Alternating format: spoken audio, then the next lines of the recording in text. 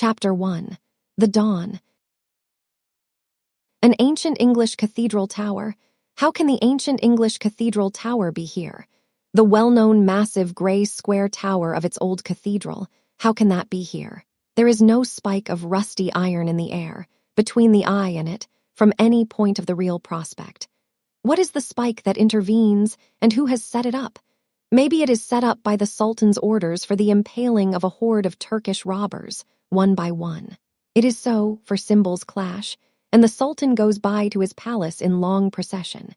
10,000 scimitars flash in the sunlight, and thrice 10,000 dancing girls strew flowers. Then follow white elephants caparisoned in countless gorgeous colors, and infinite in number and attendance. Still the cathedral tower rises in the background, where it cannot be, and still no writhing figure is on the grim spike. Stay. Is the spike so low a thing as the rusty spike on the top of a post of an old bedstead that has tumbled all awry? Some vague period of drowsy laughter must be devoted to the consideration of this possibility. Shaking from head to foot, the man whose scattered consciousness has thus fantastically pieced itself together, at length rises, supports his trembling frame upon his arms, and looks around.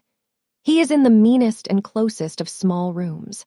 Through the ragged window curtain, the light of early day steals in from a miserable court. He lies, dressed, across a large, unseemly bed, upon a bedstead that has indeed given way under the weight upon it. Lying also dressed and also across the bed, not longwise, are a Chinaman, a Lascar, and a haggard woman. The two first are in a sleep or stupor. The last is blowing at a kind of pipe to kindle it. And as she blows, and shading it with her lean hand, concentrates its red spark of light, it serves in the dim morning as a lamp to show him what he sees of her. "Another," says this woman, in a querulous, rattling whisper. "Have another." He looks about him, with his hand to his forehead. "Ye have smoked as many as 5 since ye come in at midnight," the woman goes on, as she chronically complains. Poor me, my head is so bad. Them two come in after ye. Ah, poor me, the business is slack. Few Chinamen about the docks, and fewer Lascars, and no ships coming in, these say. Here's another ready for ye, dearie. Ye'll remember like a good soul, won't ye, that the market price is dreffle high just now, more nor 3 shillings and 6pence for a thimbleful. And ye'll remember that nobody but me, and Jack Chinaman t'other side the court, but he can't do it as well as me, has the true secret of mixing it. Ye'll pay up accordingly, dearie, won't ye? She blows at the pipe as she speaks, and occasionally bubbling at it, inhales much of its contents. Oh me, my lungs is weak, my lungs is bad. It's nearly ready for ye, dearie. Ah, poor me, my poor hand shakes like to drop off. I see ye coming to, and I says to my poor self, I'll have another ready for him, and he'll bear in mind the market price of opium and pay according. Oh, my poor head. I makes my pipes of old penny ink bottles, ye see, dearie. This is one, and I fits in a mouthpiece this way, and I takes my mixture out of this thimble with this little horn spoon, and so I fills, dearie. Ah, my poor nerves. I got heavens hard drunk for 16 year afore I took to this, but this don't hurt me, not to speak of, and it takes away the hunger as well as wittles, dearie. She hands him the nearly emptied pipe and sinks back, turning over on her face. He rises unsteadily from the bed, lays the pipe upon the hearthstone, draws back the ragged curtain, and looks with repugnance at his 3 companions. He notices that the woman has opium-smoked herself into a strange likeness of the Chinaman. His form of cheek, eye, and temple, and his color are repeated in her. Said Chinaman convulsively wrestles with one of his many gods or devils, perhaps, and snarls horribly. The Lascar laughs and dribbles at the mouth. The hostess is still. What visions can she have? The waking man muses, as he turns her face towards him and stands looking down at it. Visions of many butchers' shops and public houses and much credit, of an increase of hideous customers, and this horrible bedstead set upright again, and this horrible court swept clean. What can she rise to under any quantity of opium higher than that? Eh? He bends down his ear to listen to her mutterings. Unintelligible. As he watches the spasmodic shoots and darts that break out of her face and limbs, like fitful lightning out of a dark sky, some contagion in them seizes upon him. insomuch that he has to withdraw himself to a lean armchair by the hearth, placed there, perhaps, for such emergencies, and to sit in it, holding tight, until he has got the better of this unclean spirit of imitation. Then he comes back, pounces on the Chinaman, and seizing him with both hands by the throat, turns him violently on the bed. The Chinaman clutches the aggressive hands, resists, gasps, and protests. "What do you say?" A watchful pause. "Unintelligible." Slowly loosening his grasp, as he listens to the incoherent jargon with an attentive frown, he turns to the Lascar and fairly drags him forth upon the floor. As he falls, the Lascar starts into a half-risen attitude, glares with his eyes, lashes about him fiercely with his arms, and draws a phantom knife. It then becomes apparent that the woman has taken possession of this knife, for safety's sake, for she too starting up and restraining and expostulating with him. The knife is visible in her dress, not in his, when they drowsily drop back, side by side. There has been chattering and clattering enough between them, but to no purpose. When any distinct word has been flung into the air, it has had no sense or sequence. Wherefore unintelligible is again the comment of the watcher, made with some reassured nodding of his head and a gloomy smile. He then lays certain silver money on the table, finds his hat, gropes his way down the broken stairs, gives a good morning to some rat-ridden doorkeeper, in bed in a black hutch beneath the stairs, and passes out. That same afternoon, the massive gray square tower of an old cathedral rises before the sight of a jaded traveler. The bells are going for daily vesper service, and he must needs attend it, one would say, from his haste to reach the open cathedral door. The choir are getting on their sullied white robes, in a hurry, when he arrives among them, gets on his own robe, and falls into the procession filing in to service. Then, the sacristan locks the iron-barred gates that divide the sanctuary from the chancel, and all of the procession having scuttled into their places, hide their faces. And then the intoned words, "When the wicked man," rise among groins of arches and beams of roof, awakening muttered thunder. Chapter 2. A dean and a chapter also. Whosoever has observed that sedate and clerical bird, the rook, may perhaps have noticed that when he wings his way homeward towards nightfall, in a sedate and clerical company, two rooks will suddenly detach themselves from the rest, will retrace their flight for some distance, and will there poise and linger, conveying to mere men the fancy that it is of some occult importance to the body politic, that this artful couple should pretend to have renounced connection with it. Similarly, service being over in the old cathedral with the square tower, and the choir scuffling out again, and divers venerable persons of rook-like aspect dispersing, two of these latter retrace their steps, and walk together in the echoing close. Not only is the day waning, but the year. The low sun is fiery and yet cold behind the monastery ruin, and the Virginia creeper on the cathedral wall has showered half its deep red leaves down on the pavement. There has been rain this afternoon, and a wintry shudder goes among the little pools on the cracked, uneven flagstones, and through the giant elm trees as they shed a gust of tears. Their fallen leaves lie strewn thickly about. Some of these leaves, in a timid rush, seek sanctuary within the low arched cathedral door. But two men coming out resist them, and cast them forth again with their feet. This done, one of the two locks the door with a goodly key, and the other flits away with a folio music book. "Mr. Jasper, was that Tope?" "Yes, Mr. Dean. He has stayed late." "Yes, Mr. Dean. I have stayed for him, your reverence. He has been took a little poorly." "Say, taken," Tope to the Dean. The younger rook interposes in a low tone with this touch of correction, as who should say, "You may offer bad grammar to the laity, or the humbler clergy, not to the Dean." Mr. Tope, chief verger and showman, and accustomed to be high with excursion parties, declines with a silent loftiness to perceive that any suggestion has been tendered to him. "And when and how has Mr. Jasper been taken for, as Mr. Crisparkle has remarked, it is better to say taken, repeats the Dean. "When and how has Mr. Jasper been taken?" "Taken, sir," Tope deferentially murmurs. "Poorly, Tope. Why, sir, Mr. Jasper was that breathed." "I wouldn't say that breathed, Tope," Mr. Crisparkle interposes with the same touch as before. "Not English to the Dean." "Breathed to that extent," the Dean, not unflattered by this indirect homage, condescendingly remarks, "would be preferable. Mr. Jasper's breathing was so remarkably short. Thus discreetly does Mr. Tope work his way round the sunken rock, when he came in, that it distressed him mightily to get his notes out, which was perhaps the cause of his having a kind of fit on him after a little. His memory grew dazed. Mr. Tope, with his eyes on the Reverend Mr. Crisparkle, shoots this word out, as defying him to improve upon it, and a dimness and giddiness crept over him as strange as ever I saw, though he didn't seem to mind it particularly, himself. However, a little time and a little water brought him out of his daze. Mr. Tope repeats the word and its emphasis with the air of saying, "As I have made a success, I'll make it again." "And Mr. Jasper has gone home quite himself, has he?" asked the dean. "Your reverence, he has gone home quite himself, and I'm glad to see he's having his fire kindled up, for it's chilly after the wet, and the cathedral had both a damp feel and a damp touch this afternoon, and he was very shivery." They all three look towards an old stone gatehouse crossing the close, with an arched thoroughfare passing beneath it.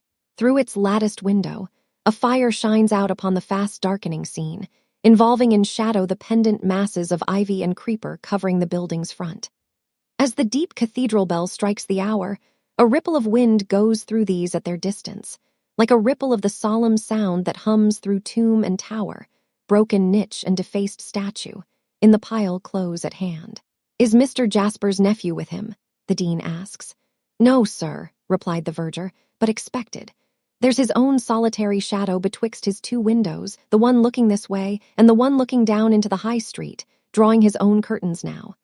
"Well, well," says the dean, with a sprightly air of breaking up the little conference, "I hope Mr. Jasper's heart may not be too much set upon his nephew. Our affections, however laudable in this transitory world, should never master us. We should guide them, guide them. I find I am not disagreeably reminded of my dinner by hearing my dinner bell. Perhaps, Mr. Crisparkle, you will, before going home, look in on Jasper." "Certainly, Mr. Dean, and tell him that you had the kindness to desire to know how he was." "Aye, do so, do so. Certainly, wish to know how he was. By all means, wish to know how he was." With a pleasant air of patronage, the dean as nearly cocks his quaint hat as a dean in good spirits may, and directs his comely gaiters towards the ruddy dining-room of the snug old red-brick house where he is at present, in residence with Mrs. Dean and Miss Dean. Mr. Crisparkle, minor canon, fair and rosy, and perpetually pitching himself head foremost into all the deep running water in the surrounding country. Mr. Crisparkle, minor canon, early riser, musical, classical, cheerful, kind, good-natured, social, contented, and boylike. Mr. Crisparkle, minor canon and good man, lately coach upon the chief pagan high roads, but since promoted by a patron grateful for a well-taught son to his present Christian beat, betakes himself to the gatehouse on his way home to his early tea. "Sorry to hear from Tope that you have not been well, Jasper." "Oh, it was nothing, nothing. You look a little worn." "Do I? Oh, I don't think so. What is better, I don't feel so. Tope has made too much of it, I suspect. It's his trade to make the most of everything appertaining to the cathedral, you know. I may tell the dean, I call expressly from the dean, that you are all right again." The reply, with a slight smile, is, "Certainly, with my respects and thanks to the dean. I'm glad to hear that you expect young Drood. I expect the dear fellow every moment. Ah, he will do you more good than a doctor, Jasper. More good than a dozen doctors. For I love him dearly, and I don't love doctors or doctor stuff." Mr. Jasper is a dark man of some 26, with thick, lustrous, well-arranged black hair and whiskers. He looks older than he is, as dark men often do. His voice is deep and good, his face and figure are good, his manner is a little somber. His room is a little somber, and may have had its influence in forming his manner. It is mostly in shadow. Even when the sun shines brilliantly, it seldom touches the grand piano in the recess, or the folio music books on the stand, or the bookshelves on the wall, or the unfinished picture of a blooming schoolgirl hanging over the chimney-piece, her flowing brown hair tied with a blue riband, and her beauty remarkable for a quite childish, almost babyish touch of saucy discontent, comically conscious of itself. There is not the least artistic merit in this picture, which is a mere daub, but it is clear that the painter has made it humorously, one might almost say, revengefully, like the original. We shall miss you, Jasper, at the alternate musical Wednesdays tonight, but no doubt you are best at home. Good night. God bless you. Tell me, shepherds, tell me, have you seen my YY Floa Ora pass this way? Melodiously good minor canon, the Reverend Septimus Crisparkle thus delivers himself, in musical rhythm, as he withdraws his amiable face from the doorway and conveys it downstairs. Sounds of recognition and greeting pass between the Reverend Septimus and somebody else at the stairfoot. Mr. Jasper listens, starts from his chair, and catches a young fellow in his arms, exclaiming, "My dear Edwin! My dear Jack! So glad to see you. Get off your greatcoat, bright boy, and sit down here in your own corner. Your feet are not wet. Pull your boots off. Do pull your boots off. My dear Jack, I am as dry as a bone.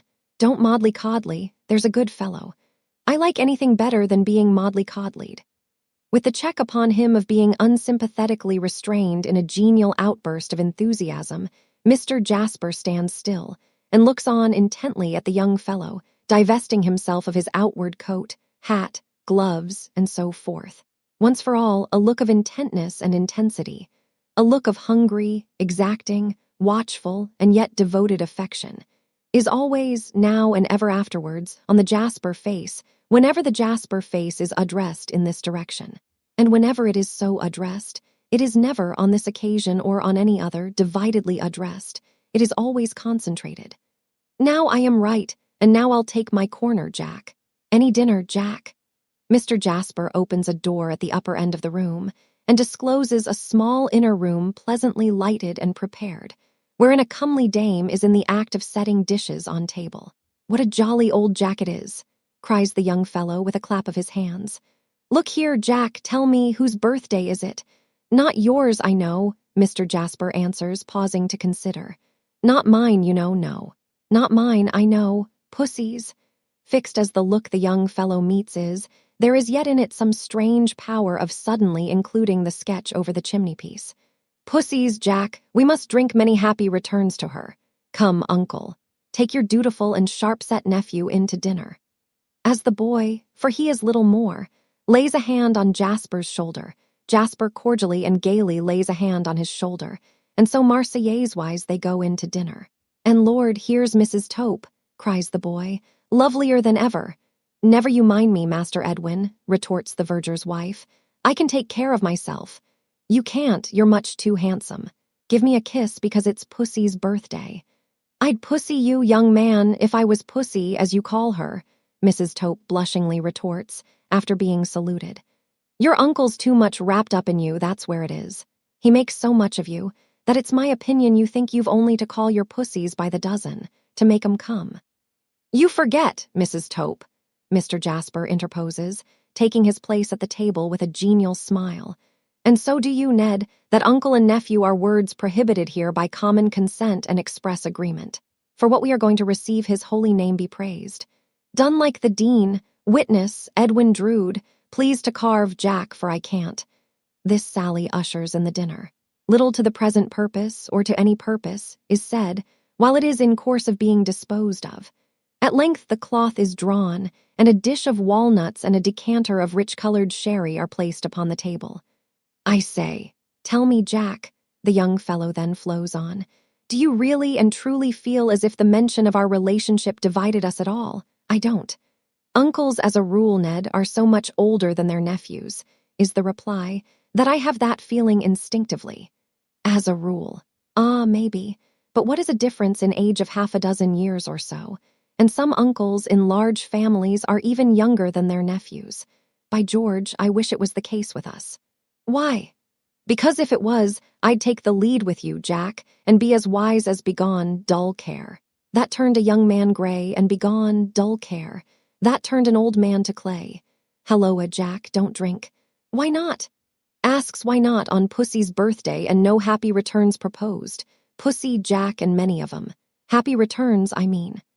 Laying an affectionate and laughing touch on the boy's extended hand, as if it were at once his giddy head and his light heart, Mr. Jasper drinks the toast in silence. Hip, hip, hip, and 9 times 9, and one to finish with, and all that understood. Hooray, hooray, hooray, and now, Jack, let's have a little talk about Pussy. 2 pairs of nutcrackers. Pass me one and take the other.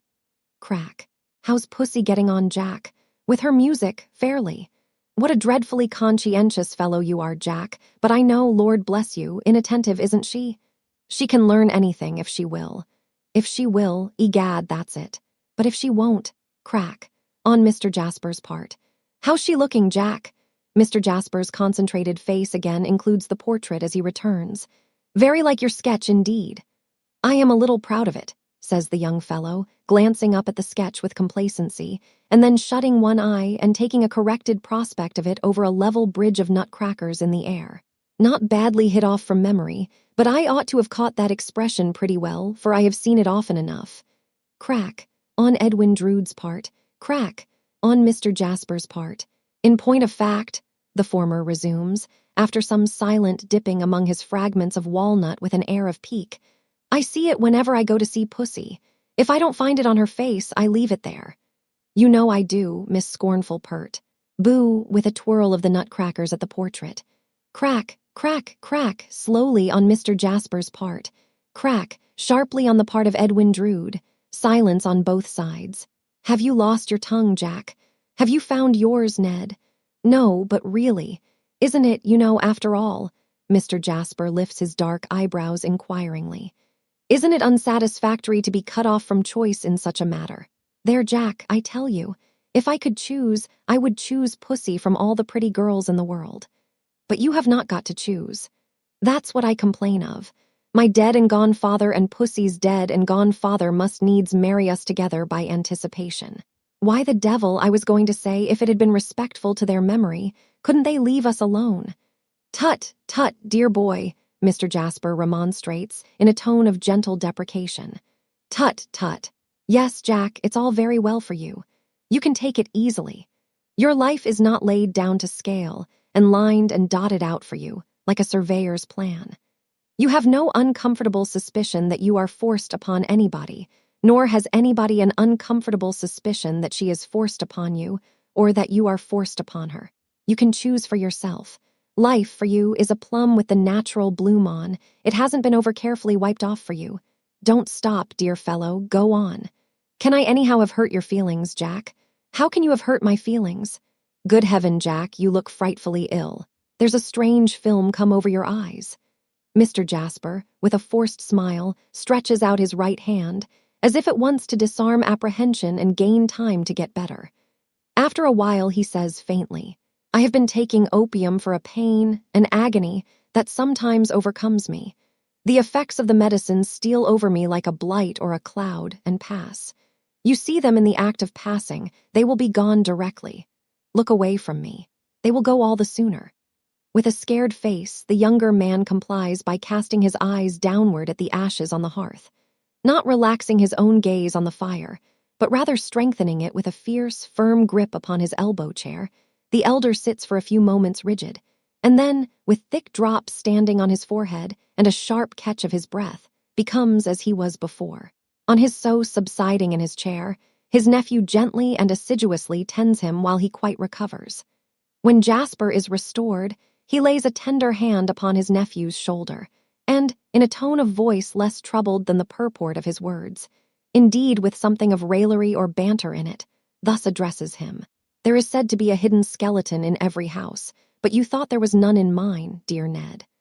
Upon my life, Jack, I did think so. However, when I come to consider that even in Pussy's house, if she had one, and in mine, if I had one, you were going to say, but that I interrupted you in spite of myself, what a quiet life mine is. No whirl and uproar around me, no distracting commerce or calculation, no risk, no change of place, myself devoted to the art I pursue, my business, my pleasure. I really was going to say something of the kind, Jack, but you see, you, speaking of yourself, almost necessarily leave out much that I should have put in. For instance, I should have put in the foreground your being so much respected as lay precentor, or lay clerk, or whatever you call it, of this cathedral. You're enjoying the reputation of having done such wonders with the choir. You're choosing your society, and holding such an independent position in this queer old place. Your gift of teaching, why, even Pussy, who don't like being taught, says there never was such a master as you are. And your connection. Yes, I saw what you were tending to. I hate it.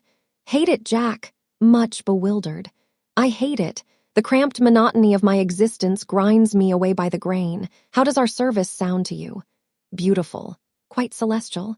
It often sounds to me quite devilish. I am so weary of it. The echoes of my own voice among the arches seem to mock me with my daily drudging round. No wretched monk who droned his life away in that gloomy place before me can have been more tired of it than I am. He could take for relief, and did take, to carving demons out of the stalls and seats and desks. What shall I do? Must I take to carving them out of my heart? I thought you had so exactly found your niche in life, Jack.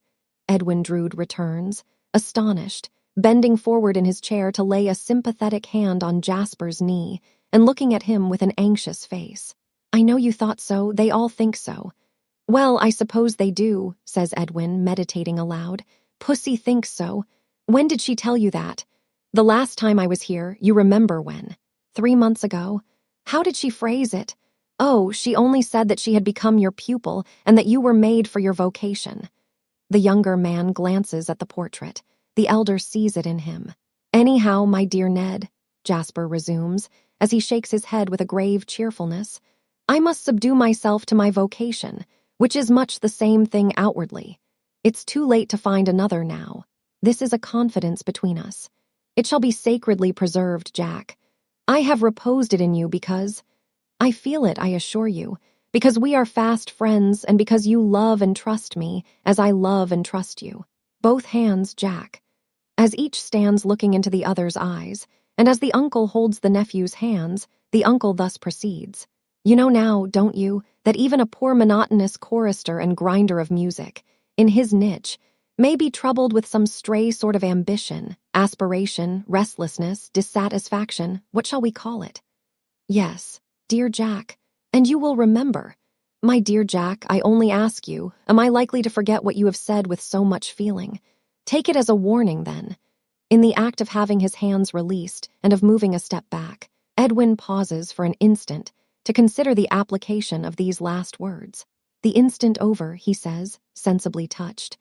I am afraid I am but a shallow, surface kind of fellow, Jack, and that my headpiece is none of the best. But I needn't say I am young, and perhaps I shall not grow worse as I grow older. At all events, I hope I have something impressible within me, which feels, deeply feels, the disinterestedness of your painfully laying your inner self bare, as a warning to me. Mr. Jasper's steadiness of face and figure becomes so marvelous that his breathing seems to have stopped. I couldn't fail to notice, Jack, that it cost you a great effort, and that you were very much moved, and very unlike your usual self. Of course, I knew that you were extremely fond of me, but I really was not prepared for your, as I may say, sacrificing yourself to me in that way. Mr. Jasper, becoming a breathing man again without the smallest stage of transition between the two extreme states, lifts his shoulders, laughs, and waves his right arm. No, don't put the sentiment away, Jack. Please don't, for I am very much in earnest. I have no doubt that that unhealthy state of mind which you have so powerfully described is attended with some real suffering and is hard to bear. But let me reassure you, Jack, as to the chances of its overcoming me. I don't think I am in the way of it. In some few months less than another year, you know, I shall carry Pussy off from school as Mrs. Edwin Drood. I shall then go engineering into the East, and Pussy with me. And although we have our little tiffs now, arising out of a certain unavoidable flatness that attends our love-making, owing to its end being all settled beforehand, still, I have no doubt of our getting on capitally then, when it's done and can't be helped.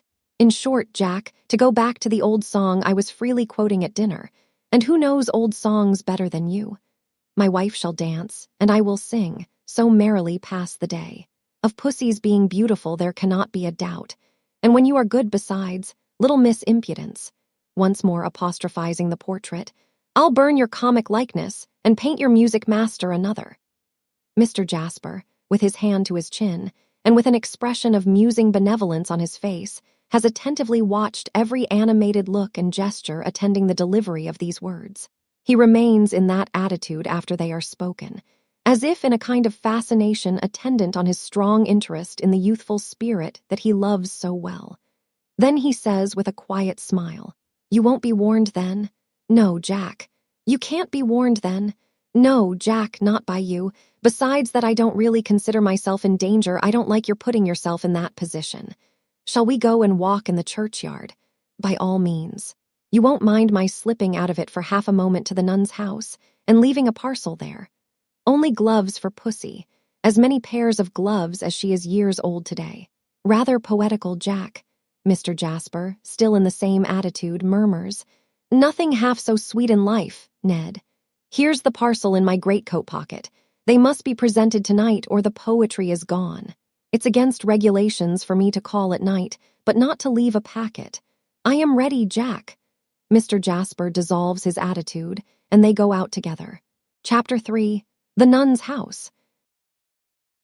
For sufficient reasons, which this narrative will itself unfold as it advances, a fictitious name must be bestowed upon the old cathedral town. Let it stand in these pages as Cloisterham. It was once possibly known to the Druids by another name, and certainly to the Romans by another, and to the Saxons by another, and to the Normans by another. And a name more or less in the course of many centuries can be of little moment to its dusty chronicles. An ancient city, Cloisterham, and no meet dwelling place for anyone with hankerings after the noisy world. A monotonous, silent city, deriving an earthy flavor throughout from its cathedral crypt, and so abounding in vestiges of monastic graves that the Cloisterham children grow small salad in the dust of abbots and abbesses, and make dirt pies of nuns and friars, while every ploughman in its outlying fields renders to once puissant lord treasurers, archbishops, bishops, and such like, the attention which the ogre in the storybook desired to render to his unbidden visitor, and grinds their bones to make his bread. A drowsy city, Cloisterham, whose inhabitants seem to suppose, with an inconsistency more strange than rare, that all its changes lie behind it, and that there are no more to come. A queer moral to derive from antiquity, yet older than any traceable antiquity. So silent are the streets of Cloisterham, though prone to echo on the smallest provocation, that of a summer day the sunblinds of its shops scarce dare to flap in the south wind, while the sun-browned tramps, who pass along and stare, quicken their limp a little, that they may the sooner get beyond the confines of its oppressive respectability. This is a feat not difficult of achievement, seeing that the streets of Cloisterham City are little more than one narrow street by which you get into it and get out of it, the rest being mostly disappointing yards with pumps in them and no thoroughfare, exception made of the cathedral close, and a paved Quaker settlement, in color and general conformation very like a Quakeress's bonnet, up in a shady corner. In a word, a city of another and a bygone time is Cloisterham, with its hoarse cathedral bell, its hoarse rooks hovering about the cathedral tower, its hoarser and less distinct rooks in the stalls far beneath. Fragments of old wall, saint's chapel, chapter house, convent, and monastery have got incongruously or obstructively built into many of its houses and gardens, much as kindred jumbled notions have become incorporated into many of its citizens' minds. All things in it are of the past. Even its single pawnbroker takes in no pledges, nor has he for a long time, but offers vainly an unredeemed stock for sale, of which the costlier articles are dim and pale old watches apparently in a slow perspiration, tarnished sugar tongs with ineffectual legs, and odd volumes of dismal books. The most abundant and the most agreeable evidences of progressing life in Cloisterham are the evidences of vegetable life in many gardens. Even its drooping and despondent little theatre has its poor strip of garden, receiving the foul fiend when he ducks from its stage into the infernal regions, among scarlet beans or oyster shells, according to the season of the year. In the midst of Cloisterham stands the nun's house, a venerable brick edifice, whose present appellation is doubtless derived from the legend of its conventual uses. On the trim gate enclosing its old courtyard is a resplendent brass plate flashing forth the legend, Seminary for Young Ladies, Miss Twinkleton. The house front is so old and worn, and the brass plate is so shining and staring, that the general result has reminded imaginative strangers of a battered old beau with a large modern eyeglass stuck in his blind eye.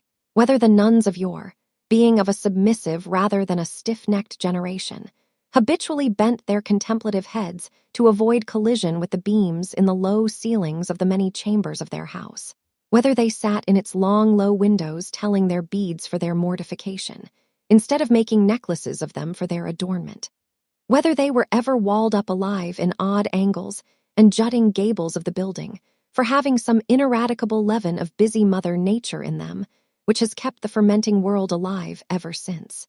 These may be matters of interest to its haunting ghosts, if any, but constitute no item in Miss Twinkleton's half-yearly accounts. They are neither of Miss Twinkleton's inclusive regulars, nor of her extras. The lady who undertakes the poetical department of the establishment at so much, or so little. A quarter has no pieces in her list of recitals bearing on such unprofitable questions. As, in some cases of drunkenness, and in others of animal magnetism, there are two states of consciousness which never clash, but each of which pursues its separate course as though it were continuous instead of broken. Thus, if I hide my watch when I am drunk, I must be drunk again before I can remember where. So Miss Twinkleton has two distinct and separate phases of being. Every night, the moment the young ladies have retired to rest, does Miss Twinkleton smarten up her curls a little, brighten up her eyes a little, and become a sprightlier Miss Twinkleton than the young ladies have ever seen.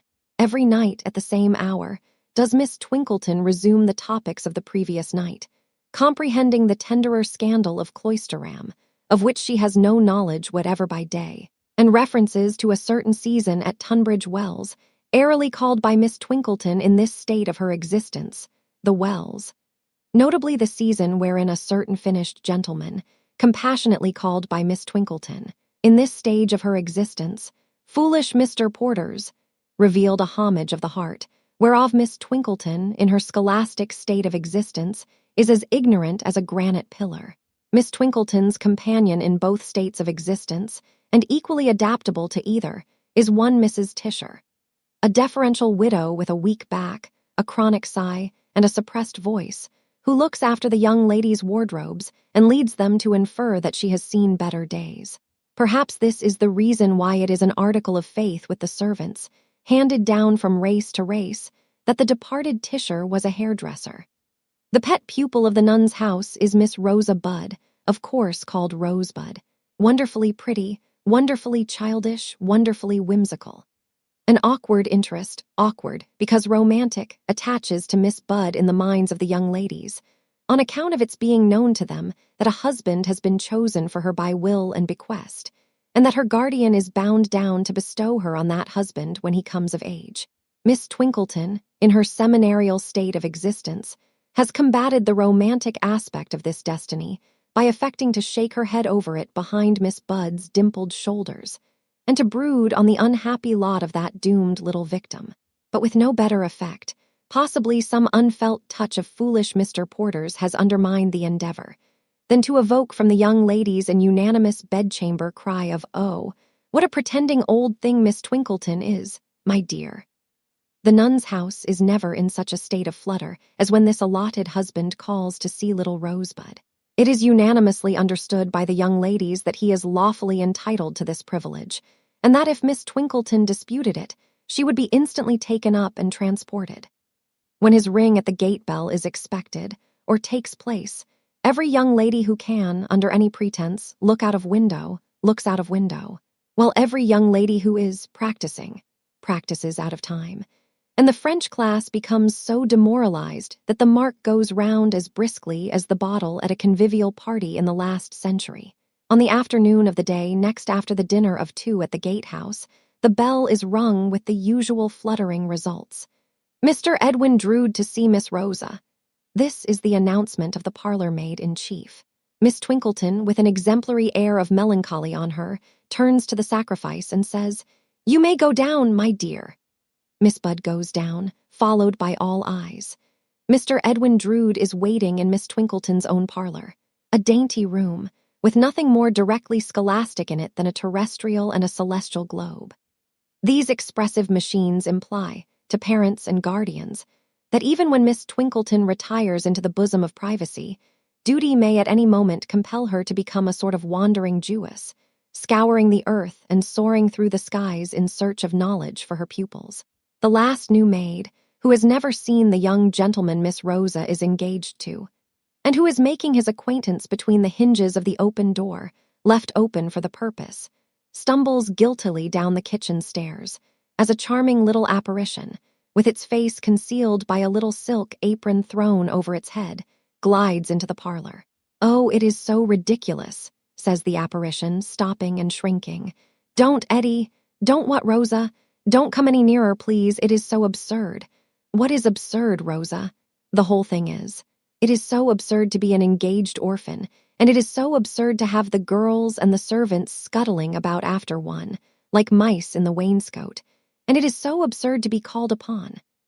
The apparition appears to have a thumb in the corner of its mouth while making this complaint. "You give me an affectionate reception, Pussy, I must say."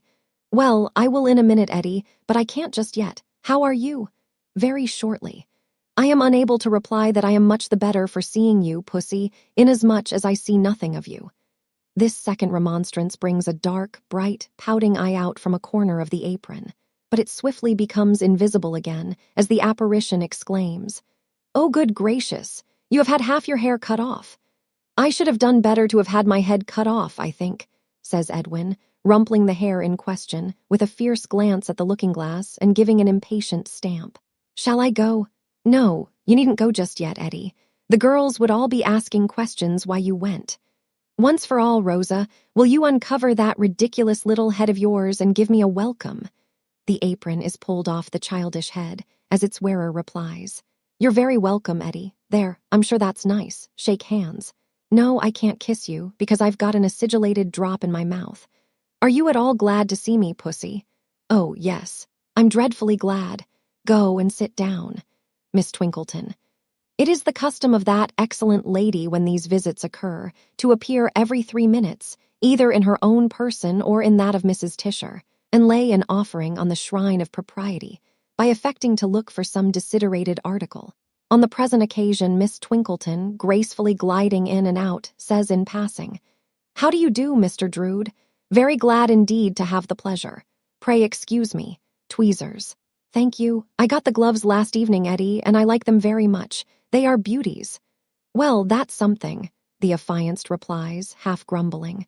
"The smallest encouragement thankfully received. And how did you pass your birthday, Pussy?" "Delightfully. Everybody gave me a present, and we had a feast, and we had a ball at night." "A feast and a ball, eh? These occasions seem to go off tolerably well without me, Pussy."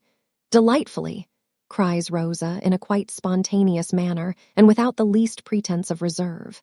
"Ha, and what was the feast?" "Tarts, oranges, jellies, and shrimps. Any partners at the ball?" "We danced with one another, of course, sir, but some of the girls made game to be their brothers. It was so droll. Did anybody make game to be you? Oh dear, yes," cries Rosa, laughing with great enjoyment. "That was the first thing done." "I hope she did it pretty well," says Edwin rather doubtfully. "Oh, it was excellent.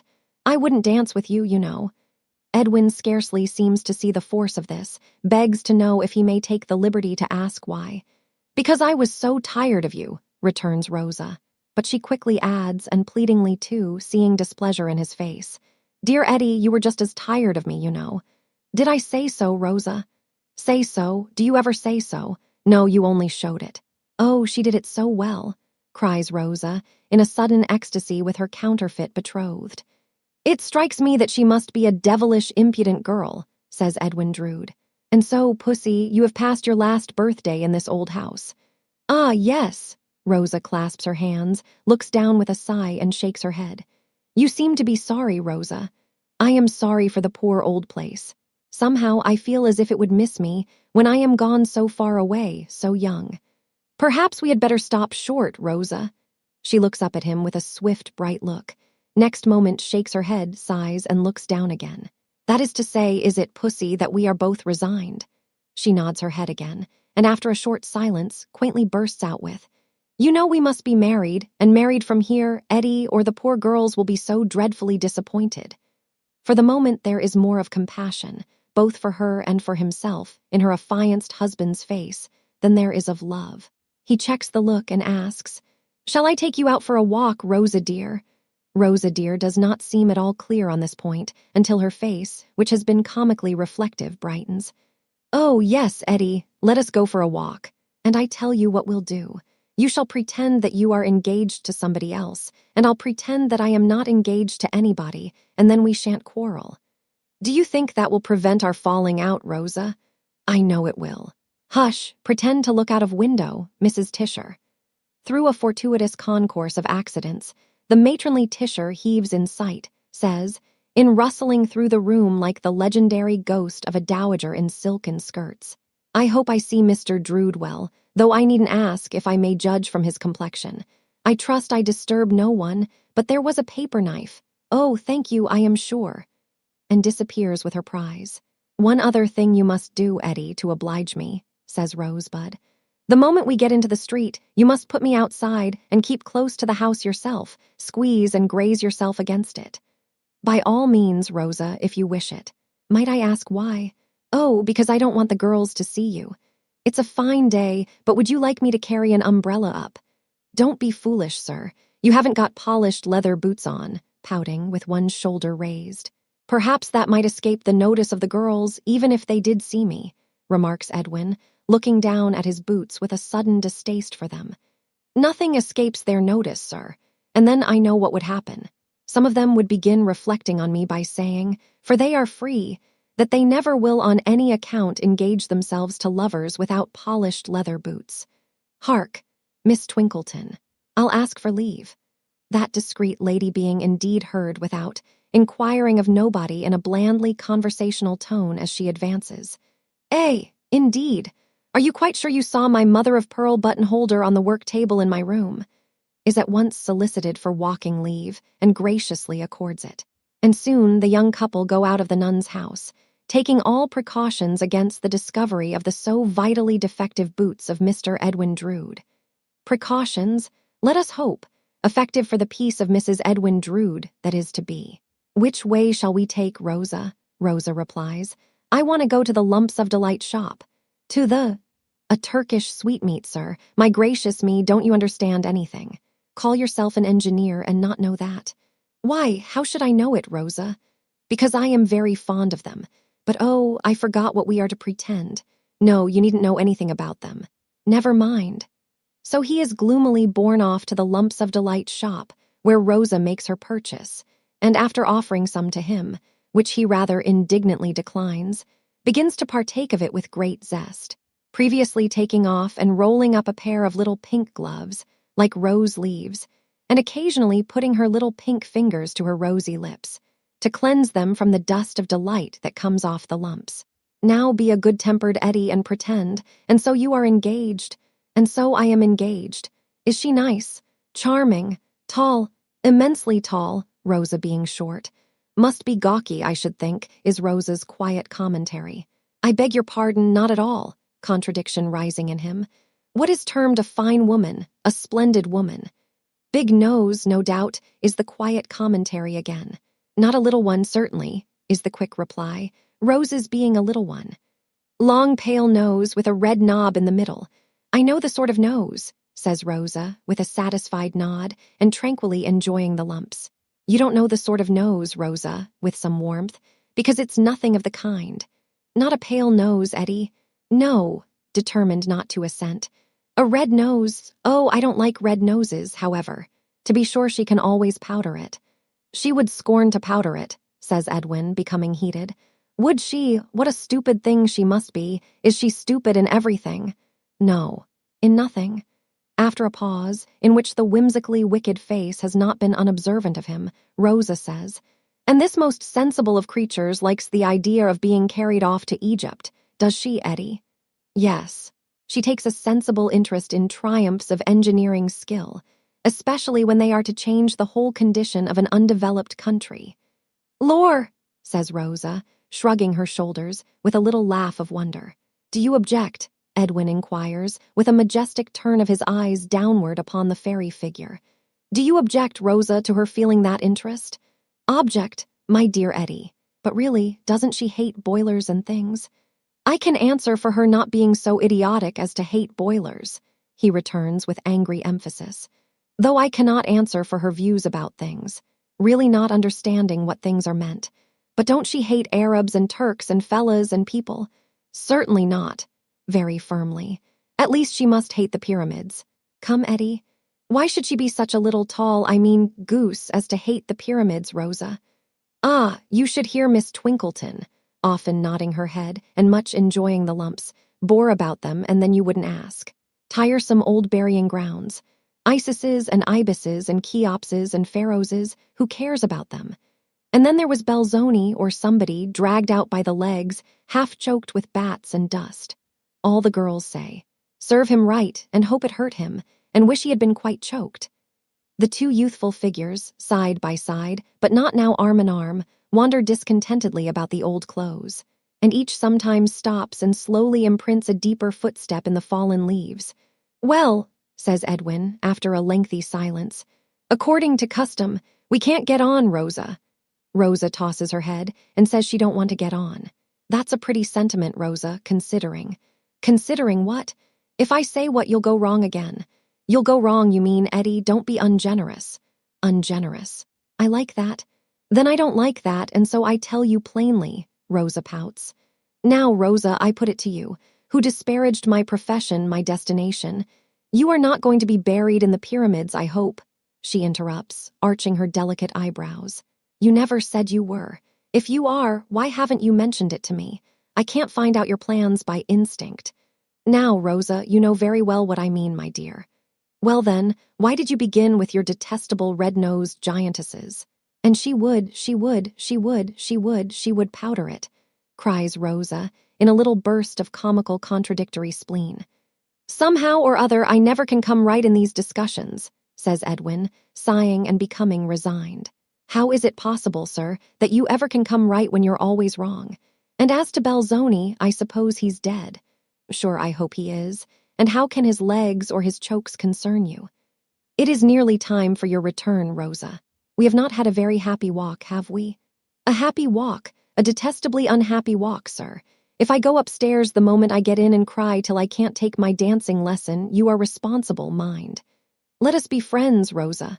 Ah, cries Rosa, shaking her head and bursting into real tears. I wish we could be friends. It's because we can't be friends that we try one another so. I am a young little thing, Eddie, to have an old heartache, but I really, really have sometimes. Don't be angry. I know you have one yourself too often. We should both of us have done better if what is to be had been left what might have been. I am quite a little serious thing now, and not teasing you. Let each of us forbear, this one time, on our own account, and on the others. Disarmed by this glimpse of a woman's nature in the spoilt child, though for an instant disposed to resent it, as seeming to involve the enforced infliction of himself upon her, Edwin Drood stands watching her as she childishly cries and sobs, with both hands to the handkerchief at her eyes, and then she becoming more composed, and indeed beginning in her young inconstancy to laugh at herself for having been so moved, leads her to a seat hard by, under the elm trees. One clear word of understanding, pussy dear. I am not clever out of my own line. Now I come to think of it, I don't know that I am particularly clever in it, but I want to do right. There is not, there may be. I really don't see my way to what I want to say, but I must say it before we part. There is not any other young. Oh no, Eddie, it's generous of you to ask me. But no. They have come very near to the cathedral windows, and at this moment the organ and the choir sound out sublimely. As they sit listening to the solemn swell, the confidence of last night rises in young Edwin Drood's mind, and he thinks how unlike this music is to that discordance. I fancy I can distinguish Jack's voice, is his remark in a low tone in connection with the train of thought. Take me back at once, please, urges his affianced, quickly laying her light hand upon his wrist. They will all be coming out directly. Let us get away. Oh, what a resounding chord. But don't let us stop to listen to it. Let us get away. Her hurry is over as soon as they have passed out of the close. They go arm in arm now, gravely and deliberately enough, along the old high street to the nun's house. At the gate, the street being within sight empty, Edwin bends down his face to Rosebuds. She remonstrates, laughing, and is a childish schoolgirl again. Eddie, no, I'm too sticky to be kissed, but give me your hand and I'll blow a kiss into that. He does so. She breathes a light breath into it and asks, retaining it and looking into it. Now say, what do you see? See, Rosa. Why, I thought you Egyptian boys could look into a hand and see all sorts of phantoms. Can't you see a happy future? For certain, neither of them sees a happy present, as the gate opens and closes, and one goes in, and the other goes away. Chapter 4. Mr. SAPSEA. Accepting the jackass as the type of self-sufficient stupidity and conceit, a custom, perhaps, like some few other customs, more conventional than fair. Then the purest jackass in Cloisterham is Mr. Thomas SAPSEA, auctioneer. Mr. SAPSEA dresses at the Dean, has been bowed to for the Dean in mistake, has even been spoken to in the street as my lord, under the impression that he was the bishop come down unexpectedly, without his chaplain. Mr. SAPSEA is very proud of this, and of his voice, and of his style. He has even, in selling landed property, tried the experiment of slightly intoning in his pulpit, to make himself more like what he takes to be the genuine ecclesiastical article. So, in ending a sale by public auction, Mr. SAPSEA finishes off with an air of bestowing a benediction on the assembled brokers, which leaves the real Dean, a modest and worthy gentleman, far behind. Mr. SAPSEA has many admirers.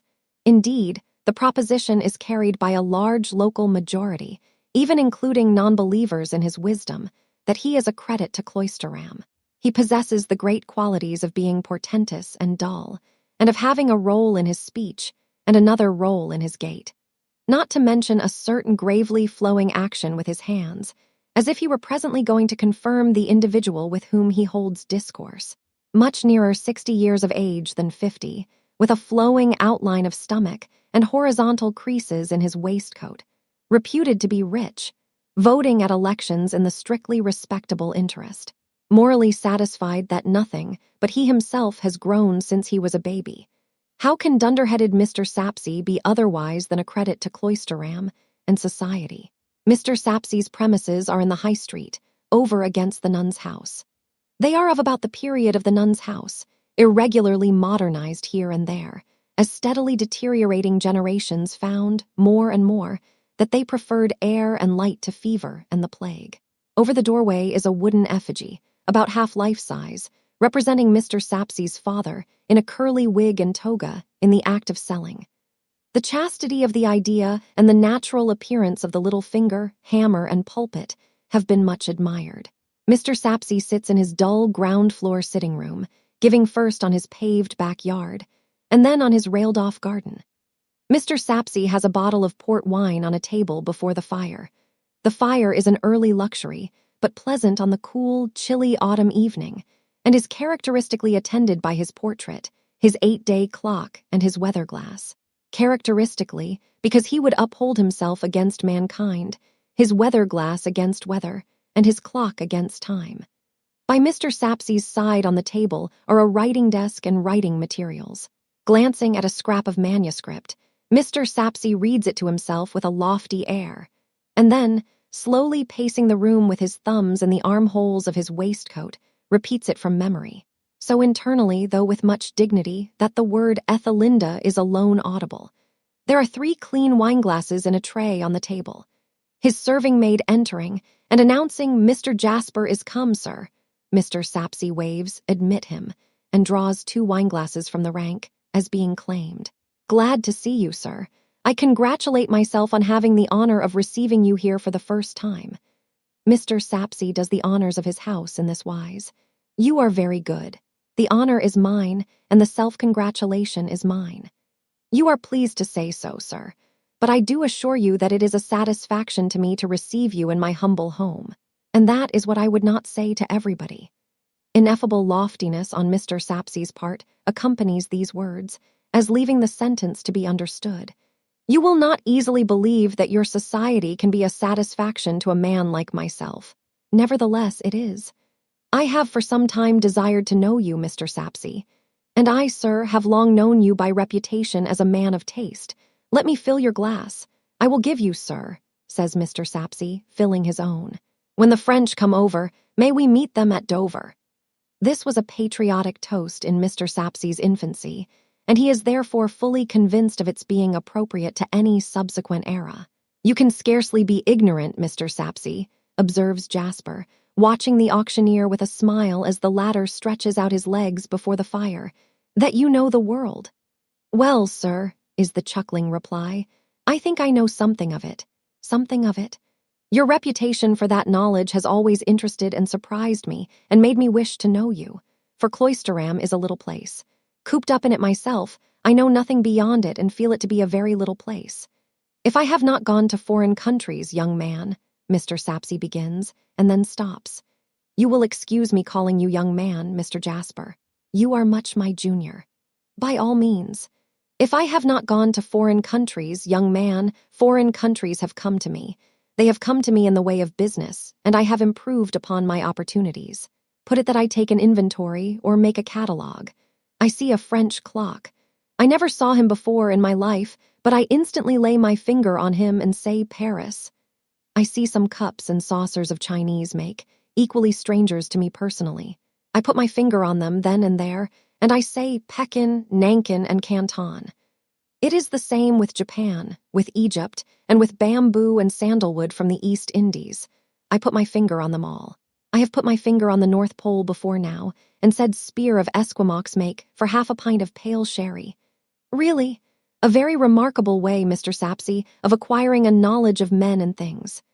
"I mention it, sir," Mr. SAPSEA rejoins with unspeakable complacency, "because, as I say, it don't do to boast of what you are, but show how you came to be it, and then you prove it. Most interesting. We were to speak of the late Mrs. SAPSEA." "We were, sir." Mr. SAPSEA fills both glasses and takes the decanter into safe keeping again. "Before I consult your opinion as a man of taste on this little trifle," holding it up, "which is but a trifle, and still has required some thought, sir, some little fever of the brow, I ought perhaps to describe the character of the late Mrs. SAPSEA, now dead 3/4 of a year." Mr. Jasper, in the act of yawning behind his wineglass, puts down that screen and calls up a look of interest. It is a little impaired in its expressiveness by his having a shut-up gape still to dispose of, with watering eyes. "Half a dozen years ago or so," Mr. SAPSEA proceeds, "when I had enlarged my mind up to, I will not say to what it now is, for that might seem to aim at too much, but up to the pitch of wanting another mind to be absorbed in it, I cast my eye about me for a nuptial partner, because, as I say, it is not good for man to be alone." Mr. Jasper appears to commit this original idea to memory. "Miss Brobity at that time kept, I will not call it the rival establishment to the establishment at the NUNS house opposite, but I will call it the other parallel establishment downtown. The world did have it that she showed a passion for attending my sales, when they took place on half-holidays or in vacation time. The world did put it about that she admired my style. The world did notice that as time flowed by, my style became traceable in the dictation exercises of Miss Brobity's pupils. Young man, a whisper even sprang up in obscure malignity that one ignorant and besotted churl, a parent, so committed himself as to object to it by name. But I do not believe this. For is it likely that any human creature in his right senses would so lay himself open to be pointed at by what I call the finger of scorn? Mr. Jasper shakes his head. Not in the least likely. Mr. SAPSEA, in a grandiloquent state of absence of mind, seems to refill his visitor's glass, which is full already, and does really refill his own, which is empty. Miss Brobity's being, young man, was deeply imbued with homage to mind. She revered mind, when launched, or, as I say, precipitated on an extensive knowledge of the world. When I made my proposal, she did me the honor to be so overshadowed with a species of awe as to be able to articulate only the 2 words, "Oh, thou," meaning myself. Her limpid blue eyes were fixed upon me. Her semi-transparent hands were clasped together. Pallor overspread her aquiline features, and though encouraged to proceed, she never did proceed a word further. I disposed of the parallel establishment by private contract, and we became as nearly one as could be expected under the circumstances. But she never could, and she never did, find a phrase satisfactory to her perhaps too favorable estimate of my intellect. To the very last, feeble action of liver, she addressed me in the same unfinished terms. Mr. Jasper has closed his eyes as the auctioneer has deepened his voice. He now abruptly opens them and says, in unison with the deepened voice, rather as if stopping himself on the extreme verge of adding, "Men, "I have been since," says Mr. SAPSEA, with his legs stretched out and solemnly enjoying himself with the wine and the fire, "what you behold me. I have been since a solitary mourner. I have been since, as I say, wasting my evening conversation on the desert air. I will not say that I have reproached myself, but there have been times when I have asked myself the question, what if her husband had been nearer on a level with her? If she had not had to look up quite so high, what might the stimulating action have been upon the liver?" Mr. Jasper says, with an appearance of having fallen into dreadfully low spirits, that he supposes it was to be. "We can only suppose so, sir," Mr. SAPSEA coincides. "As I say, man proposes, heaven disposes. It may or may not be putting the same thought in another form, but that is the way I put it." Mr. Jasper murmurs assent. "And now, Mr. Jasper," resumes the auctioneer, producing his scrap of manuscript, "Mrs. SAPSEA's monument having had full time to settle and dry, let me take your opinion, as a man of taste, on the inscription I have, as I before remarked, not without some little fever of the brow drawn out for it. Take it in your own hand. The setting out of the lines requires to be followed with the eye, as well as the contents with the mind." Mr. Jasper, complying, sees and reads as follows: Ethelinda, reverential wife Offmer, Thomas SAPSEA, auctioneer, valuer, estate agent, and C. of this city, whose knowledge of the world, though somewhat extensive, never brought him acquainted with a spirit more capable of looking up to him. Stranger, pause and ask thyself the question, canst thou do likewise? If not, with a blush retire. Mr. SAPSEA having risen and stationed himself with his back to the fire, for the purpose of observing the effect of these lines on the countenance of a man of taste, consequently has his face towards the door, when his serving-maid, again appearing, announces, "Durdles is come, sir." He promptly draws forth and fills the third wine-glass, as being now claimed, and replies, "Show Durdles in." "Admirable," quoth Mr. Jasper, handing back the paper. "You approve, sir?" "Impossible not to approve. Striking, characteristic, and complete." The auctioneer inclines his head, as one accepting his due and giving a receipt, and invites the entering Durdles to take off that glass of wine, handing the same, for it will warm him. Durdles is a stonemason, chiefly in the gravestone, tomb, and monument way, and wholly of their color from head to foot. No man is better known in Cloisterham. He is the chartered libertine of the place. Fame trumpets him a wonderful workman, which, for aught that anybody knows, he may be, as he never works, and a wonderful sot, which everybody knows he is. With the cathedral crypt, he is better acquainted than any living authority, it may even be than any dead one. It is said that the intimacy of this acquaintance began in his habitually resorting to that secret place, to lock out the Cloisterham boy populace, and sleep off fumes of liquor, he having ready access to the cathedral, as contractor for rough repairs.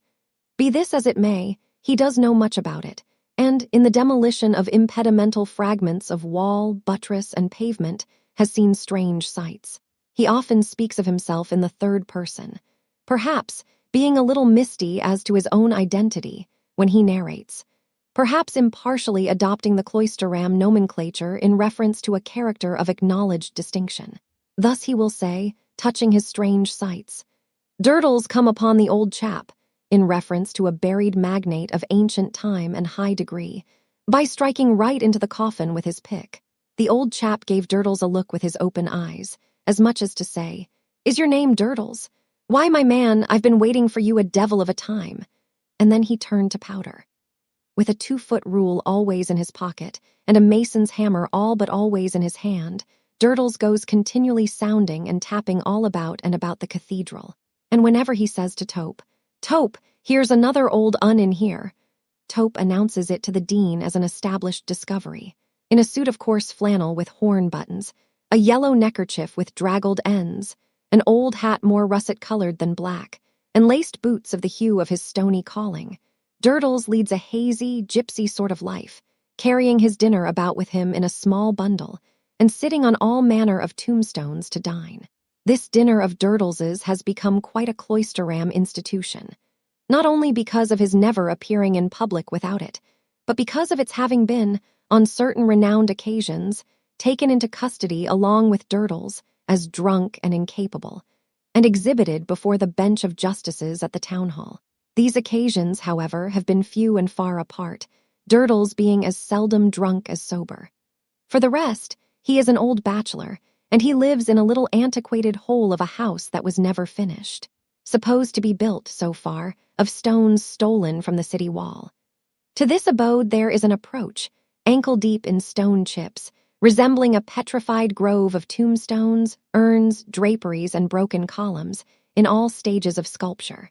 Herein 2 journeymen incessantly chip, while other 2 journeymen, who face each other, incessantly saw stone, dipping as regularly in and out of their sheltering sentry boxes, as if they were mechanical figures emblematical of time and death. To Durdles, when he had consumed his glass of port, Mr. SAPSEA entrusts that precious effort of his muse. Durdles unfeelingly takes out his 2-foot rule and measures the lines calmly, alloying them with stone grit. This is for the monument, is it, Mr. SAPSEA? The inscription, yes. Mr. SAPSEA waits for its effect on a common mind. It'll come into 1/8 of an inch, says Durdles. Your servant, Mr. Jasper. Hope I see you well. How are you, Durdles? I've got a touch of the tombatism on me, Mr. Jasper, but that I must expect. You mean the rheumatism, says SAPSEA in a sharp tone. He is nettled by having his composition so mechanically received. No, I don't. I mean, Mr. SAPSEA, the tombatism. It's another sort from rheumatism. Mr. Jasper knows what Durdles means. You get among them tombs afore it's well light on a winter morning, and keep on, as the catechism says, a-walking in the same all the days of your life, and you'll know what Durdles means. It is a bitter cold place, Mr. Jasper assents, with an antipathetic shiver. And if it's bitter cold for you, up in the chancel, with a lot of live breath smoking out about you, what the bitterness is to Durdles, down in the crypt among the earthy damps there, and the dead breath of the old UNS, returns that individual. Durdles leaves you to judge. Is this to be put in hand at once, Mr. SAPSEA? Mr. SAPSEA, with an author's anxiety to rush into publication, replies that it cannot be out of hand too soon. You had better let me have the key then, says Durdles. Why, man, it is not to be put inside the monument. Durdles knows where it's to be put, Mr. SAPSEA, no man better. Ask a man in Cloisterham whether Durdles knows his work. Mr. SAPSEA rises, takes a key from a drawer, unlocks an iron safe let into the wall, and takes from it another key. When Durdles puts a touch or a finish upon his work, no matter where, inside or outside, Durdles likes to look at his work all round and see that his work is a-doing him credit. Durdles explains, doggedly. The key proffered him by the bereaved widower being a large one, he slips his 2-foot rule into a side pocket of his flannel trousers made for it, and deliberately opens his flannel coat, and opens the mouth of a large breast pocket within it before taking the key to place it in that repository. Why, Durdles, exclaims Jasper, looking on amused, you are undermined with pockets. And I carries weight in 'em too, Mr. Jasper. Feel those, producing 2 other large keys. Hand me Mr. SAPSEA's likewise. Surely this is the heaviest of the 3. You'll find 'em much of a muchness, I expect, says Durdles. They all belong to monuments. They all open Durdles's work. Durdles keeps the keys of his work mostly. Not that they're much used. By the by, it comes into Jasper's mind to say, as he idly examines the keys, I have been going to ask you many a day and have always forgotten. You know they sometimes call you Stony Durdles, don't you? Cloisterham knows me as Durdles, Mr. Jasper. I am aware of that, of course, but the boys sometimes— Oh, if you mind them young imps of boys, Durdles gruffly interrupts. I don't mind them any more than you do, but there was a discussion the other day among the choir whether Stony stood for Tony, clinking one key against another. Take care of the wards, Mr. Jasper. Or whether Stony stood for Stephen, clinking with a change of keys. You can't make a pitch pipe of 'em, Mr. Jasper. Or whether the name comes from your trade. How stands the fact? Mr. Jasper weighs the 3 keys in his hand, lifts his head from his idly stooping attitude over the fire, and delivers the keys to Durdles with an ingenuous and friendly face. But the Stony one is a gruff one likewise, and that hazy state of his is always an uncertain state, highly conscious of its dignity and prone to take offense. He drops his 2 keys back into his pocket one by one and buttons them up. He takes his dinner bundle from the chair back on which he hung it when he came in. He distributes the weight he carries by tying the third key up in it, as though he were an ostrich, and like to dine off cold iron. And he gets out of the room, deigning no word of answer. Mr. SAPSEA then proposes a hit at backgammon, which, seasoned with his own improving conversation, and terminating in a supper of cold roast beef and salad, beguiles the golden evening until pretty late. Mr. SAPSEA's wisdom being, in its delivery to mortals, rather of the diffuse than the epigrammatic order, is by no means expended even then. But his visitor intimates that he will come back for more of the precious commodity on future occasions, and Mr. SAPSEA lets him off for the present, to ponder on the installment he carries away. Chapter 5. Mr. Durdles and Friend. John Jasper, on his way home through the close, is brought to a standstill by the spectacle of stony Durdles, dinner bundle and all, leaning his back against the iron railing of the burial ground enclosing it from the old cloister arches, and a hideous small boy in rags flinging stones at him as a well-defined mark in the moonlight. Sometimes the stones hit him, and sometimes they miss him, but Durdles seems indifferent to either fortune. The hideous small boy, on the contrary, whenever he hits Durdles, blows a whistle of triumph through a jagged gap, convenient for the purpose, in the front of his mouth, where half his teeth are wanting, and whenever he misses him, yelps out "mulled again," and tries to atone for the failure by taking a more correct and vicious aim. "What are you doing to the man?" demands Jasper, stepping out into the moonlight from the shade. "Making a cockshy of him," replies the hideous small boy.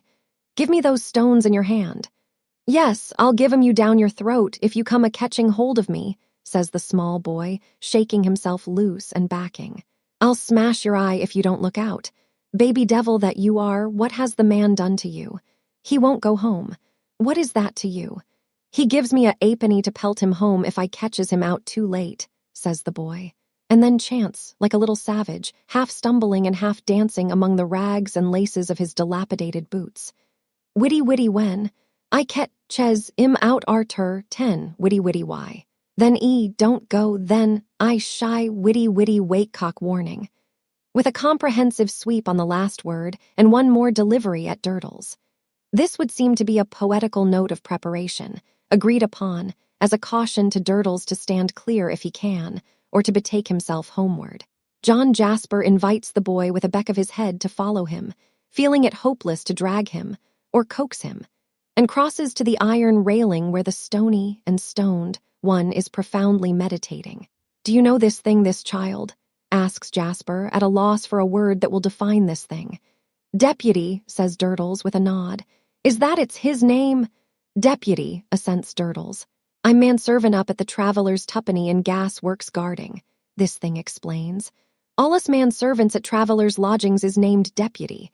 When we're chock full and the Travellers is all abed, I come out for my 'ealth." Then, withdrawing into the road and taking aim, he resumes, "Witty witty when I catches 'im out arter." "Hold your hand," cries Jasper, "and don't throw while I stand so near him, or I'll kill you. Come, Durdles, let me walk home with you tonight. Shall I carry your bundle?" "Not on any account," replies Durdles, adjusting it. "Durdles was making his reflections here when you come up, sir, surrounded by his works like a poplar author. Your own brother-in-law," introducing a sarcophagus within the railing, white and cold in the moonlight. "Mrs. SAPSEA," introducing the monument of that devoted wife. "Late incumbent," introducing the reverend gentleman's broken column. "Departed assessed taxes," introducing a vase and towel standing on what might represent the cake of soap. "Former pastry cook and muffin maker, much respected," introducing gravestone. "All safe and sound here, sir, and all Durdles's work.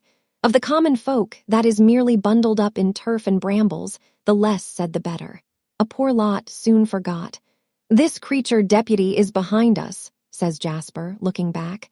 "Is he to follow us?" The relations between Durdles and Deputy are of a capricious kind, for on Durdles's turning himself about with the slow gravity of beery suddenness, Deputy makes a pretty wide circuit into the road and stands on the defensive. "You never cried witty warning before you begun tonight," says Durdles, unexpectedly reminded of, or imagining, an injury. "Your lie, I did," says Deputy, in his only form of polite contradiction. Own brother, sir, observes Durdles, turning himself about again, and as unexpectedly forgetting his offense as he had recalled or conceived it. Own brother to Peter the wild boy, but I gave him an object in life. At which he takes aim, Mr. Jasper suggests. That's it, sir, returns Durdles, quite satisfied, at which he takes aim. I took him in hand and gave him an object. What was he before? A destroyer. What work did he do? Nothing but destruction. What did he earn by it? Short terms in Cloisterham jail. Not a person, not a piece of property, not a winder, not a horse, nor a dog, nor a cat, nor a bird, nor a fowl, nor a pig, but what he stoned, for want of an enlightened object. I put that enlightened object before him, and now he can turn his honest halfpenny by the 3 pennorth a week. I wonder he has no competitors. He has plenty, Mr. Jasper, but he stones 'em all away. Now I don't know what this scheme of mine comes to, pursues Durdles, considering about it with the same sodden gravity. I don't know what you may precisely call it. It ain't a sort of a scheme of a national education. I should say not, replies Jasper. I should say not, assents Durdles. Then we won't try to give it a name. He still keeps behind us, repeats Jasper, looking over his shoulder. Is he to follow us? We can't help going round by the traveler's tuppenny if we go the short way, which is the back way, Durdles answers, and we'll drop him there. So they go on, Deputy as a rear rank one, taking open order, and invading the silence of the hour and place by stoning every wall, post, pillar, and other inanimate object, by the deserted way. Is there anything new down in the crypt, Durdles? Asks John Jasper. Anything old, I think you mean, growls Durdles. It ain't a spot for novelty. Any new discovery on your part, I meant. There's a old under the 7th pillar on the left as you go down the broken steps of the little underground chapel as formerly was. I make him out, so fur as I've made him out yet, to be one of them old uns with a crook. To judge from the size of the passages in the walls, and of the steps and doors by which they come and went, them crooks must have been a good deal in the way of the old uns. 2 on a meeting promiscuous must have hitched one another by the mitre pretty often, I should say. Without any endeavor to correct the literality of this opinion, Jasper surveys his companion, covered from head to foot with old mortar, lime, and stone grit, as though he, Jasper, were getting imbued with a romantic interest in his weird life. Yours is a curious existence. Without furnishing the least clue to the question, whether he receives this as a compliment or as quite the reverse, Durdles gruffly answers, Yours is another. Well, inasmuch as my lot is cast in the same old earthy, chilly, never-changing place, yes. But there is much more mystery and interest in your connection with the cathedral than in mine. Indeed, I am beginning to have some idea of asking you to take me on as a sort of student, or free, prentice, under you, and to let me go about with you sometimes, and see some of these odd nooks in which you pass your days. The stony one replies in a general way, all right. Everybody knows where to find Durdles when he's wanted. Which, if not strictly true, is approximately so, if taken to express that Durdles may always be found in a state of vagabondage somewhere. What I dwell upon most, says Jasper, pursuing his subject of romantic interest, is the remarkable accuracy with which you would seem to find out where people are buried. What is the matter? That bundle is in your way. Let me hold it. Durdles has stopped and backed a little deputy, attentive to all his movements, immediately skirmishing into the road, and was looking about for some ledge or corner to place his bundle on, when thus relieved of it. Just you give me my hammer out of that, says Durdles, and I'll show you. Clink, clink, and his hammer is handed him. Now, looky here, you pitch your note, don't you, Mr. Jasper? Yes. So I sound for mine. I take my hammer and I tap. Here he strikes the pavement, and the attentive deputy skirmishes at a rather wider range, as supposing that his head may be in requisition. I tap, tap, tap, solid, I go on tapping, solid still. Tap again, holloa, hollow, tap again, persevering, solid and hollow. Tap, tap, tap to try it better, solid and hollow, and inside solid, hollow again. There you are, old and crumbled away in stone coffin in vault. Astonishing. I have even done this, says Durdles, drawing out his 2-foot rule, deputy meanwhile skirmishing nearer, as suspecting that treasure may be about to be discovered, which may somehow lead to his own enrichment, and the delicious treat of the discoverers being hanged by the neck on his evidence until they are dead. Say that hammer of mine's a wall, my work. 2, 4, and 2 is 6, measuring on the pavement. 6 foot inside that wall is Mrs. SAPSEA. Not really Mrs. SAPSEA. Say Mrs. SAPSEA. Her wall's thicker, but say Mrs. SAPSEA. Durdles taps that wall represented by that hammer and says, after good sounding, "Something betwixt us." Sure enough, some rubbish has been left in that same 6-foot space by Durdles's men. Jasper opines that such accuracy is a gift. "I wouldn't have it at a gift," returns Durdles, by no means receiving the observation in good part. "I worked it out for myself. Durdles comes by his knowledge through grubbing deep for it and having it up by the roots when it don't want to come. Helloa, you deputy." "Witty," is deputy's shrill response, standing off again. "Catch that halfpenny, and don't let me see any more of you tonight after we come to the traveller's twopenny." "Warning," returns deputy, having caught the halfpenny and appearing by this mystic word to express his assent to the arrangement. "They have but to cross what was once the vineyard, belonging to what was once the monastery, to come into the narrow back lane wherein stands the crazy wooden house of 2 low stories, currently known as the Traveller's Twopenny. A house all warped and distorted, like the morals of the travellers, with scant remains of a latticework porch over the door, and also of a rustic fence before its stamped-out garden, by reason of the travellers being so bound to the premises by a tender sentiment, or so fond of having a fire by the roadside in the course of the day, that they can never be persuaded or threatened into departure, without violently possessing themselves of some wooden forget-me-not and bearing it off.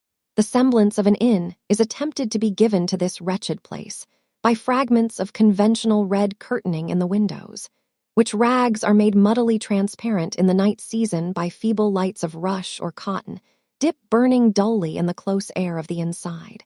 As Durdles and Jasper come near, they are addressed by an inscribed paper lantern over the door, setting forth the purport of the house.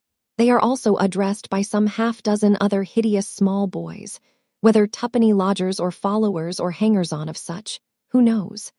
Who, as if attracted by some carrion scent of deputy in the air, start into the moonlight, as vultures might gather in the desert, and instantly fall to stoning him and one another. "Stop, you young brutes," cries Jasper angrily, "and let us go by." This remonstrance being received with yells and flying stones, according to a custom of late years, comfortably established among the police regulations of our English communities, where Christians are stoned on all sides, as if the days of St. Stephen were revived. Durdles remarks of the young savages, with some point, that they haven't got an object, and leads the way down the lane. At the corner of the lane, Jasper, hotly enraged, checks his companion and looks back. All is silent. Next moment, a stone coming rattling at his hat and a distant yell of "Wakecock," warning, followed by a crow, as from some infernally hatched chanticleer, apprising him under whose victorious fire he stands. He turns the corner into safety and takes Durdles home. Durdles stumbling among the litter of his stony yard, as if he were going to turn head foremost into one of the unfinished tombs. John Jasper returns by another way to his gatehouse, and entering softly with his key, finds his fire still burning. He takes from a locked press a peculiar-looking pipe, which he fills, but not with tobacco, and having adjusted the contents of the bowl very carefully with a little instrument, ascends an inner staircase of only a few steps, leading to 2 rooms. One of these is his own sleeping chamber, the other is his nephew's. There is a light in each. His nephew lies asleep, calm and untroubled. John Jasper stands looking down upon him, his unlighted pipe in his hand, for some time with a fixed and deep attention. Then, hushing his footsteps, he passes to his own room, lights his pipe, and delivers himself to the spectres it invokes at midnight. Chapter 6. Philanthropy in Minor Canon Corner. The Reverend Septimus Crisparkle, Septimus, because 6 little brother Crisparkles before him went out, one by one, as they were born, like 6 weak little rushlights, as they were lighted. Having broken the thin morning ice near Cloisterham weir with his amiable head, much to the invigoration of his frame, was now assisting his circulation by boxing at a looking-glass with great science and prowess. A fresh and healthy portrait the looking-glass presented of the Reverend Septimus, feinting and dodging with the utmost artfulness, and hitting out from the shoulder with the utmost straightness, while his radiant features teemed with innocence, and soft-hearted benevolence beamed from his boxing gloves. It was scarcely breakfast time yet, for Mrs. Crisparkle, mother, not wife of the Reverend Septimus, was only just down and waiting for the urn. Indeed, the Reverend Septimus left off at this very moment to take the pretty old lady's entering face between his boxing gloves and kiss it. Having done so with tenderness, the Reverend Septimus turned to again, countering with his left and putting in his right in a tremendous manner. "I say, every morning of my life, that you'll do it at last, Sept," remarked the old lady, looking on. "And so you will. Do what, ma dear? Break the pier glass or burst a blood vessel? Neither, please God, ma dear. Here's wind, ma. Look at this." In a concluding round of great severity, the Reverend Septimus administered and escaped all sorts of punishment, and wound up by getting the old lady's cap into chancery. Such is the technical term used in scientific circles by the learned in the noble art, with a lightness of touch that hardly stirred the lightest lavender or cherry ribboned on it, magnanimously releasing the defeated, just in time to get his gloves into a drawer and feign to be looking out of window in a contemplative state of mind when a servant entered. The Reverend Septimus then gave place to the urn and other preparations for breakfast. These completed, and the two alone again, it was pleasant to see, or would have been if there had been anyone to see it, which there never was, the old lady standing to say the Lord's Prayer aloud, and her son, minor canon nevertheless, standing with bent head to hear it, he being within 5 years of 40, much as he had stood to hear the same words from the same lips when he was within 5 months of 4. What is prettier than an old lady, except a young lady, when her eyes are bright, when her figure is trim and compact, when her face is cheerful and calm, when her dress is as the dress of a China shepherdess, so dainty in its colors, so individually assorted to herself, so neatly molded on her? Nothing is prettier, thought the good minor canon frequently, when taking his seat at table opposite his long-widowed mother. Her thought at such times may be condensed into the 2 words that oftenest did duty together in all her conversations. "My Sept!" They were a good pair to sit breakfasting together in Minor Canon Corner, Cloisterham. For Minor Canon Corner was a quiet place in the shadow of the cathedral, which the cawing of the rooks, the echoing footsteps of rare passers, the sound of the cathedral bell, or the roll of the cathedral organ, seemed to render more quiet than absolute silence. Swaggering fighting men had had their centuries of ramping and raving about Minor Canon Corner, and beaten serfs had had their centuries of drudging and dying there, and powerful monks had had their centuries of being sometimes useful and sometimes harmful there, and behold, they were all gone out of Minor Canon Corner, and so much the better. Perhaps one of the highest uses of their ever having been there was that there might be left behind that blessed air of tranquility which pervaded Minor Canon Corner, and that serenely romantic state of the mind, productive for the most part of pity and forbearance, which is engendered by a sorrowful story that is all told, or a pathetic play that is played out.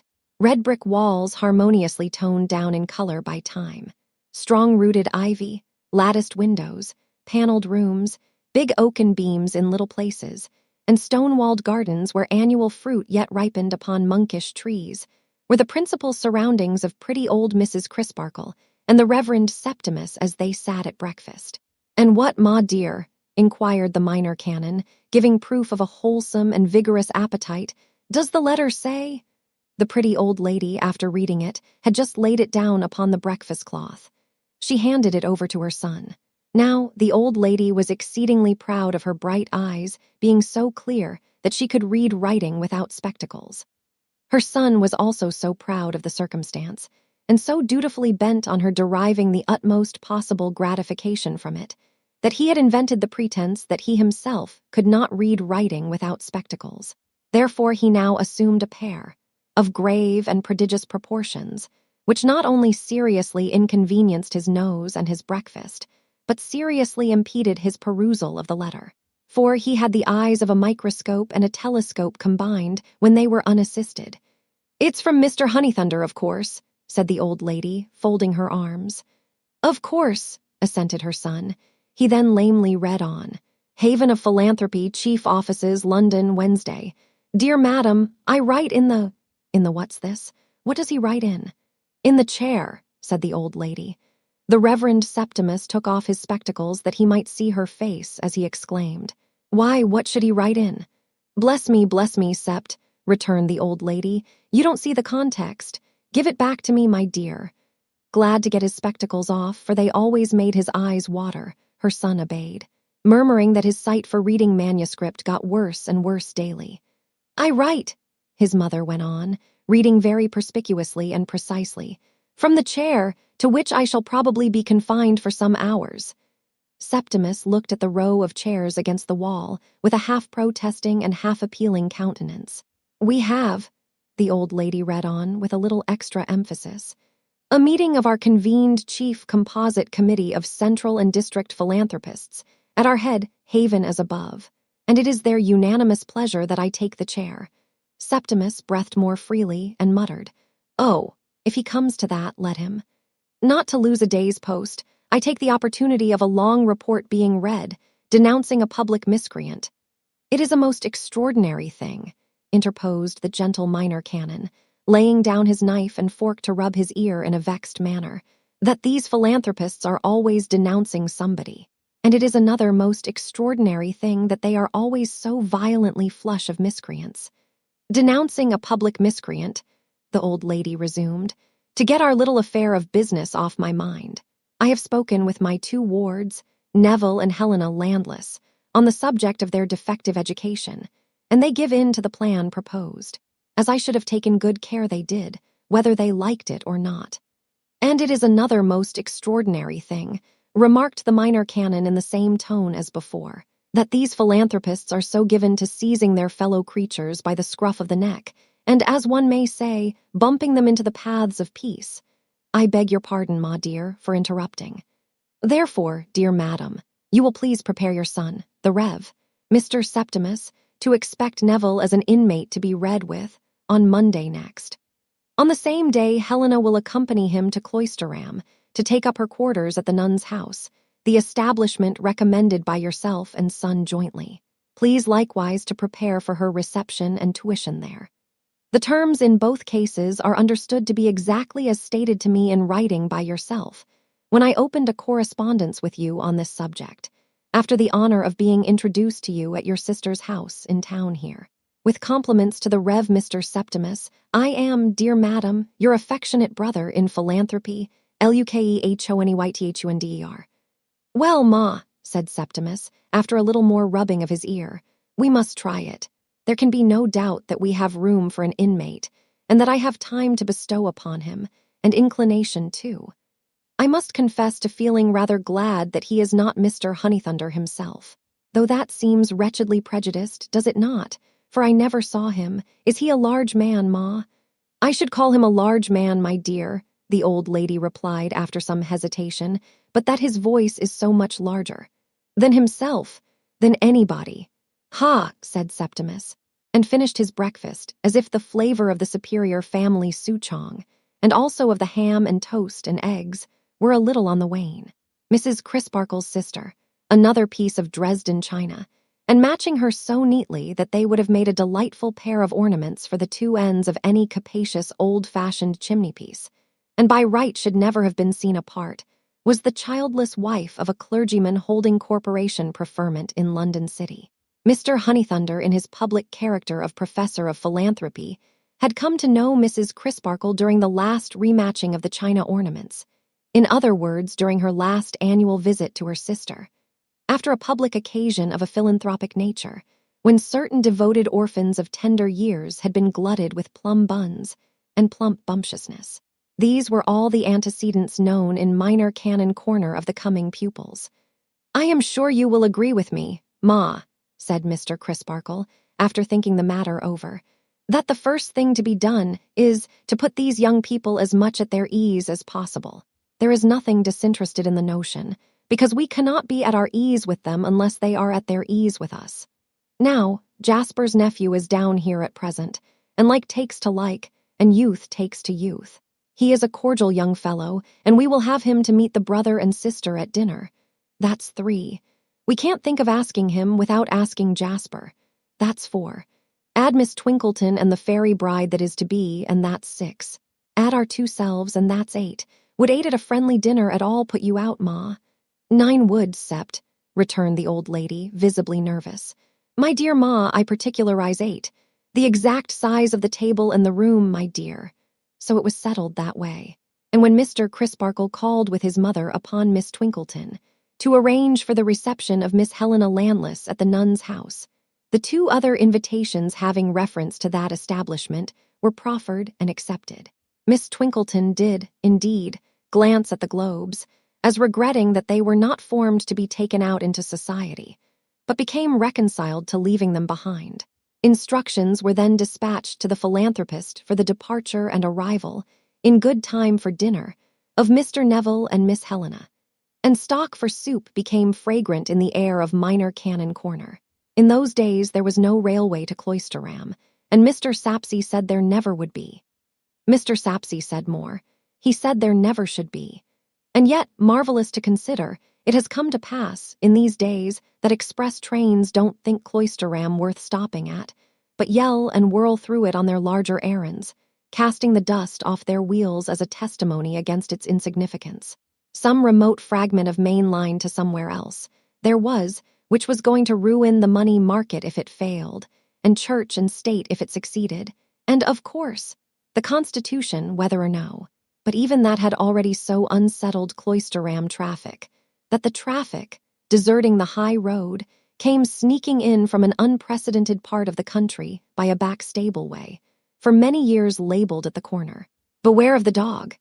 To this ignominious avenue of approach, Mr. Crisparkle repaired, awaiting the arrival of a short, squat omnibus with a disproportionate heap of luggage on the roof, like a little elephant with infinitely too much castle, which was then the daily service between Cloisterham and external mankind.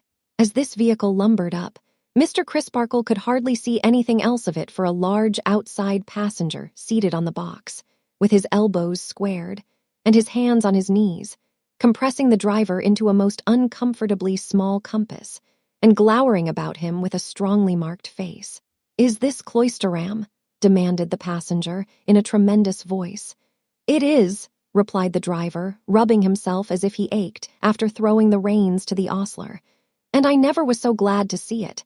"Tell your master to make his box seat wider, then," returned the passenger. "Your master is morally bound, and ought to be legally, under ruinous penalties, to provide for the comfort of his fellow man."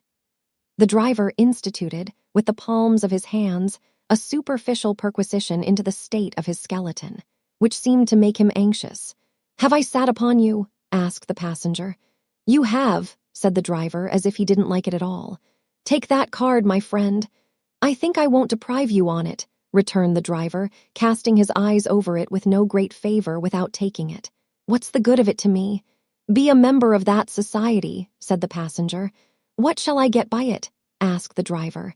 "Brotherhood," returned the passenger in a ferocious voice.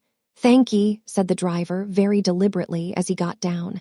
"My mother was contented with myself, and so am I don't want no brothers." "But you must have them," replied the passenger, also descending, "whether you like it or not. I am your brother." "I say," expostulated the driver, becoming more chafed in temper, "not too fur, the worm will when—" But here Mr. Crisparkle interposed, remonstrating aside in a friendly voice. "Joe, Joe, Joe. Don't forget yourself, Joe, my good fellow." And then, when Joe peaceably touched his hat, accosting the passenger with, "Mr. Honeythunder, that is my name, sir. My name is Crisparkle. Reverend Mr. Septimus. Glad to see you, sir. Neville and Helena are inside. Having a little succumbed of late under the pressure of my public labors, I thought I would take a mouthful of fresh air and come down with them and return at night. So you are the Reverend Mr. Septimus, are you?" surveying him on the whole with disappointment and twisting a double eyeglass by its ribbon, as if he were roasting it, but not otherwise using it. "Ha! I expected to see you older, sir." "I hope you will," was the good-humored reply. "Eh?" demanded Mr. Honeythunder. "Only a poor little joke, not worth repeating." "Joke, aye. "I never see a joke," Mr. Honeythunder frowningly retorted. "A joke is wasted upon me, sir. Where are they? Helena and Neville, come here. Mr. Crisparkle has come down to meet you." An unusually handsome lithe young fellow and an unusually handsome lithe girl. Much alike, both very dark and very rich in color. She of almost the gypsy type, something untamed about them both, a certain air upon them of hunter and huntress, yet withal a certain air of being the objects of the chase, rather than the followers.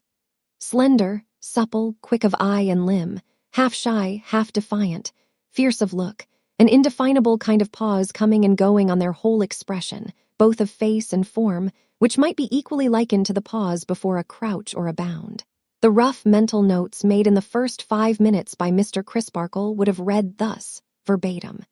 He invited Mr. Honeythunder to dinner, with a troubled mind, for the discomfiture of the dear old China shepherdess lay heavy on it, and gave his arm to Helena Landless. Both she and her brother, as they walked all together through the ancient streets, took great delight in what he pointed out of the cathedral and the monastery ruin, and wondered. So his notes ran on, much as if they were beautiful barbaric captives brought from some wild tropical dominion. Mr. Honeythunder walked in the middle of the road, shouldering the natives out of his way, and loudly developing a scheme he had for making a raid on all the unemployed persons in the United Kingdom, laying them every one by the heels in jail, and forcing them, on pain of prompt extermination, to become philanthropists. Mrs. Crisparkle had need of her own share of philanthropy when she beheld this very large and very loud excrescence on the little party. Always something in the nature of a boil upon the face of society, Mr. Honeythunder expanded into an inflammatory wen in Minor Canon Corner, though it was not literally true, as was facetiously charged against him by public unbelievers, that he called aloud to his fellow creatures, "Curse your souls and bodies, come here and be blessed." Still, his philanthropy was of that gunpowderous sort that the difference between it and animosity was hard to determine. You were to abolish military force, but you were first to bring all commanding officers who had done their duty to trial by court-martial for that offense and shoot them. You were to abolish war, but were to make converts by making war upon them and charging them with loving war as the apple of their eye. You were to have no capital punishment, but were first to sweep off the face of the earth all legislators, jurists, and judges who were of the contrary opinion. You were to have universal concord, and were to get it by eliminating all the people who wouldn't, or conscientiously couldn't, be concordant. You were to love your brother as yourself, but after an indefinite interval of maligning him, very much as if you hated him, and calling him all manner of names. Above all things, you were to do nothing in private, or on your own account. You were to go to the offices of the Haven of Philanthropy and put your name down as a member and a professing philanthropist. Then you were to pay up your subscription, get your card of membership and your riband and medal, and were evermore to live upon a platform, and evermore to say what Mr. Honeythunder said, and what the treasurer said, and what the sub-treasurer said, and what the committee said, and what the subcommittee said, and what the secretary said, and what the vice-secretary said. And this was usually said in the unanimously carried resolution under hand and seal, to the effect that this assembled body of professing philanthropists' views, with indignant scorn and contempt, not unmixed with utter detestation and loathing abhorrence. In short, the baseness of all those who do not belong to it, and pledges itself to make as many obnoxious statements as possible about them, without being at all particular as to facts. The dinner was a most doleful breakdown. The philanthropist deranged the symmetry of the table, sat himself in the way of the waiting, blocked up the thoroughfare, and drove Mr. Tope, who assisted the parlor-maid, to the verge of distraction by passing plates and dishes on, over his own head. Nobody could talk to anybody, because he held forth to everybody at once, as if the company had no individual existence, but were a meeting. He impounded the Reverend Mr. Septimus as an official personage to be addressed, or kind of human peg to hang his oratorical hat on, and fell into the exasperating habit, common among such orators, of impersonating him as a wicked and weak opponent. Thus he would ask, "And will you, sir, now stultify yourself by telling me?"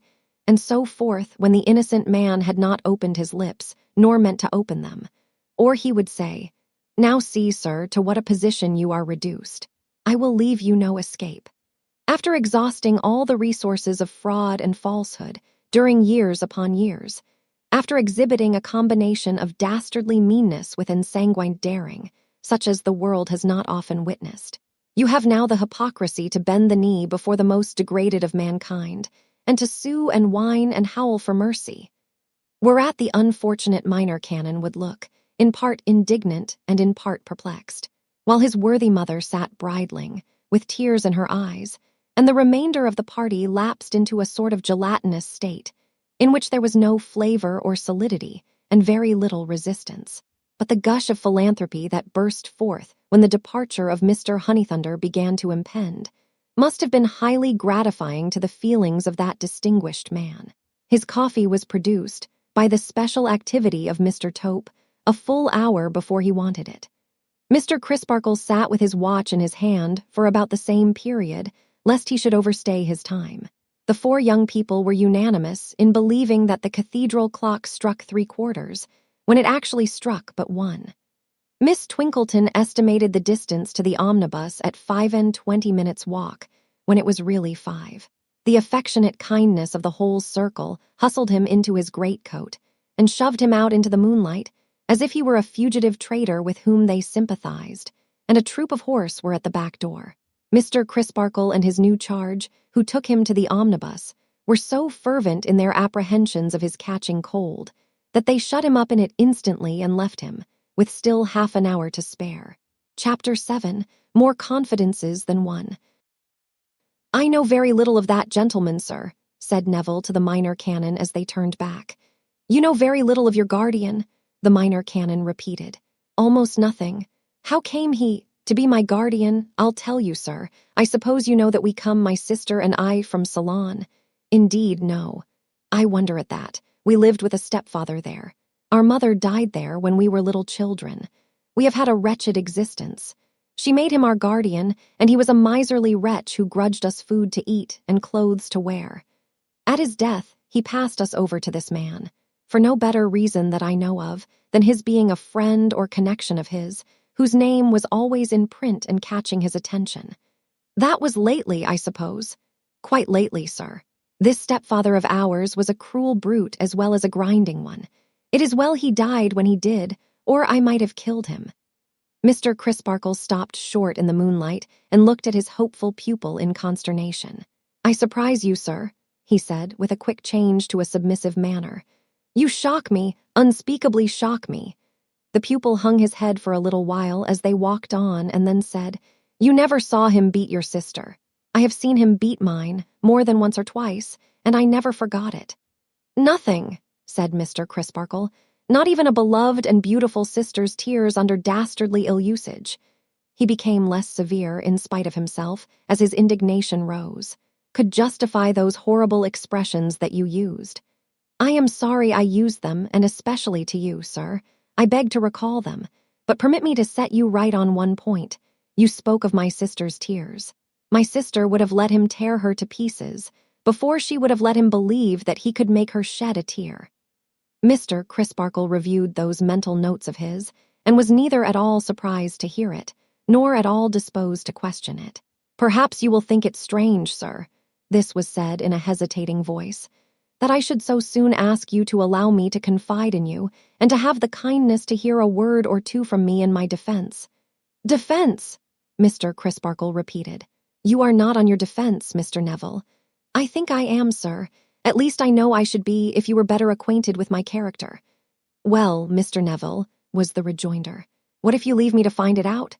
"Since it is your pleasure, sir," answered the young man, with a quick change in his manner to sullen disappointment. "Since it is your pleasure to check me in my impulse, I must submit." There was that in the tone of this short speech which made the conscientious man to whom it was addressed uneasy. It hinted to him that he might, without meaning it, turn aside a trustfulness beneficial to a misshapen young mind, and perhaps to his own power of directing and improving it. They were within sight of the lights in his windows, and he stopped. "Let us turn back and take a turn or two up and down, Mr. Neville, or you may not have time to finish what you wish to say to me. You are hasty in thinking that I mean to check you. Quite the contrary, I invite your confidence." "You have invited it, sir, without knowing it ever since I came here. I say ever since, as if I had been here a week. The truth is, we came here, my sister and I, to quarrel with you and affront you and break away again." "Really?" said Mr. Crisparkle, at a dead loss for anything else to say. "You see, we could not know what you were beforehand, sir." "Could we?" "Clearly not," said Mr. Crisparkle. "And having liked no one else with whom we have ever been brought into contact, we had made up our minds not to like you." "Really?" said Mr. Crisparkle again. "But we do like you, sir. And we see an unmistakable difference between your house and your reception of us, and anything else we have ever known.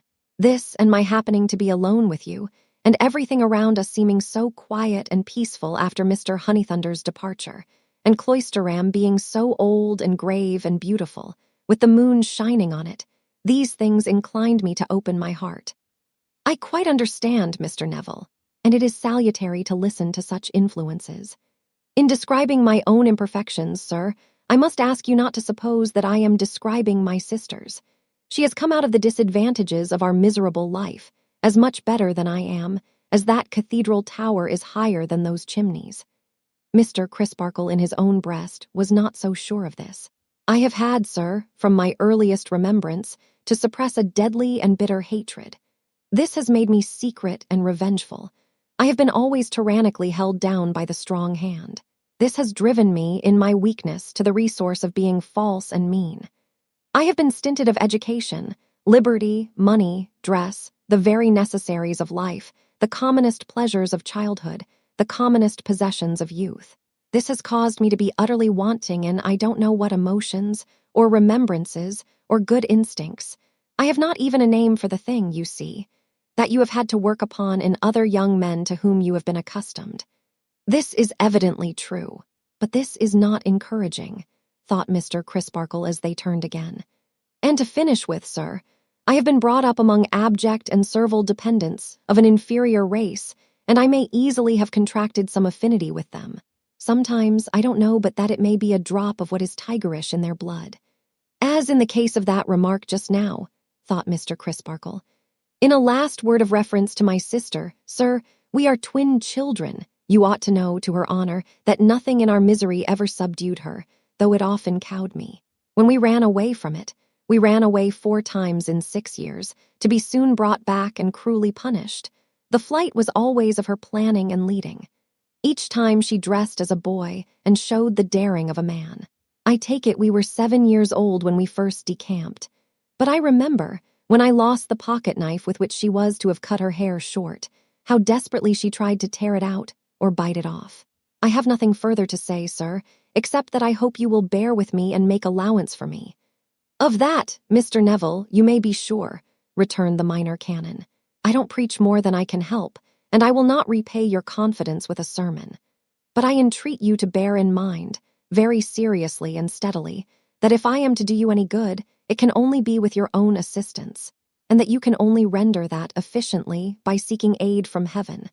I will try to do my part, sir. And, Mr. Neville, I will try to do mine. Here is my hand on it. May God bless our endeavors."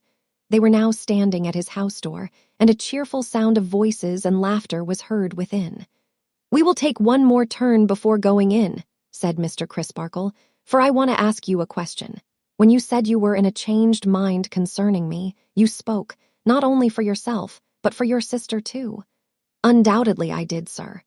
"Excuse me, Mr. Neville, but I think you have had no opportunity of communicating with your sister since I met you." Mr. Honeythunder was very eloquent, but perhaps I may venture to say, without ill nature, that he rather monopolized the occasion. "May you not have answered for your sister without sufficient warrant?" Neville shook his head with a proud smile. "You don't know, sir, yet, what a complete understanding can exist between my sister and me, though no spoken word, perhaps hardly as much as a look, may have passed between us. She not only feels as I have described, but she very well knows that I am taking this opportunity of speaking to you, both for her and for myself." Mr. Crisparkle looked in his face, with some incredulity, but his face expressed such absolute and firm conviction of the truth of what he said, that Mr. Crisparkle looked at the pavement, and mused, until they came to his door again. "I will ask for one more turn, sir, this time," said the young man, with a rather heightened color rising in his face. "But for Mr. Honeythunder's, I think you called it eloquence, sir." Somewhat slyly. Yes, I called it eloquence," said Mr. Crisparkle. "But for Mr. Honeythunder's eloquence, I might have had no need to ask you what I am going to ask you. This Mr. Edwin Drood, sir, I think that's the name." "Quite correct," said Mr. Crisparkle. "DROOD, does he or did he read with you, sir?" "Never, Mr. Neville. He comes here visiting his relation, Mr. Jasper." "Is Miss Budd his relation too, sir?" Now, why should he ask that with sudden superciliousness? Thought Mr. Crisparkle. Then he explained aloud what he knew of the little story of their betrothal. "Oh, that's it, is it?" said the young man. "I understand his air of proprietorship now." This was said so evidently to himself, or to anybody rather than Mr. Crisparkle, that the latter instinctively felt as if to notice it would be almost tantamount to noticing a passage in a letter which he had read by chance over the writer's shoulder. A moment afterwards they re-entered the house. Mr. Jasper was seated at the piano as they came into his drawing-room, and was accompanying Miss Rosebud while she sang. It was a consequence of his playing the accompaniment without notes, and of her being a heedless little creature, very apt to go wrong, that he followed her lips most attentively, with his eyes as well as hands, carefully and softly hinting the keynote from time to time. Standing with an arm drawn round her, but with a face far more intent on Mr. Jasper than on her singing, stood Helena, between whom and her brother an instantaneous recognition passed, in which Mr. Crisparkle saw, or thought he saw, the understanding that had been spoken of, flash out. Mr. Neville then took his admiring station, leaning against the piano, opposite the singer. Mr. Crisparkle sat down by the china shepherdess. Edwin Drood gallantly furled and unfurled Miss Twinkleton's fan, and that lady passively claimed that sort of exhibitor's proprietorship in the accomplishment on view, which Mr. Tope, the verger, daily claimed in the cathedral service. The song went on. It was a sorrowful strain of parting, and the fresh young voice was very plaintive and tender. As Jasper watched the pretty lips, and ever and again hinted the one note, as though it were a low whisper from himself, the voice became less steady, until all at once the singer broke into a burst of tears and shrieked out, with her hands over her eyes, "I can't bear this, I am frightened, take me away." With one swift turn of her lithe figure, Helena laid the little beauty on a sofa, as if she had never caught her up. Then on one knee beside her, and with one hand upon her rosy mouth, while with the other she appealed to all the rest, Helena said to them, "It's nothing, it's all over, don't speak to her for 1 minute and she is well." Jasper's hands had, in the same instant, lifted themselves from the keys and were now poised above them, as though he waited to resume. In that attitude he yet sat quiet, not even looking round, when all the rest had changed their places and were reassuring one another. "Pussy's not used to an audience, that's the fact," said Edwin Drood. "She got nervous and couldn't hold out. Besides, Jack, you are such a conscientious master and require so much that I believe you make her afraid of you. No wonder." "No wonder," repeated Helena. "There, Jack, you hear. You would be afraid of him, under similar circumstances, wouldn't you, Miss Landless?" "Not under any circumstances," returned Helena. Jasper brought down his hands, looked over his shoulder, and begged to thank Miss Landless for her vindication of his character. Then he fell to dumbly playing, without striking the notes, while his little pupil was taken to an open window for air, and was otherwise petted and restored. When she was brought back, his place was empty. "Jack's gone, Pussy," Edwin told her. "I am more than half afraid he didn't like to be charged with being the monster who had frightened you." But she answered never a word, and shivered as if they had made her a little too cold.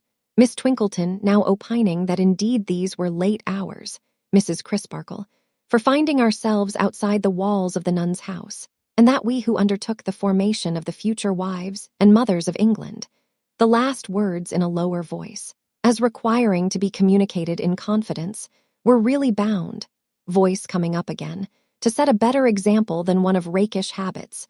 Wrappers were put in requisition, and the 2 young cavaliers volunteered to see the ladies home. It was soon done, and the gate of the nun's house closed upon them. The boarders had retired, and only Mrs. Tisher in solitary vigil awaited the new pupil. Her bedroom being within Rose's, Very little introduction or explanation was necessary before she was placed in charge of her new friend and left for the night. "This is a blessed relief, my dear," said Helena. "I have been dreading all day that I should be brought to bay at this time." "There are not many of us," returned Rosa, "and we are good-natured girls, at least the others are. I can answer for them." "I can answer for you," laughed Helena, searching the lovely little face with her dark, fiery eyes and tenderly caressing the small figure. "You will be a friend to me, won't you?" "I hope so. But the idea of my being a friend to you seems too absurd, though." "Why?" "Oh, I am such a mite of a thing, and you are so womanly and handsome. You seem to have resolution and power enough to crush me. I shrink into nothing by the side of your presence even. I am a neglected creature, my dear, unacquainted with all accomplishments, sensitively conscious that I have everything to learn, and deeply ashamed to own my ignorance." "And yet you acknowledge everything to me," said Rosa. "My pretty one, can I help it? There is a fascination in you." "Oh, is there though?" pouted Rosa, half in jest and half in earnest. "What a pity Master Eddie doesn't feel it more." Of course her relations towards that young gentleman had been already imparted in Minor Canon Corner. "Why, surely he must love you with all his heart," cried Helena, with an earnestness that threatened to blaze into ferocity if he didn't. "Oh, well, I suppose he does," said Rosa, pouting again. "I am sure I have no right to say he doesn't. Perhaps it's my fault. Perhaps I am not as nice to him as I ought to be. I don't think I am, but it is so ridiculous." Helena's eyes demanded what was. "We are," said Rosa, answering as if she had spoken. "We are such a ridiculous couple, and we are always quarreling." "Why?" "Because we both know we are ridiculous, my dear." Rosa gave that answer as if it were the most conclusive answer in the world. Helena's masterful look was intent upon her face for a few moments, and then she impulsively put out both her hands and said, "You will be my friend and help me." "Indeed, my dear, I will," replied Rosa, in a tone of affectionate childishness that went straight and true to her heart. "I will be as good a friend as such a mite of a thing can be to such a noble creature as you. And be a friend to me, please. I don't understand myself, and I want a friend who can understand me, very much indeed." Helena Landless kissed her, and retaining both her hands said, "Who is Mr. Jasper?" Rosa turned aside her head in answering, "Eddie's uncle and my music master." "You do not love him." He..."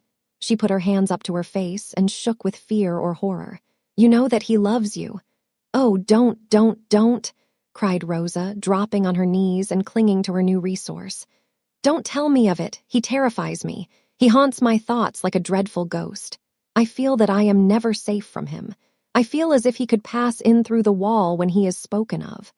She actually did look round, as if she dreaded to see him standing in the shadow behind her. "Try to tell me more about it, darling." "Yes, I will, because you are so strong, but hold me the while and stay with me afterwards." "My child, you speak as if he had threatened you in some dark way." "He has never spoken to me about that." "Never? What has he done?" "He has made a slave of me with his looks.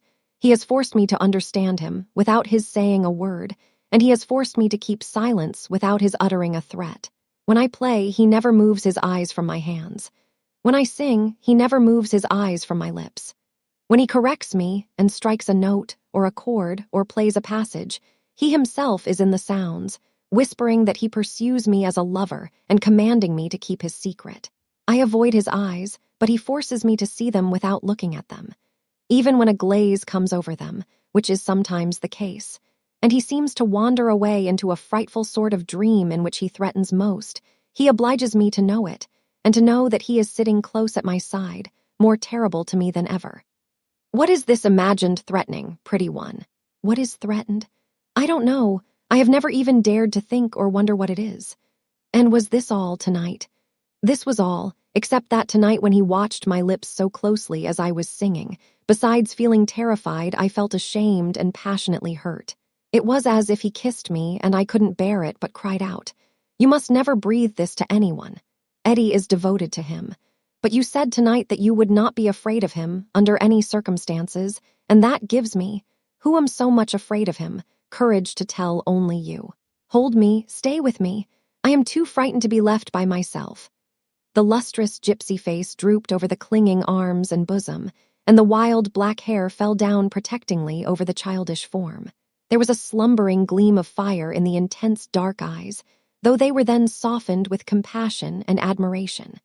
Let whomsoever it most concerned look well to it. Chapter 8. Daggers Drawn. The two young men, having seen the damsels, their charges, enter the courtyard of the nun's house, and finding themselves coldly stared at by the brazen doorplate, as if the battered old beau with the glass in his eye were insolent, look at one another, look along the perspective of the moonlit street, and slowly walk away together. "Do you stay here long, Mr. Drood?" says Neville. "Not this time," is the careless answer. "I leave for London again tomorrow, but I shall be here off and on until next midsummer. Then I shall take my leave of Cloisterham, and England too, for many a long day, I expect." "Are you going abroad?" "Going to wake up Egypt a little," is the condescending answer. "Are you reading?" "Reading," repeats Edwin Drood, with a touch of contempt. "No, working engineering. My small patrimony was left a part of the capital of the firm I am with by my father, a former partner, and I am a charge upon the firm until I come of age. And then I step into my modest share in the concern. Jack, you met him at dinner, is, until then, my guardian and trustee. I heard from Mr. Crisparkle of your other good fortune." "What do you mean by my other good fortune?" Neville has made his remark in a watchfully advancing, and yet furtive and shy manner, very expressive of that peculiar air already noticed, of being at once hunter and hunted. Edwin has made his retort with an abruptness not at all polite. They stop and interchange a rather heated look. "I hope," says Neville, "there is no offense, Mr. Drood, in my innocently referring to your betrothal." "By George!" cries Edwin, leading on again at a somewhat quicker pace. "Everybody in this chattering old Cloisterham refers to it. I wonder no public house has been set up, with my portrait for the sign of the betrothed's head, or Pussy's portrait, one or the other. I am not accountable for Mr. Crisparkle's mentioning the matter to me, quite openly," Neville begins. "No, that's true, you are not," Edwin Drood assents. "But," resumes Neville, "I am accountable for mentioning it to you, and I did so on the supposition that you could not fail to be highly proud of it. Now, there are these two curious touches of human nature working the secret springs of this dialogue. Neville Landless is already enough impressed by little Rosebud to feel indignant that Edwin Drood, far below her, should hold his prize so lightly. Edwin Drood is already enough impressed by Helena to feel indignant that Helena's brother, far below her, should dispose of him so coolly and put him out of the way so entirely. However, the last remark had better be answered. "So," says Edwin, "I don't know, Mr. Neville, adopting that mode of address from Mr. Crisparkle, that what people are proudest of, they usually talk most about. I don't know either that what they are proudest of, they most like other people to talk about. But I live a busy life, and I speak under correction by you readers, who ought to know everything, and I dare say do." By this time they had both become savage. Mr. Neville out in the open, Edwin Drood under the transparent cover of a popular tune, and a stop now, and then to pretend to admire picturesque effects in the moonlight before him. "It does not seem to me very civil in you," remarks Neville at length, "to reflect upon a stranger who comes here, not having had your advantages, to try to make up for lost time. But to be sure, I was not brought up in busy life, and my ideas of civility were formed among heathens." "Perhaps the best civility, whatever kind of people we are brought up among," retorts Edwin Drood, "is to mind our own business. If you will set me that example, I promise to follow it." "Do you know that you take a great deal too much upon yourself?" is the angry rejoinder, "and that in the part of the world I come from you would be called to account for it." "By whom, for instance?" asks Edwin Drood, coming to a halt and surveying the other with a look of disdain. But here a startling right hand is laid on Edwin's shoulder, and Jasper stands between them. For it would seem that he, too, has strolled round by the nun's house, and has come up behind them on the shadowy side of the road. Ned, he says, "we must have no more of this. I don't like this. I have overheard high words between you two. Remember, my dear boy, you are almost in the position of host tonight. You belong, as it were, to the place, and in a manner represent it towards a stranger. Mr. Neville is a stranger, and you should respect the obligations of hospitality.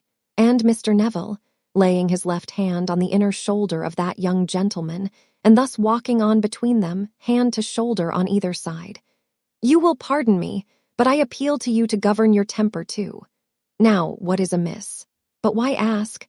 Let there be nothing amiss, and the question is superfluous. We are all three on a good understanding, are we not?"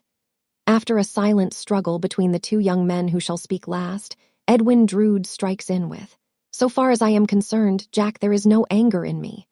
"Nor in me," says Neville Landless, though not so freely, or perhaps so carelessly. "But if Mr. Drood knew all that lies behind me, far away from here, he might know better how it is that sharp-edged words have sharp edges to wound me." "Perhaps," says Jasper, in a soothing manner, "we had better not qualify our good understanding. We had better not say anything having the appearance of a remonstrance or condition. It might not seem generous. Frankly and freely, you see there is no anger in Ned. Frankly and freely, there is no anger in you, Mr. Neville. None at all, Mr. Jasper. Still, not quite so frankly or so freely. Or, be it said once again, not quite so carelessly, perhaps. All over, then. Now my bachelor gatehouse is a few yards from here, and the heater is on the fire, and the wine and glasses are on the table, and it is not a stone's throw from Minor Canon Corner. Ned, you are up and away tomorrow. We will carry Mr. Neville in with us to take a stirrup cup." "With all my heart, Jack, and with all mine, Mr. Jasper." Neville feels it impossible to say less, but would rather not go. He has an impression upon him that he has lost hold of his temper, feels that Edwin Drood's coolness, so far from being infectious, makes him red-hot. Mr. Jasper, still walking in the center, hand to shoulder on either side, beautifully turns the refrain of a drinking song, and they all go up to his rooms. There, the first object visible, when he adds the light of a lamp to that of the fire, is the portrait over the chimney-piece. It is not an object calculated to improve the understanding between the two young men, as rather awkwardly reviving the subject of their difference. Accordingly, they both glance at it consciously, but say nothing. Jasper, however, who would appear from his conduct to have gained but an imperfect clue to the cause of their late high words, directly calls attention to it. "You recognize that picture, Mr. Neville," shading the lamp to throw the light upon it. "I recognize it, but it is far from flattering the original." "Oh, you are hard upon it.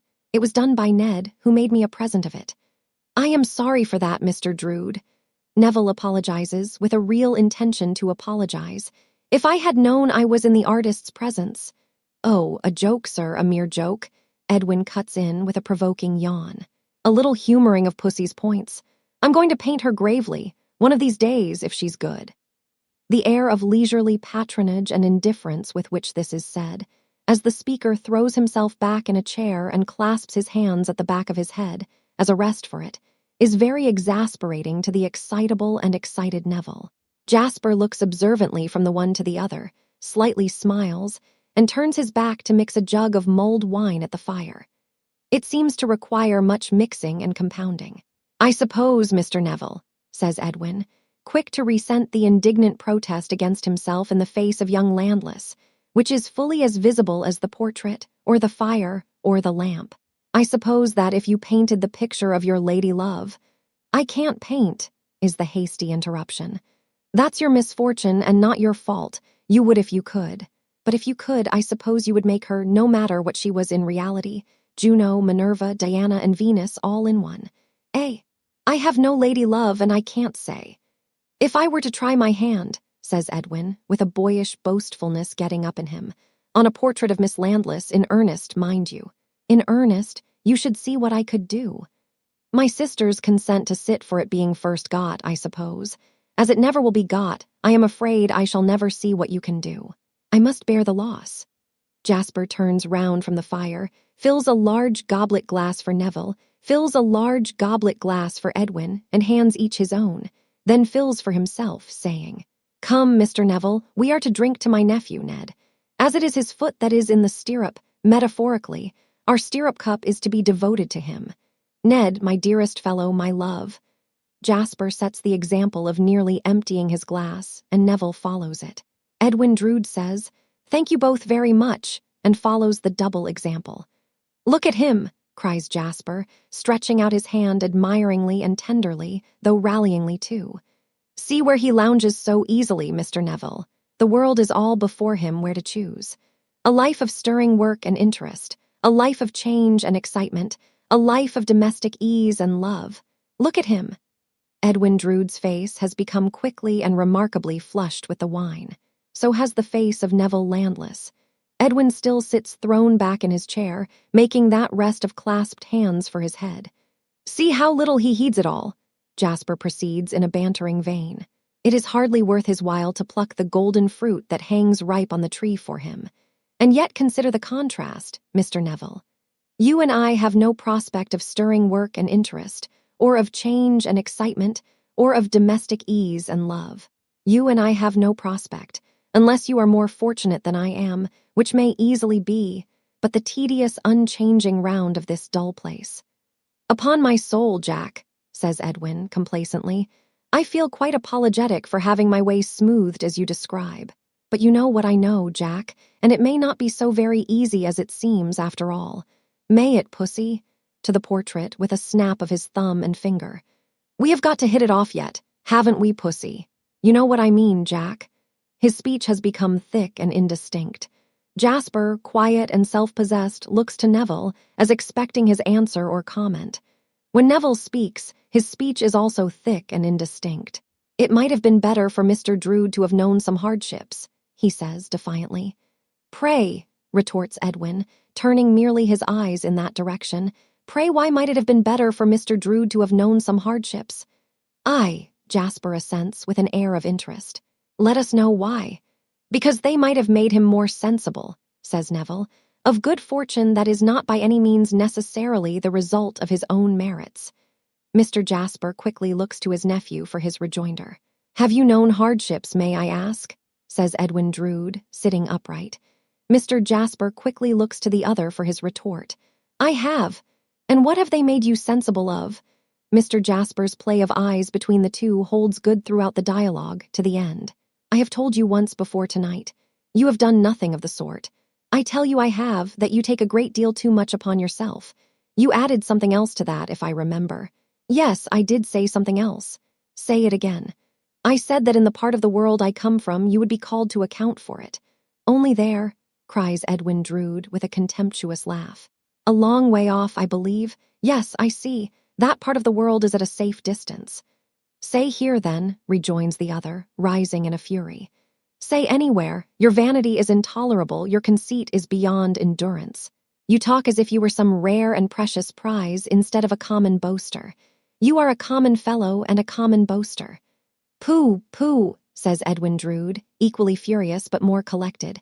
How should you know? You may know a black common fellow, or a black common boaster, when you see him, and no doubt you have a large acquaintance that way. But you are no judge of white men. This insulting allusion to his dark skin infuriates Neville to that violent degree that he flings the dregs of his wine at Edwin Drood, and is in the act of flinging the goblet after it, when his arm is caught in the nick of time by Jasper. Ned, my dear fellow, he cries in a loud voice, I entreat you, I command you to be still.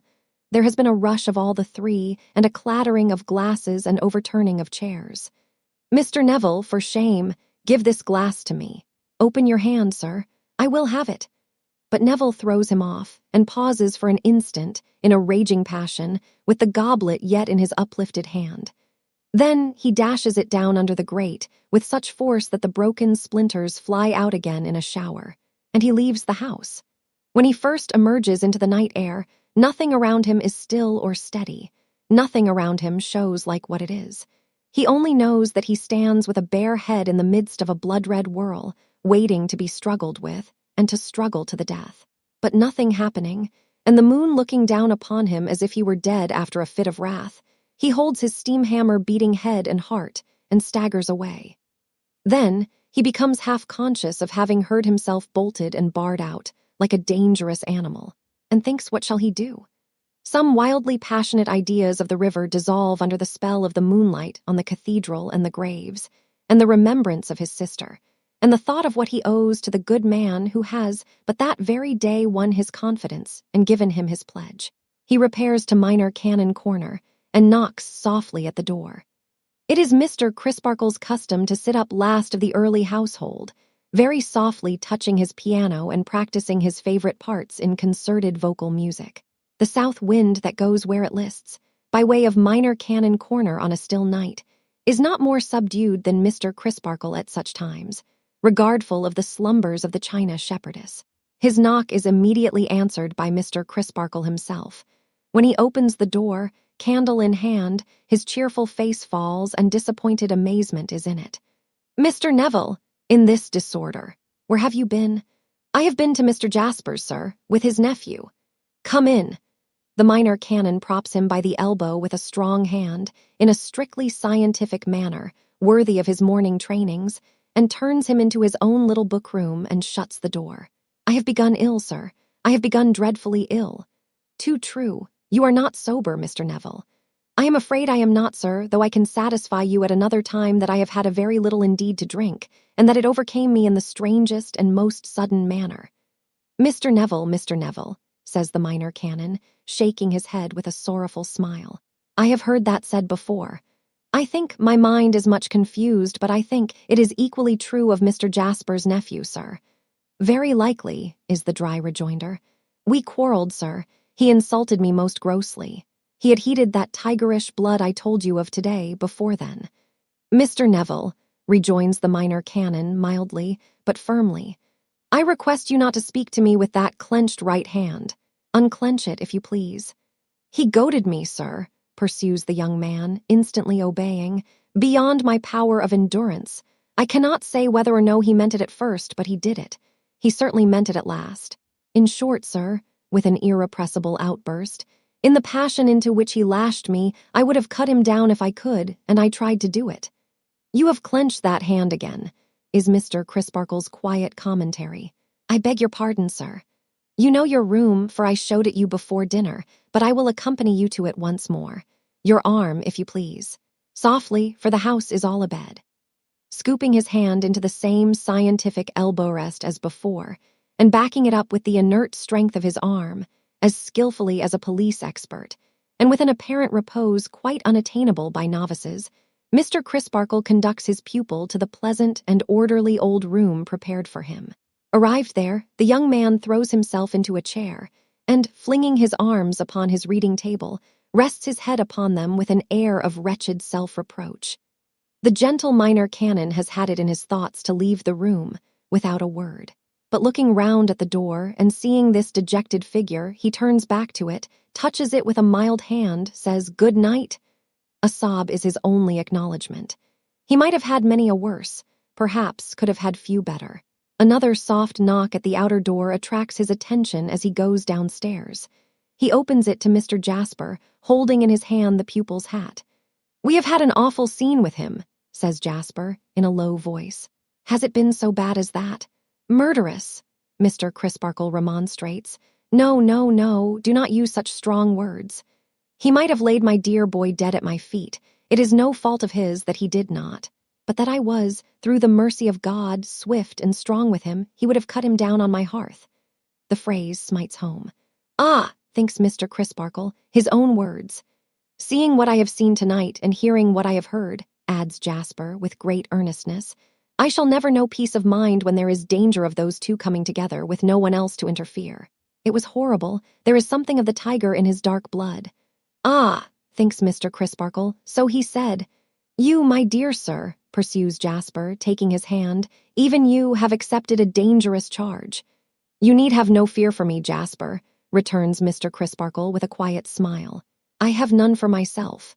"I have none for myself," returns Jasper, with an emphasis on the last pronoun, "because I am not, nor am I in the way of being, the object of his hostility.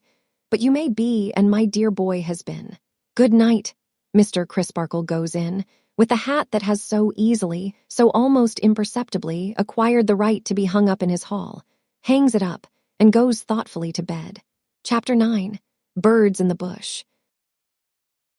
Rosa, having no relation that she knew of in the world, had, from the 7th year of her age, known no home but the nun's house, and no mother but Miss Twinkleton.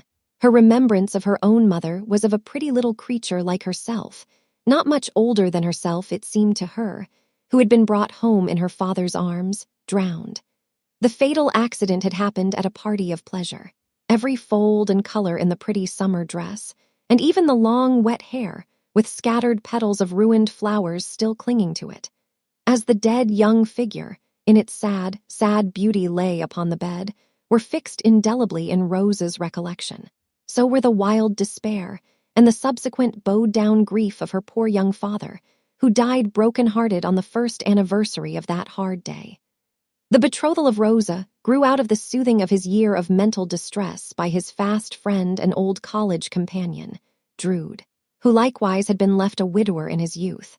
But he, too, went the silent road into which all earthly pilgrimages merge, some sooner and some later, and thus the young couple had come to be as they were. The atmosphere of pity surrounding the little orphan girl when she first came to Cloisterham had never cleared away. It had taken brighter hues as she grew older, happier, prettier. Now it had been golden, now roseate, and now azure, but it had always adorned her with some soft light of its own. The general desire to console and caress her had caused her to be treated in the beginning as a child much younger than her years. The same desire had caused her to be still petted when she was a child no longer. Who should be her favorite? Who should anticipate this or that small present, or do her this or that small service? Who should take her home for the holidays? Who should write to her the oftenest when they were separated, and whom she would most rejoice to see again when they were reunited? Even these gentle rivalries were not without their slight dashes of bitterness in the nuns' house. Well for the poor nuns in their day, if they hid no harder strife under their veils and rosaries. Thus Rosa had grown to be an amiable, giddy, willful, winning little creature, spoilt in the sense of counting upon kindness from all around her, but not in the sense of repaying it with indifference. Possessing an exhaustless well of affection in her nature, its sparkling waters had freshened and brightened the nuns' house for years, and yet its depths had never yet been moved. What might betide when that came to pass? What developing changes might fall upon the heedless head and light heart, then, remained to be seen. By what means the news that there had been a quarrel between the two young men overnight, involving even some kind of onslaught by Mr. Neville upon Edwin Drood, got into Miss Twinkleton's establishment before breakfast, it is impossible to say. Whether it was brought in by the birds of the air, or came blowing in with the very air itself, when the casement windows were set open. Whether the baker brought it kneaded into the bread, or the milkman delivered it as part of the adulteration of his milk, or the housemaids, beating the dust out of their mats against the gateposts, received it in exchange deposited on the mats by the town atmosphere. Certain it is that the news permeated every gable of the old building before Miss Twinkleton was down, and that Miss Twinkleton herself received it through Mrs. Tisher, while yet in the act of dressing, or as she might have expressed the phrase to a parent or guardian of a mythological turn, of sacrificing to the Graces. Miss Landless's brother had thrown a bottle at Mr. Edwin Drood. Miss Landless's brother had thrown a knife at Mr. Edwin Drood. A knife became suggestive of a fork, and Miss Landless's brother had thrown a fork at Mr. Edwin Drood. As in the governing precedents of Peter Piper, alleged to have picked the peck of pickled pepper, it was held physically desirable to have evidence of the existence of the peck of pickled pepper, which Peter Piper was alleged to have picked. So, in this case, it was held psychologically important to know why Miss Landless's brother threw a bottle, knife, or fork, or bottle, knife, and fork, for the cook had been given to understand it was all three, at Mr. Edwin Drood. Well then, Miss Landless's brother had said he admired Miss Budd. Mr. Edwin Drood had said to Miss Landless's brother that he had no business to admire Miss Budd. Miss Landless's brother had then upped. This was the cook's exact information with the bottle, knife, fork, and decanter, the decanter now coolly flying at everybody's head, without the least introduction, and thrown them all at Mr. Edwin Drood. Poor little Rosa put a forefinger into each of her ears when these rumors began to circulate, and retired into a corner, beseeching not to be told any more. But Miss Landless, begging permission of Miss Twinkleton to go and speak with her brother, and pretty plainly showing that she would take it if it were not given, struck out the more definite course of going to Mr. Crisparkle's for accurate intelligence. When she came back, being first closeted with Miss Twinkleton, in order that anything objectionable in her tidings might be retained by that discreet filter, she imparted to Rosa only, what had taken place, dwelling with a flushed cheek on the provocation her brother had received, but almost limiting it to that last gross affront as crowning some other words between them. And, out of consideration for her new friend, passing lightly over the fact that the other words had originated in her lover's taking things in general so very easily. To Rosa direct, she brought a petition from her brother that she would forgive him, and, having delivered it with sisterly earnestness, made an end of the subject. It was reserved for Miss Twinkleton to tone down the public mind of the nun's house. That lady, therefore, entering in a stately manner what plebeians might have called the schoolroom, but what, in the patrician language of the head of the nun's house, was euphuistically, not to say roundaboutedly, denominated the apartment allotted to study, and saying with a forensic air, "Ladies," all rose. Mrs. Tisher, at the same time, grouped herself behind her chief, as representing Queen Elizabeth's first historical female friend at Tilbury Fort. Miss Twinkleton then proceeded to remark that rumor, ladies, had been represented by the Bard of Avon. Needless were it to mention the immortal Shakespeare, also called the swan of his native river, not improbably with some reference to the ancient superstition that that bird of graceful plumage, Miss Jennings, will please stand upright, sang sweetly on the approach of death, for which we have no ornithological authority. Rumor, ladies, had been represented by that bard Hem, who drew the celebrated Jew, as painted full of tongues.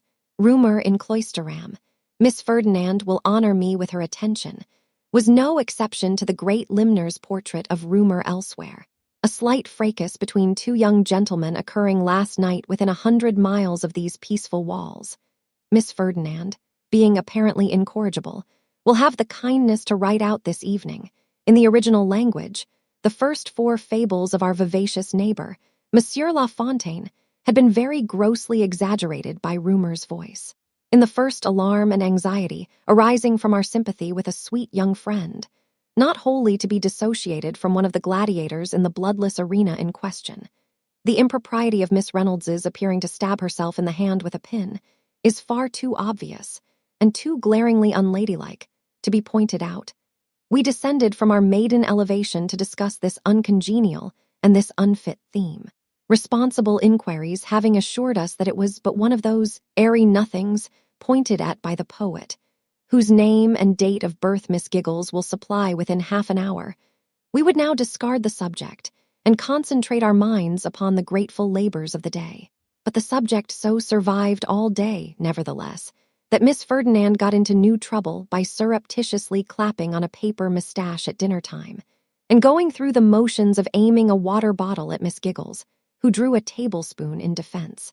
Now Rosa thought of this unlucky quarrel a great deal, and thought of it with an uncomfortable feeling that she was involved in it, as cause, or consequence, or what not, through being in a false position altogether as to her marriage engagement.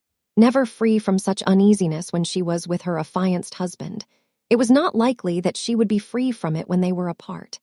Today, too, she was cast in upon herself, and deprived of the relief of talking freely with her new friend, because the quarrel had been with Helena's brother, and Helena undisguisedly avoided the subject as a delicate and difficult one to herself.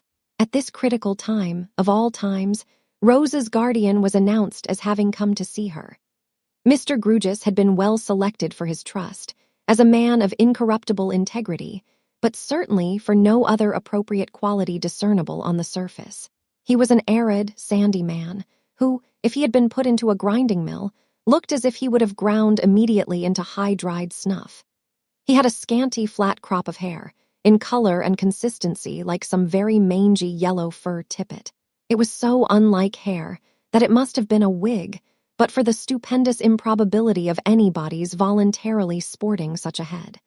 The little play of feature that his face presented was cut deep into it, in a few hard curves that made it more like work, and he had certain notches in his forehead, which looked as though nature had been about to touch them into sensibility or refinement, when she had impatiently thrown away the chisel, and said, "I really cannot be worried to finish off this man. Let him go as he is."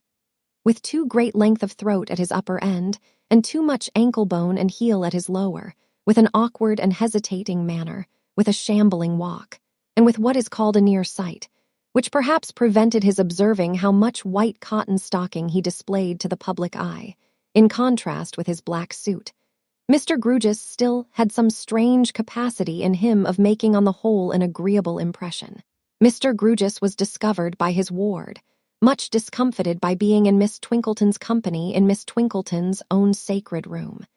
Dim forebodings of being examined in something, and not coming well out of it, seemed to oppress the poor gentleman when found in these circumstances. "My dear, how do you do? I am glad to see you. My dear, how much improved you are. Permit me to hand you a chair, my dear."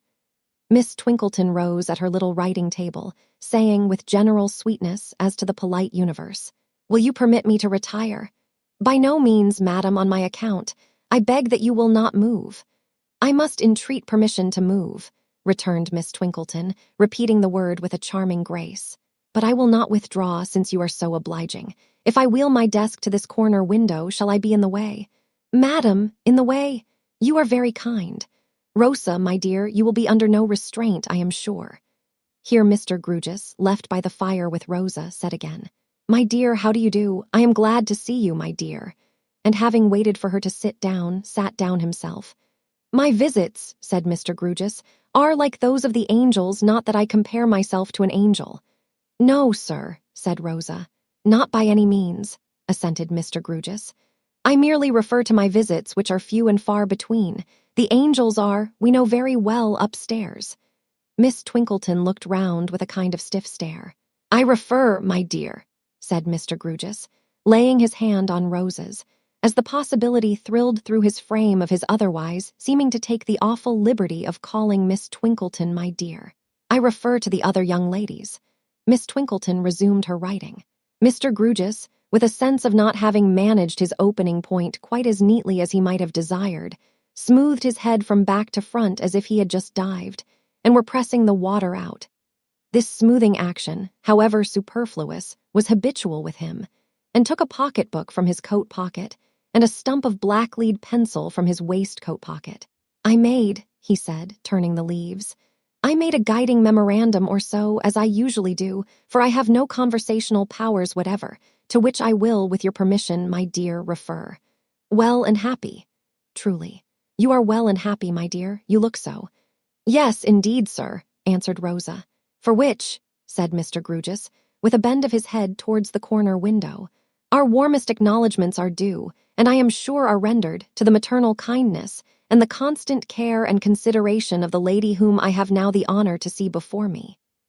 This point, again, made but a lame departure from Mr. Grewgious, and never got to its destination, for Miss Twinkleton, feeling that the courtesies required her to be by this time quite outside the conversation, was biting the end of her pen, and looking upward, as waiting for the descent of an idea from any member of the Celestial Nine who might have one to spare.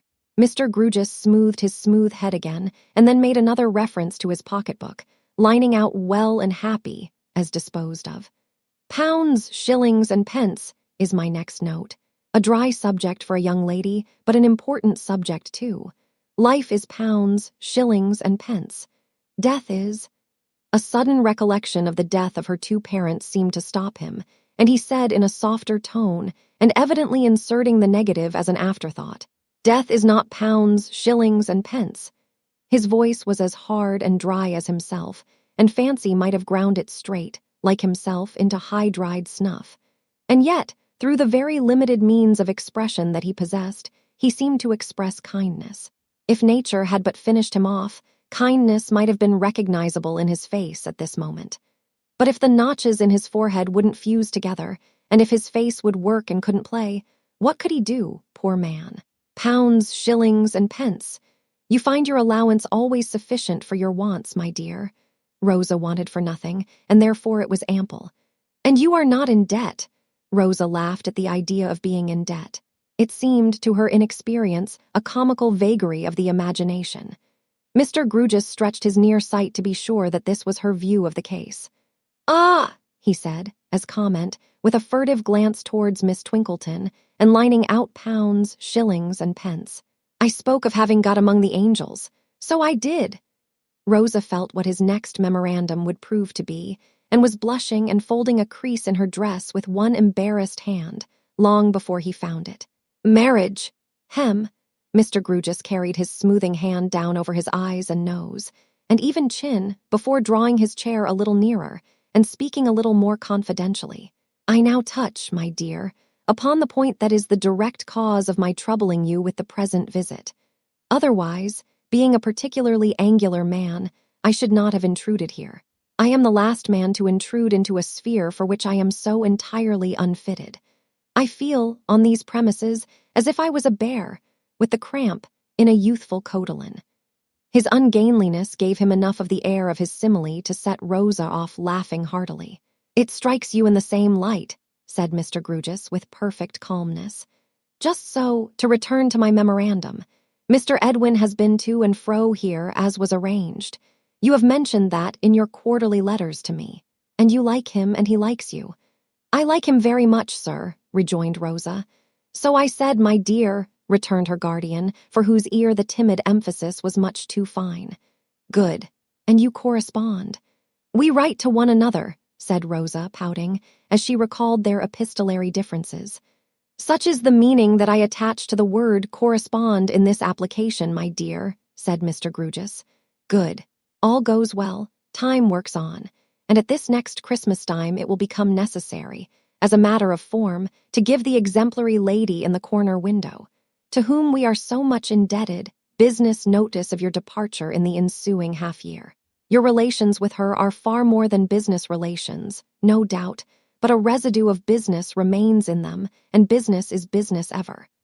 I am a particularly angular man, proceeded Mr. Grugis, as if it suddenly occurred to him to mention it, and I am not used to give anything away. If, for these two reasons, some competent proxy would give you away, I should take it very kindly. Rosa intimated, with her eyes on the ground, that she thought a substitute might be found if required. Surely, surely, said Mr. Grugis. For instance, the gentleman who teaches dancing here, he would know how to do it with graceful propriety. He would advance and retire in a manner satisfactory to the feelings of the officiating clergyman and of yourself and the bridegroom and all parties concerned. I am a particularly angular man, said Mr. Grugis, as if he had made up his mind to screw it out at last, and should only blunder. Rosa sat still and silent. Perhaps her mind had not got quite so far as the ceremony yet, but was lagging on the way there. Memorandum, will. Now, my dear, said Mr. Grugis, referring to his notes, disposing of marriage with his pencil, and taking a paper from his pocket. Although I have before possessed you with the contents of your father's will, I think it right at this time to leave a certified copy of it in your hands. And although Mr. Edwin is also aware of its contents, I think it right at this time likewise to place a certified copy of it in Mr. Jasper's hand. Not in his own, asked Rosa, looking up quickly. Cannot the copy go to Eddie himself? Why, yes, my dear, if you particularly wish it, but I spoke of Mr. Jasper as being his trustee. I do particularly wish it, if you please, said Rosa, hurriedly and earnestly. I don't like Mr. Jasper to come between us in any way. It is natural, I suppose, said Mr. Grugis, that your young husband should be all in all. Yes, you observe that I say, I suppose. The fact is, I am a particularly unnatural man, and I don't know from my own knowledge. Rosa looked at him with some wonder. I mean, he explained, that young ways were never my ways. I was the only offspring of parents far advanced in life, and I half believe I was born advanced in life myself. No personality is intended towards the name you will so soon change. When I remark that, while the general growth of people seem to have come into existence, buds, I seem to have come into existence a chip. I was a chip, and a very dry one, when I first became aware of myself. Respecting the other certified copy, your wish shall be complied with. Respecting your inheritance, I think you know all. It is an annuity of £250. The savings upon that annuity, and some other items to your credit, all duly carried to account, with vouchers, will place you in possession of a lump sum of money, rather exceeding £1,700. I am empowered to advance the cost of your preparations for your marriage out of that fund. All is told. Will you please tell me, said Rosa, taking the paper with a prettily knitted brow, but not opening it, whether I am right in what I am going to say. I can understand what you tell me, so very much better than what I read in law writings. My poor papa and Eddie's father made their agreement together, as very dear and firm and fast friends, in order that we, too, might be very dear and firm and fast friends after them. Just so. For the lasting good of both of us, and the lasting happiness of both of us. Just so. That we might be to one another even much more than they had been to one another. Just so. It was not bound upon Eddie, and it was not bound upon me by any forfeit. In case, don't be agitated, my dear. In the case that it brings tears into your affectionate eyes even to picture to yourself. In the case of your not marrying one another. No forfeiture on either side. You would then have been my ward until you were of age. No worse would have befallen you. Bad enough, perhaps. And Eddie? He would have come into his partnership derived from his father and into its arrears to his credit, if any, on attaining his majority just as now. Rosa, with her perplexed face and knitted brow, bit the corner of her attested copy as she sat with her head on one side, looking abstractedly on the floor and smoothing it with her foot. In short, said Mr. Grewgious, this betrothal is a wish, a sentiment, a friendly project, tenderly expressed on both sides. That it was strongly felt, and that there was a lively hope that it would prosper, there can be no doubt. When you were both children, you began to be accustomed to it, and it has prospered. But circumstances alter cases, and I made this visit today, partly, indeed principally, to discharge myself of the duty of telling you, my dear, that two young people can only be betrothed in marriage, except as a matter of convenience, and therefore mockery and misery of their own free will, their own attachment, and their own assurance. It may or it may not prove a mistaken one, but we must take our chance of that they are suited to each other, and will make each other happy. Is it to be supposed, for example, that if either of your fathers were living now, and had any mistrust on that subject, his mind would not be changed by the change of circumstances involved in the change of your years? Untenable, unreasonable, inconclusive, and preposterous. Mr. Grewgious said all this, as if he were reading it aloud, or, still more, as if he were repeating a lesson. So expressionless of any approach to spontaneity were his face and manner. I have now, my dear, he added, blurring out, will with his pencil, discharged myself of what is doubtless a formal duty in this case, but still a duty in such a case. Memorandum, wishes. My dear, is there any wish of yours that I can further? Rosa shook her head, with an almost plaintive air of hesitation in want of help. Is there any instruction that I can take from you with reference to your affairs? I should like to settle them with Eddie first, if you please, said Rosa, plaiting the crease in her dress. Surely, returned Mr. Grewgious. You two should be of one mind in all things. Is the young gentleman expected shortly?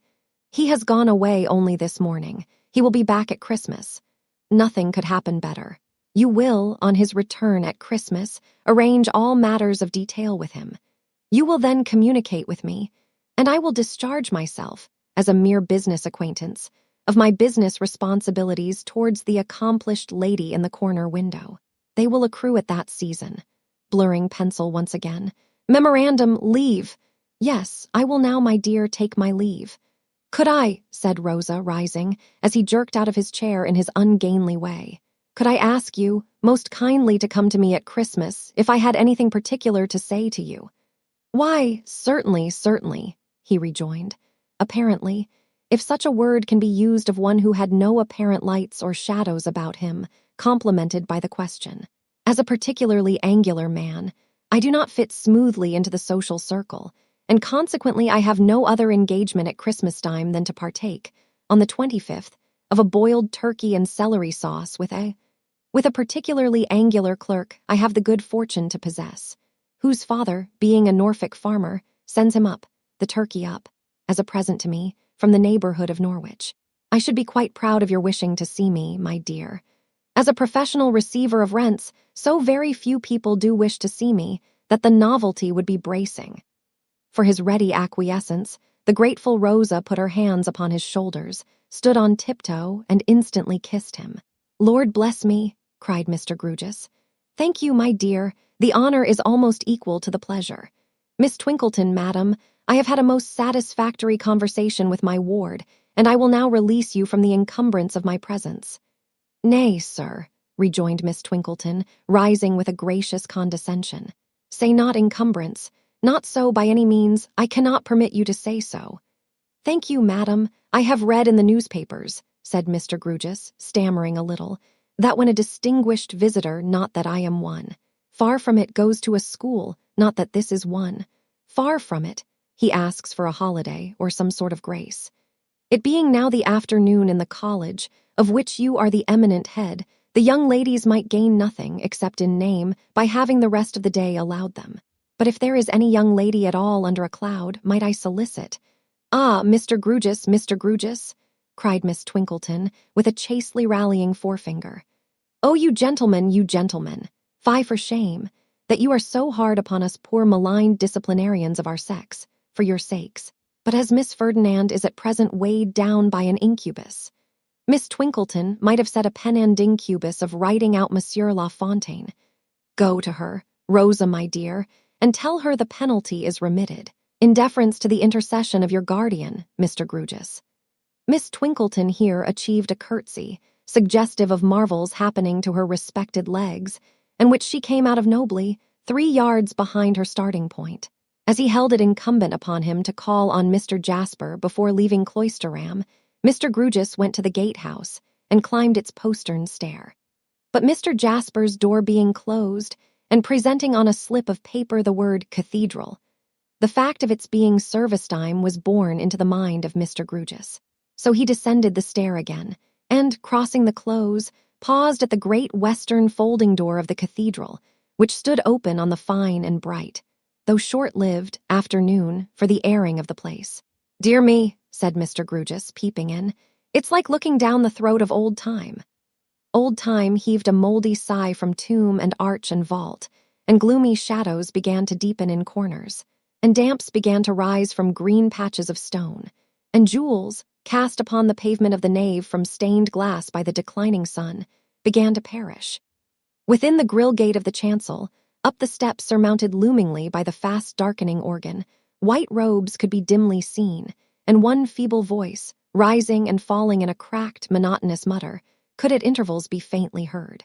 In the free outer air, the river, the green pastures, and the brown arable lands, the teeming hills and dales, were reddened by the sunset, while the distant little windows in windmills and farm homesteads shone, patches of bright beaten gold.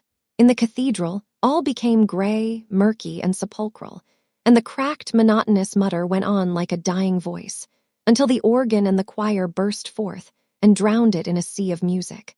Then the sea fell, and the dying voice made another feeble effort, and then the sea rose high and beat its life out and lashed the roof, and surged among the arches, and pierced the heights of the great tower. And then the sea was dry, and all was still. Mr. Grewgious had by that time walked to the chancel steps, where he met the living waters coming out. "Nothing is the matter," thus Jasper accosted him, rather quickly. "You have not been sent for." "Not at all, not at all. I came down of my own accord. I have been to my pretty wards, and am now homeward bound again." "You found her thriving." "Blooming indeed, most blooming. I merely came to tell her, seriously, what a betrothal by deceased parents is." "And what is it, according to your judgment?" Mr. Grewgious noticed the whiteness of the lips that asked the question, and put it down to the chilling account of the cathedral. "I merely came to tell her that it could not be considered binding, against any such reason for its dissolution as a want of affection, or want of disposition to carry it into effect, on the side of either party." "May I ask, had you any especial reason for telling her that?" Mr. Grewgious answered somewhat sharply. "The especial reason of doing my duty, sir. Simply that." Then he added, "Come, Mr. Jasper, I know your affection for your nephew, and that you are quick to feel on his behalf. I assure you that this implies not the least doubt of, or disrespect to, your nephew." "You could not," returned Jasper, with a friendly pressure of his arm as they walked on side by side, "speak more handsomely." Mr. Grewgious pulled off his hat to smooth his head, and having smoothed it, nodded it contentedly, and put his hat on again. "I will wager," said Jasper, smiling. His lips were still so white that he was conscious of it, and bit and moistened them while speaking. "I will wager that she hinted no wish to be released from Ned." "And you will win your wager if you do," retorted Mr. Grewgious. We should allow some margin for little maidenly delicacies in a young motherless creature. Under such circumstances, I suppose. It is not in my line. What do you think? There can be no doubt of it. I am glad you say so. Because, proceeded Mr. Grewgious, who had all this time very knowingly felt his way round to action on his remembrance of what she had said of Jasper himself, because she seems to have some little delicate instinct that all preliminary arrangements had best be made between Mr. Edwin Drood and herself. Don't you see? She don't want us, don't you know? Jasper touched himself on the breast and said, somewhat indistinctly, You mean me? Mr. Grewgious touched himself on the breast and said, I mean us. Therefore, let them have their little discussions and counsels together when Mr. Edwin Drood comes back here at Christmas, and then you and I will step in and put the final touches to the business. So, you settled with her that you would come back at Christmas? Observed Jasper. I see, Mr. Grewgious, as you quite fairly said just now, there is such an exceptional attachment between my nephew and me, that I am more sensitive for the dear, fortunate, happy fellow than for myself. But it is only right that the young lady should be considered, as you have pointed out, and that I should accept my cue from you. I accept it. I understand that at Christmas they will complete their preparations for May, and that their marriage will be put in final train by themselves, and that nothing will remain for us but to put ourselves in train also, and have everything ready for our formal release from our trusts, on Edwin's birthday. That is my understanding, assented Mr. Grewgious, as they shook hands to part. God bless them both. God save them both, cried Jasper. I said bless them, remarked the former, looking back over his shoulder. I said save them, returned the latter. Is there any difference? Chapter 10. Smoothing the Way. It has been often enough remarked that women have a curious power of divining the characters of men, which would seem to be innate and instinctive, seeing that it is arrived at through no patient process of reasoning, that it can give no satisfactory or sufficient account of itself, and that it pronounces in the most confident manner, even against accumulated observation, on the part of the other sex. But it has not been quite so often remarked that this power, fallible, like every other human attribute, is for the most part absolutely incapable of self-revision, and that when it has delivered an adverse opinion which by all human lights is subsequently proved to have failed, it is undistinguishable from prejudice, in respect of its determination not to be corrected. Nay, the very possibility of contradiction or disproof, however remote, communicates to this feminine judgment from the first, in 9 cases out of 10, the weakness attendant on the testimony of an interested witness. So personally and strongly does the fair diviner connect herself with her divination. Now, don't you think, ma dear, said the minor canon to his mother one day as she sat at her knitting in his little book-room, that you are rather hard on Mr. Neville? No, I do not, Sept, returned the old lady. Let us discuss it, ma. I have no objection to discuss it, Sept I trust, my dear, I am always open to discussion. There was a vibration in the old lady's cap, as though she internally added, and I should like to see the discussion that would change my mind. Very good, ma, said her conciliatory son. There is nothing like being open to discussion. I hope not, my dear, returned the old lady, evidently shut to it. Well, Mr. Neville on that unfortunate occasion commits himself under provocation. And under mulled wine, added the old lady. I must admit the wine, though I believe the 2 young men were much alike in that regard. I don't, said the old lady. Why not, ma? Because I don't, said the old lady. Still, I am quite open to discussion. But, my dear ma, I cannot see how we are to discuss if you take that line. Blame Mr. Neville for it, Sept, and not me, said the old lady with stately severity. My dear ma, why Mr. Neville? Because, said Mrs. Crisparkle, retiring on first principles, he came home intoxicated and did great discredit to this house and showed great disrespect to this family. That is not to be denied, ma. He was then, and he is now, very sorry for it. But for Mr. Jasper's well-bred consideration in coming up to me, next day, after service, in the nave itself, with his gown still on, and expressing his hope that I had not been greatly alarmed or had my rest violently broken, I believe I might never have heard of that disgraceful transaction, said the old lady. To be candid, ma, I think I should have kept it from you if I could, though I had not decidedly made up my mind. I was following Jasper out to confer with him on the subject and to consider the expediency of his and my jointly hushing the thing up on all accounts when I found him speaking to you. Then it was too late. Too late, indeed, except he was still as pale as gentlemanly ashes at what had taken place in his rooms overnight. If I had kept it from you, Ma, you may be sure it would have been for your peace and quiet, and for the good of the young men, and in my best discharge of my duty according to my lights. The old lady immediately walked across the room and kissed him, saying, "Of course, my dear Sept, I am sure of that. However, it became the town talk," said Mr. Crisparkle, rubbing his ear, as his mother resumed her seat and her knitting, and passed out of my power. "And I said then, Sept," returned the old lady, "that I thought ill of Mr. Neville. And I say now that I think ill of Mr. Neville. And I said then, and I say now, that I hope Mr. Neville may come to good, but I don't believe he will." Here the cap vibrated again considerably. "I am sorry to hear you say so, Ma. I am sorry to say so, my dear," interposed the old lady, knitting on firmly, "but I can't help it.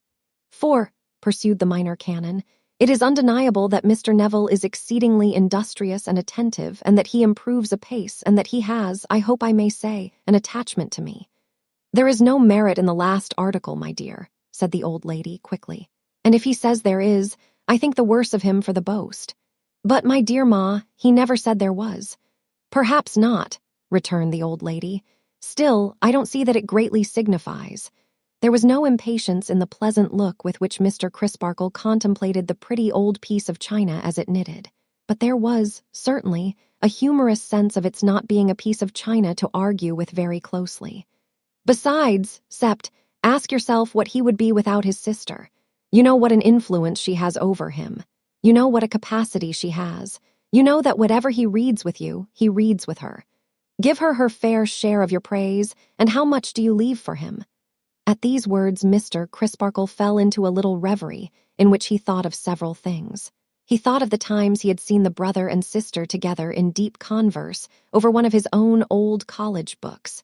Now, in the rimy mornings, when he made those sharpening pilgrimages to Cloisterham Weir. Now, in the somber evenings, when he faced the wind at sunset, having climbed his favorite outlook, a beetling fragment of monastery ruin.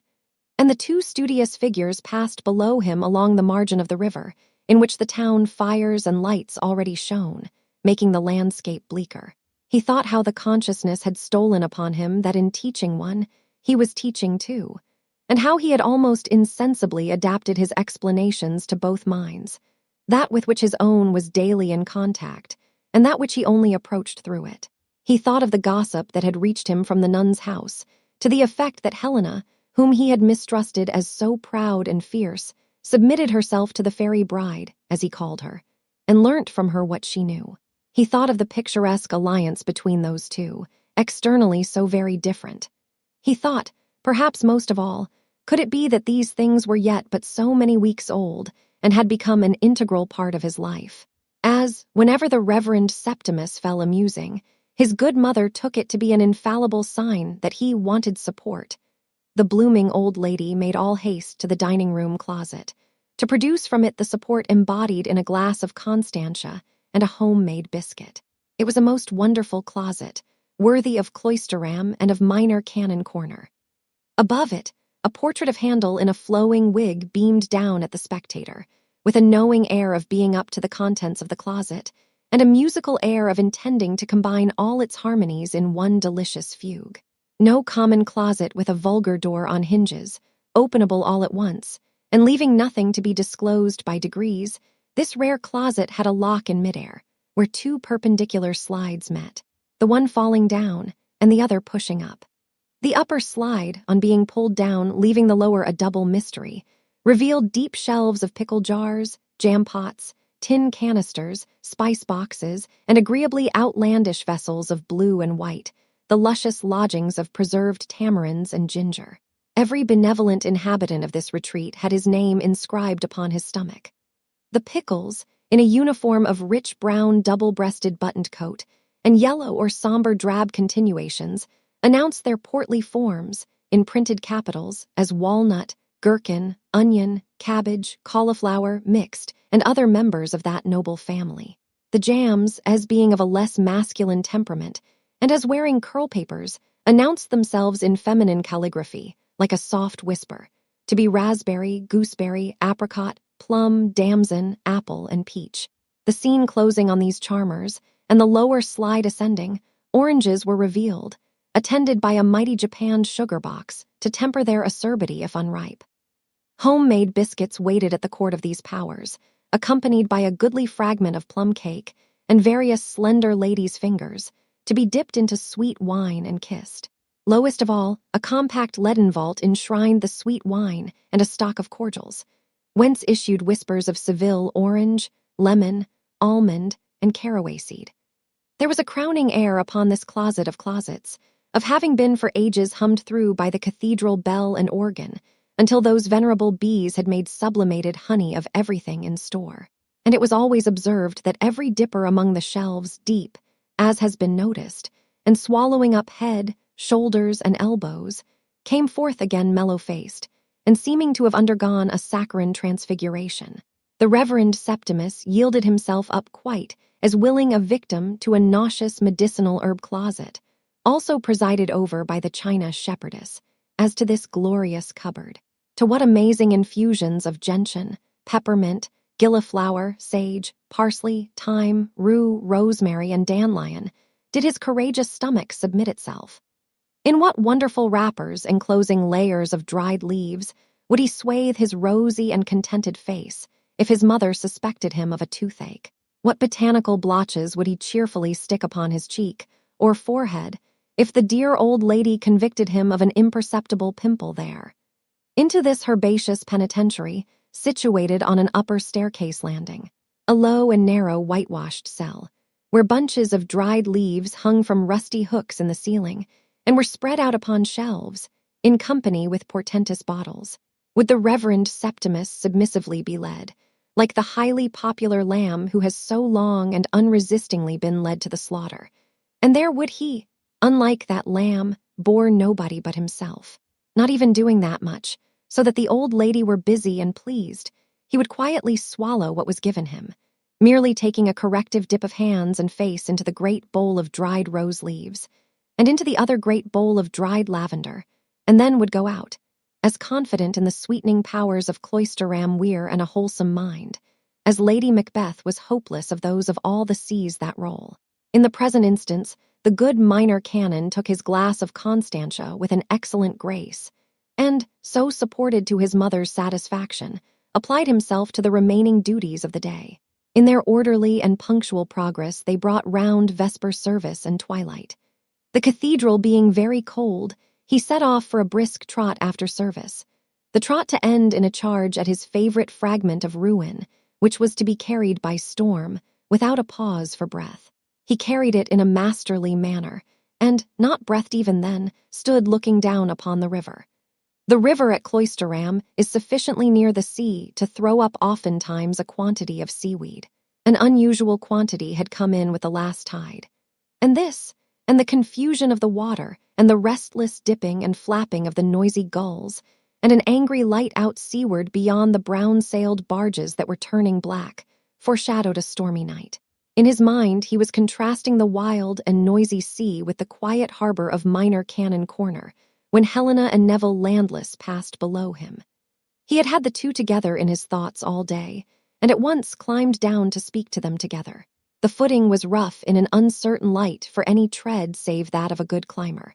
But the minor canon was as good a climber as most men, and stood beside them before many good climbers would have been halfway down. A wild evening, Miss Landless. Do you not find your usual walk with your brother too exposed and cold for the time of year? Or at all events when the sun is down and the weather is driving in from the sea? Helena thought not. It was their favorite walk. It was very retired. It is very retired, assented Mr. Crisparkle, laying hold of his opportunity straightway and walking on with them. It is a place of all others where one can speak without interruption, as I wish to do. Mr. Neville, I believe you tell your sister everything that passes between us. Everything, sir. Consequently, said Mr. Crisparkle, your sister is aware that I have repeatedly urged you to make some kind of apology for that unfortunate occurrence which befell on the night of your arrival here. In saying it, he looked to her, and not to him. Therefore it was she, and not he, who replied. "Yes, I call it unfortunate, Miss Helena," resumed Mr. Crisparkle, "forasmuch as it certainly has engendered a prejudice against Neville. There is a notion about that he is a dangerously passionate fellow, of an uncontrollable and furious temper. He is really avoided as such." "I have no doubt he is, poor fellow," said Helena, with a look of proud compassion at her brother, expressing a deep sense of his being ungenerously treated. "I should be quite sure of it, from your saying so. But what you tell me is confirmed by suppressed hints and references that I meet with every day." "Now," Mr. Crisparkle again resumed, in a tone of mild though firm persuasion, "is not this to be regretted, and ought it not to be amended? These are early days of Neville's in Cloisterham, and I have no fear of his outliving such a prejudice, and proving himself to have been misunderstood. But how much wiser to take action at once than to trust to uncertain time. Besides, apart from its being politic, it is right, for there can be no question that Neville was wrong." "He was provoked," Helena submitted. "He was the assailant," Mr. Crisparkle submitted. They walked on in silence until Helena raised her eyes to the minor canon's face and said, almost reproachfully, "Oh, Mr. Crisparkle, would you have Neville throw himself at young Drood's feet, or at Mr. Jasper's, who maligns him every day? In your heart you cannot mean it. From your heart you could not do it if his case were yours." "I have represented to Mr. Crisparkle, Helena," said Neville, with a glance of deference towards his tutor, "that if I could do it from my heart, I would.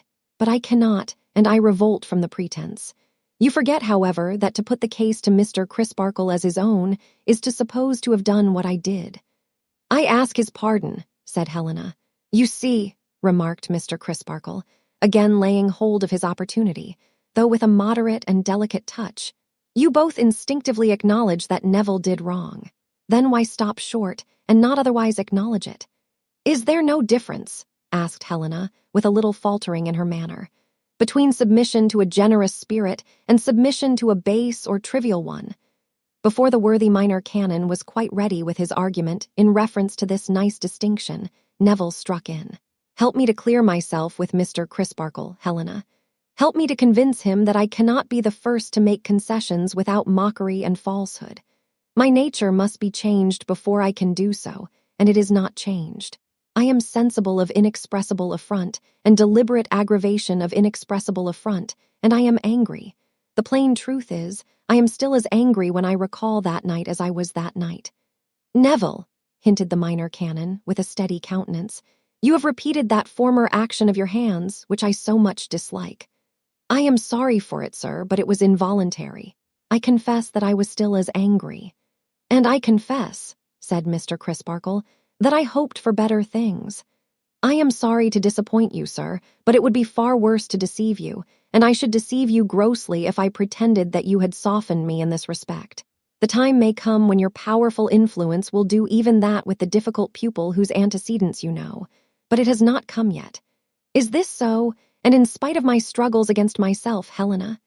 She, whose dark eyes were watching the effect of what he said on Mr. Crisparkle's face, replied, to Mr. Crisparkle, not to him, "It is so." After a short pause, she answered the slightest look of inquiry conceivable in her brother's eyes with as slight an affirmative bend of her own head. And he went on, "I have never yet had the courage to say to you, sir, what in full openness I ought to have said when you first talked with me on this subject. It is not easy to say, and I have been withheld by a fear of its seeming ridiculous, which is very strong upon me down to this last moment, and might, but for my sister, prevent my being quite open with you even now.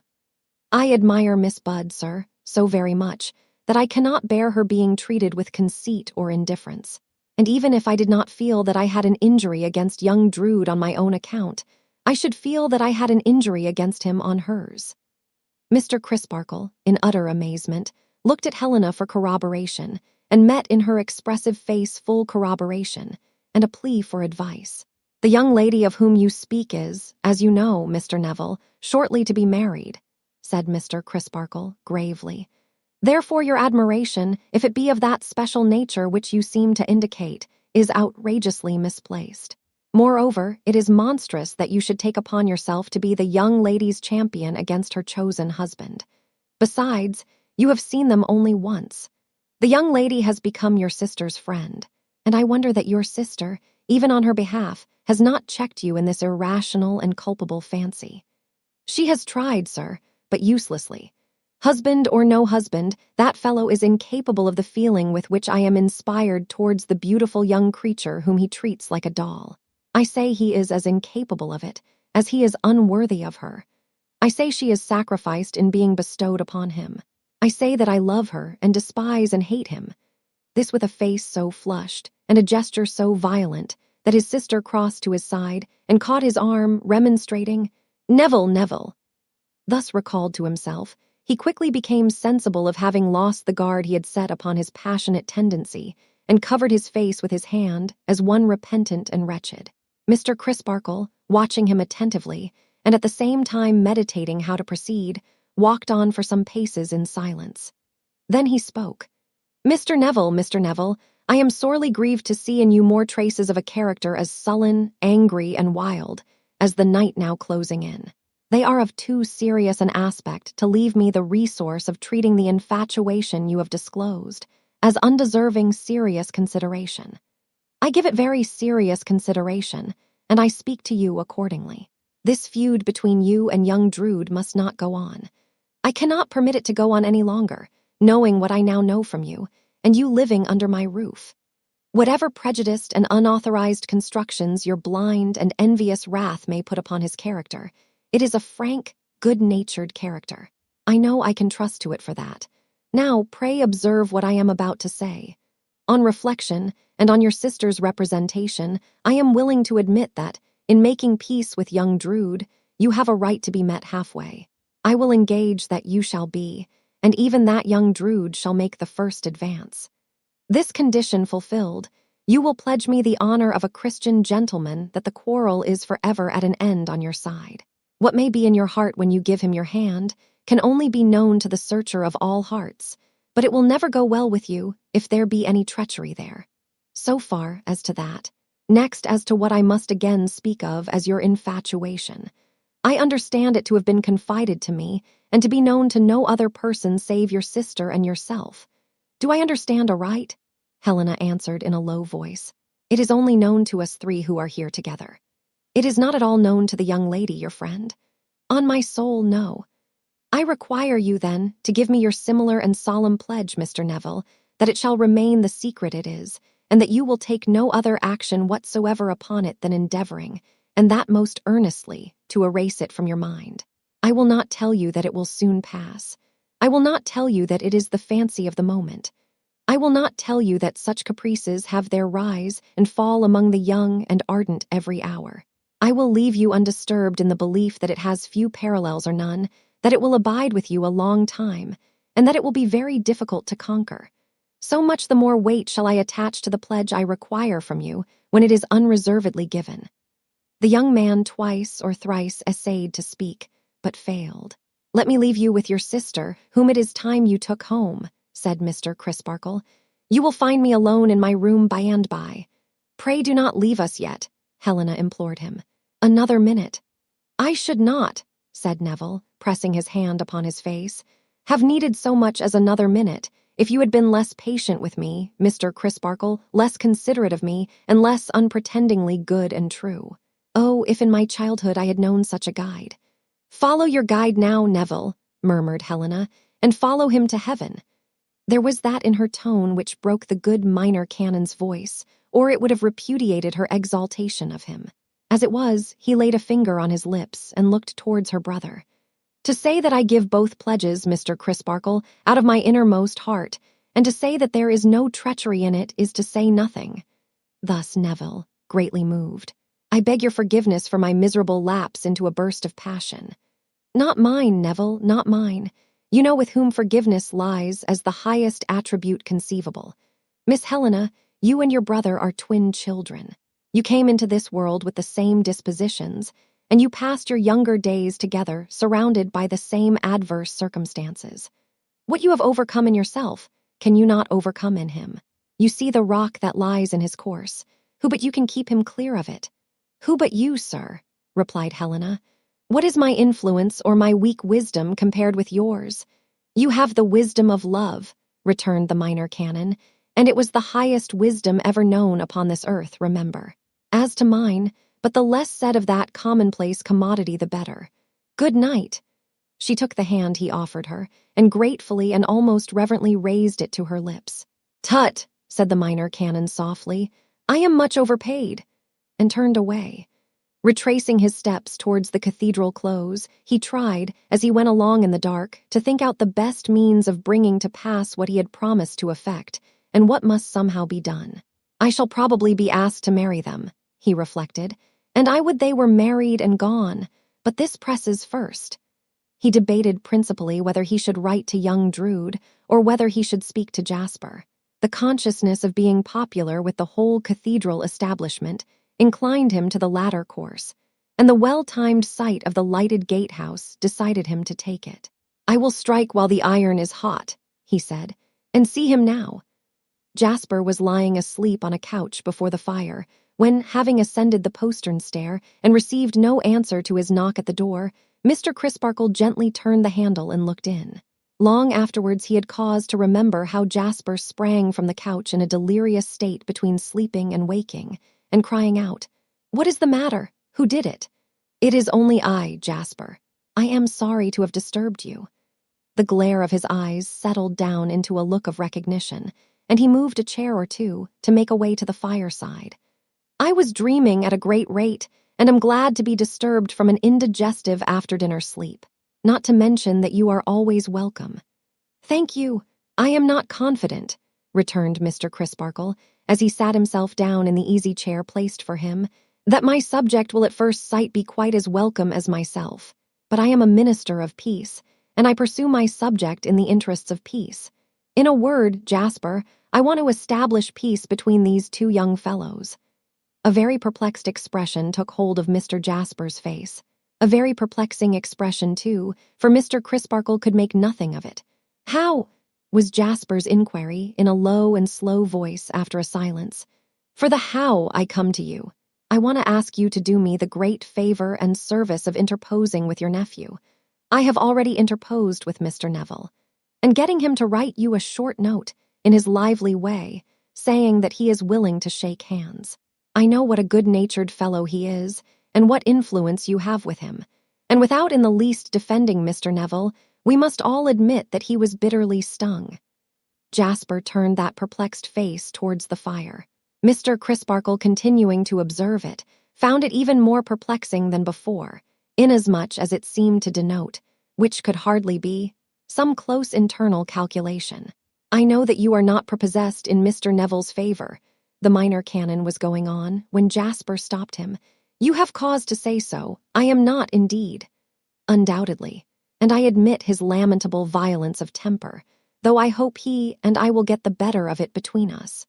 But I have exacted a very solemn promise from him as to his future demeanor towards your nephew, if you do kindly interpose, and I am sure he will keep it. You are always responsible and trustworthy, Mr. Crisparkle. Do you really feel sure that you can answer for him so confidently?" "I do." The perplexed and perplexing look vanished. "Then you relieve my mind of a great dread and a heavy weight," said Jasper. "I will do it." Mr. Crisparkle, delighted by the swiftness and completeness of his success, acknowledged it in the handsomest terms. "I will do it," repeated Jasper, "for the comfort of having your guarantee against my vague and unfounded fears. You will laugh, but do you keep a diary?" "A line for a day. Not more." "A line for a day would be quite as much as my uneventful life would need, heaven knows," said Jasper, taking a book from a desk. "But that my diary is, in fact, a diary of Ned's life, too. You will laugh at this entry. You will guess when it was made. Past midnight. After what I have just now seen, I have a morbid dread upon me of some horrible consequences resulting to my dear boy, that I cannot reason with or in any way contend against.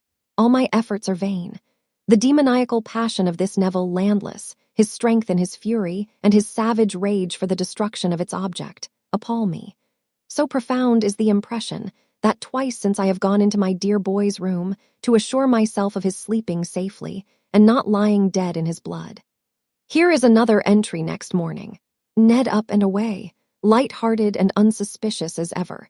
He laughed when I cautioned him and said he was as good a man as Neville Landless any day. I told him that might be, but he was not as bad a man. He continued to make light of it, but I traveled with him as far as I could and left him most unwillingly. I am unable to shake off these dark, intangible presentiments of evil, if feelings founded upon staring facts are to be so called.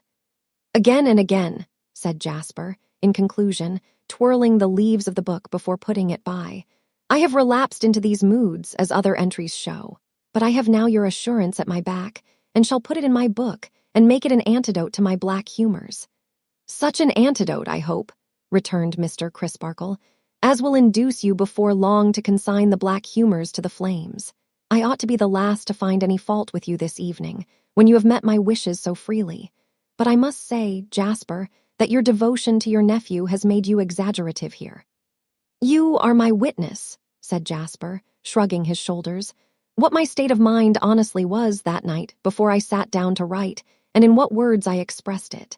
You remember objecting to a word I used as being too strong. It was a stronger word than any in my diary. Well, try the antidote, rejoined Mr. Crisparkle, and may it give you a brighter and better view of the case. We will discuss it no more now. I have to thank you for myself, thank you sincerely. You shall find, said Jasper as they shook hands, that I will not do the thing you wish me to do by halves. I will take care that Ned, giving way at all, shall give way thoroughly. On the third day after this conversation, he called on Mr. Crisparkle with the following letter. My dear Jack, I am touched by your account of your interview with Mr. Crisparkle, whom I much respect and esteem. At once I openly say that I forgot myself on that occasion quite as much as Mr. Landless did, and that I wish that bygone to be a bygone, and all to be right again. Look here, dear old boy. Ask Mr. Landless to dinner on Christmas Eve. The better the day, the better the deed. And let there be only we three, and let us shake hands all round there and then, and say no more about it. My dear Jack, ever your most affectionate Edwin Drood. P.S. Love to Miss Pussy at the next music lesson. You expect Mr. Neville, then, said Mr. Crisparkle. I count upon his coming, said Mr. Jasper. Chapter 11. A Picture and a Ring. Behind the most ancient part of Holborn, London, where certain gabled houses some centuries of age still stand looking on the public way, as if disconsolately looking for the old bourne that has long run dry, is a little nook composed of two irregular quadrangles, called Staple Inn. It is one of those nooks, the turning into which out of the clashing street imparts to the relieved pedestrian the sensation of having put cotton in his ears and velvet soles on his boots. It is one of those nooks where a few smoky sparrows twitter in smoky trees, as though they called to one another, "Let us play at country," and where a few feet of garden mold and a few yards of gravel enable them to do that refreshing violence to their tiny understandings. Moreover, it is one of those nooks which are legal nooks, and it contains a little hall with a little lantern in its roof. To what obstructive purposes devoted, and at whose expense, this history knoweth not. In the days when Cloisterham took offense at the existence of a railroad afar off, as menacing that sensitive constitution, the property of us Britons. The odd fortune of which sacred institution it is to be in exactly equal degrees croaked about, trembled for, and boasted of, whatever happens to anything, anywhere in the world. In those days, no neighboring architecture of lofty proportions had arisen to overshadow Staple Inn. The westering sun bestowed bright glances on it, and the southwest wind blew into it unimpeded. Neither wind nor sun, however, favored Staple Inn one December afternoon towards 6 o'clock, when it was filled with fog, and candles shed murky and blurred rays through the windows of all its then-occupied sets of chambers, notably from a set of chambers in a corner house in the little inner quadrangle, presenting in black and white over its ugly portal the mysterious inscription, PJT 1747, in which set of chambers, never having troubled his head about the inscription, unless to bethink himself at odd times on glancing up at it, that haply it might mean perhaps John Thomas, or perhaps Joe Tyler, sat Mr. Grewgious writing by his fire. Who could have told, by looking at Mr. Grewgious, whether he had ever known ambition or disappointment? He had been bred to the bar, and had laid himself out for chamber practice, to draw deeds. Convey the wise at call, as Pistol says, but conveyancing, and he had made such a very indifferent marriage of it that they had separated by consent, if there can be said to be separation where there has never been coming together. No, coy conveyancing would not come to Mr. Grewgious. She was wooed, not won, and they went their several ways. But an arbitration being blown towards him by some unaccountable wind, and he gaining great credit in it as one indefatigable in seeking out right and doing right, a pretty fat receivership was next blown into his pocket by a wind more traceable to its source. So, by chance, he had found his niche. Receiver and agent now to two rich estates, and deputing their legal business in an amount worth having to a firm of solicitors on the floor below, he had snuffed out his ambition, supposing him to have ever lighted it, and had settled down with his snuffers for the rest of his life under the dry vine and fig tree of P.J.T., who planted in 1747. Many accounts and account books, many files of correspondence, and several strong boxes garnished Mr. Grewgious's room. They can scarcely be represented as having lumbered it, so conscientious and precise was their orderly arrangement. The apprehension of dying suddenly, and leaving one fact or one figure with any incompleteness or obscurity attaching to it, would have stretched Mr. Grewgious stone-dead any day. The largest fidelity to a trust was the lifeblood of the man. There are sorts of lifeblood that course more quickly, more gaily, more attractively, but there is no better sort in circulation. There was no luxury in his room. Even its comforts were limited to its being dry and warm, and having a snug though faded fireside. What may be called its private life was confined to the hearth, and an easy chair, and an old-fashioned occasional round table that was brought out upon the rug after business hours, from a corner where it elsewise remained turned up like a shining mahogany shield. Behind it, when standing thus on the defensive, was a closet, usually containing something good to drink. An outer room was the clerk's room. Mr. Grewgious's sleeping room was across the common stair, and he held some not empty cellarage at the bottom of the common stair. 300 days in the year, at least, he crossed over to the hotel in Furnival's Inn for his dinner, and after dinner crossed back again to make the most of these simplicities until it should become broad business day once more, with P.J.T., date 1747. As Mr. Grewgious sat and wrote by his fire that afternoon, so did the clerk of Mr. Grewgious sit and write by his fire.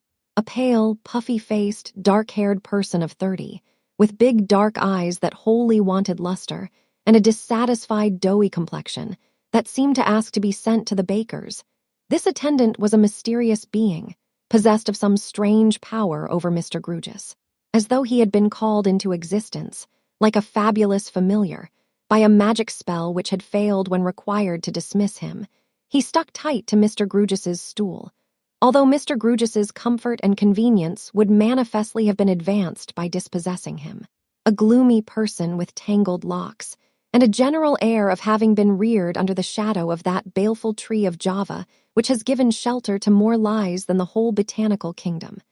Mr. Grewgious, nevertheless, treated him with unaccountable consideration. "Now, Bazzard," said Mr. Grewgious on the entrance of his clerk, looking up from his papers as he arranged them for the night, "what is in the wind besides fog?" "Mr. Drood," said Bazzard. "What of him?" "Has called," said Bazzard. "You might have shown him in." "I am doing it," said Bazzard.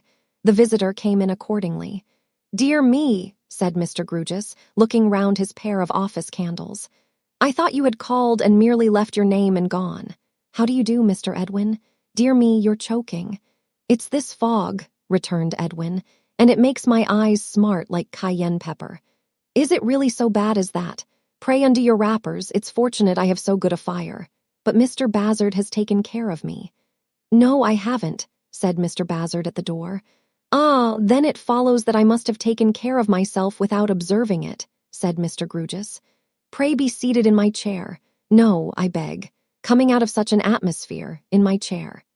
Edwin took the easy chair in the corner, and the fog he had brought in with him, and the fog he took off with his great-coat and neck-shawl, was speedily licked up by the eager fire. "I look," said Edwin, smiling, "as if I had come to stop." "By the by," cried Mr. Grewgious, "excuse my interrupting you, do stop. The fog may clear in an hour or two. We can have dinner in from just across Holborn. You had better take your cayenne pepper here than outside. Pray stop and dine."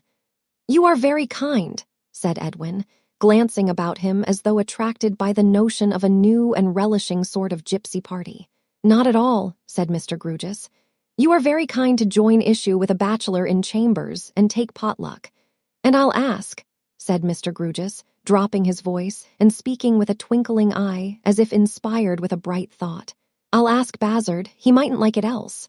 Bazzard reappeared. "Dine presently with Mr. Drood and me." "If I am ordered to dine, of course I will, sir," was the gloomy answer. "Save the man," cried Mr. Grugis. "You're not ordered, you're invited." "Thank you, sir," said Bazzard. "In that case, I don't care if I do." "That's arranged.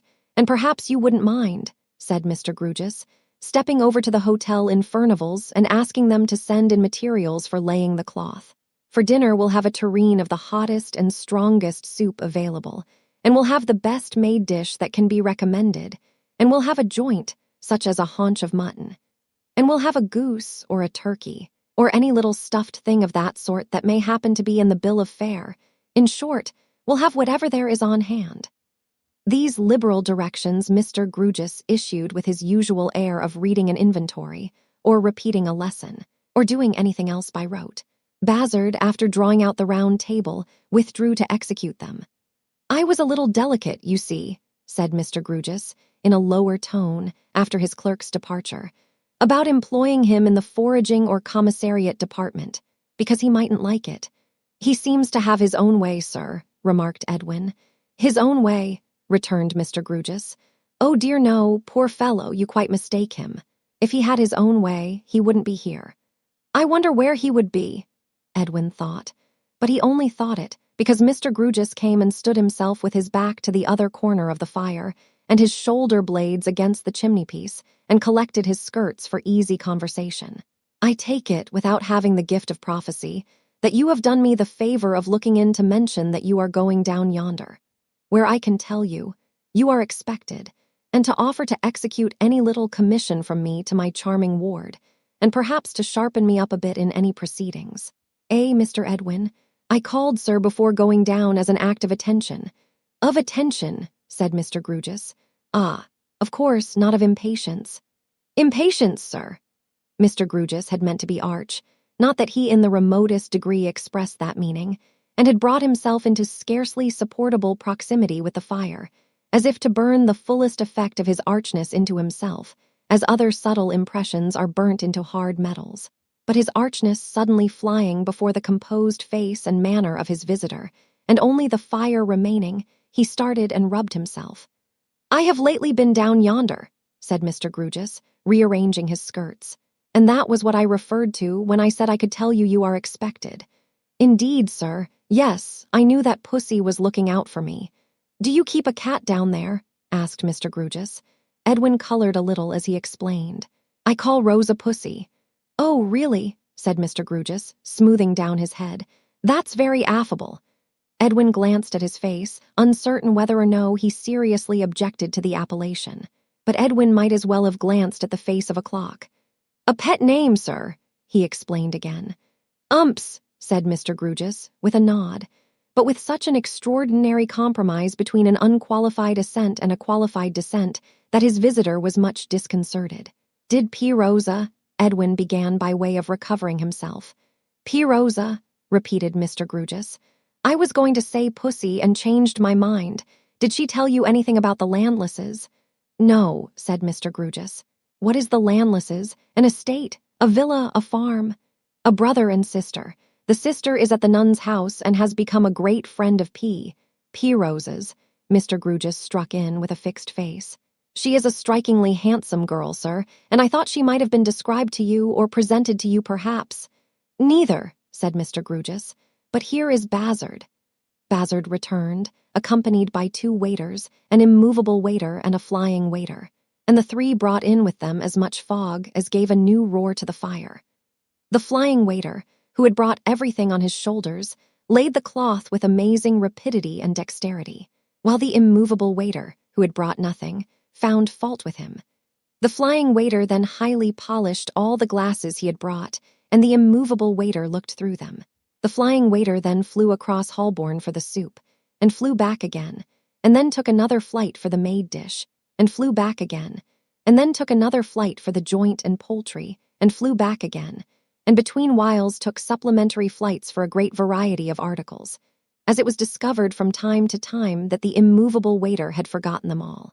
But let the flying waiter cleave the air as he might, he was always reproached on his return by the immovable waiter for bringing fog with him, and being out of breath. At the conclusion of the repast, by which time the flying waiter was severely blown, the immovable waiter gathered up the tablecloth under his arm with a grand air, and having sternly, not to say with indignation, looked on at the flying waiter while he set the clean glasses round, directed a valedictory glance towards Mr. Grewgious, conveying, "Let it be clearly understood between us that the reward is mine, and that nil is the claim of this slave," and pushed the flying waiter before him out of the room. It was like a highly finished miniature painting representing my lords of the circumlocution department, commandership-in-chief of any sort, government. It was quite an edifying little picture to be hung on the line in the National Gallery.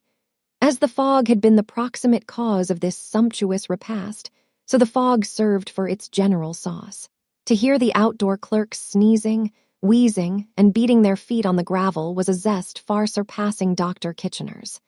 To bid, with a shiver, the unfortunate flying waiter shut the door before he had opened it, was a condiment of a profounder flavor than Harvey. And here let it be noticed, parenthetically, that the leg of this young man, in its application to the door, evinced the finest sense of touch, always preceding himself and tray, with something of an angling air about it, by some seconds, and always lingering after he and the tray had disappeared, like Macbeth's leg, when accompanying him off the stage with reluctance to the assassination of Duncan. The host had gone below to the cellar, and had brought up bottles of ruby, straw-colored, and golden drinks, which had ripened long ago in lands where no fogs are, and had since lain slumbering in the shade. Sparkling and tingling after so long a nap, they pushed at their corks to help the corkscrew, like prisoners helping rioters to force their gates, and danced out gaily. If P.J.T., in 1747, or in any other year of his period, drank such wines, then, for a certainty, P.J.T. was pretty jolly too. Externally, Mr. Grewgious showed no signs of being mellowed by these glowing vintages. Instead of his drinking them, they might have been poured over him in his high-dried snuff form and run to waste, for any lights and shades they caused to flicker over his face. Neither was his manner influenced, but in his wooden way, he had observant eyes for Edwin. And when at the end of dinner, he motioned Edwin back to his own easy chair in the fireside corner, and Edwin sank luxuriously into it after very brief remonstrance, Mr. Grewgious, as he turned his seat round towards the fire too, and smoothed his head and face, might have been seen looking at his visitor between his smoothing fingers. "Bazzard," said Mr. Grewgious, suddenly turning to him. "I follow you, sir," returned Bazzard, who had done his work of consuming meat and drink in a workmanlike manner, though mostly in speechlessness. "I drink to you, Bazzard. Mr. Edwin, success to Mr. Bazzard." "Success to Mr. Bazzard," echoed Edwin, with a totally unfounded appearance of enthusiasm and with the unspoken addition, "What in, I wonder?" "And may," pursued Mr. Grewgious, "I am not at liberty to be definite, may. My conversational powers are so very limited that I know I shall not come well out of this, may. It ought to be put imaginatively, but I have no imagination, may. The thorn of anxiety is as nearly the mark as I am likely to get, may it come out at last." Mr. Bazzard, with a frowning smile at the fire, put a hand into his tangled locks, as if the thorn of anxiety were there, then into his waistcoat, as if it were there, then into his pockets, as if it were there. In all these movements he was closely followed by the eyes of Edwin, as if that young gentleman expected to see the thorn in action. It was not produced, however, and Mr. Bazzard merely said, "I follow you, sir, and I thank you."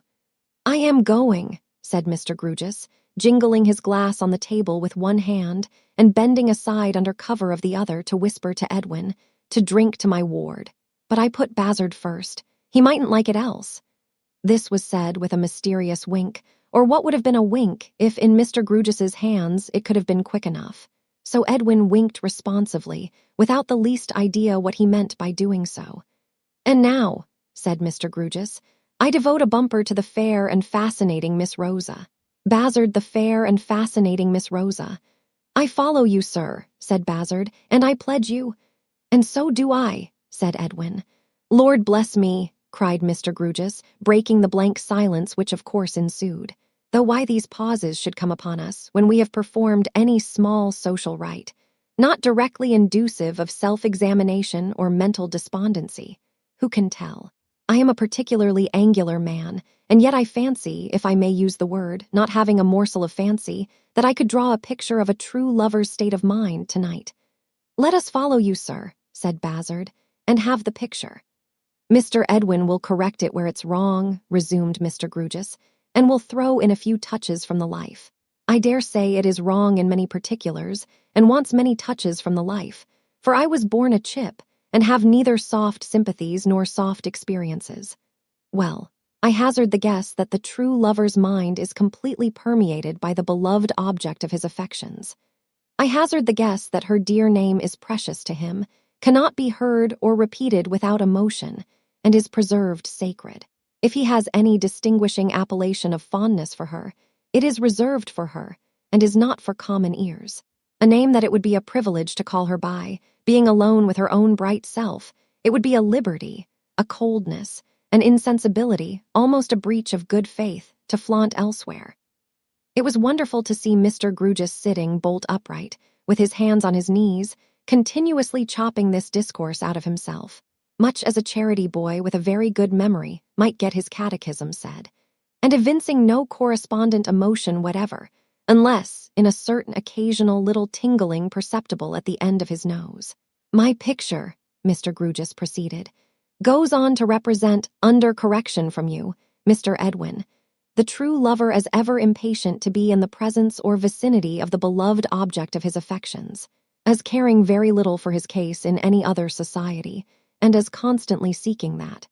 If I was to say seeking that, as a bird seeks its nest, I should make an ass of myself, because that would trench upon what I understand to be poetry, and I am so far from trenching upon poetry at any time, that I never, to my knowledge, got within 10,000 miles of it. And I am besides totally unacquainted with the habits of birds, except the birds of Staple Inn, who seek their nests on ledges, and in gutter pipes and chimney pots, not constructed for them by the beneficent hand of nature. I beg, therefore, to be understood as foregoing the bird's nest. But my picture does represent the true lover as having no existence separable from that of the beloved object of his affections, and as living at once a doubled life and a halved life. And if I do not clearly express what I mean by that, it is either for the reason that having no conversational powers, I cannot express what I mean, or that having no meaning, I do not mean what I fail to express, which, to the best of my belief, is not the case. Edwin had turned red and turned white as certain points of this picture came into the light. He now sat looking at the fire and bit his lip. "The speculations of an angular man," resumed Mr. Grugis, still sitting and speaking exactly as before, "are probably erroneous on so globular a topic. But I figure to myself, subject as before to Mr. Edwin's correction, that there can be no coolness, no lassitude, no doubt, no indifference, no half-fire and half-smoke state of mind in a real lover. Pray, am I at all near the mark in my picture?" As abrupt in his conclusion as in his commencement and progress, he jerked this inquiry at Edwin, and stopped when one might have supposed him in the middle of his oration. "I should say, sir," stammered Edwin, "as you refer the question to me—" "Yes," said Mr. Grugis, "I refer it to you as an authority." "I should say then, sir," Edwin went on, embarrassed, "that the picture you have drawn is generally correct, but I submit that perhaps you may be rather hard upon the unlucky lover." "Likely so," assented Mr. Grugis, "likely so. I am a hard man in the grain." "He may not show," said Edwin, "all he feels, or he may not." There he stopped so long, to find the rest of his sentence, that Mr. Grugis rendered his difficulty 1,000 times the greater by unexpectedly striking in with, "No, to be sure. He may not." After that, they all sat silent, the silence of Mr. Bazzard being occasioned by slumber. "His responsibility is very great, though," said Mr. Grewgious at length, with his eyes on the fire. Edwin nodded assent, with his eyes on the fire. "And let him be sure that he trifles with no one," said Mr. Grewgious, "neither with himself nor with any other." Edwin bit his lip again, and still sat looking at the fire. He must not make a plaything of a treasure. Woe betide him if he does. Let him take that well to heart, said Mr. Grewgious, though he said these things in short sentences, much as the supposititious charity boy just now referred to might have repeated a verse or two from the book of Proverbs. There was something dreamy, for so literal a man, in the way in which he now shook his right forefinger at the live coals in the grate, and again fell silent. But not for long. As he sat upright and stiff in his chair, he suddenly rapped his knees, like the carved image of some queer joss or other coming out of its reverie, and said, "We must finish this bottle, Mr. Edwin. Let me help you. I'll help Bazzard too, though he is asleep. He mightn't like it else." He helped them both, and helped himself, and drained his glass, and stood it bottom upward on the table, as though he had just caught a bluebottle in it. "And now, Mr. Edwin," he proceeded, wiping his mouth and hands upon his handkerchief, "to a little piece of business. You received from me the other day a certified copy of Miss Rose's father's will. You knew its contents before, but you received it from me as a matter of business. I should have sent it to Mr. Jasper, but for Miss Rose's wishing it to come straight to you, in preference. You received it, quite safely, sir.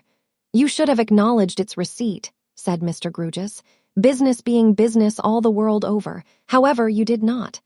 I meant to have acknowledged it when I first came in this evening, sir." "Not a business-like acknowledgment," returned Mr. Grewgious. "However, let that pass. Now, in that document you have observed a few words of kindly allusion to its being left to me to discharge a little trust, confided to me in conversation, at such time as I in my discretion may think best." "Yes, sir." "Mr. Edwin, it came into my mind just now, when I was looking at the fire, that I could, in my discretion, acquit myself of that trust at no better time than the present. Favor me with your attention 30 minutes. He took a bunch of keys from his pocket, singled out by the candlelight the key he wanted, and then, with a candle in his hand, went to a bureau or escritoire, unlocked it, touched the spring of a little secret drawer, and took from it an ordinary ring case made for a single ring. With this in his hand, he returned to his chair. As he held it up for the young man to see, his hand trembled. "Mr. Edwin, this rose of diamonds and rubies delicately set in gold was a ring belonging to Miss Rose's mother.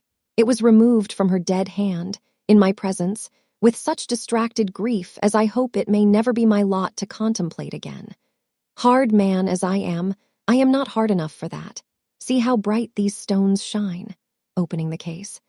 "And yet the eyes that were so much brighter, and that so often looked upon them with a light and a proud heart, have been ashes among ashes and dust among dust some years. If I had any imagination, which it is needless to say I have not, I might imagine that the lasting beauty of these stones was almost cruel." He closed the case again as he spoke. "This ring was given to the young lady who was drowned so early in her beautiful and happy career, by her husband, when they first plighted their faith to one another. It was he who removed it from her unconscious hand, and it was he who, when his death drew very near, placed it in mine. The trust in which I received it was that, you and Miss Rosa growing to manhood and womanhood, and your betrothal prospering and coming to maturity, I should give it to you to place upon her finger. Failing those desired results, it was to remain in my possession." Some trouble was in the young man's face, and some indecision was in the action of his hand, as Mr. Grewgious, looking steadfastly at him, gave him the ring. "Your placing it on her finger," said Mr. Grewgious, "will be the solemn seal upon your strict fidelity to the living and the dead. You are going to her, to make the last irrevocable preparations for your marriage. Take it with you." The young man took the little case and placed it in his breast. "If anything should be amiss, if anything should be even slightly wrong between you, if you should have any secret consciousness that you are committing yourself to this step for no higher reason than because you have long been accustomed to look forward to it, then," said Mr. Grewgious, "I charge you once more, by the living and by the dead, to bring that ring back to me." Here Bazzard awoke himself by his own snoring, and, as is usual in such cases, sat apoplectically staring at vacancy, as defying vacancy to accuse him of having been asleep. "Bazzard," said Mr. Grewgious, harder than ever. "I follow you, sir," said Bazzard, "and I have been following you. In discharge of a trust, I have handed Mr. Edwin Drood a ring of diamonds and rubies. You see," Edwin reproduced the little case and opened it, and Bazzard looked into it. "I follow you both, sir," returned Bazzard, "and I witnessed the transaction." Evidently anxious to get away and be alone, Edwin Drood now resumed his outer clothing, muttering something about time and appointments. The fog was reported no clearer by the flying waiter, who alighted from a speculative flight in the coffee interest, but he went out into it, and Bazzard, after his manner, followed him. Mr. Grewgious, left alone, walked softly and slowly to and fro for an hour and more. He was restless tonight and seemed dispirited. "I hope I have done right," he said. The appeal to him seemed necessary. It was hard to lose the ring, and yet it must have gone from me very soon. He closed the empty little drawer with a sigh and shut and locked the escritoire and came back to the solitary fireside. "Her ring," he went on. "Will it come back to me? My mind hangs about her ring very uneasily tonight, but that is explainable. I have had it so long, and I have prized it so much. I wonder." He was in a wondering mood as well as a restless, for though he checked himself at that point and took another walk, he resumed his wondering when he sat down again. "I wonder for the 10,000th time, and what a weak fool I, for what can it signify now?" Whether he confided the charge of their orphan child to me, because he knew, good God, how like her mother she has become. I wonder whether he ever so much as suspected that someone doted on her at a hopeless, speechless distance when he struck in and won her. I wonder whether it ever crept into his mind who that unfortunate someone was. I wonder whether I shall sleep tonight. At all events, I will shut out the world with the bedclothes and try. Mr. Grewgious crossed the staircase to his raw and foggy bedroom and was soon ready for bed. Dimly catching sight of his face in the misty looking-glass, he held his candle to it for a moment. "A likely someone you to come into anybody's thoughts in such an aspect," he exclaimed. There. Get to bed, poor man, and cease to jabber." With that, he extinguished his light, pulled up the bedclothes around him, and with another sigh shut out the world. And yet there are such unexplored romantic nooks in the unlikeliest men, that even old Tinderus and Touchwoody P.J.T. possibly jabbered thus, at some odd times, in or about 1747. Chapter 12. A Night with Durdles. When Mr. SAPSEA has nothing better to do, towards evening, and finds the contemplation of his own profundity becoming a little monotonous in spite of the vastness of the subject, he often takes an airing in the cathedral close and thereabout. He likes to pass the churchyard with a swelling air of proprietorship, and to encourage in his breast a sort of benignant landlord feeling, in that he has been bountiful towards that meritorious tenant, Mrs. SAPSEA, and has publicly given her a prize. He likes to see a stray face or two looking in through the railings, and perhaps reading his inscription. Should he meet a stranger coming from the churchyard with a quick step, he is morally convinced that the stranger is, with a blush retiring, as monumentally directed. Mr. SAPSEA's importance has received enhancement, for he has become mayor of Cloisterham.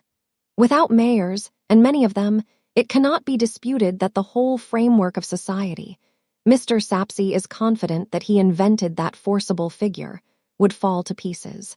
Mayors have been knighted for going up with addresses, explosive machines intrepidly discharging shot and shell into the English grammar. Mr. SAPSEA may go up with an address. "Rise, Sir Thomas SAPSEA, of such is the salt of the earth." Mr. SAPSEA has improved the acquaintance of Mr. Jasper since their first meeting to partake of port, epitaph, backgammon, beef, and salad. Mr. SAPSEA has been received at the gatehouse with kindred hospitality, and on that occasion, Mr. Jasper seated himself at the piano and sang to him, tickling his ears, figuratively, long enough to present a considerable area for tickling. What Mr. SAPSEA likes in that young man is that he is always ready to profit by the wisdom of his elders, and that he is sound, sir, at the core. In proof of which, he sang to Mr. SAPSEA that evening, no kickshaw ditties, favorites with national enemies, but gave him the genuine George III homebrewed, exhorting him, as my brave boys, to reduce to a smashed condition all other islands but this island, and all continents, peninsulas, isthmuses, promontories, and other geographical forms of land soever, besides sweeping the seas in all directions. In short, he rendered it pretty clear that Providence made a distinct mistake in originating so small a nation of hearts of oak, and so many other verminous peoples. Mr. SAPSEA, walking slowly this moist evening near the churchyard with his hands behind him, on the lookout for a blushing and retiring stranger, turns a corner and comes instead into the goodly presence of the dean, conversing with the verger and Mr. Jasper. Mr. SAPSEA makes his obeisance, and is instantly stricken far more ecclesiastical than any Archbishop of York or Canterbury. "You are evidently going to write a book about us, Mr. Jasper," quoth the dean. "To write a book about us? Well, we are very ancient and we ought to make a good book.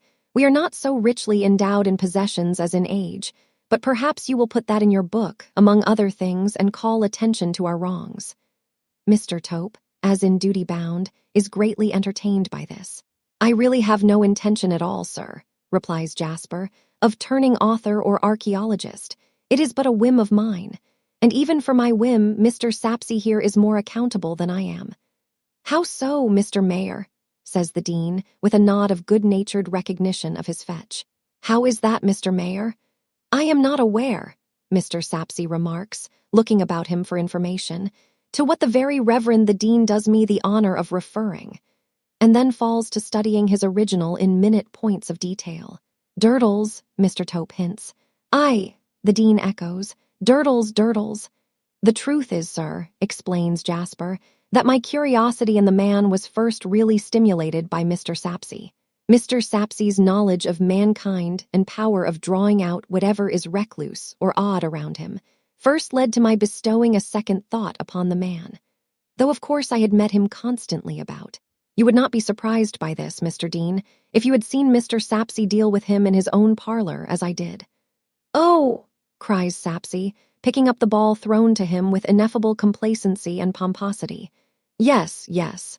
The very Reverend the Dean refers to that. Yes, I happen to bring Durdles and Mr. Jasper together. I regard Durdles as a character." "A character, Mr. SAPSEA, that with a few skillful touches you turn inside out," says Jasper. "Nay, not quite that," returns the lumbering auctioneer. "I may have a little influence over him, perhaps, and a little insight into his character, perhaps.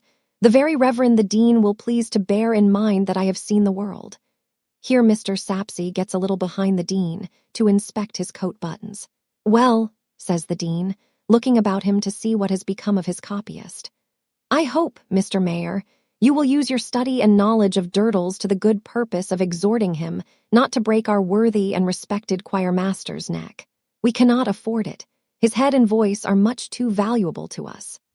Mr. Tope is again highly entertained, and having fallen into respectful convulsions of laughter, subsides into a deferential murmur, importing that surely any gentleman would deem it a pleasure and an honor to have his neck broken, in return for such a compliment from such a source. "I will take it upon myself, sir," observes SAPSEA loftily, "to answer for Mr. Jasper's neck. I will tell Durdles to be careful of it. He will mind what I say. How is it at present endangered?" he inquires, looking about him with magnificent patronage. "Only by my making a moonlight expedition with Durdles among the tombs, vaults, towers, and ruins," returns Jasper. "You remember suggesting, when you brought us together, that, as a lover of the picturesque, it might be worth my while." "I remember," replies the auctioneer, and the solemn idiot really believes that he does remember. "Profiting by your hint," pursues Jasper, "I have had some day rambles with the extraordinary old fellow, and we are to make a moonlight hole-in-corner exploration tonight." "And here he is," says the dean. Durdles, with his dinner bundle in his hand, is indeed beheld slouching towards them. Slouching nearer, and perceiving the dean, he pulls off his hat, and is slouching away with it under his arm, when Mr. SAPSEA stops him. "Mind you take care of my friend," is the injunction Mr. SAPSEA lays upon him. "What friend-o' yourn is dead?" asks Durdles. "No orders has come in for any friend-o' yourn. I mean my live friend there." "Oh, him," says Durdles. "He can take care of himself, can Mr. Jasper. But do you take care of him too," says SAPSEA, whom Durdles, there being command in his tone, surlily surveys from head to foot. With submission to his reverence the dean, If you'll mind what concerns you, Mr. SAPSEA, Durdles he'll mind what concerns him. You're out of temper, says Mr. SAPSEA, winking to the company to observe how smoothly he will manage him. My friend concerns me, and Mr. Jasper is my friend, and you are my friend. Don't you get into a bad habit of boasting, retorts Durdles, with a grave, cautionary nod. It'll grow upon you.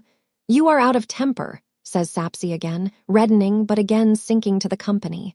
I own to it, returns Durdles. I don't like liberties. Mr. SAPSEA winks a third wink to the company, as who should say, I think you will agree with me that I have settled his business, and stalks out of the controversy. Durdles then gives the dean a good evening, and adding, as he puts his hat on, You'll find me at home, Mr. Jasper, as agreed, when you want me. I'm a-going home to clean myself. Soon slouches out of sight. This going home to clean himself is one of the man's incomprehensible compromises with inexorable facts. He and his hat, and his boots, and his clothes, never showing any trace of cleaning, but being uniformly in one condition of dust and grit. The lamplighter now dotting the quiet close with specks of light, and running at a great rate up and down his little ladder with that object. His little ladder under the sacred shadow of whose inconvenience generations had grown up, and which all Cloisterham would have stood aghast at the idea of abolishing. The dean withdraws to his dinner, Mr. Tope to his tea, and Mr. Jasper to his piano. There, with no light but that of the fire, he sits chanting choir music in a low and beautiful voice, for 2 or 3 hours. In short, until it has been for some time dark, and the moon is about to rise. Then he closes his piano softly changes his coat for a pea jacket, with a goodly wicker-cased bottle in its largest pocket, and putting on a low-crowned, flat-brimmed hat, goes softly out. Why does he move so softly tonight? No outward reason is apparent for it. Can there be any sympathetic reason crouching darkly within him? Repairing to Durdles's unfinished house, or hole in the city wall, and seeing a light within it, he softly picks his course among the gravestones, monuments, and stony lumber of the yard, already touched here and there, sidewise, by the rising moon. The 2 journeymen have left their 2 great saws sticking in their blocks of stone, and 2 skeleton journeymen out of the dance of death might be grinning in the shadow of their sheltering sentry boxes, about to slash away at cutting out the gravestones of the next 2 people destined to die in Cloisterham. Likely enough, the 2 think little of that now, being alive and perhaps merry, curious to make a guess at the 2, or say one of the 2. Ho, Durdles! The light moves, and he appears with it at the door.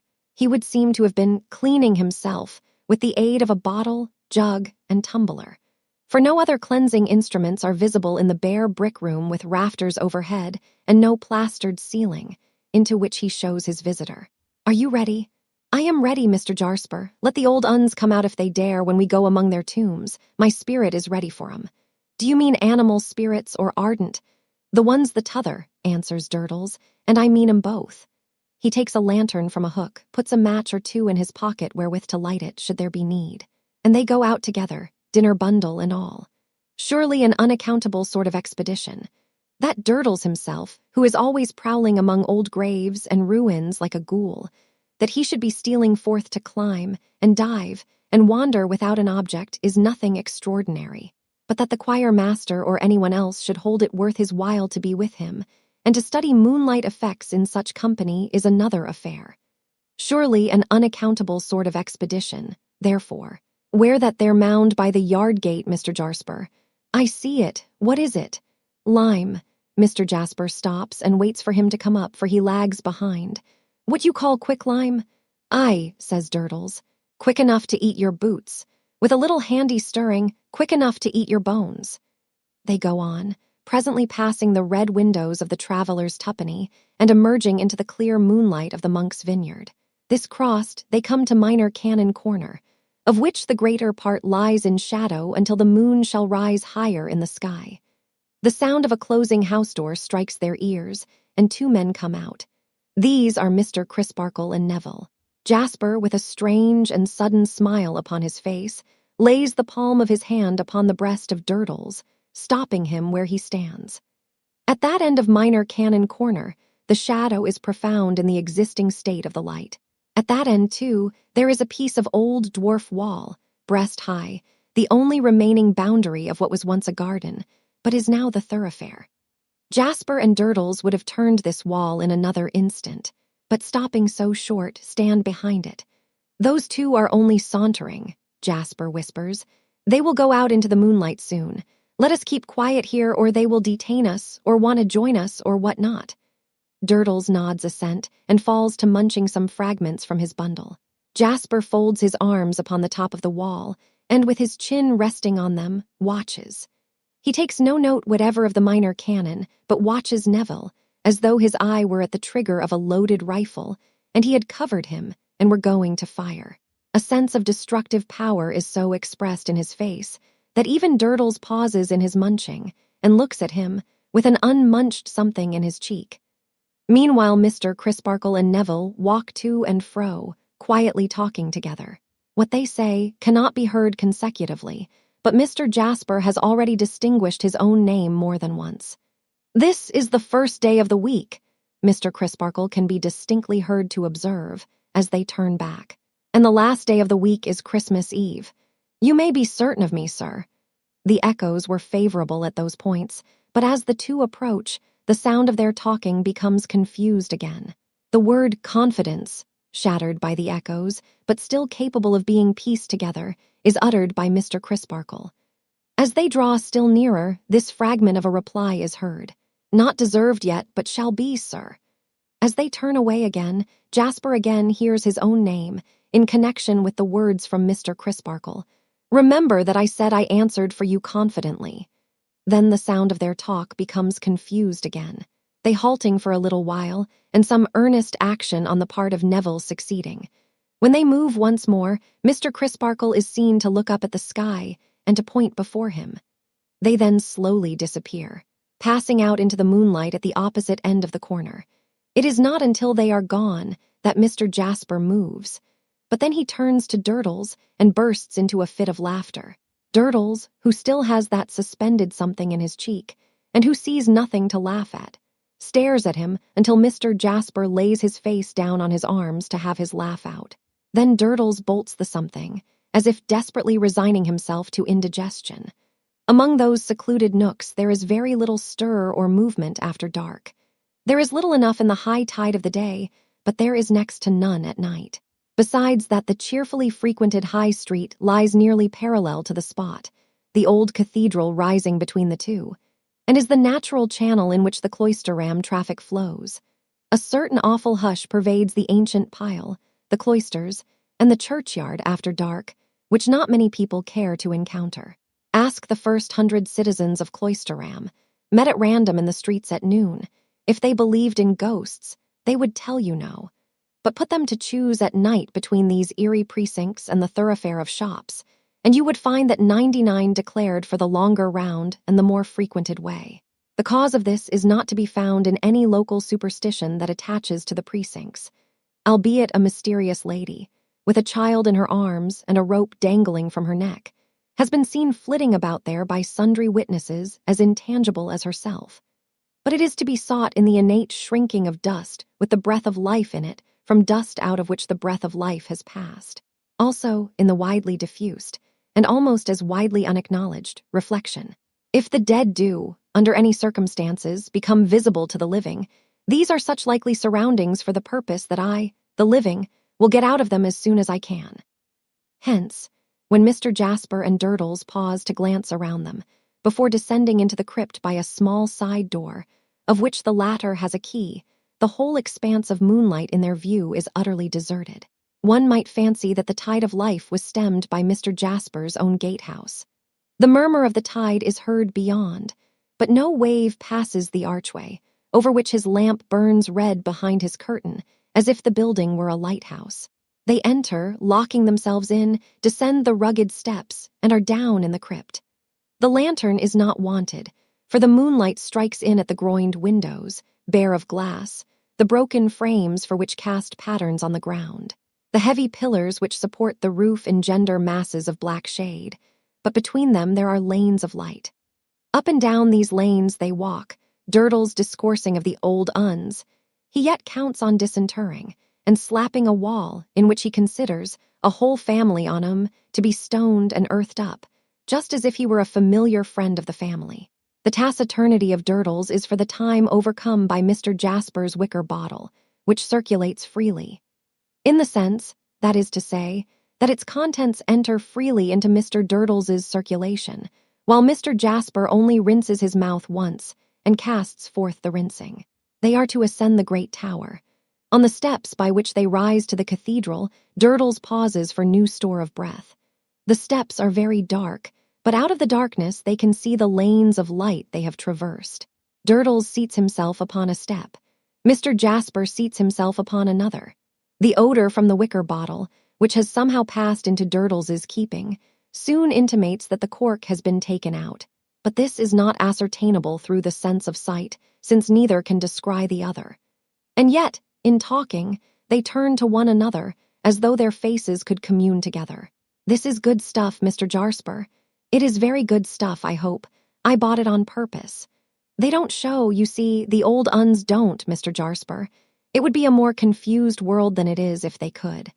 "Well, it would lead towards a mixing of things," Durdles acquiesces, pausing on the remark, as if the idea of ghosts had not previously presented itself to him in a merely inconvenient light, domestically or chronologically. "But do you think there may be ghosts of other things, though not of men and women?" "What things?" "Flower beds and watering pots, horses and harness." "No, sounds." "What sounds?" "Cries." "What cries do you mean? Chairs to mend?" "No, I mean screeches. Now I'll tell you, Mr. Jasper. Wait a bit till I put the bottle right." Here the cork is evidently taken out again and replaced again. "There, now it's right. This time last year, only a few days later, I happened to have been doing what was correct by the season, in the way of giving it the welcome it had a right to expect, when them town boys set on me at their worst. At length I gave 'em the slip and turned in here, and here I fell asleep. And what woke me? The ghost of a cry, the ghost of one terrific shriek, which shriek was followed by the ghost of the howl of a dog. A long, dismal, woeful howl, such as a dog gives when a person's dead. That was my last Christmas Eve." "What do you mean?" is the very abrupt, and one might say fierce retort. "I mean that I made inquiries everywhere about, and that no living ears but mine heard either that cry or that howl. So I say they was both ghosts, though why they came to me I've never made out." "I thought you were another kind of man," says Jasper, scornfully. "So I thought myself," answers Durdles with his usual composure, "and yet I was picked out for it." Jasper had risen suddenly when he asked him what he meant, and he now says, "Come, we shall freeze here. Lead the way." Durdles complies, not over steadily, opens the door at the top of the steps with the key he has already used, and so emerges on the cathedral level in a passage at the side of the chancel. Here, the moonlight is so very bright again that the colors of the nearest stained-glass window are thrown upon their faces. The appearance of the unconscious Durdles, holding the door open for his companion to follow, as if from the grave, is ghastly enough, with a purple hand across his face and a yellow splash upon his brow. But he bears the close scrutiny of his companion in an insensible way, although it is prolonged while the latter fumbles among his pockets for a key confided to him that will open an iron gate, so to enable them to pass to the staircase of the great tower. "That and the bottle are enough for you to carry," he says, giving it to Durdles. "Hand your bundle to me. I am younger and longer-winded than you." Durdles hesitates for a moment between bundle and bottle, but gives the preference to the bottle as being by far the better company, and consigns the dry weight to his fellow explorer. Then they go up the winding staircase of the great tower, toilsomely, turning and lowering their heads to avoid the stairs above, or the rough stone pivot around which they twist. Durdles has lighted his lantern, by drawing from the cold, hard wall a spark of that mysterious fire which lurks in everything, and guided by this speck, they clamber up among the cobwebs and the dust. Their way lies through strange places. Twice or thrice they emerge into level, low-arched galleries, whence they can look down into the moonlit nave, and where Durdles, waving his lantern, waves the dim angels' heads upon the corbels of the roof, seeming to watch their progress. Anon they turn into narrower and steeper staircases, and the night air begins to blow upon them, and the chirp of some startled jackdaw or frightened rook precedes the heavy beating of wings in a confined space, and the beating down of dust and straws upon their heads. At last, leaving their light behind a stair, for it blows fresh up here, they look down on Cloisterham, fair to see in the moonlight, its ruined habitations and sanctuaries of the dead at the tower's base, its moss-softened red-tiled roofs and red-brick houses of the living, clustered beyond, its river winding down from the mist on the horizon, as though that were its source, and already heaving with a restless knowledge of its approach towards the sea. Once again, an unaccountable expedition this. Jasper, always moving softly with no visible reason, contemplates the scene, and especially that stillest part of it which the cathedral overshadows. But he contemplates Durdles quite as curiously, and Durdles is by times conscious of his watchful eyes. Only by times, because Durdles is growing drowsy. As aeronauts lighten the load they carry, when they wish to rise, similarly Durdles has lightened the wicker bottle in coming up. Snatches of sleep surprise him on his legs and stop him in his talk. A mild fit of calenture seizes him, in which he deems that the ground so far below is on a level with the tower, and would as lief walk off the tower into the air as not. Such is his state when they begin to come down. And as aeronauts make themselves heavier when they wish to descend, similarly Durdles charges himself with more liquid from the wicker bottle, that he may come down the better. The iron gate attained and locked, but not before Durdles has tumbled twice, and cut an eyebrow open once. They descend into the crypt again, with the intent of issuing forth as they entered. But while returning among those lanes of light, Durdles becomes so very uncertain, both of foot and speech, that he half drops, half throws himself down, by one of the heavy pillars, scarcely less heavy than itself, and indistinctly appeals to his companion for 40 winks of a second each. "If you will have it so, or must have it so," replies Jasper, "I'll not leave you here. Take them while I walk to and fro." Durdles is asleep at once, and in his sleep he dreams a dream. It is not much of a dream, considering the vast extent of the domains of dreamland and their wonderful productions. It is only remarkable for being unusually restless and unusually real. He dreams of lying there, asleep, and yet counting his companion's footsteps as he walks to and fro. He dreams that the footsteps die away into distance of time and of space, and that something touches him, and that something falls from his hand. Then something clinks and gropes about, and he dreams that he is alone for so long a time, that the lanes of light take new directions as the moon advances in her course. From succeeding unconsciousness, he passes into a dream of slow uneasiness from cold, and painfully awakes to a perception of the lanes of light, really changed, much as he had dreamed, and Jasper walking among them, beating his hands and feet. "Halloa," Durdles cries out, unmeaningly alarmed. "Awake at last," says Jasper, coming up to him. "Do you know that your 40s have stretched into thousands?" "No, they have, though. What's the time?" "Hark. The bells are going in the tower. They strike 4 quarters, and then the great bell strikes. 2, cries Durdles, scrambling up. "Why didn't you try to wake me, Mr. Jasper?" "I did. I might as well have tried to wake the dead, your own family of dead, up in the corner there." "Did you touch me?" "Touch you? Yes. Shook you." As Durdles recalls that touching something in his dream, he looks down on the pavement and sees the key of the crypt door lying close to where he himself lay. "I dropped you, did I?" he says, picking it up, and recalling that part of his dream. As he gathers himself up again into an upright position, or into a position as nearly upright as he ever maintains, he is again conscious of being watched by his companion. "Well," says Jasper, smiling, "are you quite ready? Pray don't hurry." "Let me get my bundle right, Mr. Jasper, and I'm with you." As he ties it afresh, he is once more conscious that he is very narrowly observed. "What do you suspect me of, Mr. Jasper?" he asks, with drunken displeasure.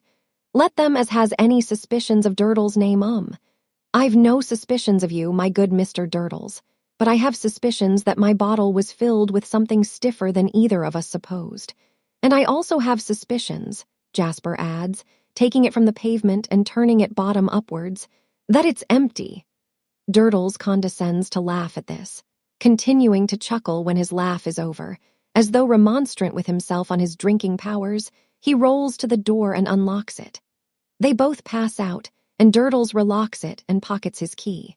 "1,000 thanks for a curious and interesting night," says Jasper, giving him his hand. "You can make your own way home. "I should think so," answers Durdles. "If you was to offer Durdles the affront to show him his way home, he wouldn't go home. Durdles wouldn't go home till morning, and then Durdles wouldn't go home, Durdles wouldn't." This with the utmost defiance. "Good night, then."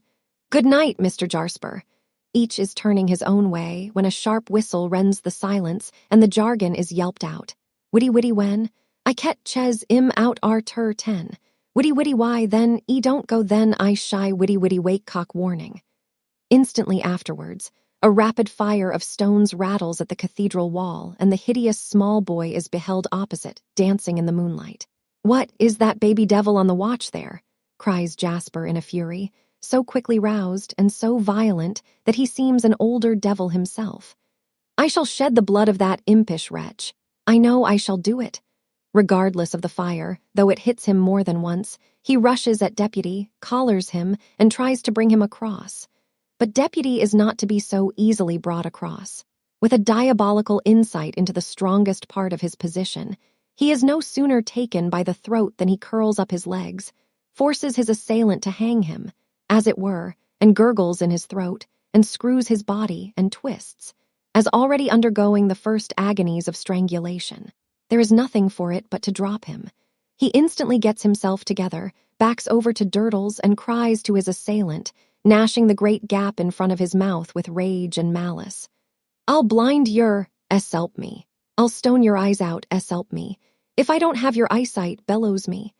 At the same time dodging behind Durdles and snarling at Jasper, now from this side of him and now from that, prepared, if pounced upon, to dart away in all manner of curvilinear directions, and, if run down after all, to grovel in the dust and cry, "Now, hit me when I'm down." "Do it. Don't hurt the boy, Mr. Jasper," urges Durdles, shielding him. "Recollect yourself. He followed us tonight when we first came here." "Your lie, I didn't," replies Deputy in his one form of polite contradiction. "He has been prowling near us ever since." "Your lie, I haven't," returns Deputy. "I'd only just come out for my elth when I see you two coming out of the Kinfriederl. If I ket ches im out our tur 10. With the usual rhythm and dance, though dodging behind Durdles. "It ain't any fault, is it?" "Take him home, then," retorts Jasper ferociously, though with a strong check upon himself. "And let my eyes be rid of the sight of you." Deputy, with another sharp whistle, at once expressing his relief, and his commencement of a milder stoning of Mr. Durdles, begins stoning that respectable gentleman home, as if he were a reluctant ox. Mr. Jasper goes to his gatehouse, brooding. And thus, as everything comes to an end, the unaccountable expedition comes to an end, for the time. Chapter 13. Both at their best. Miss Twinkleton's establishment was about to undergo a serene hush. The Christmas recess was at hand. What had once, and at no remote period, been called, even by the erudite Miss Twinkleton herself, the half, but what was now called, as being more elegant and more strictly collegiate, the term, would expire tomorrow. A noticeable relaxation of discipline had for some few days pervaded the nuns' house. Club suppers had occurred in the bedrooms, and a dressed tongue had been carved with a pair of scissors and handed round with the curling tongs. Portions of marmalade had likewise been distributed on a service of plates constructed of curl paper, and cowslip wine had been quaffed from the small squat measuring glass in which little Ricketts, a junior of weakly constitution, took her steel drops daily.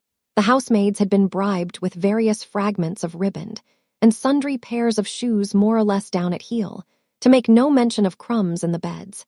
The airiest costumes had been worn on these festive occasions, and the daring Miss Ferdinand had even surprised the company with a sprightly solo on the comb and curl paper, until suffocated in her own pillow by two flowing-haired executioners.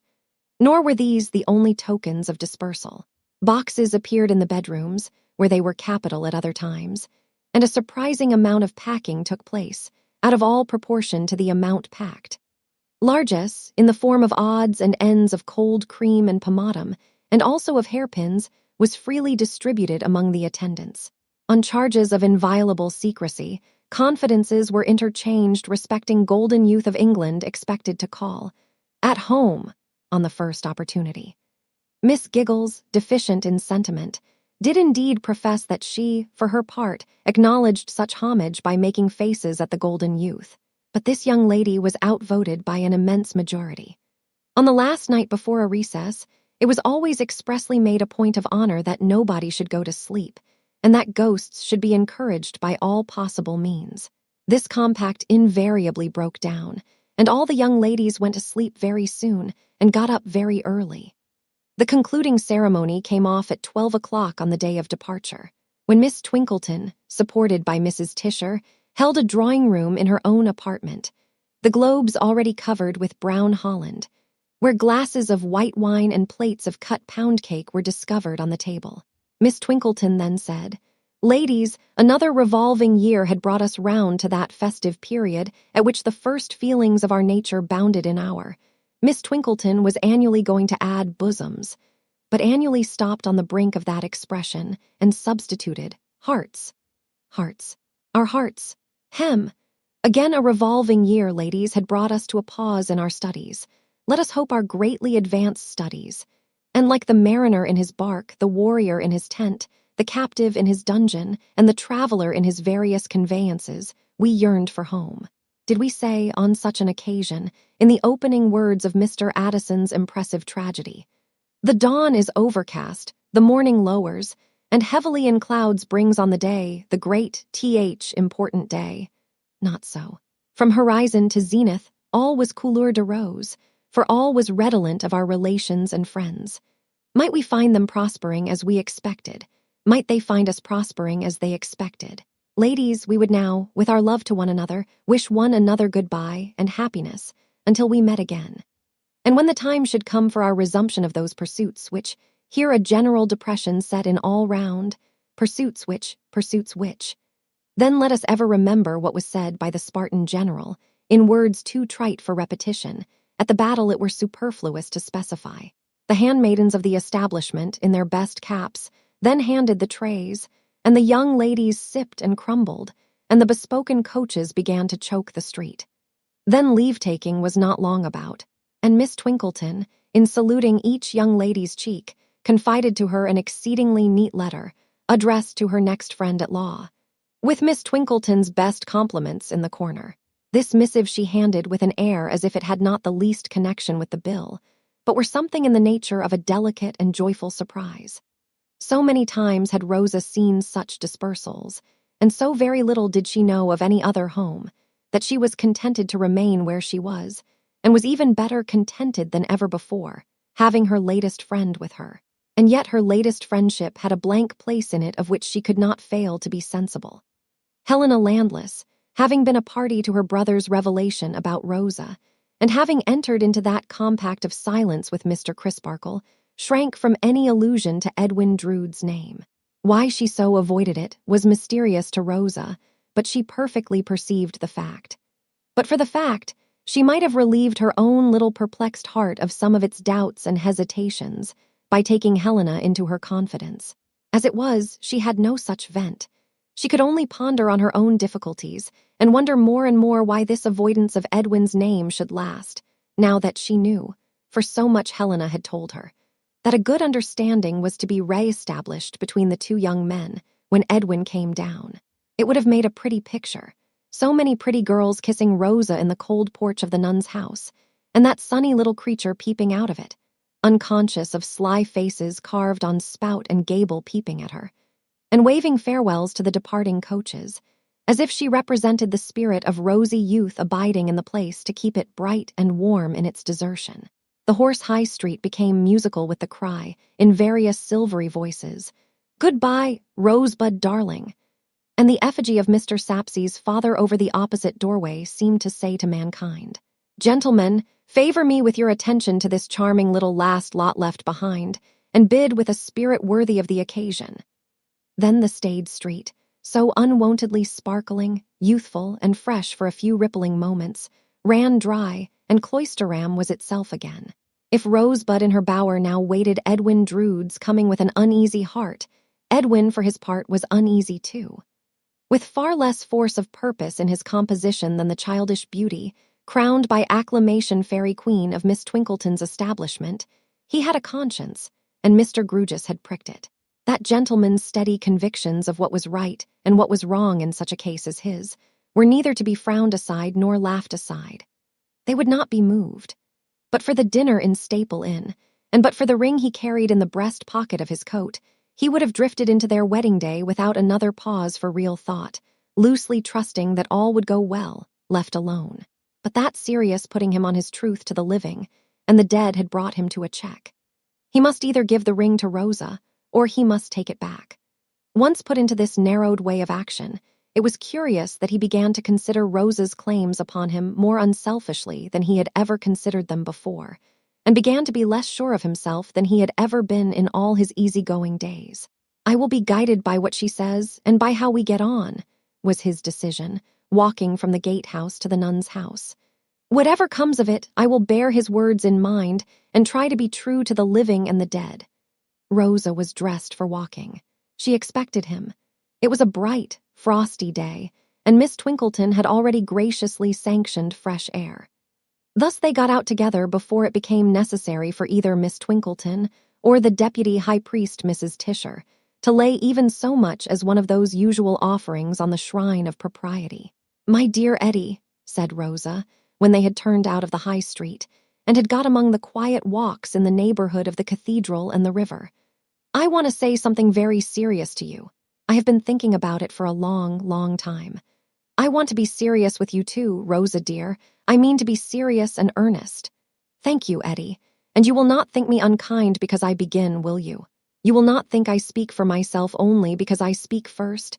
That would not be generous, would it? And I know you are generous," he said. "I hope I am not ungenerous to you, Rosa." He called her pussy no more, never again. "And there is no fear," pursued Rosa, "of our quarreling, is there? Because, Eddie," clasping her hand on his arm, "we have so much reason to be very lenient to each other. We will be, Rosa. That's a dear good boy. Eddie, let us be courageous. Let us change to brother and sister from this day forth. Never be husband and wife. Never." Neither spoke again for a little while, but after that pause he said with some effort, "Of course I know that this has been in both our minds, Rosa, and of course I am in honor bound to confess freely that it does not originate with you." "No, nor with you, dear," she returned, with pathetic earnestness. "That sprung up between us. You are not truly happy in our engagement. I am not truly happy in it. Oh, I am so sorry, so sorry." And there she broke into tears. "I am deeply sorry too, Rosa. Deeply sorry for you. And I for you, poor boy. And I for you." This pure young feeling, this gentle and forbearing feeling of each towards the other, brought with it its reward in a softening light that seemed to shine on their position. The relations between them did not look willful or capricious or a failure in such a light.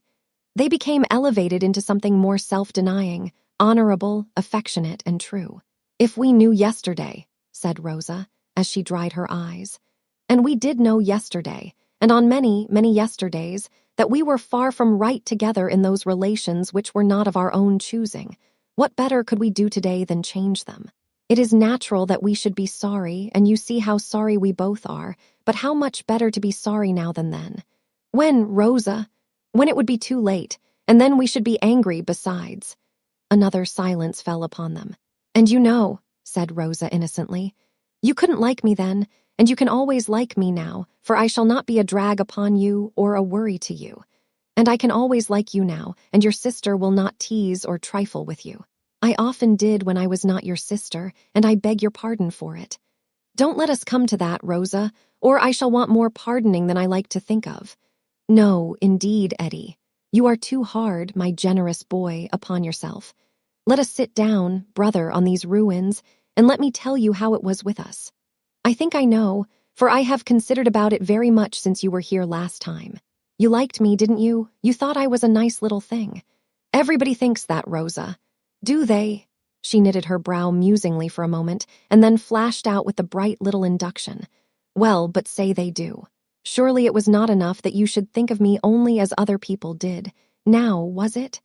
The point was not to be got over. It was not enough. "And that is just what I mean. That is just how it was with us," said Rosa. "You liked me very well, and you had grown used to me, and had grown used to the idea of our being married. You accepted the situation as an inevitable kind of thing, didn't you? It was to be, you thought, and why discuss or dispute it? It was new and strange to him to have himself presented to himself so clearly, in a glass of her holding up. He had always patronized her, in his superiority to her share of woman's wit. Was that but another instance of something radically amiss in the terms on which they had been gliding towards a lifelong bondage? All this that I say of you is true of me as well, Eddie. Unless it was, I might not be bold enough to say it. Only the difference between us was that by little and little there crept into my mind a habit of thinking about it, instead of dismissing it. My life is not so busy as yours, you see, and I have not so many things to think of. So I thought about it very much, and I cried about it very much too, though that was not your fault, poor boy, when all at once my guardian came down to prepare for my leaving the nun's house. I tried to hint to him that I was not quite settled in my mind, but I hesitated and failed, and he didn't understand me. But he is a good, good man. And he put before me so kindly, and yet so strongly, how seriously we ought to consider, in our circumstances, that I resolved to speak to you the next moment we were alone and grave. And if I seem to come to it easily just now, because I came to it all at once, don't think it was so really, Eddie, for oh, it was very, very hard, and oh, I am very, very sorry. Her full heart broke into tears again. He put his arm about her waist, and they walked by the riverside together. Your guardian has spoken to me too, Rosa dear. I saw him before I left London. His right hand was in his breast, seeking the ring, but he checked it as he thought, if I am to take it back, why should I tell her of it? And that made you more serious about it, didn't it, Eddie? And if I had not spoken to you as I have, you would have spoken to me. I hope you can tell me so. I don't like it to be all my doing, though it is so much better for us. Yes, I should have spoken. I should have put everything before you. I came intending to do it. But I never could have spoken to you as you have spoken to me, Rosa. Don't say you mean so coldly or unkindly, Eddie, please, if you can help it. I mean so sensibly and delicately, so wisely and affectionately. That's my dear brother. She kissed his hand in a little rapture. The dear girls will be dreadfully disappointed, added Rosa, laughing, with the dewdrops glistening in her bright eyes. They have looked forward to it so, poor pets. Ah, but I fear it will be a worse disappointment to Jack, said Edwin Drood with a start. I never thought of Jack. Her swift and intent look at him as he said the words could no more be recalled than a flash of lightning can. But it appeared as though she would have instantly recalled it, if she could, for she looked down, confused, and breathed quickly. You don't doubt its being a blow to Jack, Rosa, she merely replied, and that evasively and hurriedly. Why should she? She had not thought about it. He seemed to her to have so little to do with it. My dear child, can you suppose that anyone so wrapped up in another, Mrs. Tope's expression, not mine, as Jack is in me, could fail to be struck all of a heap by such a sudden and complete change in my life? I say sudden because it will be sudden to him, you know. She nodded twice or thrice, and her lips parted as if she would have assented. But she uttered no sound, and her breathing was no slower. How shall I tell Jack? Said Edwin, ruminating. If he had been less occupied with the thought, he must have seen her singular emotion. I never thought of Jack. It must be broken to him before the town crier knows it. I dine with the dear fellow tomorrow and next day, Christmas Eve and Christmas Day, but it would never do to spoil his feast days. He always worries about me and Maudley-Codleys in the merest trifles. The news is sure to overset him. How on earth shall this be broken to Jack? He must be told, I suppose, said Rosa. My dear Rosa, who ought to be in our confidence if not Jack. My guardian promised to come down if I should write and ask him. I am going to do so. Would you like to leave it to him? A bright idea, cried Edwin. The other trustee, nothing more natural. He comes down, he goes to Jack, he relates what we have agreed upon, and he states our case better than we could. He has already spoken feelingly to you, he has already spoken feelingly to me, and he'll put the whole thing feelingly to Jack. That's it. I am not a coward, Rosa, but to tell you a secret, I am a little afraid of Jack. No, no, you are not afraid of him, cried Rosa, turning white and clasping her hands. Why, Sister Rosa, what do you see from the turret? Said Edwin, rallying her. My dear girl, you frightened me. Most unintentionally, but I am as sorry as if I had meant to do it. Could you possibly suppose for a moment, from any loose way of speaking of mine, that I was literally afraid of the dear fond fellow? What I mean is that he is subject to a kind of paroxysm, or fit. I saw him in it once, and I don't know but that so great a surprise, coming upon him direct from me whom he is so wrapped up in, might bring it on perhaps. Which, and this is the secret I was going to tell you, is another reason for your guardian's making the communication. He is so steady, precise, and exact that he will talk Jack's thoughts into shape in no time. Whereas with me Jack is always impulsive and hurried, and I may say, almost womanish. Rosa seemed convinced. Perhaps from her own very different point of view of Jack, she felt comforted and protected by the interposition of Mr. Grewgious between herself and him. And now Edwin Drood's right hand closed again upon the ring in its little case, and again was checked by the consideration. It is certain now that I am to give it back to him. Then why should I tell her of it? That pretty sympathetic nature which could be so sorry for him in the blight of their childish hopes of happiness together, and could so quietly find itself alone in a new world to weave fresh wreaths of such flowers as it might prove to bear, the old world's flowers being withered, would be grieved by those sorrowful jewels. And to what purpose? Why should it be? They were but a sign of broken joys and baseless projects.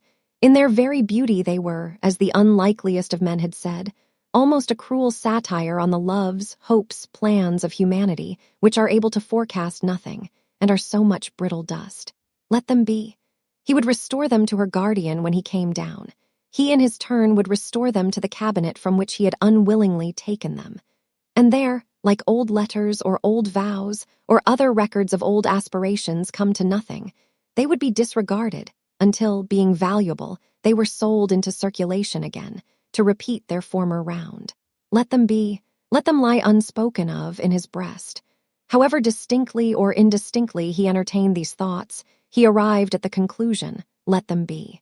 Among the mighty store of wonderful chains that are forever forging, day and night, in the vast ironworks of time and circumstance, there was one chain forged in the moment of that small conclusion, riveted to the foundations of heaven and earth, and gifted with invincible force to hold and drag. They walked on by the river. They began to speak of their separate plans.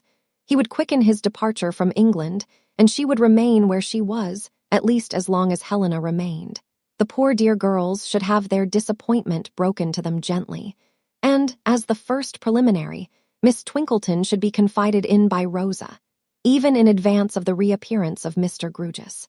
It should be made clear in all quarters that she and Edwin were the best of friends. There had never been so serene an understanding between them since they were first affianced, and yet there was one reservation on each side. On hers, that she intended through her guardian to withdraw herself immediately from the tuition of her music master. On his, that he did already entertain some wandering speculations whether it might ever come to pass that he would know more of Miss Landless. The bright, frosty day declined as they walked and spoke together. The sun dipped in the river far behind them, and the old city lay red before them, as their walk drew to a close. The moaning water cast its seaweed duskily at their feet when they turned to leave its margin, and the rooks hovered above them with hoarse cries, darker splashes in the darkening air. "I will prepare Jack for my flitting soon," said Edwin, in a low voice, "and I will but see your guardian when he comes, and then go before they speak together. It will be better done without my being by. Don't you think so? Yes, we know we have done right, Rosa. Yes, we know we are better so even now, and shall be far, far better so by and by." Still there was that lingering tenderness in their hearts towards the old positions they were relinquishing that they prolonged their parting. When they came among the elm trees by the cathedral where they had last sat together, they stopped as by consent, and Rosa raised her face to his, as she had never raised it in the old days, for they were old already. "God bless you, dear. Goodbye, God bless you, dear. Goodbye." They kissed each other fervently. "Now please take me home, Eddie, and let me be by myself. Don't look round, Rosa," he cautioned her, as he drew her arm through his and led her away. "Didn't you see Jack?" "No, where?" "Under the trees. He saw us as we took leave of each other. Poor fellow, he little thinks we have parted. This will be a blow to him, I am much afraid." She hurried on, without resting, and hurried on until they had passed under the gatehouse into the street. Once there, she asked, "Has he followed us? You can look without seeming to. Is he behind?" "No, yes, he is. He has just passed out under the gateway. The dear, sympathetic old fellow likes to keep us in sight. I am afraid he will be bitterly disappointed." She pulled hurriedly at the handle of the hoarse old bell, and the gate soon opened. Before going in, she gave him one last, wide, wondering look, as if she would have asked him with imploring emphasis, "Oh, don't you understand?" And out of that look he vanished from her view. Chapter 14. When shall these three meet again? Christmas Eve in Cloisterham. A few strange faces in the streets, a few other faces, half strange and half familiar, once the faces of Cloisterham children, now the faces of men and women who come back from the outer world at long intervals to find the city wonderfully shrunken in size, as if it had not washed by any means well in the meanwhile. To these, the striking of the cathedral clock and the cawing of the rooks from the cathedral tower are like voices of their nursery time. To such as these, it has happened in their dying hours afar off, that they have imagined their chamber floor to be strewn with the autumnal leaves fallen from the elm trees in the close.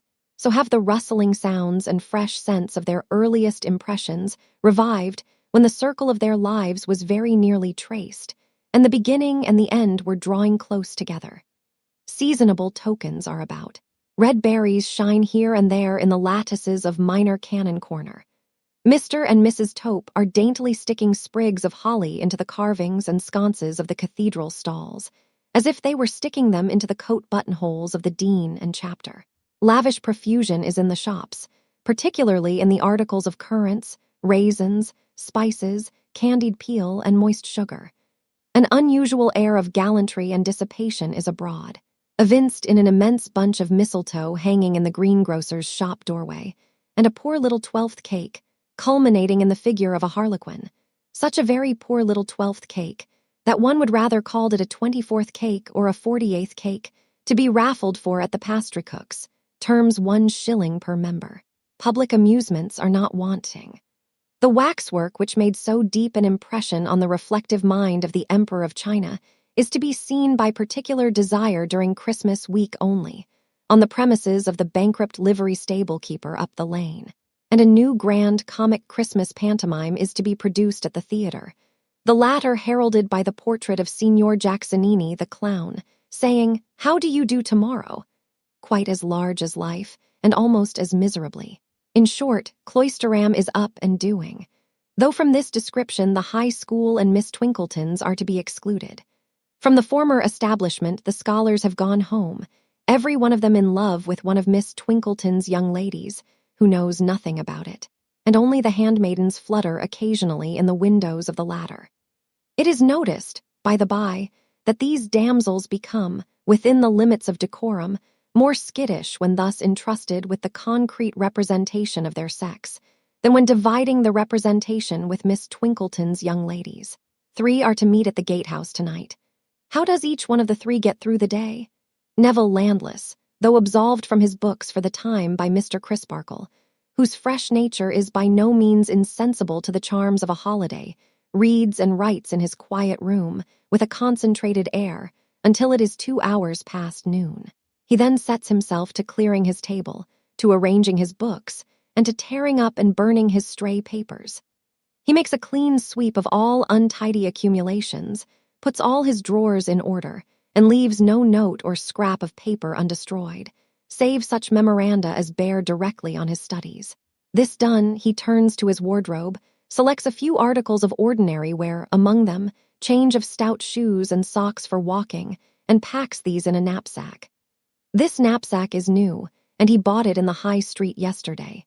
He also purchased, at the same time and at the same place, a heavy walking stick, strong in the handle for the grip of the hand, and iron-shod.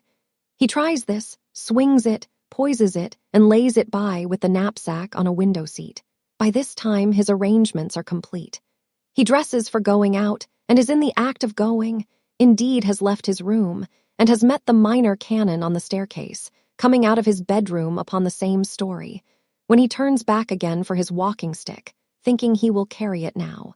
Mr. Crisparkle, who has paused on the staircase, sees it in his hand on his immediately reappearing, takes it from him, and asks him with a smile how he chooses a stick. "Really, I don't know that I understand the subject," he answers. "I chose it for its weight. Much too heavy, Neville, much too heavy.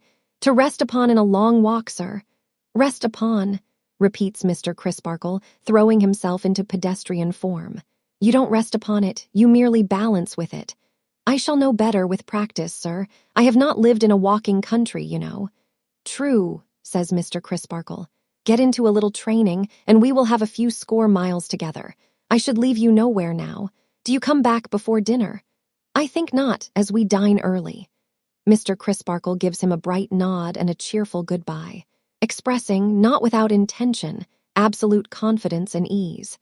Neville repairs to the nun's house and requests that Miss Landless may be informed that her brother is there, by appointment. He waits at the gate, not even crossing the threshold, for he is on his parole not to put himself in Rose's way.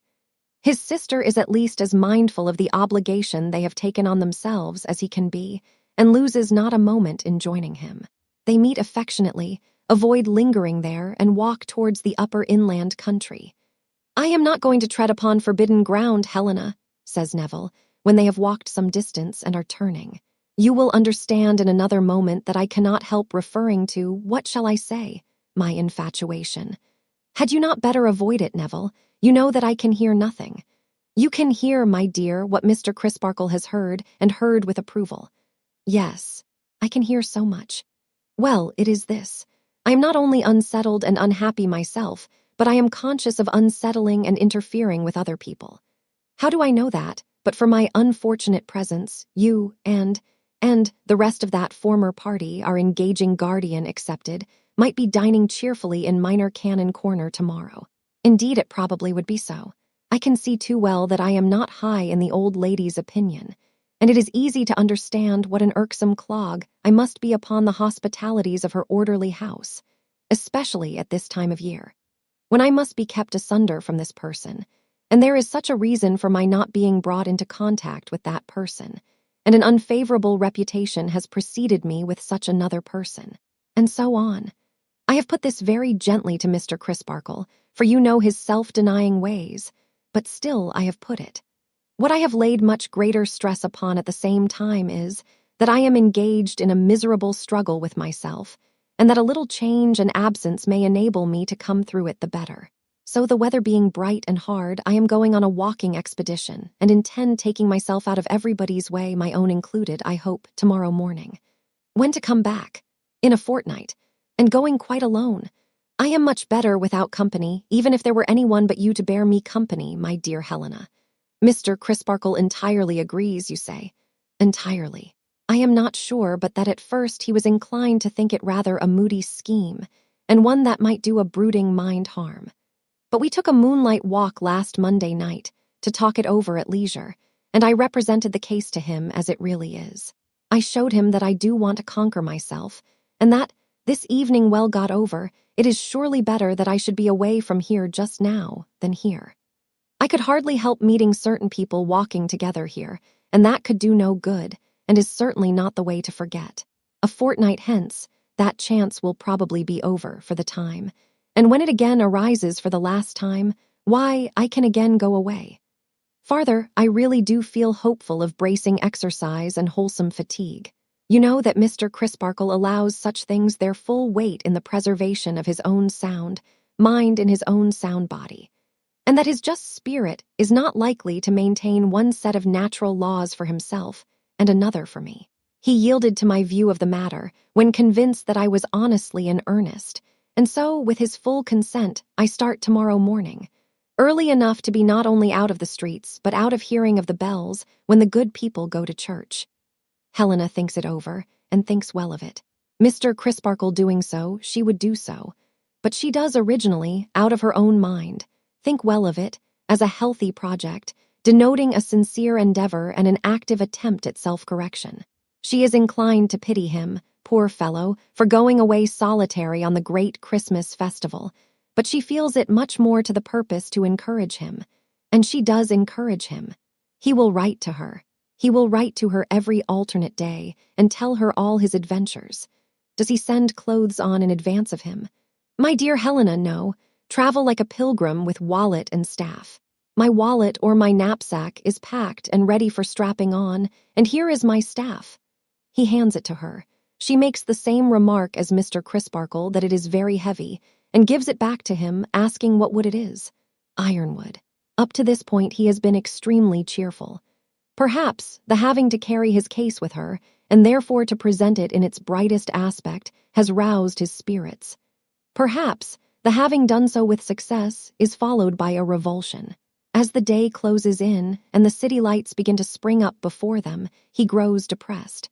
I wish I were not going to this dinner, Helena. Dear Neville, is it worthwhile to care much about it? Think how soon it will be over. How soon it will be over, he repeats gloomily. Yes, but I don't like it. There may be a moment's awkwardness, she cheeringly represents to him, but it can only last a moment. He is quite sure of himself. I wish I felt as sure of everything else as I feel of myself, he answers her. How strangely you speak, dear. What do you mean? Helena, I don't know. I only know that I don't like it. What a strange, dead weight there is in the air. She calls his attention to those copperous clouds beyond the river and says that the wind is rising. He scarcely speaks again until he takes leave of her at the gate of the nun's house. She does not immediately enter when they have parted, but remains looking after him along the street. Twice he passes the gatehouse, reluctant to enter. At length, the cathedral clock chiming 1/4, with a rapid turn he hurries in. And so he goes up the postern stair. Edwin Drood passes a solitary day. Something of deeper moment than he had thought has gone out of his life, and in the silence of his own chamber he wept for it last night. Though the image of Miss Landless still hovers in the background of his mind, the pretty little affectionate creature, so much firmer and wiser than he had supposed, occupies its stronghold. It is with some misgiving of his own unworthiness that he thinks of her, and of what they might have been to one another if he had been more in earnest some time ago, if he had set a higher value on her, if, instead of accepting his lot in life as an inheritance of course, he had studied the right way to its appreciation and enhancement. And still, for all this, and though there is a sharp heartache in all this, the vanity and caprice of youth sustain that handsome figure of Miss Landless in the background of his mind. That was a curious look of Rose's when they parted at the gate. Did it mean that she saw below the surface of his thoughts and down into their twilight depths? Scarcely that, for it was a look of astonished and keen inquiry. He decides that he cannot understand it, though it was remarkably expressive. As he only waits for Mr. Grewgious now, and will depart immediately after having seen him, he takes a sauntering leave of the ancient city and its neighborhood. He recalls the time when Rosa and he walked here or there, mere children, full of the dignity of being engaged. Poor children, he thinks with a pitying sadness. Finding that his watch has stopped, he turns into the jeweler's shop to have it wound and set. The jeweler is knowing on the subject of a bracelet, which he begs leave to submit, in a general and quite aimless way. It would suit, he considers, a young bride to perfection, especially if of a rather diminutive style of beauty. Finding the bracelet but coldly looked at, the jeweler invites attention to a tray of rings for gentlemen. Here is a style of ring now, he remarks, a very chaste signet, which gentlemen are much given to purchasing when changing their condition. A ring of a very responsible appearance. With the date of their wedding day engraved inside, several gentlemen have preferred it to any other kind of memento. The rings are as coldly viewed as the bracelet. Edwin tells the tempter that he wears no jewelry but his watch and chain, which were his father's, and his shirt-pin. That I was aware of, is the jeweler's reply. For Mr. Jasper dropped in for a watch-glass the other day, and in fact, I showed these articles to him, remarking that if he should wish to make a present to a gentleman relative on any particular occasion. But he said with a smile that he had an inventory in his mind of all the jewelry his gentleman relative ever wore, namely his watch and chain and his shirt-pin. Still, the jeweler considers that might not apply to all times, though applying to the present time. 20 minutes past 2, Mr. Drood, I set your watch at. Let me recommend you not to let it run down, sir. Edwin takes his watch, puts it on, and goes out, thinking, Dear old Jack, if I were to make an extra crease in my neckcloth, he would think it worth noticing. He strolls about and about to pass the time until the dinner hour. It somehow happens that Cloisterham seems reproachful to him today, has fault to find with him as if he had not used it well, but is far more pensive with him than angry.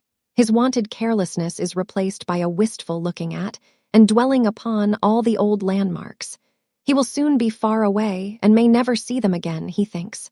Poor youth, poor youth. As dusk draws on, he paces the monk's vineyard. He has walked to and fro, full half an hour by the cathedral chimes, and it has closed in dark before he becomes quite aware of a woman crouching on the ground near a wicket gate in a corner. The gate commands a cross bypath, little used in the gloaming, and the figure must have been there all the time, though he has but gradually and lately made it out. He strikes into that path and walks up to the wicket. By the light of a lamp near it, he sees that the woman is of a haggard appearance, and that her weazened chin is resting on her hands, and that her eyes are staring, with an unwinking, blind sort of steadfastness, before her, always kindly, but moved to be unusually kind this evening, and having bestowed kind words on most of the children and aged people he has met, he at once bends down and speaks to this woman. "Are you ill?" "No, dearie," she answers, without looking at him and with no departure from her strange blind stare. "Are you blind?" "No, dearie." "Are you lost, homeless, faint? What is the matter that you stay here in the cold so long, without moving?" By slow and stiff efforts, she appears to contract her vision until it can rest upon him, and then a curious film passes over her, and she begins to shake. He straightens himself, recoils a step, and looks down at her in a dread amazement, for he seems to know her. "Good heaven," he thinks next moment, "like Jack that night." As he looks down at her, she looks up at him and whimpers. "My lungs is weakly, my lungs is dreffle bad. Poor me, my cough is rattling dry," and coughs in confirmation horribly. "Where do you come from?" "Come from London, dearie." Her cough still rending her. "Where are you going to?" "Back to London, dearie.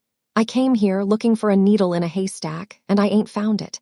Look'ee, dearie, give me 3 and 6pence, and don't you be afeard for me. I'll get back to London then and trouble no one. I'm in a business. Ah me. It's slack, and times is very bad, but I can make a shift to live by it. Do you eat opium?"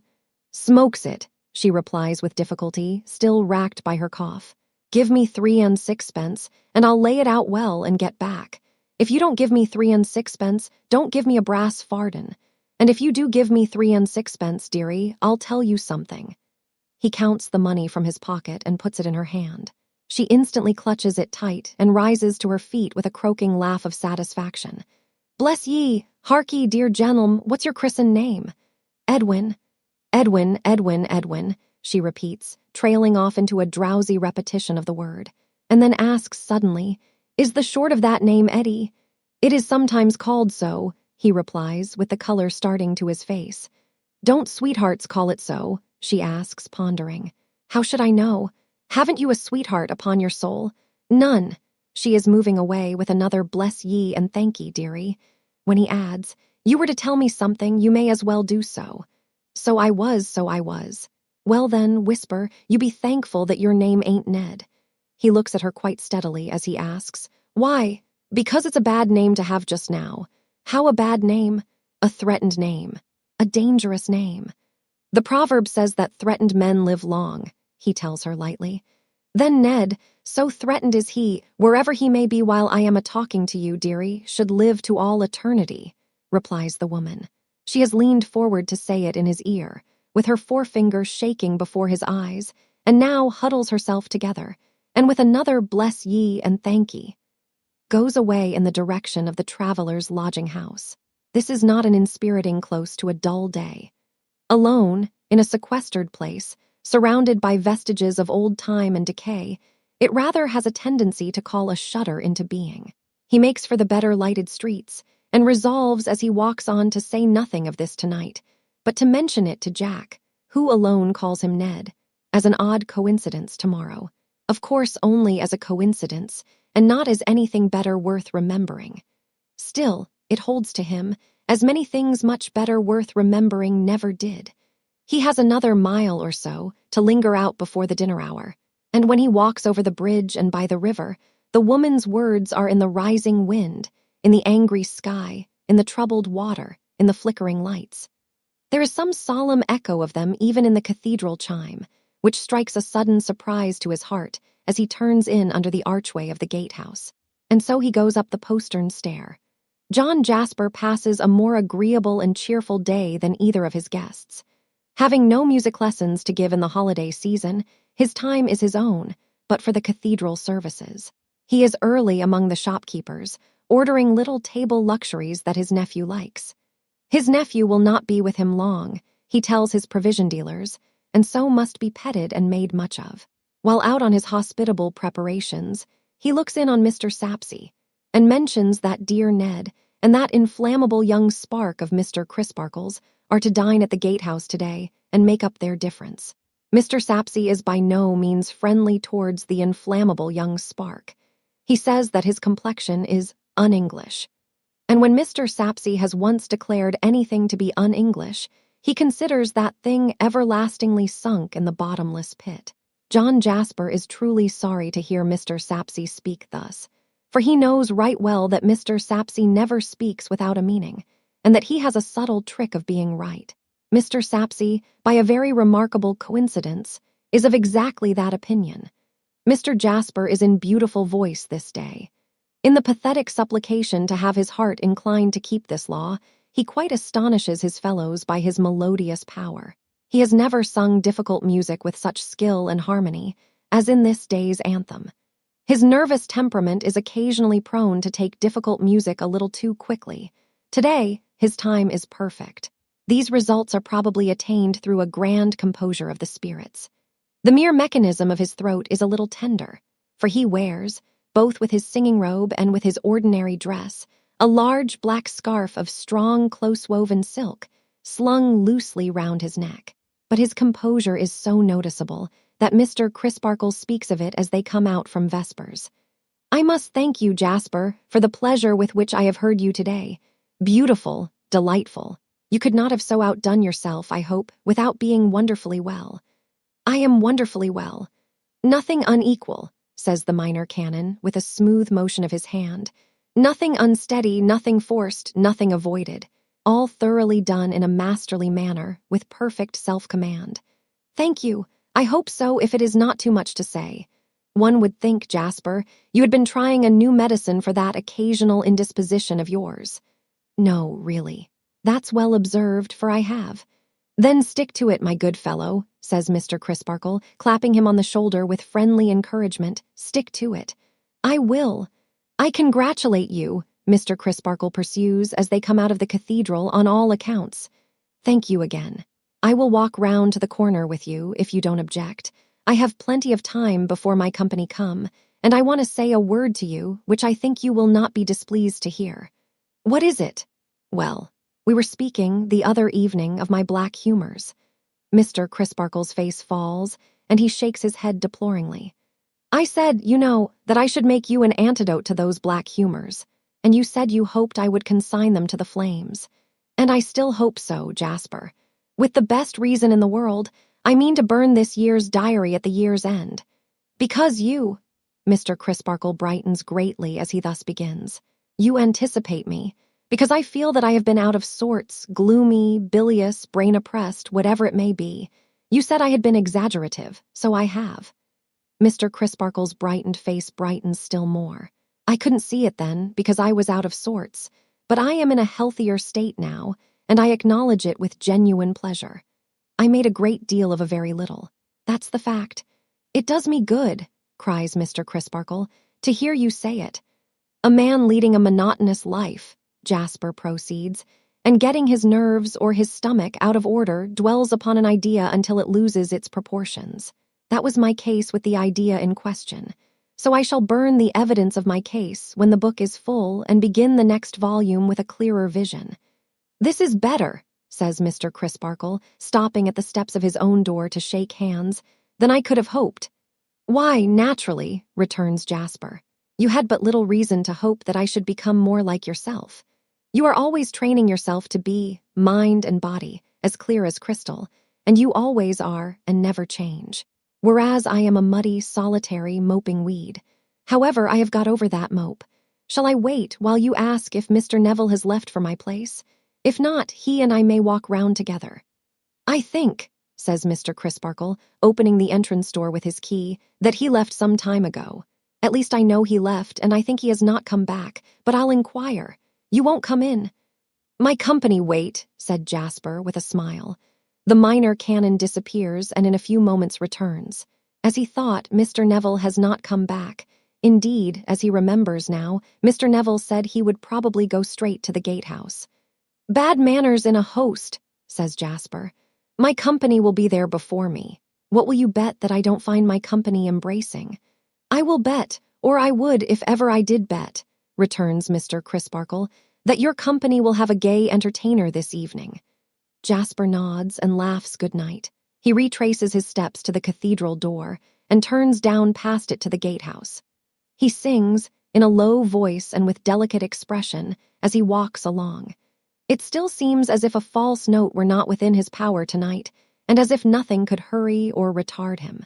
Arriving thus under the arched entrance of his dwelling, he pauses for an instant in the shelter to pull off that great black scarf and bang it in a loop upon his arm.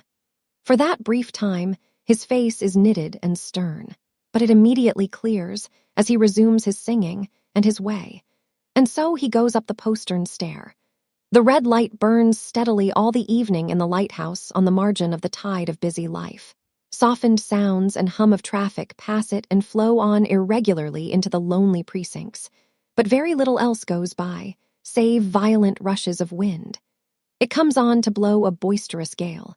The precincts are never particularly well lighted, but the strong blasts of wind blowing out many of the lamps, in some instances shattering the frames too, and bringing the glass rattling to the ground.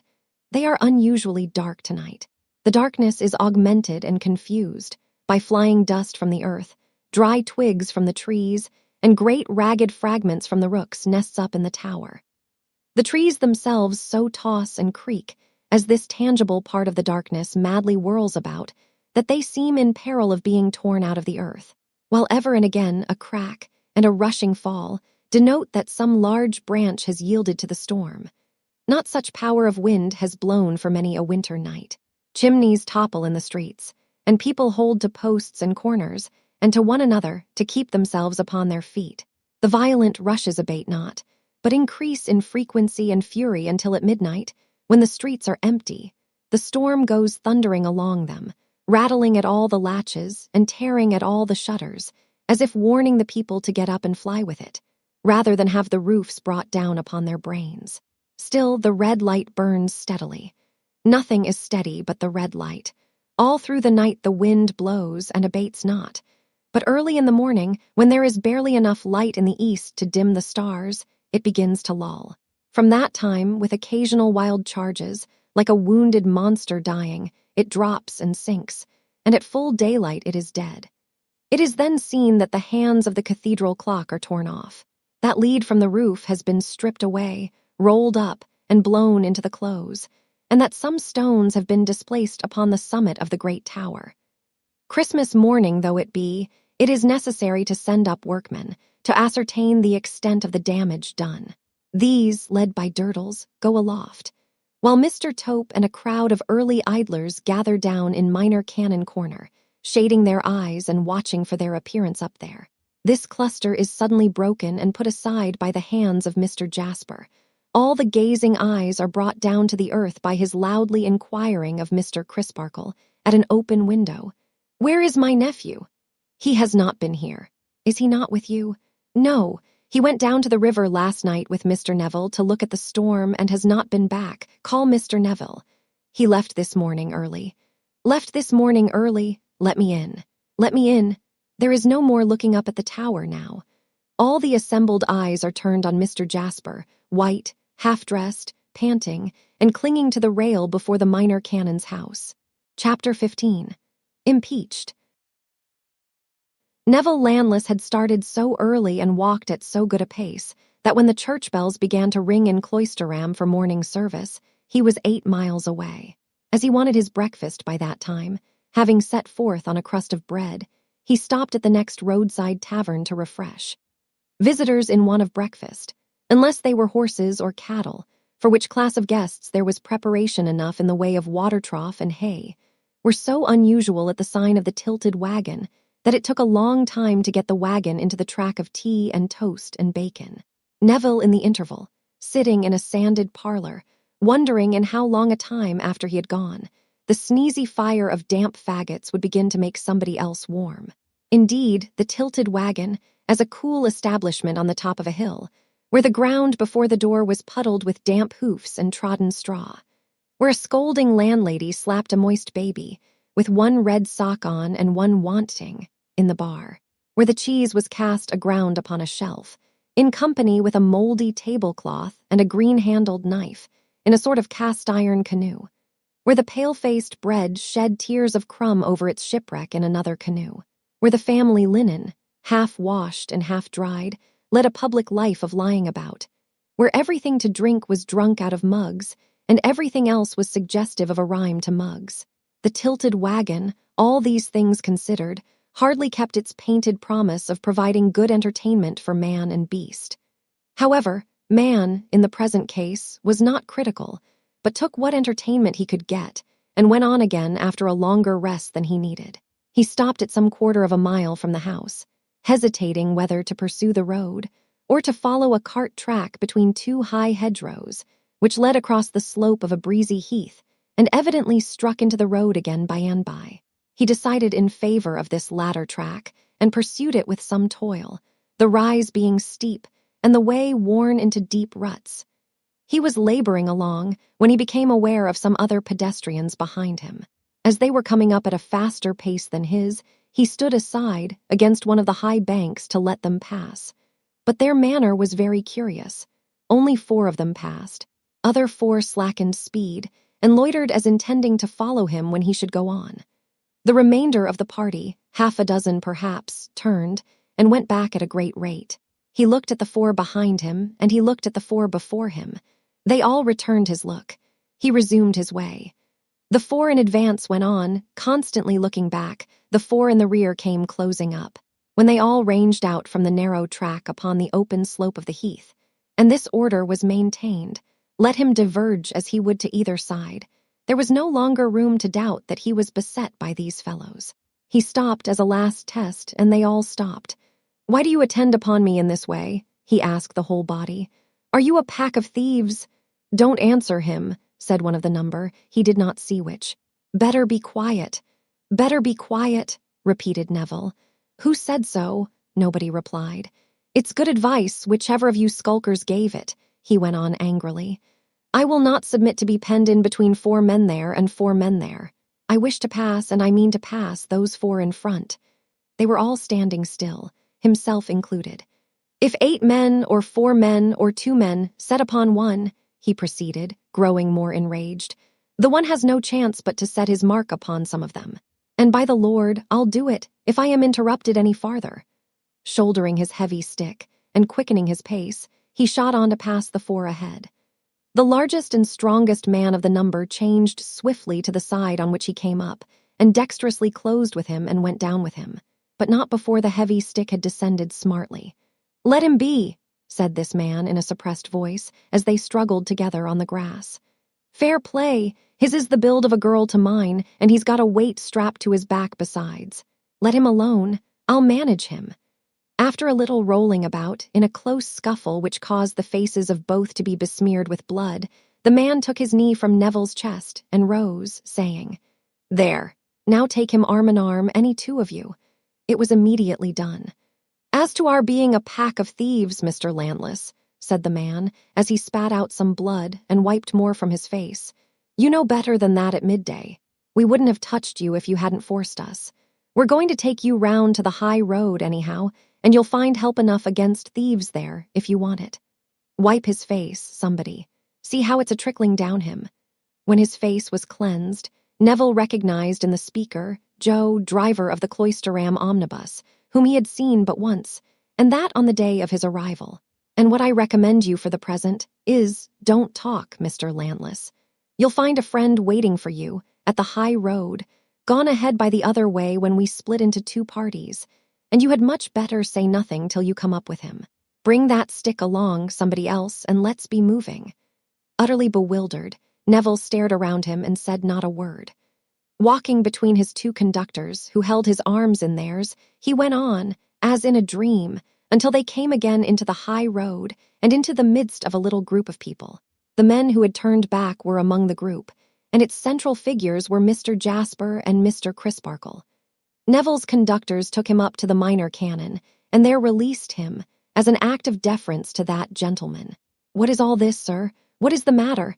I feel as if I had lost my senses," cried Neville, the group closing in around him. "Where is my nephew?" asked Mr. Jasper wildly. "Where is your nephew?" repeated Neville. "Why do you ask me?" "I ask you," retorted Jasper, "because you were the last person in his company and he is not to be found." "Not to be found?" cried Neville, aghast. "Stay, stay," said Mr. Crisparkle. "Permit me, Jasper. Mr. Neville, you are confounded. Collect your thoughts. It is of great importance that you should collect your thoughts. Attend to me. I will try, sir, but I seem mad. You left Mr. Jasper last night with Edwin Drood?" "Yes." "At what hour?"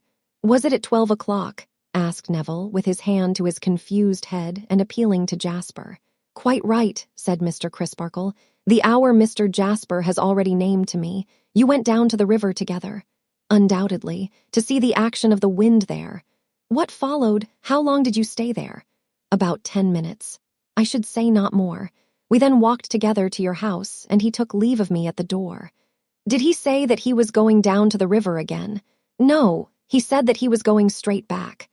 The bystanders looked at one another and at Mr. Crisparkle, to whom Mr. Jasper, who had been intensely watching Neville, said in a low, distinct, suspicious voice, "What are those stains upon his dress?" All eyes were turned towards the blood upon his clothes. "And here are the same stains upon this stick," said Jasper, taking it from the hand of the man who held it. "I know the stick to be his, and he carried it last night. What does this mean?" "In the name of God, say what it means, Neville," urged Mr. Crisparkle. "That man and I," said Neville, pointing out his late adversary, "had a struggle for the stick just now, and you may see the same marks on him, sir. What was I to suppose, when I found myself molested by 8 people? Could I dream of the true reason when they would give me none at all?" They admitted that they had thought it discreet to be silent, and that the struggle had taken place. And yet the very men who had seen it looked darkly at the smears which the bright cold air had already dried. "We must return, Neville," said Mr. Crisparkle. "Of course you will be glad to come back to clear yourself." "Of course, sir." "Mr. Landless will walk at my side," the minor canon continued, looking around him. "Come, Neville." They set forth on the walk back, and the others, with one exception, straggled after them at various distances. Jasper walked on the other side of Neville and never quitted that position. He was silent, while Mr. Crisparkle more than once repeated his former questions, and while Neville repeated his former answers. Also, while they both hazarded some explanatory conjectures. He was obstinately silent, because Mr. Crisparkle's manner directly appealed to him to take some part in the discussion, and no appeal would move his fixed face. When they drew near to the city, and it was suggested by the minor canon that they might do well in calling on the mayor at once, he assented with a stern nod. But he spake no word until they stood in Mr. SAPSEA's parlor. Mr. SAPSEA being informed by Mr. Crisparkle of the circumstances under which they desired to make a voluntary statement before him, Mr. Jasper broke silence by declaring that he placed his whole reliance, humanly speaking, on Mr. SAPSEA's penetration. There was no conceivable reason why his nephew should have suddenly absconded, unless Mr. SAPSEA could suggest one, and then he would defer. There was no intelligible likelihood of his having returned to the river and been accidentally drowned in the dark, unless it should appear likely to Mr. SAPSEA, and then again he would defer. He washed his hands as clean as he could of all horrible suspicions, unless it should appear to Mr. SAPSEA that some such were inseparable from his last companion before his disappearance, not on good terms with previously. And then, once more, he would defer. His own state of mind, he being distracted with doubts and laboring under dismal apprehensions, was not to be safely trusted, but Mr. SAPSEA's was. Mr. SAPSEA expressed his opinion that the case had a dark look. In short, and here his eyes rested full on Neville's countenance, an un-English complexion. Having made this grand point, He wandered into a denser haze and maze of nonsense than even a mayor might have been expected to disport himself in, and came out of it with the brilliant discovery that to take the life of a fellow creature was to take something that didn't belong to you. He wavered whether or no he should at once issue his warrant for the committal of Neville Landless to jail, under circumstances of grave suspicion.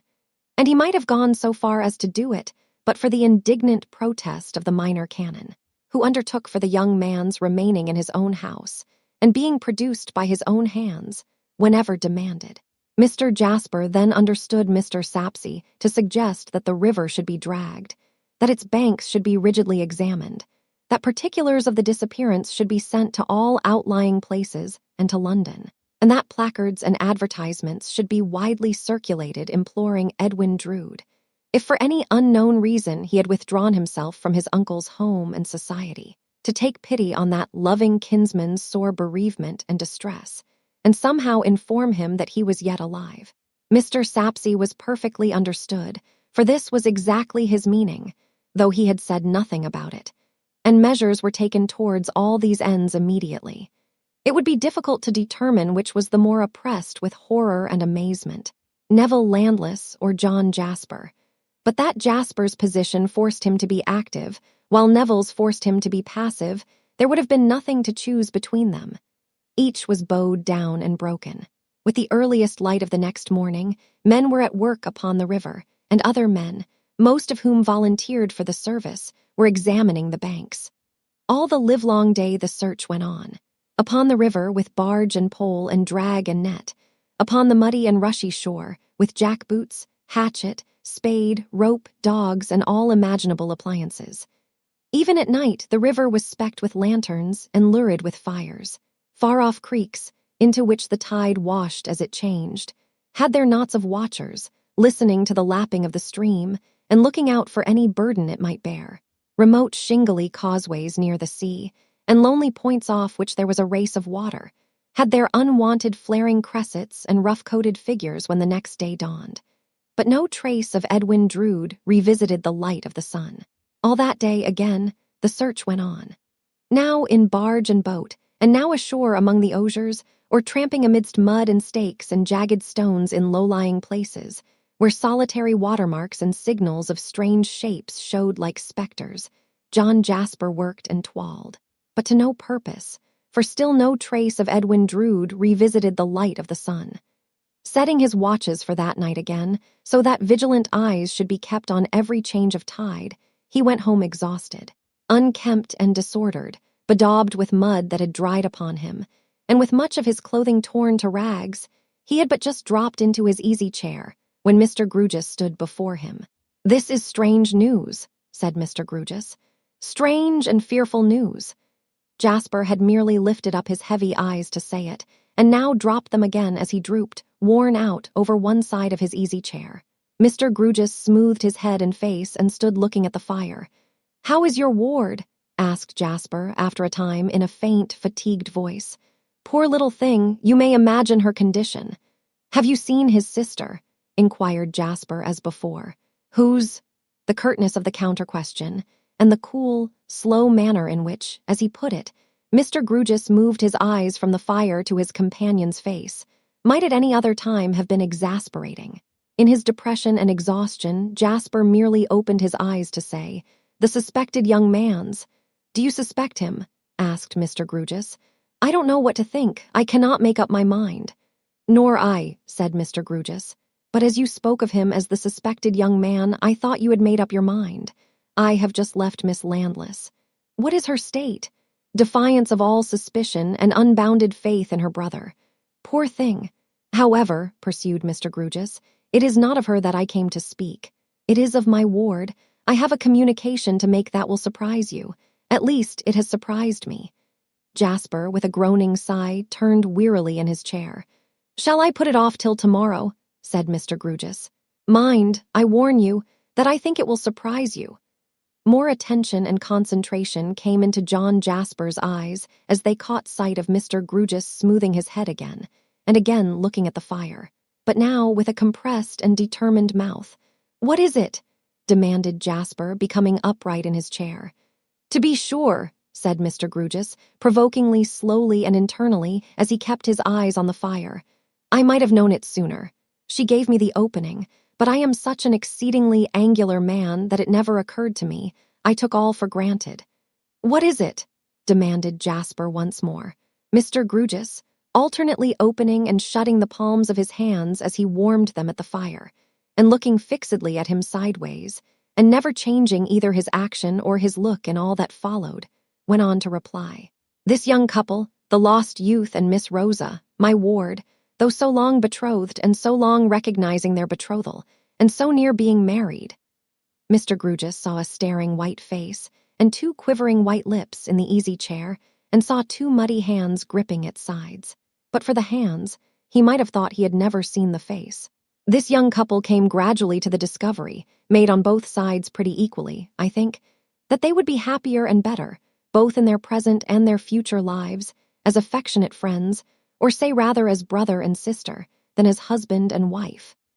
Mr. Grugis saw a lead-colored face in the easy chair, and on its surface dreadful starting drops or bubbles, as if of steel. This young couple formed at length the healthy resolution of interchanging their discoveries, openly, sensibly, and tenderly. They met for that purpose.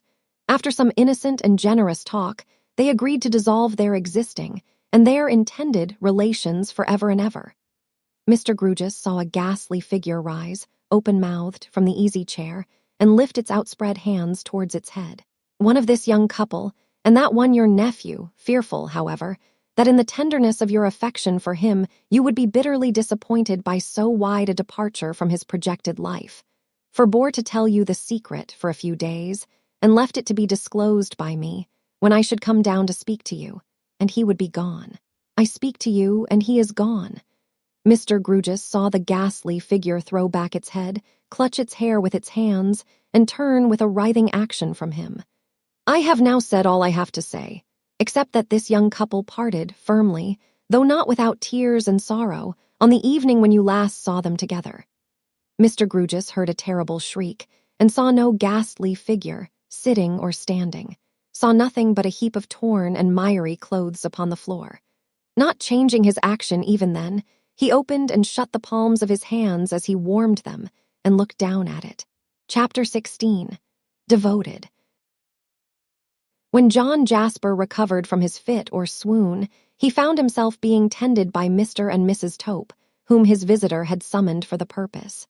His visitor, wooden of aspect, sat stiffly in a chair, with his hands upon his knees, watching his recovery.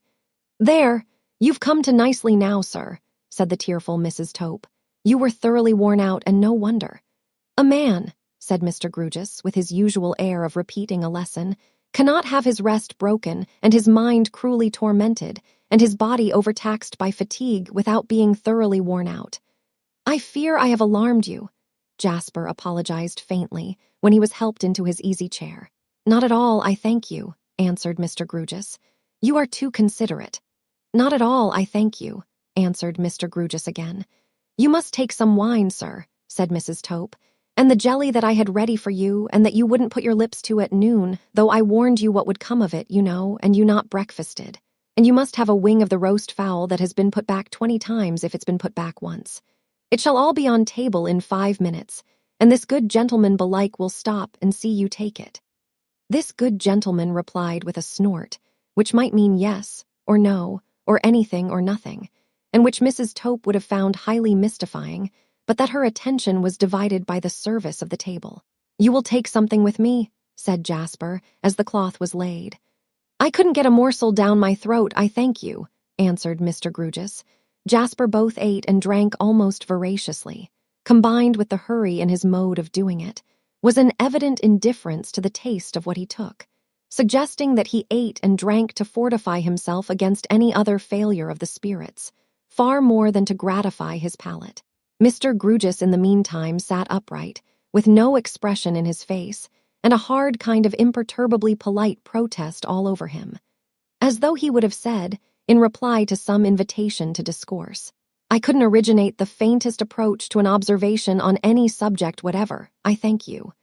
"Do you know," said Jasper, when he had pushed away his plate and glass, and had sat meditating for a few minutes, Do you know that I find some crumbs of comfort in the communication with which you have so much amazed me?" "Do you?" returned Mr. Grugis, pretty plainly adding the unspoken clause. "I don't, I thank you." After recovering from the shock of a piece of news of my dear boy, so entirely unexpected, and so destructive of all the castles I had built for him, and after having had time to think of it, "Yes, I shall be glad to pick up your crumbs," said Mr. Grugis dryly. "Is there not, or is there? If I deceive myself, tell me so and shorten my pain. Is there not, or is there, hope that, finding himself in this new position, and becoming sensitively alive to the awkward burden of explanation in this quarter, and that, and the other with which it would load him, he avoided the awkwardness and took to flight?" "Such a thing might be," said Mr. Grugis, pondering. "Such a thing has been.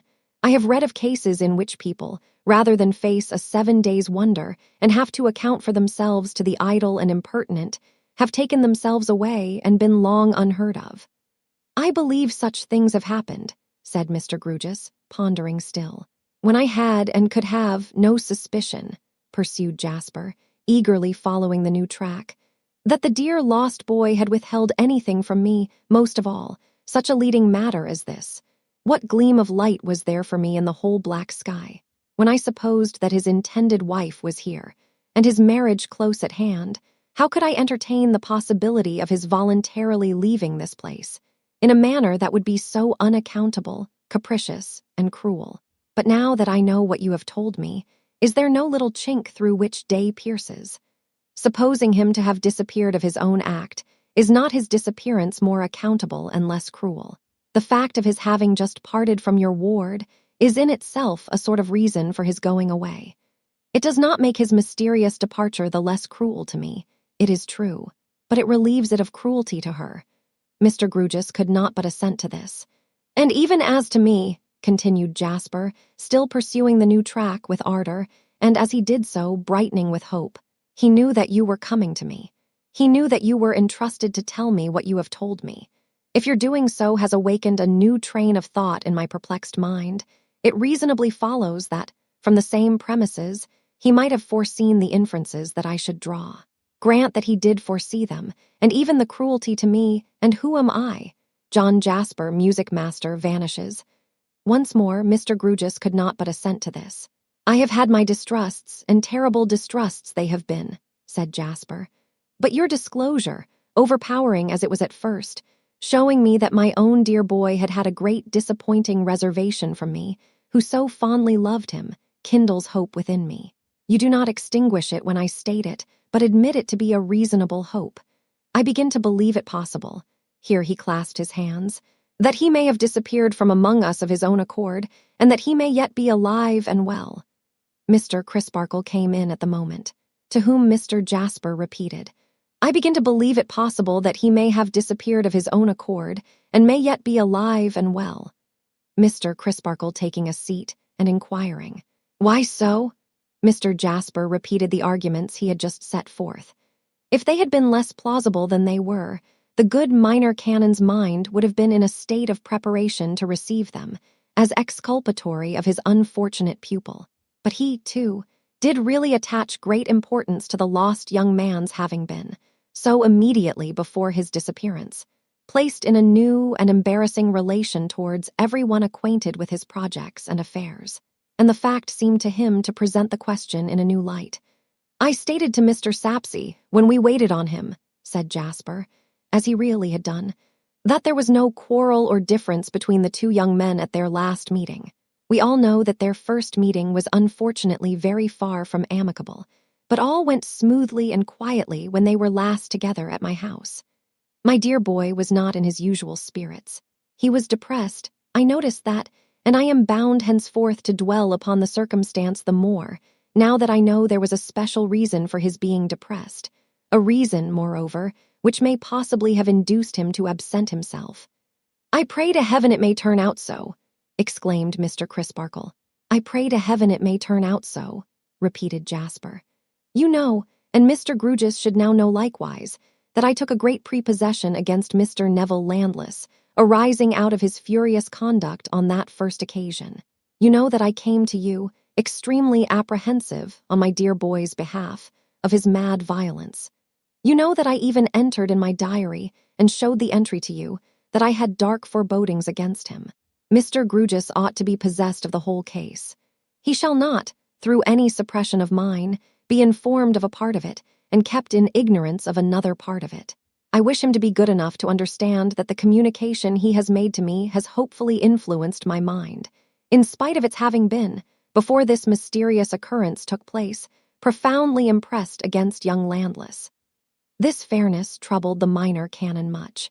He felt that he was not as open in his own dealing. He charged against himself reproachfully that he had suppressed, so far, the 2 points of a second strong outbreak of temper against Edwin Drood on the part of Neville, and of the passion of jealousy having, to his own certain knowledge, flamed up in Neville's breast against him. He was convinced of Neville's innocence of any part in the ugly disappearance, and yet so many little circumstances combined so woefully against him that he dreaded to add 2 more to their cumulative weight.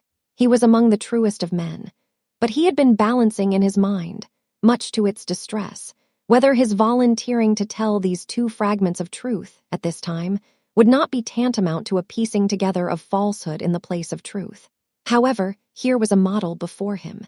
He hesitated no longer, addressing Mr. Grugis as one placed in authority by the revelation he had brought to bear on the mystery. And surpassingly angular Mr. Grugis became when he found himself in that unexpected position. Mr. Crisparkle bore his testimony to Mr. Jasper's strict sense of justice, and expressing his absolute confidence in the complete clearance of his pupil from the least taint of suspicion, sooner or later, avowed that his confidence in that young gentleman had been formed, in spite of his confidential knowledge that his temper was of the hottest and fiercest, and that it was directly incensed against Mr. Jasper's nephew by the circumstance of his romantically supposing himself to be enamored of the same young lady. The sanguine reaction manifest in Mr. Jasper was proof even against this unlooked-for declaration. It turned him paler, but he repeated that he would cling to the hope he had derived from Mr. Grugis, and that if no trace of his dear boy were found, leading to the dreadful inference that he had been made away with, he would cherish unto the last stretch of possibility the idea that he might have absconded of his own wild will. Now it fell out that Mr. Crisparkle, going away from this conference still very uneasy in his mind, and very much troubled on behalf of the young man whom he held as a kind of prisoner in his own house, took a memorable night walk. He walked to Cloisterham Weir. He often did so, and consequently there was nothing remarkable in his footsteps tending that way. But the preoccupation of his mind so hindered him from planning any walk or taking heed of the objects he passed, that his first consciousness of being near the weir was derived from the sound of the falling water close at hand. "How did I come here?" was his first thought as he stopped. "Why did I come here?" was his second. Then he stood intently listening to the water. A familiar passage in his reading, about airy tongues that syllable men's names, rose so unbidden to his ear that he put it from him with his hand as if it were tangible. It was starlight. The weir was full 2 miles above the spot to which the young men had repaired to watch the storm. No search had been made up here, for the tide had been running strongly down at that time of the night of Christmas Eve, and the likeliest places for the discovery of a body, if a fatal accident had happened under such circumstances, all lay, both when the tide ebbed and when it flowed again, between that spot and the sea. The water came over the weir, with its usual sound on a cold starlight night, and little could be seen of it. Yet Mr. Crisparkle had a strange idea that something unusual hung about the place. He reasoned with himself. What was it? Where was it? Put it to the proof. Which sense did it address? No sense reported anything unusual there. He listened again, and his sense of hearing again checked the water coming over the weir, with its usual sound on a cold starlight night. Knowing very well that the mystery with which his mind was occupied might of itself give the place this haunted air, he strained those hawk's eyes of his for the correction of his sight. He got closer to the weir and peered at its well-known posts and timbers. Nothing in the least unusual was remotely shadowed forth, but he resolved that he would come back early in the morning. The weir ran through his broken sleep all night, and he was back again at sunrise. It was a bright, frosty morning. The whole composition before him when he stood where he had stood last night, was clearly discernible in its minutest details. He had surveyed it closely for some minutes, and was about to withdraw his eyes, when they were attracted keenly to one spot. He turned his back upon the weir and looked far away at the sky and at the earth, and then looked again at that one spot. It caught his sight again immediately, and he concentrated his vision upon it. He could not lose it now, though it was but such a speck in the landscape. It fascinated his sight. His hands began plucking off his coat, for it struck him that at that spot, a corner of the weir, something glistened, which did not move and come over with the glistening water drops, but remained stationary. He assured himself of this. He threw off his clothes, he plunged into the icy water and swam for the spot. Climbing the timbers, he took from them, caught among their interstices by its chain, a gold watch, bearing engraved upon its back ED. He brought the watch to the bank, swam to the weir again, climbed it, and dived off. He knew every hole and corner of all the depths, and dived and dived and dived, until he could bear the cold no more. His notion was that he would find the body. He only found a shirt pin sticking in some mud and ooze. With these discoveries he returned to Cloisterham, and taking Neville landless with him, went straight to the mayor. Mr. Jasper was sent for, the watch and shirt pin were identified, Neville was detained, and the wildest frenzy and fatuity of evil report rose against him. He was of that vindictive and violent nature, that but for his poor sister, who alone had influence over him, and out of whose sight he was never to be trusted, he would be in the daily commission of murder. Before coming to England, he had caused to be whipped to death sundry natives, nomadic persons, encamping now in Asia, now in Africa, now in the West Indies, and now at the North Pole, vaguely supposed in Cloisterham to be always black, always of great virtue, always calling themselves me, and everybody else Massa or Missy, according to sex, and always reading tracts of the obscurest meaning in broken English, but always accurately understanding them in the purest mother tongue. He had nearly brought Mrs. Crisparkle's gray hairs with sorrow to the grave. Those original expressions were Mr. SAPSEA's. He had repeatedly said he would have Mr. Crisparkle's life. He had repeatedly said he would have everybody's life and become in effect the last man. He had been brought down to Cloisterham, from London, by an eminent philanthropist, and why? Because that philanthropist had expressly declared, "I owe it to my fellow creatures that he should be, in the words of Bentham, where he is the cause of the greatest danger to the smallest number."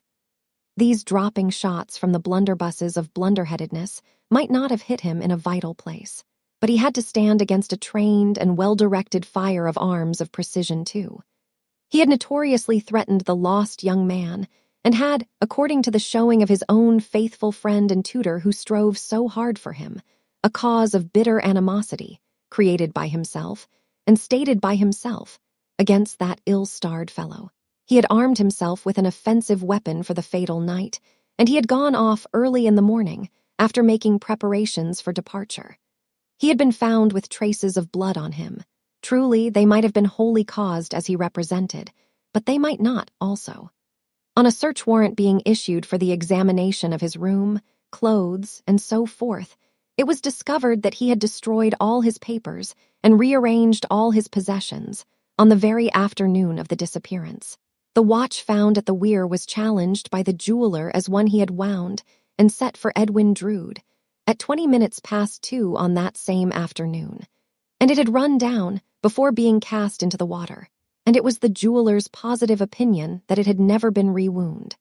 This would justify the hypothesis that the watch was taken from him not long after he left Mr. Jasper's house at midnight, in company with the last person seen with him, and that it had been thrown away after being retained some hours. Why thrown away? If he had been murdered, and so artfully disfigured or concealed or both, as that the murderer hoped identification to be impossible, except from something that he wore, assuredly the murderer would seek to remove from the body the most lasting, the best known, and the most easily recognizable things upon it. Those things would be the watch and shirt pin. As to his opportunities of casting them into the river, if he were the object of these suspicions, they were easy. For he had been seen by many persons, wandering about on that side of the city, indeed on all sides of it, in a miserable and seemingly half-distracted manner. As to the choice of the spot, obviously such criminating evidence had better take its chance of being found anywhere, rather than upon himself or in his possession. Concerning the reconciliatory nature of the appointed meeting between the two young men, very little could be made of that in young Landless's favor, for it distinctly appeared that the meeting originated, not with him, but with Mr. Crisparkle, and that it had been urged on by Mr. Crisparkle. And who could say how unwillingly, or in what ill-conditioned mood, his enforced pupil had gone to it? The more his case was looked into, the weaker it became in every point. Even the broad suggestion that the lost young man had absconded was rendered additionally improbable on the showing of the young lady from whom he had so lately parted. For what did she say with great earnestness and sorrow when interrogated? That he had, expressly and enthusiastically, planned with her, that he would await the arrival of her guardian, Mr. Grewgious. And yet, be it observed, he disappeared before that gentleman appeared. On the suspicions thus urged and supported, Neville was detained and redetained, and the search was pressed on every hand, and Jasper labored night and day. But nothing more was found. No discovery being made, which proved the lost man to be dead, it at length became necessary to release the persons suspected of having made away with him. Neville was set at large. Then a consequence ensued which Mr. Crisparkle had too well foreseen. Neville must leave the place, for the place shunned him and cast him out. Even had it not been so, the dear old China shepherdess would have worried herself to death with fears for her son, and with general trepidation occasioned by their having such an inmate. Even had that not been so, the authority to which the minor canon deferred officially would have settled the point. "Mr. Crisparkle," quoth the dean, "human justice may err, but it must act according to its lights. The days of taking sanctuary are past. This young man must not take sanctuary with us." "You mean that he must leave my house, sir?" "Mr. Crisparkle," returned the prudent dean, "I claim no authority in your house. I merely confer with you on the painful necessity you find yourself under of depriving this young man of the great advantages of your counsel and instruction." "It is very lamentable, sir," Mr. Crisparkle represented. "Very much so," the dean assented. "And if it be a necessity," Mr. Crisparkle faltered. "As you unfortunately find it to be," returned the dean. Mr. Crisparkle bowed submissively. "It is hard to prejudge his case, sir, but I am sensible that—" "Just so, perfectly. As you say, Mr. Crisparkle," interposed the dean, nodding his head smoothly, "there is nothing else to be done. No doubt, no doubt. There is no alternative, as your good sense has discovered. I am entirely satisfied of his perfect innocence, sir, nevertheless." "Well," said the dean, in a more confidential tone and slightly glancing around him, "I would not say so generally. Not generally. Enough of suspicion attaches to him to know I think I would not say so generally." Mr. Crisparkle bowed again. "It does not become us, perhaps," pursued the dean, "to be partisans, not partisans. We clergy keep our hearts warm and our heads cool, and we hold a judicious middle course. I hope you do not object, sir, to my having stated in public, emphatically, that he will reappear here, whenever any new suspicion may be awakened, or any new circumstance may come to light in this extraordinary matter." "Not at all," returned the dean. "And yet, do you know, I don't think," with a very nice and neat emphasis on those two words, "I don't think I would state it emphatically. State it, yees, but emphatically. No, I think not. In point of fact, Mr. Crisparkle, keeping our hearts warm and our heads cool, we clergy need do nothing emphatically." So minor Canon Rowe knew Neville landless no more, and he went whithersoever he would, or could, with a blight upon his name and fame. It was not until then that John Jasper silently resumed his place in the choir. Haggard and red-eyed, his hopes plainly had deserted him, his sanguine mood was gone, and all his worst misgivings had come back. A day or two afterwards, while unrobing, he took his diary from a pocket of his coat, turned the leaves, and with an impressive look, and without one spoken word, handed this entry to Mr. Crisparkle to read. "My dear boy is murdered. The discovery of the watch and shirt-pin convinces me that he was murdered that night, and that his jewelry was taken from him to prevent identification by its means. All the delusive hopes I had founded on his separation from his betrothed wife, I give to the winds. They perish before this fatal discovery. I now swear, and record the oath on this page, that I never more will discuss this mystery with any human creature until I hold the clue to it in my hand, that I never will relax in my secrecy or in my search, that I will fasten the crime of the murder of my dear dead boy upon the murderer, and that I devote myself to his destruction. Chapter 17. Philanthropy, Professional and Unprofessional. Full half a year had come and gone, and Mr. Crisparkle sat in a waiting room in the London chief offices of the Haven of Philanthropy until he could have audience of Mr. Honeythunder. In his college days of athletic exercises, Mr. Crisparkle had known professors of the noble art of fisticuffs and had attended 2 or 3 of their gloved gatherings. He had now an opportunity of observing that as to the phrenological formation of the backs of their heads, the professing philanthropists were uncommonly like the pugilists. In the development of all those organs which constitute, or attend, a propensity to pitch into your fellow creatures, the philanthropists were remarkably favored. There were several professors passing in and out, with exactly the aggressive air upon them of being ready for a turn-up with any novice who might happen to be on hand, that Mr. Crisparkle well remembered in the circles of the fancy.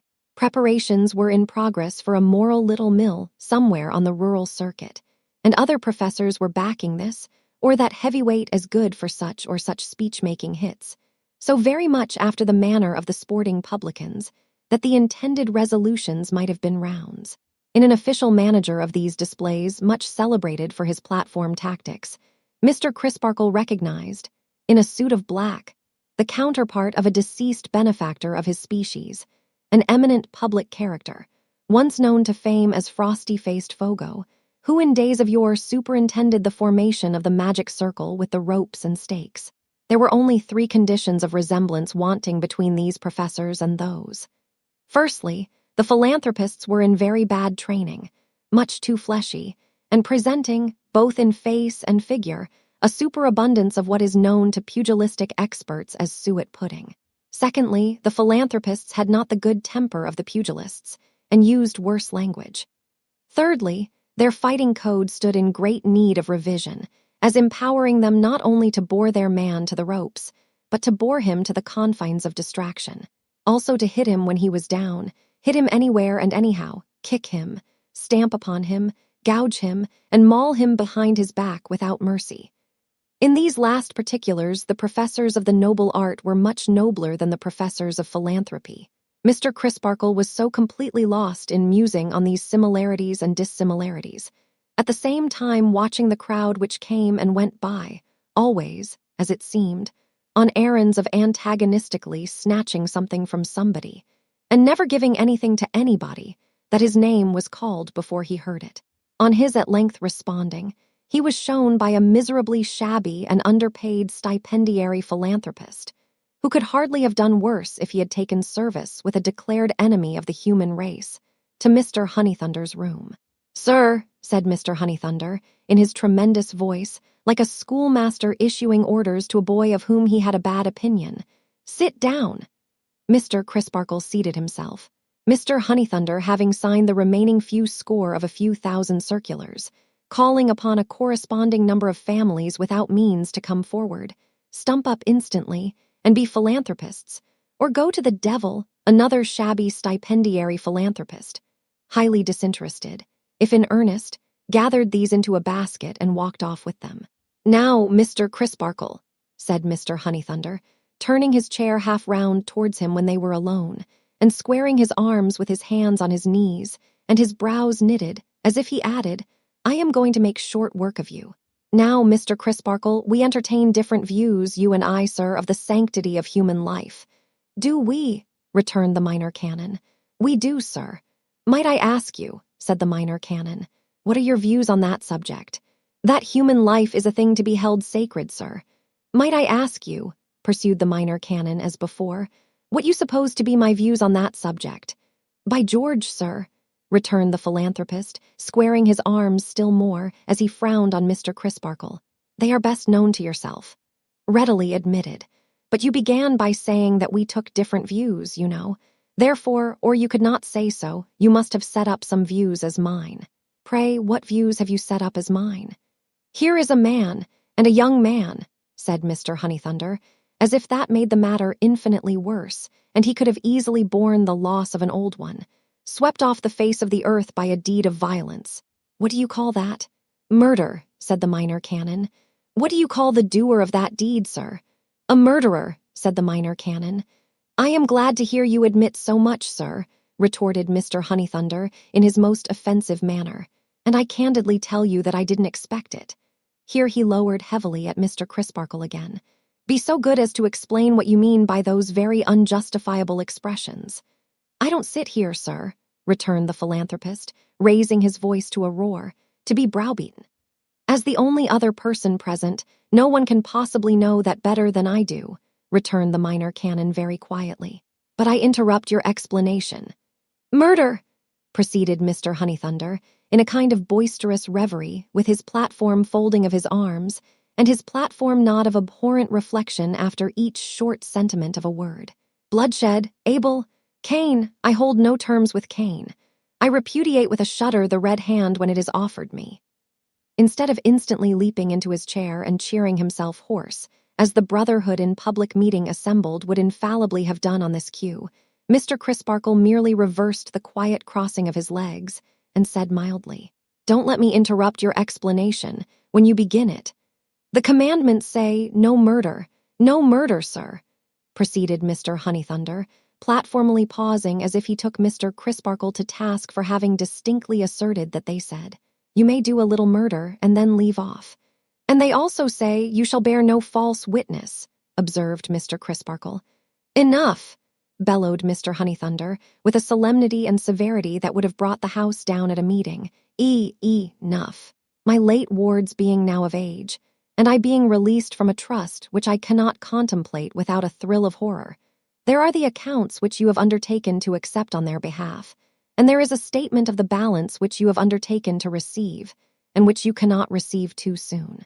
And let me tell you, sir, I wish that, as a man and a minor canon, you were better employed," with a nod. "Better employed," with another nod. "Better employed," with another, and the three nods added up. Mr. Crisparkle rose, a little heated in the face, but with perfect command of himself. "Mr. Honeythunder," he said, taking up the papers referred to, "my being better or worse employed than I am at present is a matter of taste and opinion. You might think me better employed in enrolling myself a member of your society." "Aye, indeed, sir," retorted Mr. Honeythunder, shaking his head in a threatening manner. "It would have been better for you if you had done that long ago. I think otherwise. Or," said Mr. Honeythunder, shaking his head again, "I might think one of your profession better employed in devoting himself to the discovery and punishment of guilt than in leaving that duty to be undertaken by a layman. I may regard my profession from a point of view which teaches me that its first duty is towards those who are in necessity and tribulation, who are desolate and oppressed," said Mr. Crisparkle. "However, as I have quite clearly satisfied myself that it is no part of my profession to make professions, I say no more of that. But I owe it to Mr. Neville, and to Mr. Neville's sister, and in a much lower degree to myself, to say to you that I know I was in the full possession and understanding of Mr. Neville's mind and heart at the time of this occurrence, and that, without in the least coloring or concealing what was to be deplored in him and required to be corrected, I feel certain that his tale is true. Feeling that certainty, I befriend him. As long as that certainty shall last, I will befriend him. And if any consideration could shake me in this resolve, I should be so ashamed of myself for my meanness that no man's good opinion, no, nor no woman's, so gained, could compensate me for the loss of my own. Good fellow, manly fellow, and he was so modest, too. There was no more self-assertion in the minor canon than in the schoolboy who had stood in the breezy playing fields keeping a wicket. He was simply and staunchly true to his duty alike in the large case and in the small. So all true souls ever are. So every true soul ever was, ever is, and ever will be. There is nothing little to the really great in spirit. Then who do you make out did the deed? Asked Mr. Honeythunder, turning on him abruptly. Heaven forbid, said Mr. Crisparkle, that in my desire to clear one man I should lightly criminate another. I accuse no one.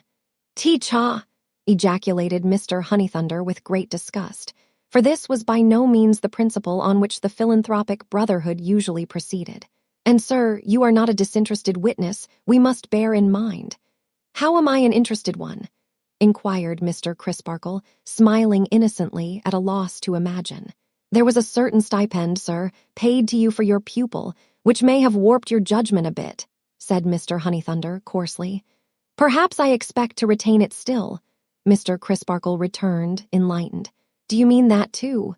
Well, sir, returned the professional philanthropist, getting up and thrusting his hands down into his trousers pockets, I don't go about measuring people for caps. If people find I have any about me that fit 'em, they can put 'em on and wear 'em if they like. That's their lookout, not mine. Mr. Crisparkle eyed him with a just indignation and took him to task thus. Mr. Honeythunder, I hoped when I came in here that I might be under no necessity of commenting on the introduction of platform manners or platform maneuvers among the decent forbearances of private life. But you have given me such a specimen of both that I should be a fit subject for both if I remained silent respecting them. They are detestable. They don't suit you, I dare say, sir. They are, repeated Mr. Crisparkle, without noticing the interruption, detestable. They violate equally the justice that should belong to Christians and the restraints that should belong to gentlemen. You assume a great crime to have been committed by one whom I, acquainted with the attendant circumstances, and having numerous reasons on my side, devoutly believe to be innocent of it. Because I differ from you on that vital point, what is your platform resource? Instantly to turn upon me, charging that I have no sense of the enormity of the crime itself, but am its aider and abettor. So, another time, taking me as representing your opponent in other cases, you set up a platform credulity, a moved and seconded and carried unanimously profession of faith in some ridiculous delusion or mischievous imposition. I decline to believe it, and you fall back upon your platform resource of proclaiming that I believe nothing. That because I will not bow down to a false god of your making, I deny the true God. Another time you make the platform discovery that war is a calamity, and you propose to abolish it by a string of twisted resolutions tossed into the air like the tail of a kite. I do not admit the discovery to be yours in the least, and I have not a grain of faith in your remedy. Again, your platform resource of representing me as reveling in the horrors of a battlefield like a fiend incarnate.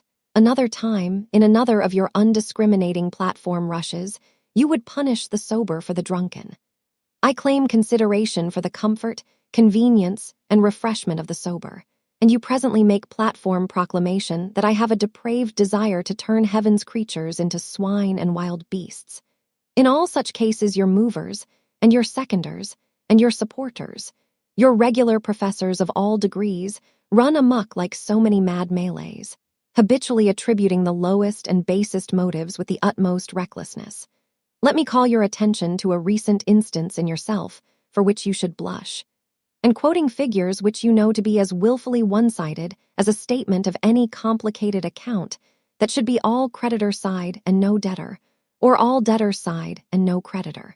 Therefore it is, Mr. Honeythunder, that I consider the platform a sufficiently bad example and a sufficiently bad school, even in public life, but hold that, carried into private life, it becomes an unendurable nuisance.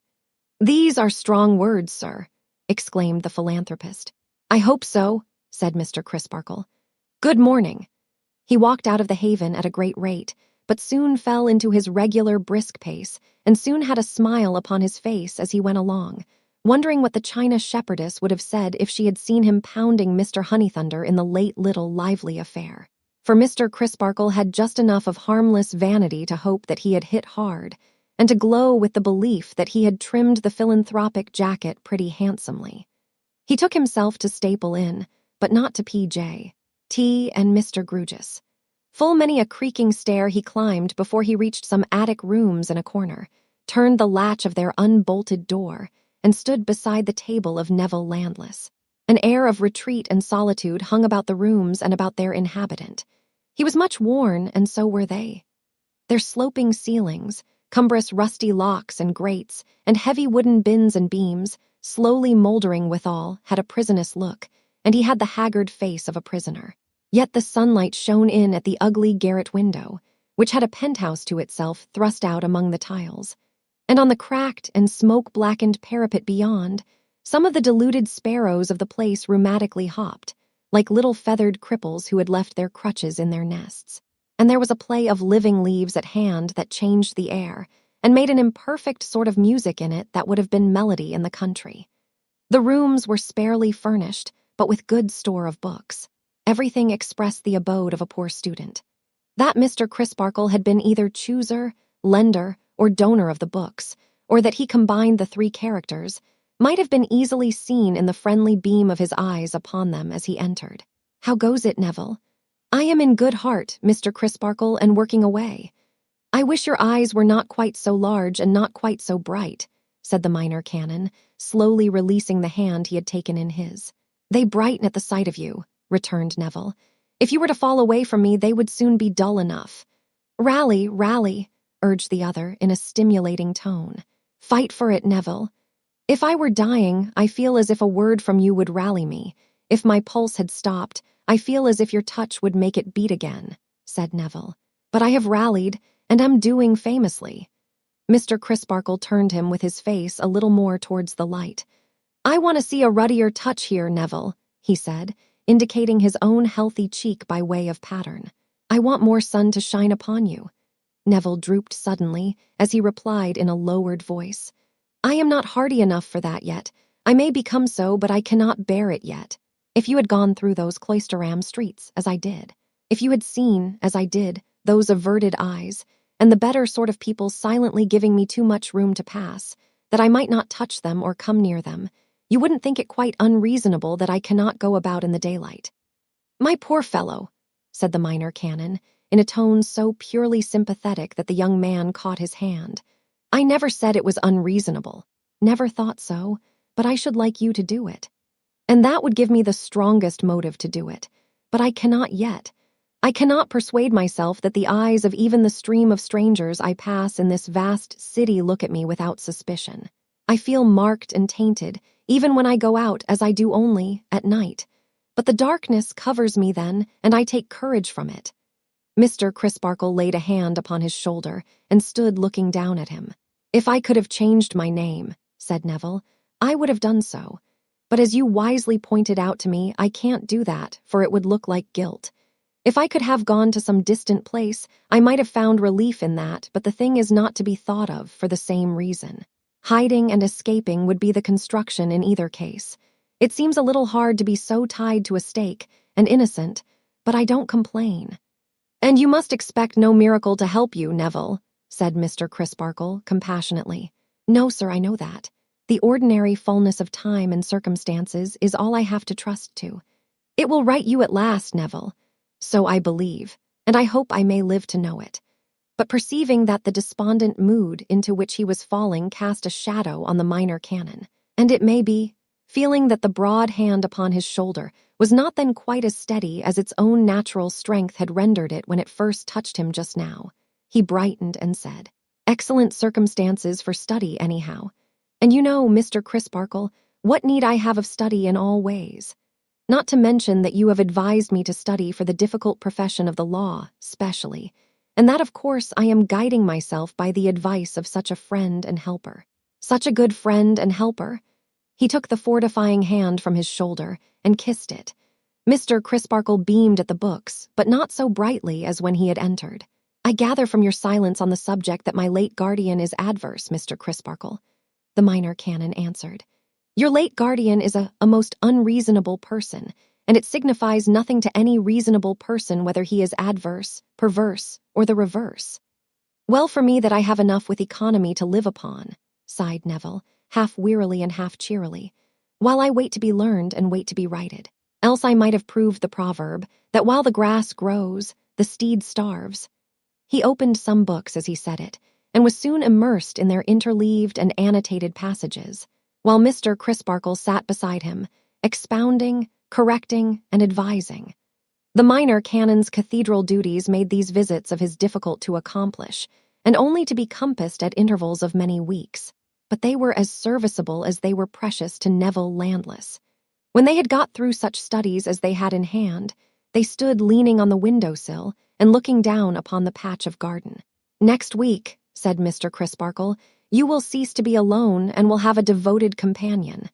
And yet, returned Neville, this seems an uncongenial place to bring my sister to. I don't think so, said the minor canon.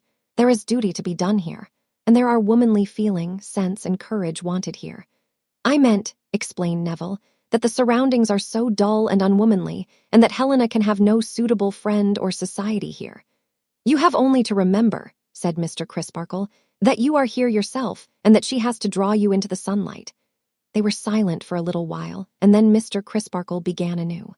When we first spoke together, Neville, you told me that your sister had risen out of the disadvantages of your past lives as superior to you, as the tower of Cloisterham Cathedral is higher than the chimneys of Minor Canon Corner. Do you remember that? Right well. I was inclined to think it at the time an enthusiastic flight. No matter what I think it now, what I would emphasize is that under the head of pride your sister is a great and opportune example to you. Under all heads that are included in the composition of a fine character, she is. Say so. But take this one. Your sister has learnt how to govern what is proud in her nature. She can dominate it even when it is wounded through her sympathy with you. No doubt she has suffered deeply in those same streets where you suffered deeply. No doubt her life is darkened by the cloud that darkens yours.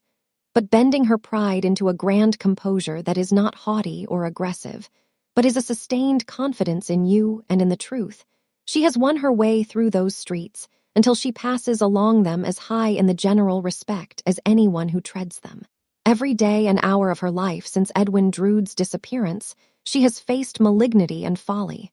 For you, as only a brave nature well directed can. So it will be with her to the end.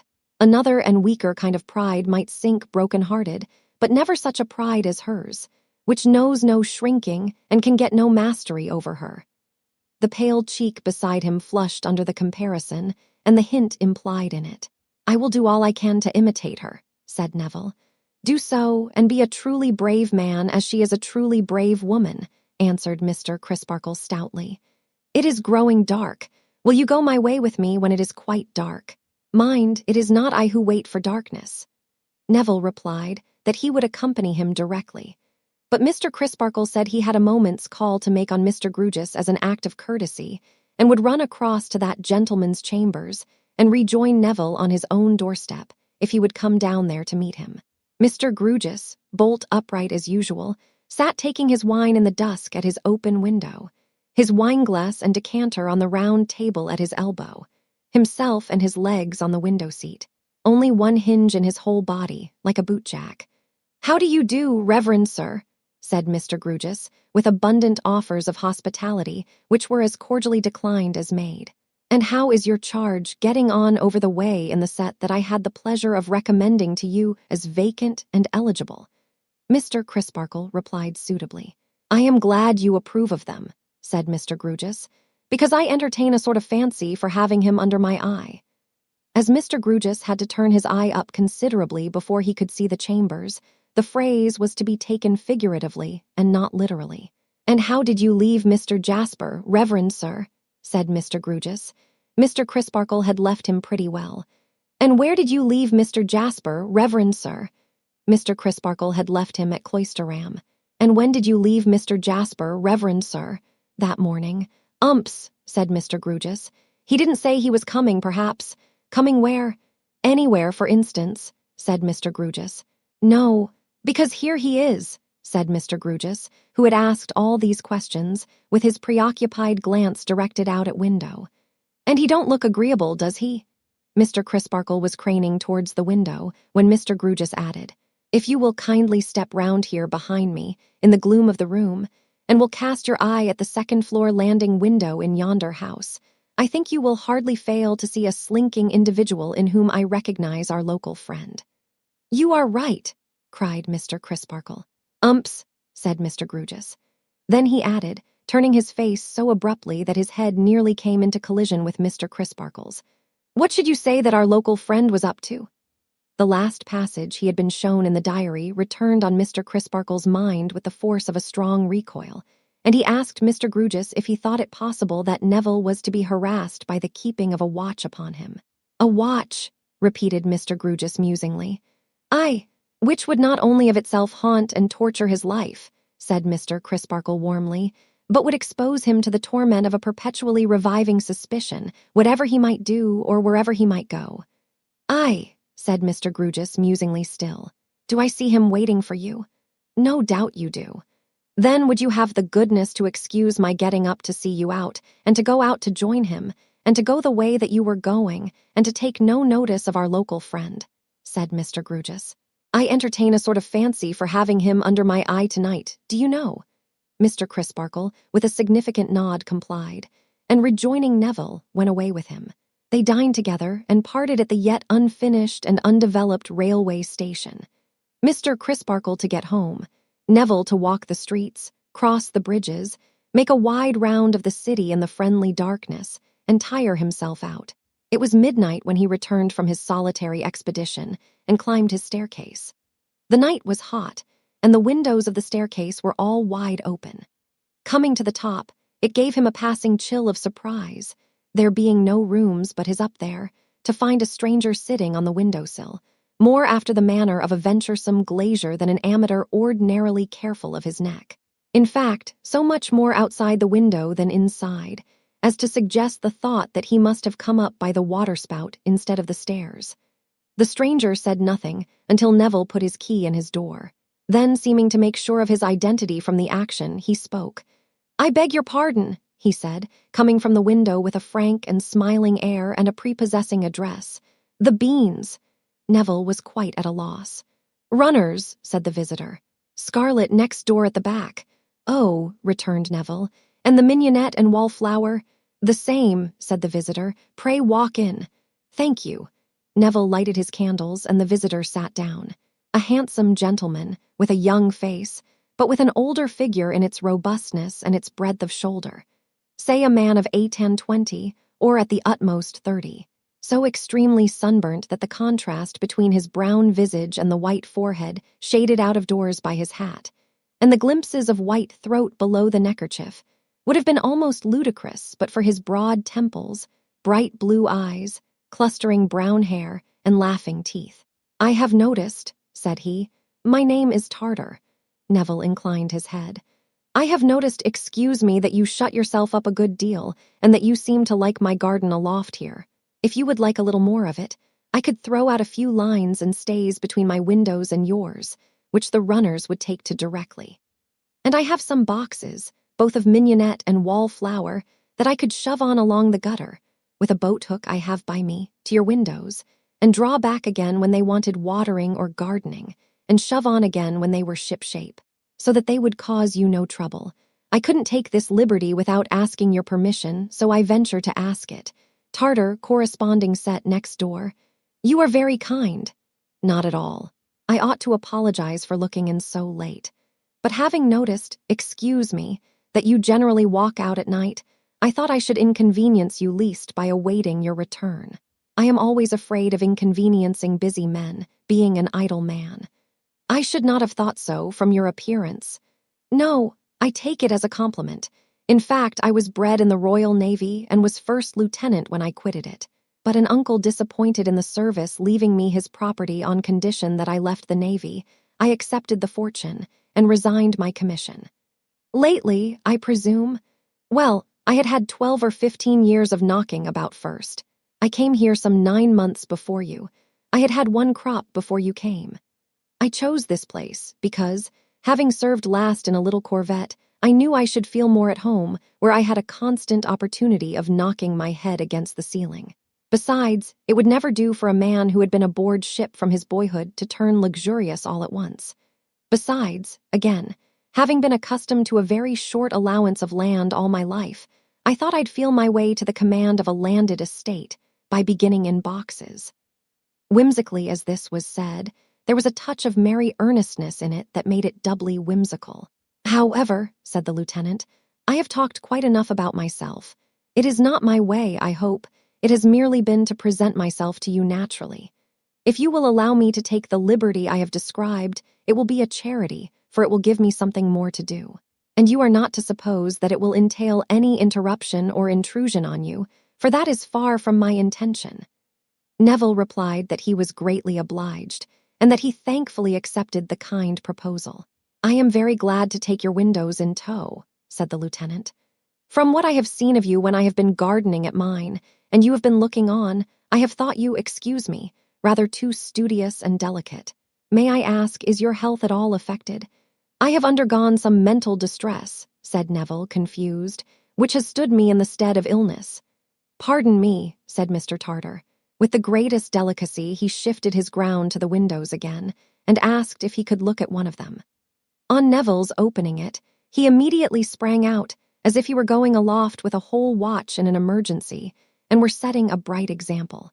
"For heaven's sake," cried Neville, "don't do that. Where are you going, Mr. Tartar? You'll be dashed to pieces." "All well," said the lieutenant, coolly looking about him on the housetop. "All taut and trim here. Those lines and stays shall be rigged before you turn out in the morning. May I take this short cut home and say good night?" "Mr. Tartar," urged Neville, "pray, it makes me giddy to see you." But Mr. Tartar, with a wave of his hand and the deftness of a cat, had already dipped through his scuttle of scarlet runners without breaking a leaf, and gone below. Mr. Grewgious, his bedroom window blind held aside with his hand, happened at the moment to have Neville's chambers under his eye for the last time that night. Fortunately, his eye was on the front of the house, and not the back, or this remarkable appearance and disappearance might have broken his rest as a phenomenon. But Mr. Grewgious, seeing nothing there, not even a light in the windows, his gaze wandered from the windows to the stars, as if he would have read in them something that was hidden from him. Many of us would, if we could, but none of us so much as know our letters in the stars yet, or seem likely to do it in this state of existence, and few languages can be read until their alphabets are mastered. Chapter 18. A Settler in Cloisterham.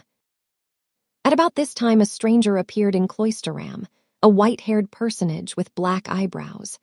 Being buttoned up in a tightish blue surtout with a buff waistcoat and grey trousers, he had something of a military air, but he announced himself at the Crozier, the orthodox hotel, where he put up with a portmanteau, as an idle dog who lived upon his means. And he farther announced that he had a mind to take a lodging in the picturesque old city for a month or two, with a view of settling down there altogether. Both announcements were made in the coffee-room of the Crozier, to all whom it might or might not concern, by the stranger as he stood with his back to the empty fireplace, waiting for his fried sole, veal cutlet, and pint of sherry. And the waiter, business being chronically slack at the Crozier, represented all whom it might or might not concern, and absorbed the whole of the information. This gentleman's white head was unusually large, and his shock of white hair was unusually thick and ample. "I suppose, waiter," he said, shaking his shock of hair, as a Newfoundland dog might shake his before sitting down to dinner, "that a fair lodging for a single buffer might be found in these parts, eh?" The waiter had no doubt of it. "Something old," said the gentleman. "Take my hat down for a moment from that peg, will you? No, I don't want it. Look into it. What do you see written there?" The waiter read, "Datchery." "Now you know my name," said the gentleman. "Dick Datchery. Hang it up again. I was saying something old is what I should prefer, something odd and out of the way, something venerable, architectural, and inconvenient." "We have a good choice of inconvenient lodgings in the town, sir, I think," replied the waiter, with modest confidence in its resources that way. "Indeed, I have no doubt that we could suit you that far, however particular you might be. But an architectural lodging—" That seemed to trouble the waiter's head, and he shook it. "Anything cathedraly now," Mr. Datchery suggested. "Mr. Tope," said the waiter, brightening, as he rubbed his chin with his hand, "would be the likeliest party to inform in that line." "Who is Mr. Tope?" inquired Dick Datchery. The waiter explained that he was the verger, and that Mrs. Tope had indeed once upon a time let lodgings herself or offered to let them, but that as nobody had ever taken them, Mrs. Tope's window bill, long a Cloisterham institution, had disappeared, probably had tumbled down one day and never been put up again. "I'll call on Mrs. Tope," said Mr. Datchery, "after dinner." So when he had done his dinner, he was duly directed to the spot and sallied out for it.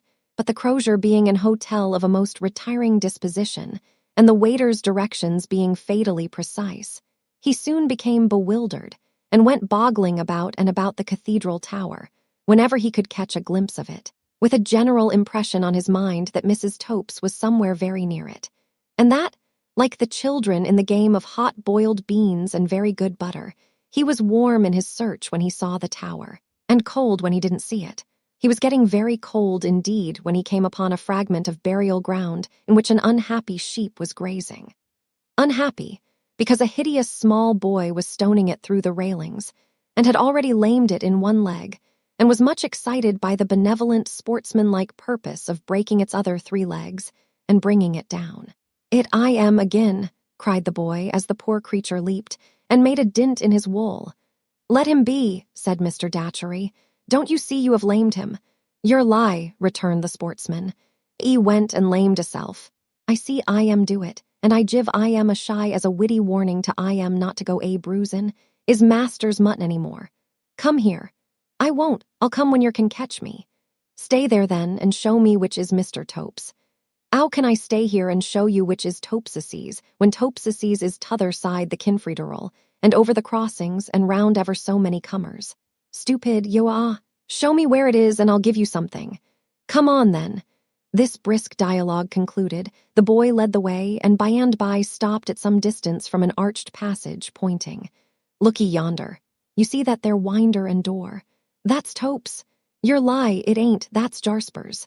"Indeed," said Mr. Datchery, with a second look of some interest. "Yes, and I ain't a-goin' no nearer, I tell yer." "Why not?" "'Cause I ain't a-goin' to be lifted off my legs and ave my braces bust and be choked. Not if I knows it, and not by. I am wait till I set a jolly good flint flyin' at the back is jolly old Ed some day. Now look t'other side the harch, not the side where Jarsper's door is. T'other side? I see. A little way in that side there's a low door down 2 steps. That's Topes's with his name on a hovel plate." "Good. See here," said Mr. Datchery, producing a shilling. "You owe me half of this." "Your lie, I don't owe yer nothing, I never seen yer." "I tell you you owe me half of this because I have no 6pence in my pocket. So the next time you meet me you shall do something else for me to pay me." "All right, give us old." "What is your name, and where do you live?" "Deputy. Traveller's twopenny. Cross the green." The boy instantly darted off with the shilling, lest Mr. Datchery should repent, but stopped at a safe distance, on the happy chance of his being uneasy in his mind about it, to goad him with a demon dance expressive of its irrevocability. Mr. Datchery, taking off his hat to give that shock of white hair of his another shake, seemed quite resigned, and betook himself whither he had been directed. Mr. Topes' official dwelling, communicating by an upper stair with Mr. Jaspers, hence Mrs. Topes' attendance on that gentleman, was of very modest proportions, and partook of the character of a cool dungeon. Its ancient walls were massive, and its rooms rather seemed to have been dug out of them, than to have been designed beforehand with any reference to them. The main door opened at once on a chamber of no describable shape, with a groined roof, which in its turn opened on another chamber of no describable shape, with another groined roof, their windows small, and in the thickness of the walls. These 2 chambers, close as to their atmosphere and swarthy as to their illumination by natural light, were the apartments which Mrs. Tope had so long offered to an unappreciative city. Mr. Datchery, however, was more appreciative. He found that if he sat with the main door open, he would enjoy the passing society of all comers to and fro by the gateway, and would have light enough. He found that if Mr. and Mrs. Tope, living overhead, used for their own egress and ingress a little side stair that came plump into the precincts by a door opening outward, to the surprise and inconvenience of a limited public of pedestrians in a narrow way, he would be alone, as in a separate residence. He found the rent moderate, and everything as quaintly inconvenient as he could desire. He agreed, therefore, to take the lodging then and there, and money down, possession to be had next evening, on condition that reference was permitted him to Mr. Jasper as occupying the gatehouse, of which on the other side of the gateway, the verger's hole in the wall was an appanage or subsidiary part. The poor dear gentleman was very solitary and very sad, Mrs. Tope said, but she had no doubt he would speak for her. Perhaps Mr. Datchery had heard something of what had occurred there last winter. Mr. Datchery had as confused a knowledge of the event in question, on trying to recall it, as he well could have.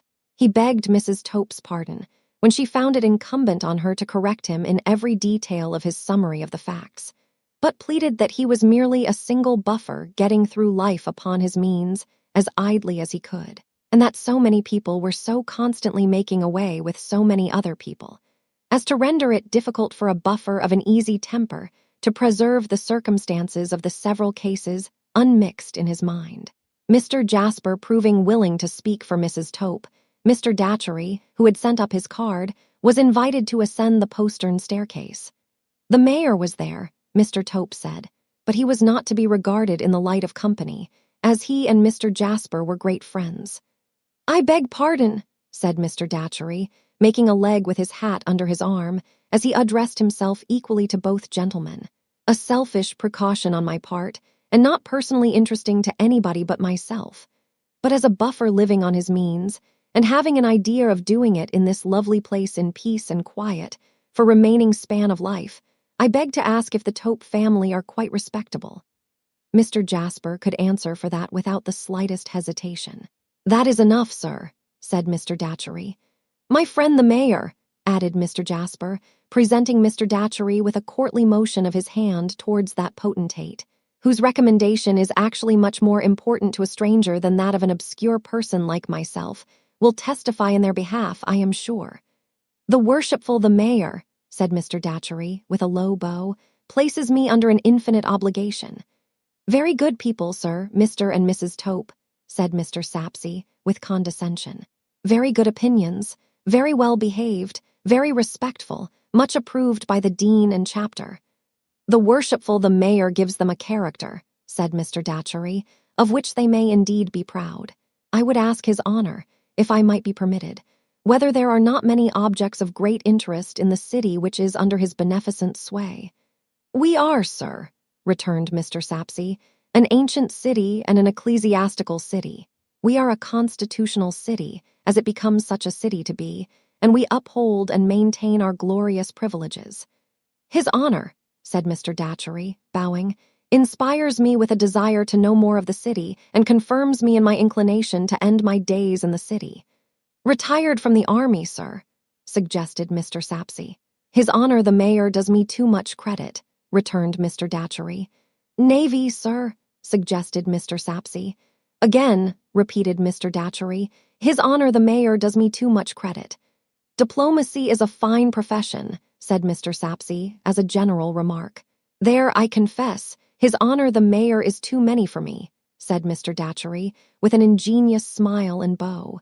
"Even a diplomatic bird must fall to such a gun." Now this was very soothing. Here was a gentleman of a great, not to say a grand, address, accustomed to rank and dignity, really setting a fine example how to behave to a mayor. There was something in that third-person style of being spoken to that Mr. SAPSEA found particularly recognizant of his merits and position. "But I crave pardon," said Mr. Datchery. "His honor the mayor will bear with me if for a moment I have been deluded into occupying his time, and have forgotten the humble claims upon my own of my hotel, the Crozier." "Not at all, sir," said Mr. SAPSEA. "I am returning home, and if you would like to take the exterior of our cathedral in your way, I shall be glad to point it out." "His honor the mayor," said Mr. Datchery, "is more than kind and gracious." As Mr. Datchery, when he had made his acknowledgments to Mr. Jasper, could not be induced to go out of the room before the worshipful led the way downstairs, Mr. Datchery following with his hat under his arm, and his shock of white hair streaming in the evening breeze. "Might I ask his honor," said Mr. Datchery, "whether that gentleman we have just left is the gentleman of whom I have heard in the neighborhood as being much afflicted by the loss of a nephew, and concentrating his life on avenging the loss?" "That is the gentleman. John Jasper, sir. Would his honor allow me to inquire whether there are strong suspicions of anyone?" "More than suspicions, sir," returned Mr. SAPSEA, "all but certainties." "Only think now," cried Mr. Datchery. "But proof, sir, proof must be built up stone by stone," said the mayor. "As I say, the end crowns the work. It is not enough that justice should be morally certain. She must be immorally certain legally, that is." "His honor," said Mr. Datchery, "reminds me of the nature of the law, immoral. How true!" "As I say, sir, pompously went on the mayor. "The arm of the law is a strong arm and a long arm. That is the way I put it, a strong arm and a long arm." "How forcible, and yet again how true," murmured Mr. Datchery. "And without betraying what I call the secrets of the prison house," said Mr. SAPSEA. "The secrets of the prison house is the term I used on the bench." "And what other term than his honors would express it?" said Mr. Datchery. "Without, I say, betraying them, I predict to you, knowing the iron will of the gentleman we have just left, I take the bold step of calling it iron on account of its strength, that in this case the long arm will reach and the strong arm will strike. This is our cathedral, sir. The best judges are pleased to admire it, and the best among our townsmen own to being a little vain of it."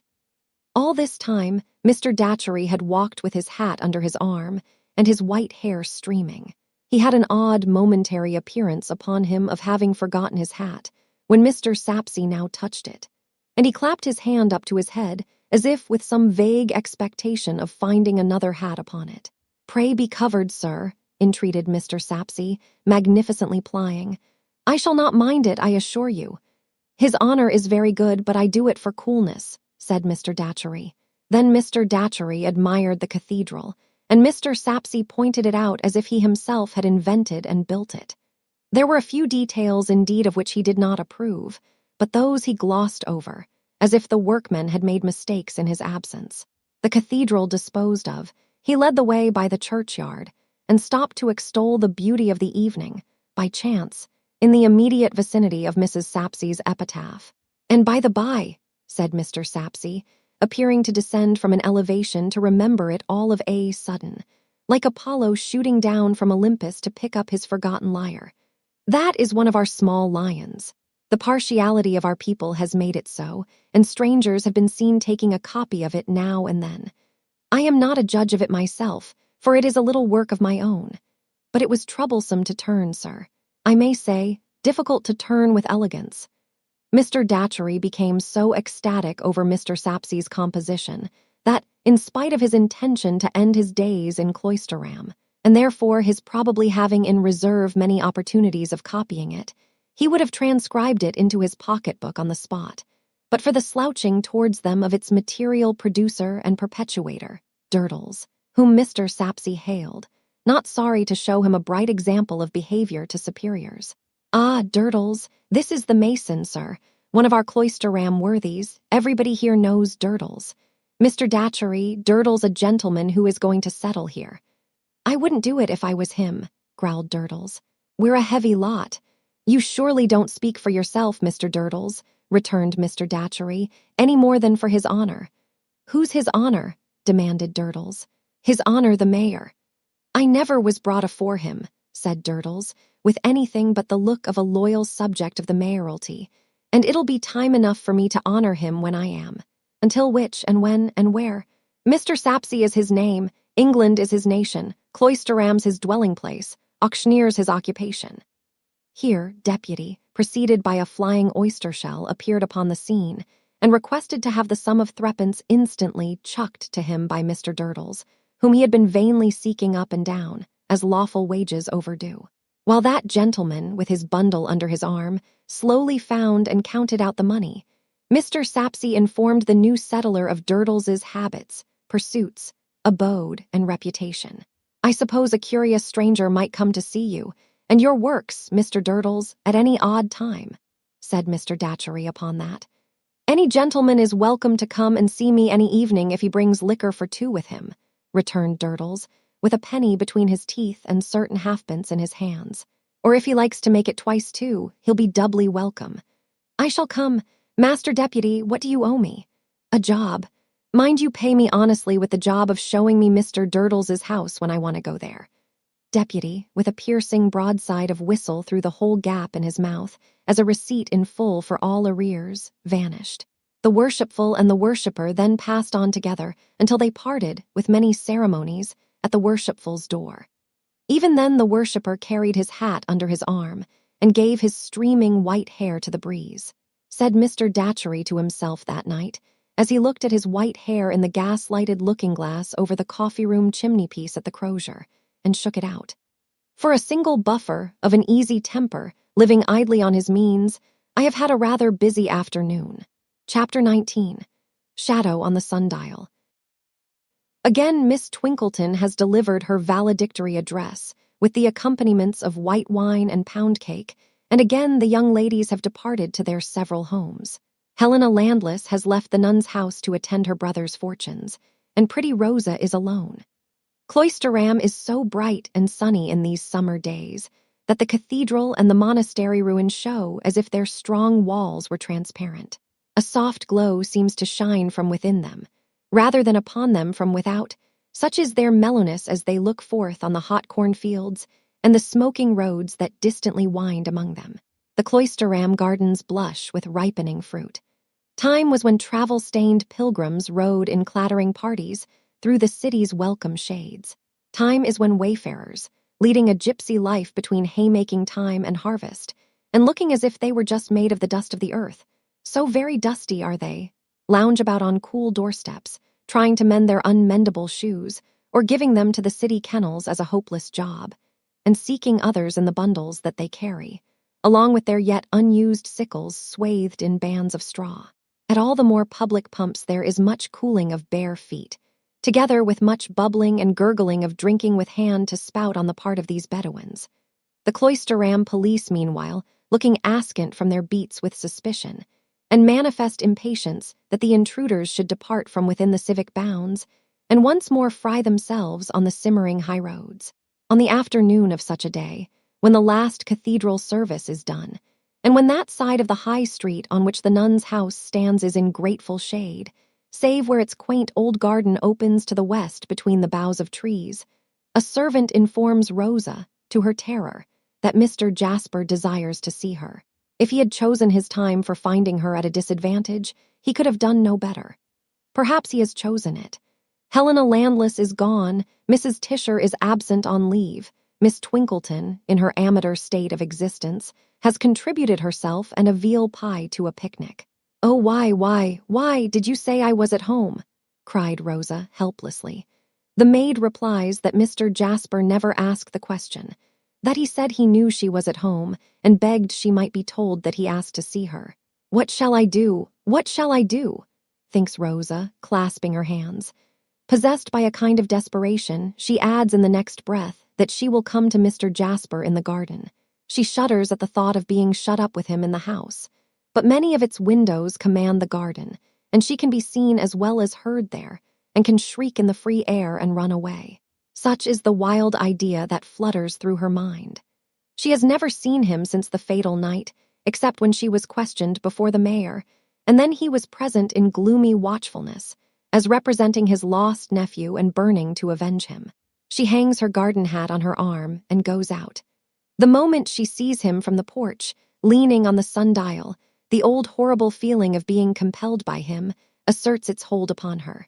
She feels that she would even then go back, but that he draws her feet towards him.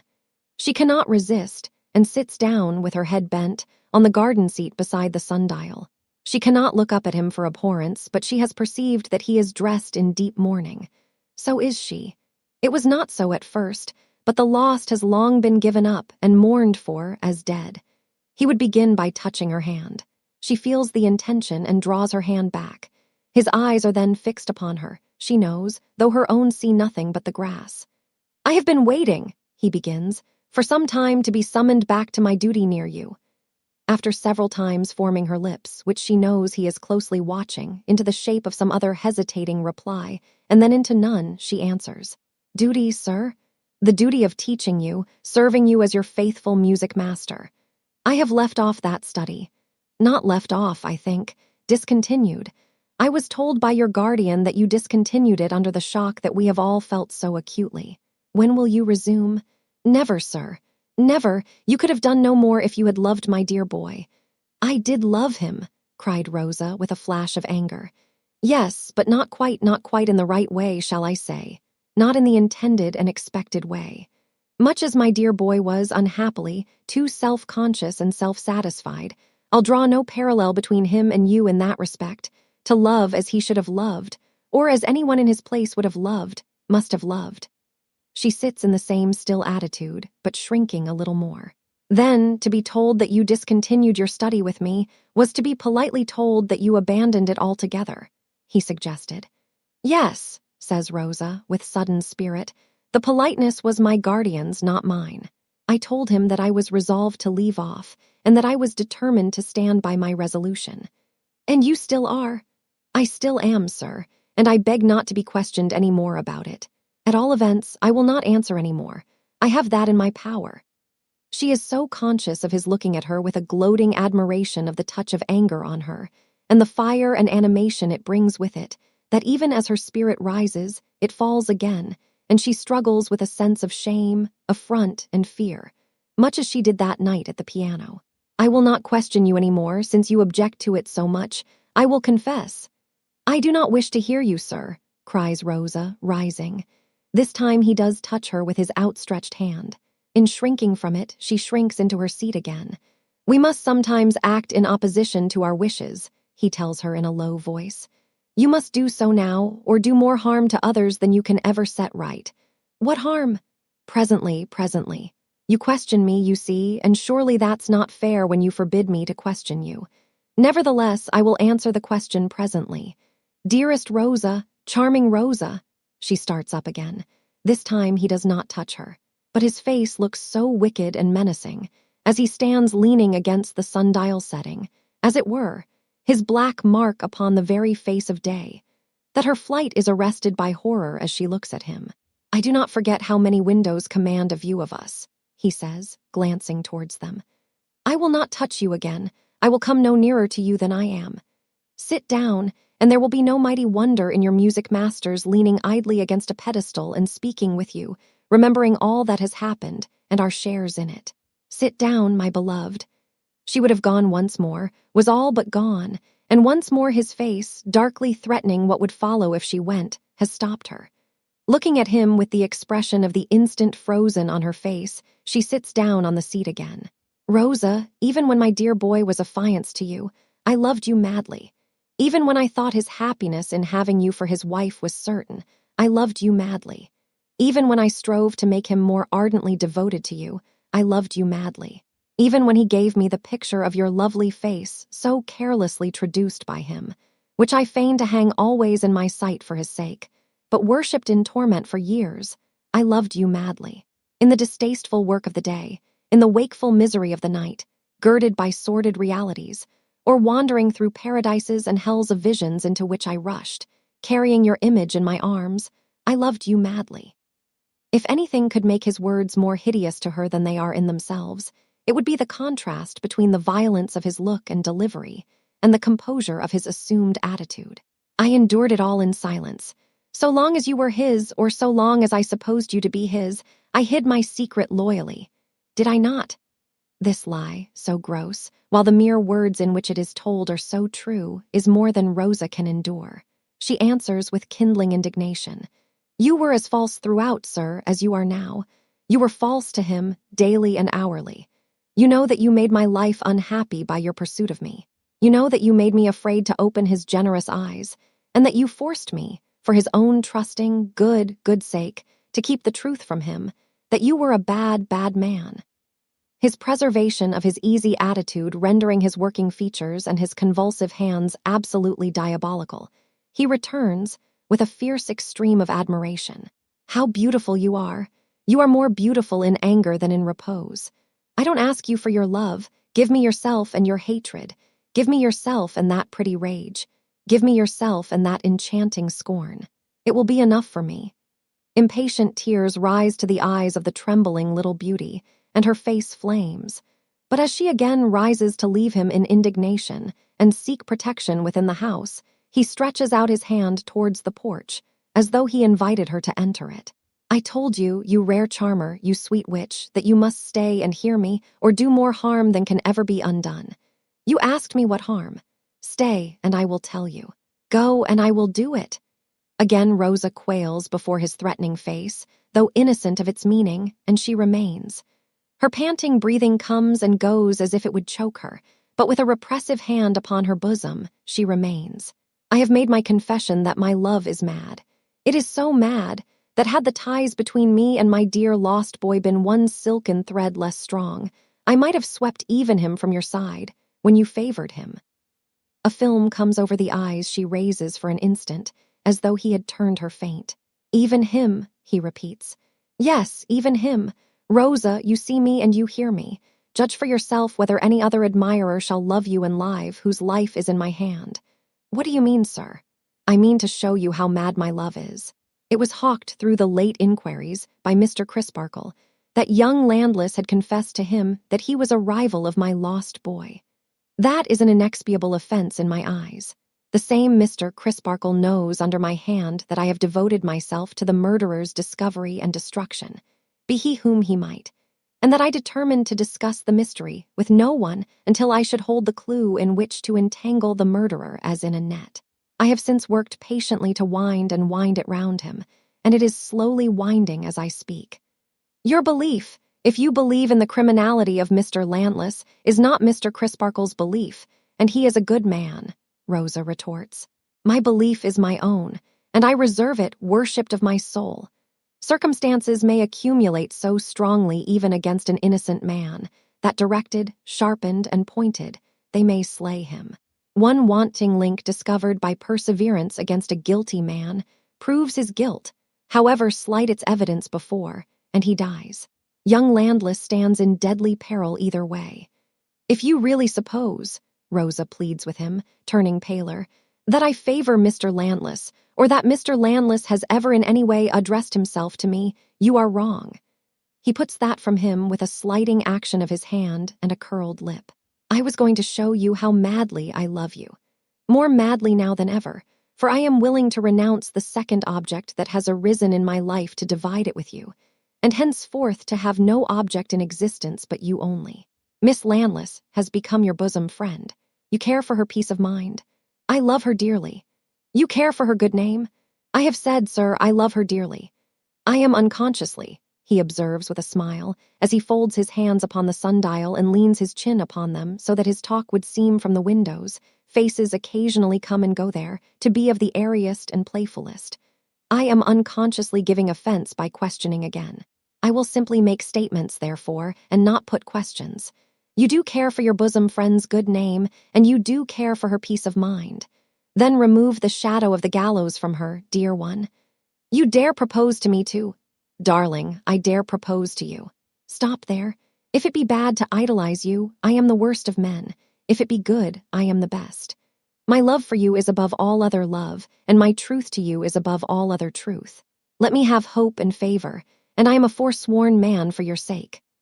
Rosa puts her hands to her temples, and pushing back her hair, looks wildly and abhorrently at him, as though she were trying to piece together what it is his deep purpose to present to her only in fragments. Reckon up nothing at this moment, angel, but the sacrifices that I lay at those dear feet, which I could fall down among the vilest ashes and kiss, and put upon my head as a poor savage might. There is my fidelity to my dear boy after death. Tread upon it, with an action of his hands, as though he cast down something precious. There is the inexpiable offense against my adoration of you. Spurn it, with a similar action. There are my labors in the cause of a just vengeance for 6 toiling months. Crush them, with another repetition of the action. There is my past and my present wasted life. There is the desolation of my heart and my soul. There is my peace. There is my despair. Stamp them into the dust, so that you take me, were it even mortally hating me. The frightful vehemence of the man, now reaching its full height, so additionally terrifies her as to break the spell that has held her to the spot.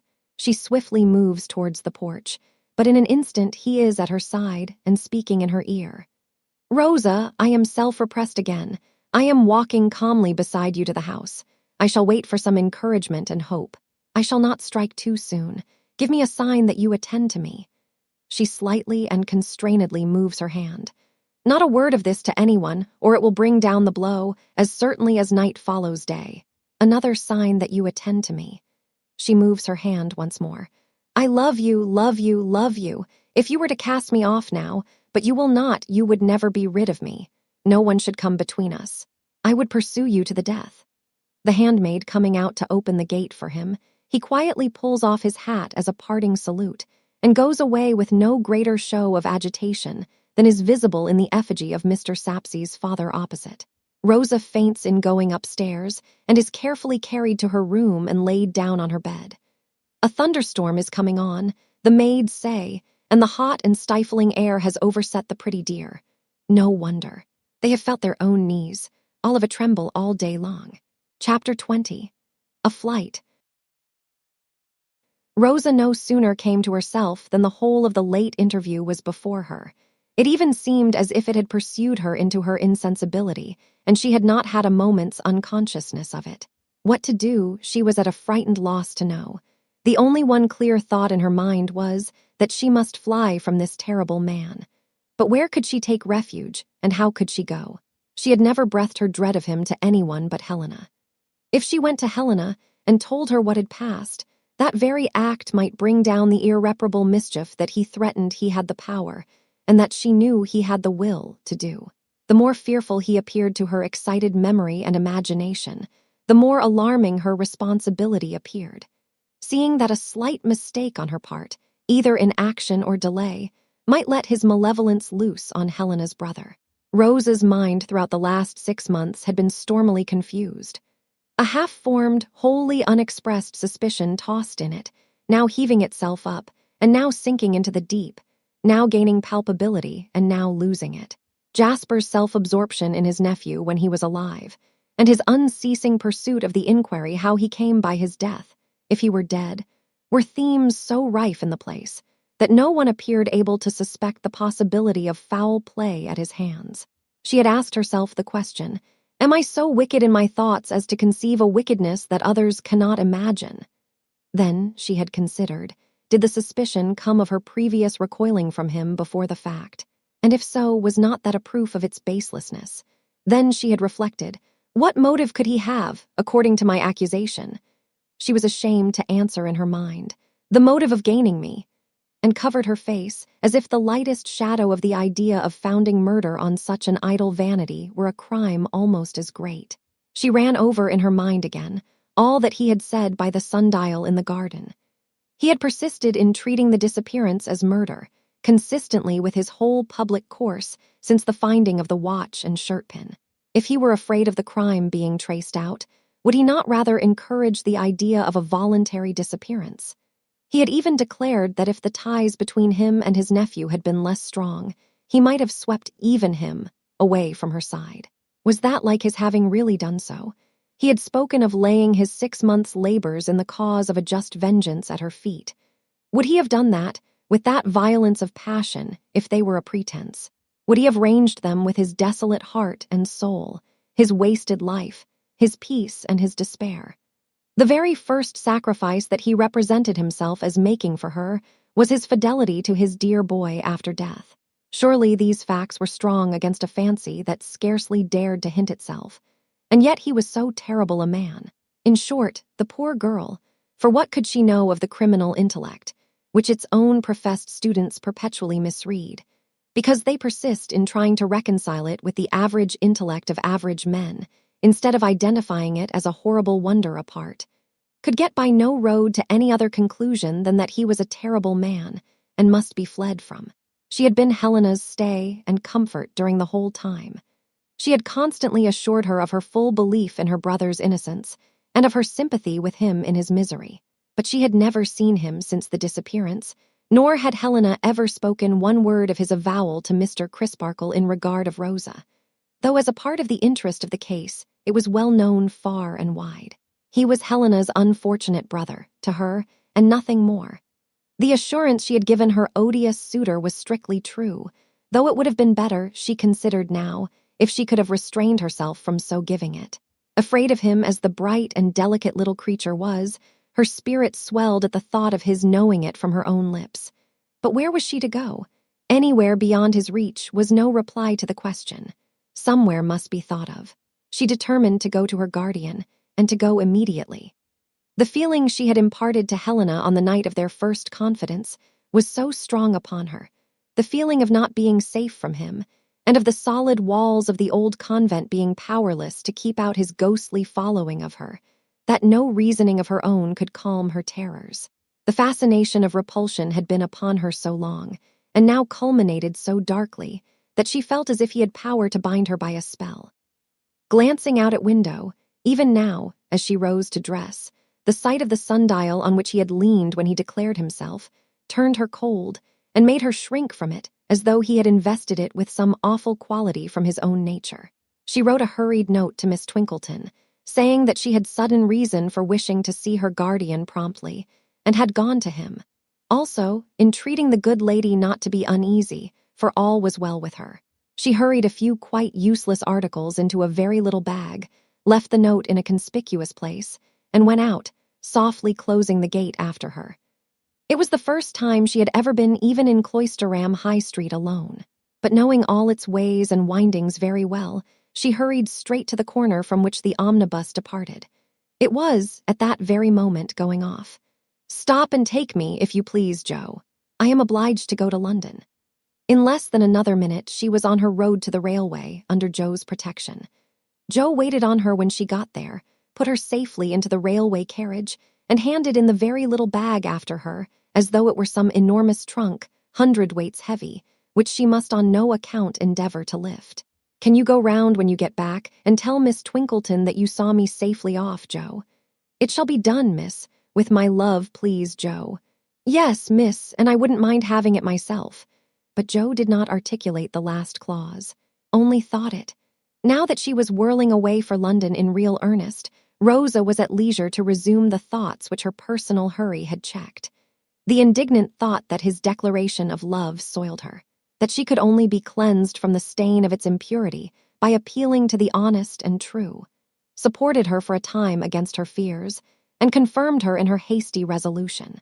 But as the evening grew darker and darker, and the great city impended nearer and nearer, the doubts usual in such cases began to arise. Whether this was not a wild proceeding, after all, how Mr. Grewgious might regard it, whether she should find him at the journey's end, how she would act if he were absent, what might become of her, alone, in a place so strange and crowded, how if she had but waited and taken counsel first, whether, if she could now go back, she would not do it thankfully.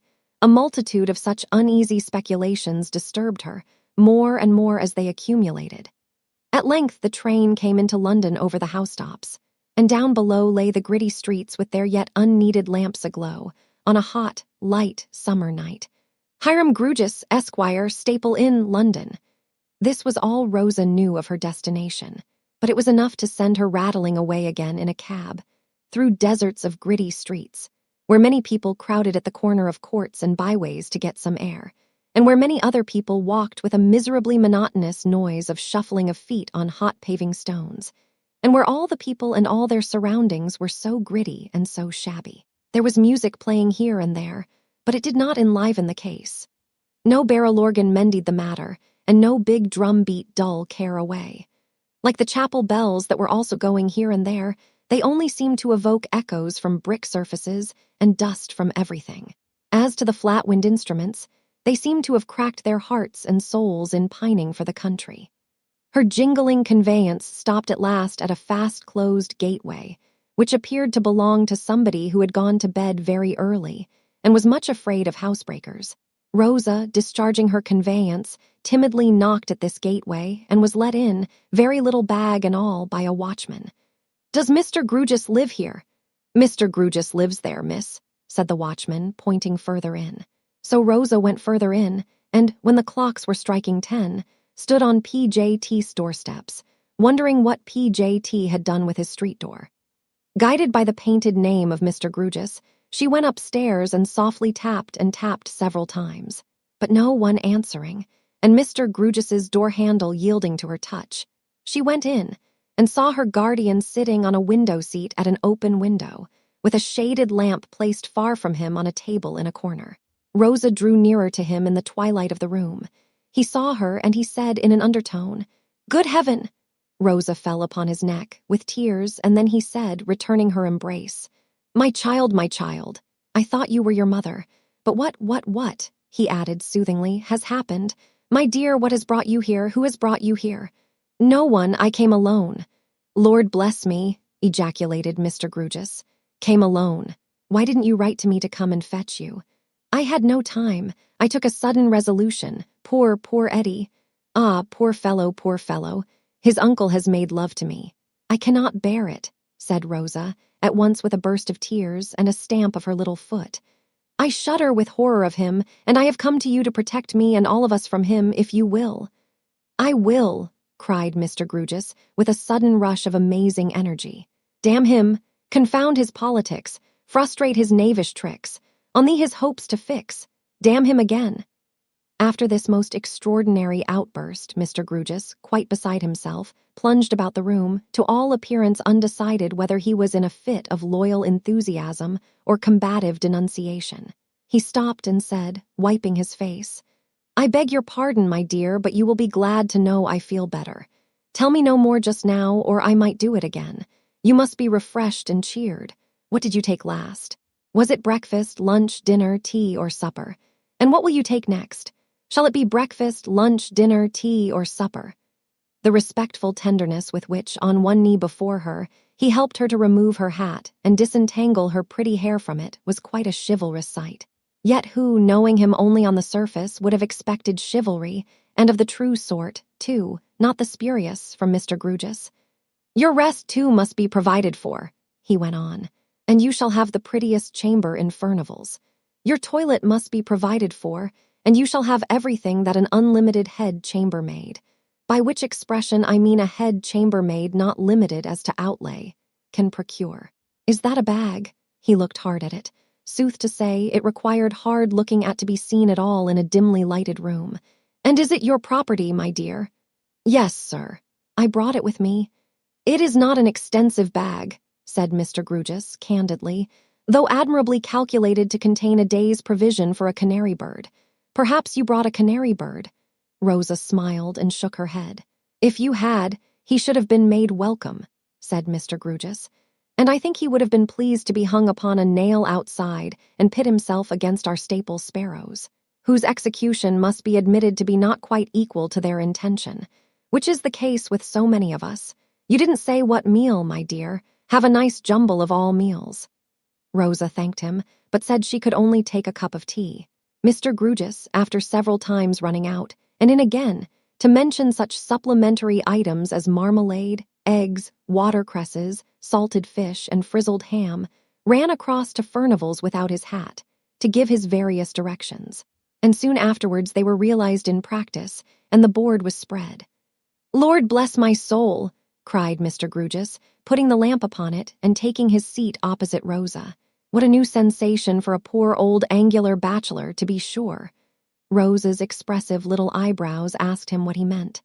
The sensation of having a sweet young presence in the place that whitewashes it, paints it, papers it, decorates it with gilding, and makes it glorious, said Mr. Grewgious.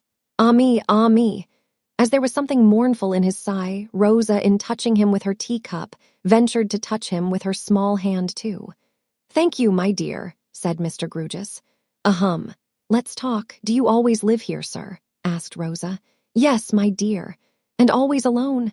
Always alone, except that I have daily company in a gentleman by the name of Bazzard, my clerk. He doesn't live here. No, he goes his way after office hours. In fact, he is off duty here altogether, just at present, and a firm downstairs with which I have business relations lend me a substitute, but it would be extremely difficult to replace Mr. Bazzard. He must be very fond of you, said Rosa. He bears up against it with commendable fortitude if he is, returned Mr. Grewgious, after considering the matter. But I doubt if he is, not particularly so. You see, he is discontented, poor fellow. Why isn't he contented? Was the natural inquiry. Misplaced, said Mr. Grewgious, with great mystery. Rosa's eyebrows resumed their inquisitive and perplexed expression. So misplaced, Mr. Grewgious went on, that I feel constantly apologetic towards him, and he feels, though he doesn't mention it, that I have reason to be. Mr. Grewgious had by this time grown so very mysterious that Rosa did not know how to go on. While she was thinking about it, Mr. Grewgious suddenly jerked out of himself for the second time. Let's talk. We were speaking of Mr. Bazzard. It's a secret, and moreover it is Mr. Bazzard's secret. But the sweet presence at my table makes me so unusually expansive that I feel I must impart it in inviolable confidence. What do you think Mr. Bazzard has done? "Oh dear," cried Rosa, drawing her chair a little nearer, and her mind reverting to Jasper. "Nothing dreadful, I hope." "He has written a play," said Mr. Grugis in a solemn whisper. "A tragedy." Rosa seemed much relieved. "And nobody," pursued Mr. Grugis in the same tone, "will hear on any account whatever of bringing it out."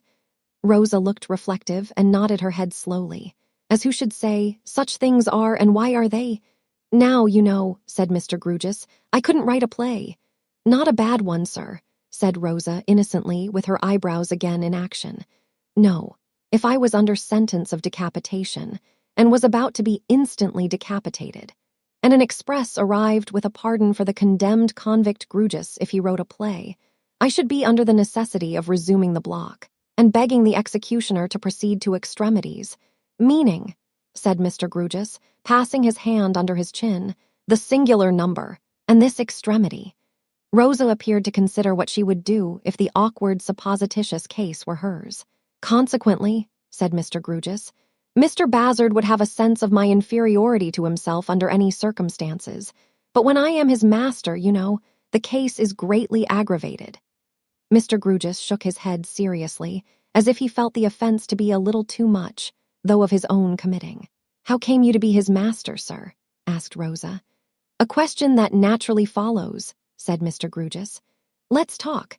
Mr. Bazzard's father, being a Norfolk farmer, would have furiously laid about him with a flail, a pitchfork, and every agricultural implement available for assaulting purposes, on the slightest hint of his son's having written a play. So the son, bringing to me the father's rent, which I receive, imparted his secret and pointed out that he was determined to pursue his genius, and that it would put him in peril of starvation, and that he was not formed for it." "For pursuing his genius, sir?" "No, my dear," said Mr. Grugis, "for starvation." It was impossible to deny the position, that Mr. Bazzard was not formed to be starved, and Mr. Bazzard then pointed out that it was desirable that I should stand between him and a fate so perfectly unsuited to his formation. In that way Mr. Bazzard became my clerk, and he feels it very much. "I am glad he is grateful," said Rosa. "I didn't quite mean that, my dear. I mean that he feels the degradation.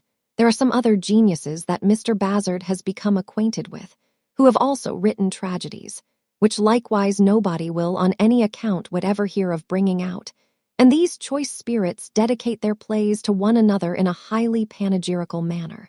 Mr. Bazzard has been the subject of one of these dedications.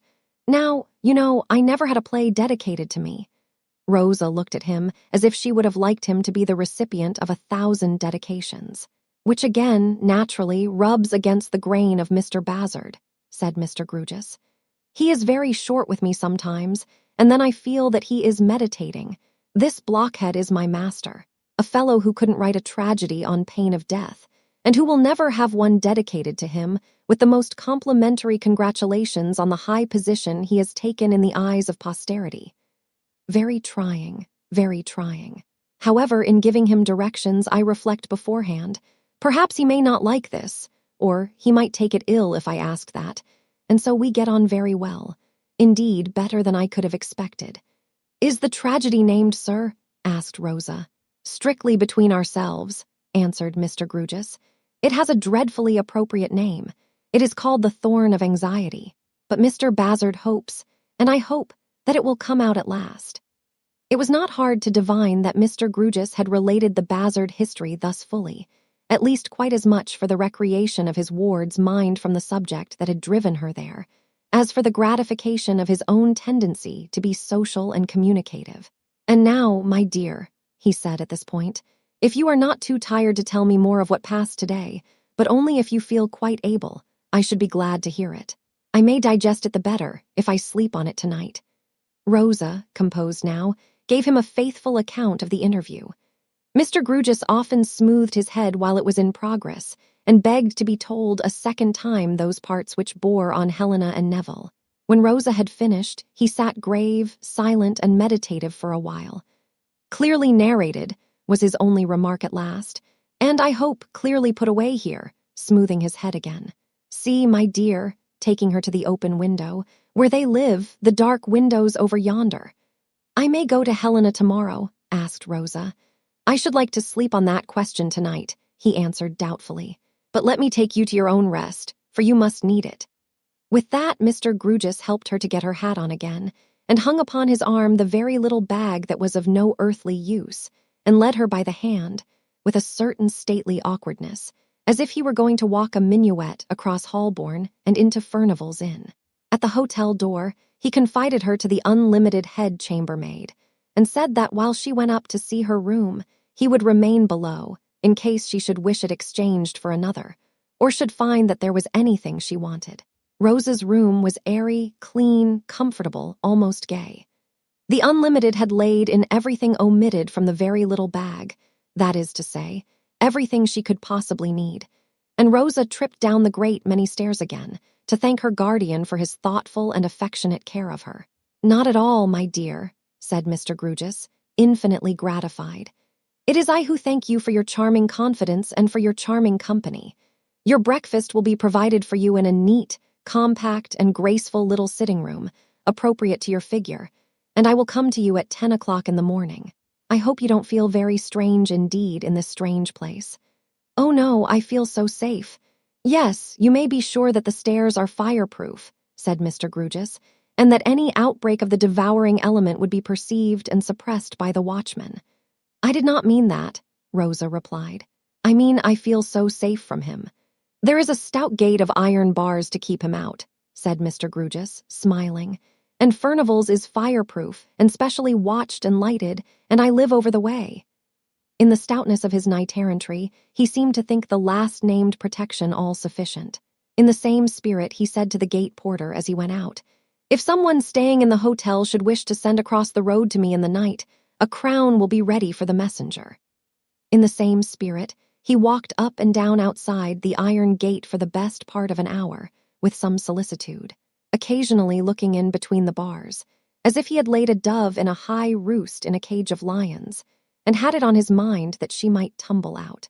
Chapter 21. A Recognition. Nothing occurred in the night to flutter the tired dove, and the dove arose refreshed. With Mr. Grewgious, when the clock struck 10 in the morning, came Mr. Crisparkle, who had come at one plunge out of the river at Cloisterham. "Miss Twinkleton was so uneasy, Miss Rosa," he explained to her, "and came round to Ma and me with your note, in such a state of wonder, that, to quiet her, I volunteered on this service by the very first train to be caught in the morning. I wished at the time that you had come to me, but now I think it best that you did as you did and came to your guardian." "I did think of you," Rosa told him, "but Minor Canon Corner was so near him." "I understand. It was quite natural." "I have told Mr. Crisparkle," said Mr. Grewgious, "all that you told me last night, my dear. Of course I should have written it to him immediately, but his coming was most opportune. And it was particularly kind of him to come, for he had but just gone." "Have you settled," asked Rosa, appealing to them both, "what is to be done for Helena and her brother?" "Why, really," said Mr. Crisparkle, "I am in great perplexity. If even Mr. Grewgious, whose head is much longer than mine, and who is a whole night's cogitation in advance of me, is undecided, what must I be?" The Unlimited here put her head in at the door, after having rapped and been authorized to present herself, announcing that a gentleman wished for a word with another gentleman named Crisparkle, if any such gentleman were there. If no such gentleman were there, he begged pardon for being mistaken. "Such a gentleman is here," said Mr. Crisparkle, "but is engaged just now." "Is it a dark gentleman?" interposed Rosa, retreating on her guardian. "No, miss, more of a brown gentleman." "You are sure not with black hair?" asked Rosa, taking courage. "Quite sure of that, miss, brown hair and blue eyes." "Perhaps," hinted Mr. Grewgious with habitual caution, "it might be well to see him, reverend sir, if you don't object. When one is in a difficulty or at a loss, one never knows in what direction a way out may chance to open. It is a business principle of mine, in such a case, not to close up any direction, but to keep an eye on every direction that may present itself. I could relate an anecdote in point, but that it would be premature." "If Miss Rosa will allow me, then, let the gentleman come in," said Mr. Crisparkle. The gentleman came in, apologized, with a frank but modest grace, for not finding Mr. Crisparkle alone, turned to Mr. Crisparkle, and smilingly asked the unexpected question, "Who am I?" You are the gentleman I saw smoking under the trees in Staple Inn a few minutes ago. True, there I saw you. Who else am I? Mr. Crisparkle concentrated his attention on a handsome face, much sunburnt, and the ghost of some departed boy seemed to rise, gradually and dimly, in the room. The gentleman saw a struggling recollection lighten up the minor canon's features, and smiling again, said, "What will you have for breakfast this morning? You are out of jam." "Wait a moment," cried Mr. Crisparkle, raising his right hand. "Give me another instant, Tartar." The two shook hands with the greatest heartiness, and then went the wonderful length for Englishmen of laying their hands each on the other's shoulders and looking joyfully each into the other's face. "My old fag," said Mr. Crisparkle. "My old master," said Mr. Tartar. "You saved me from drowning," said Mr. Crisparkle. "After which you took to swimming, you know," said Mr. Tartar. "God bless my soul," said Mr. Crisparkle. "Amen," said Mr. Tartar. And then they fell to shaking hands most heartily again. "Imagine," exclaimed Mr. Crisparkle with glistening eyes, "Miss Rosa Budd and Mr. Grewgious. Imagine Mr. Tartar, when he was the smallest of juniors, diving for me, catching me, a big heavy senior, by the hair of the head, and striking out for the shore with me like a water giant. Imagine my not letting him sink as I was his fag," said Mr. Tartar. "But the truth being that he was my best protector and friend, and did me more good than all the masters put together, an irrational impulse seized me to pick him up, or go down with him." "Permit me, sir, to have the honor," said Mr. Grewgious, advancing with extended hand. "For an honor I truly esteem it. I am proud to make your acquaintance. I hope you didn't take cold. I hope you were not inconvenienced by swallowing too much water. How have you been since?" It was by no means apparent that Mr. Grewgious knew what he said, though it was very apparent that he meant to say something highly friendly and appreciative. If heaven, Rosa thought, had but sent such courage and skill to her poor mother's aid, and he to have been so slight and young then. "I don't wish to be complimented upon it, I thank you. But I think I have an idea," Mr. Grewgious announced, after taking a jog-trot or two across the room, so unexpected and unaccountable that they all stared at him, doubtful whether he was choking or had the cramp. "I think I have an idea. I believe I have had the pleasure of seeing Mr. Tartar's name as tenant of the top set in the house next the top set in the corner." "Yes, sir," returned Mr. Tartar. "You are right so far." "I am right so far," said Mr. Grewgious. "Tick that off," which he did, with his right thumb on his left. "Might you happen to know the name of your neighbor in the top set on the other side of the party wall?" Coming very close to Mr. Tartar, to lose nothing of his face in his shortness of sight. "Landless. Tick that off," said Mr. Grewgious, taking another trot and then coming back. "No personal knowledge, I suppose, sir?" "Slight, but some." "Tick that off," said Mr. Grewgious, taking another trot and again coming back. "Nature of knowledge, Mr. Tartar.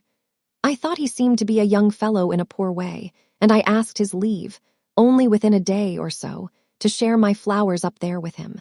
That is to say, to extend my flower garden to his windows." "Would you have the kindness to take seats?" said Mr. Grewgious. "I have an idea," they complied, Mr. Tartar none the less readily for being all abroad, and Mr. Grewgious, seated in the center, with his hands upon his knees, thus stated his idea, with his usual manner of having got the statement by heart. "I cannot as yet make up my mind whether it is prudent to hold open communication under present circumstances, and on the part of the fair member of the present company, with Mr. Neville or Miss Helena. I have reason to know that a local friend of ours, on whom I beg to bestow a passing but a hearty malediction, with the kind permission of my reverend friend, sneaks to and fro and dodges up and down. When not doing so himself, he may have some informant skulking about, in the person of a watchman, porter, or such-like hanger-on of Staple. On the other hand, Miss Rosa very naturally wishes to see her friend Miss Helena, and it would seem important that at least Miss Helena, if not her brother too, through her, should privately know from Miss Rosa's lips what has occurred and what has been threatened. Am I agreed with generally in the views I take?" "I entirely coincide with them," said Mr. Crisparkle, who had been very attentive. "As I have no doubt I should," added Mr. Tartar, smiling, "if I understood them." "Fair and softly, sir," said Mr. Grewgious. "We shall fully confide in you directly. if you will favor us with your permission. Now, if our local friend should have any informant on the spot, it is tolerably clear that such informant can only be set to watch the chambers in the occupation of Mr. Neville. He reporting to our local friend, who comes and goes there, our local friend would supply for himself, from his own previous knowledge, the identity of the parties. Nobody can be set to watch all Staple, or to concern himself with comers and goers to other sets of chambers, unless, indeed, mine. I begin to understand to what you tend, said Mr. Crisparkle, and highly approve of your caution. I needn't repeat that I know nothing yet of the why and wherefore, said Mr. Tartar, but I also understand to what you tend, so let me say at once that my chambers are freely at your disposal. There, cried Mr. Grewgious, smoothing his head triumphantly, now we have all got the idea. You have it, my dear? I think I have, said Rosa, blushing a little as Mr. Tartar looked quickly towards her. You see, you go over to Staple with Mr. Crisparkle and Mr. Tartar, said Mr. Grewgious. I going in and out and in alone, in my usual way. You go up with those gentlemen to Mr. Tartar's rooms. You look into Mr. Tartar's flower garden. You wait for Miss Helena's appearance there, or you signify to Miss Helena that you are close by, and you communicate with her freely, and no spy can be the wiser. I am very much afraid I shall be. Be what, my dear?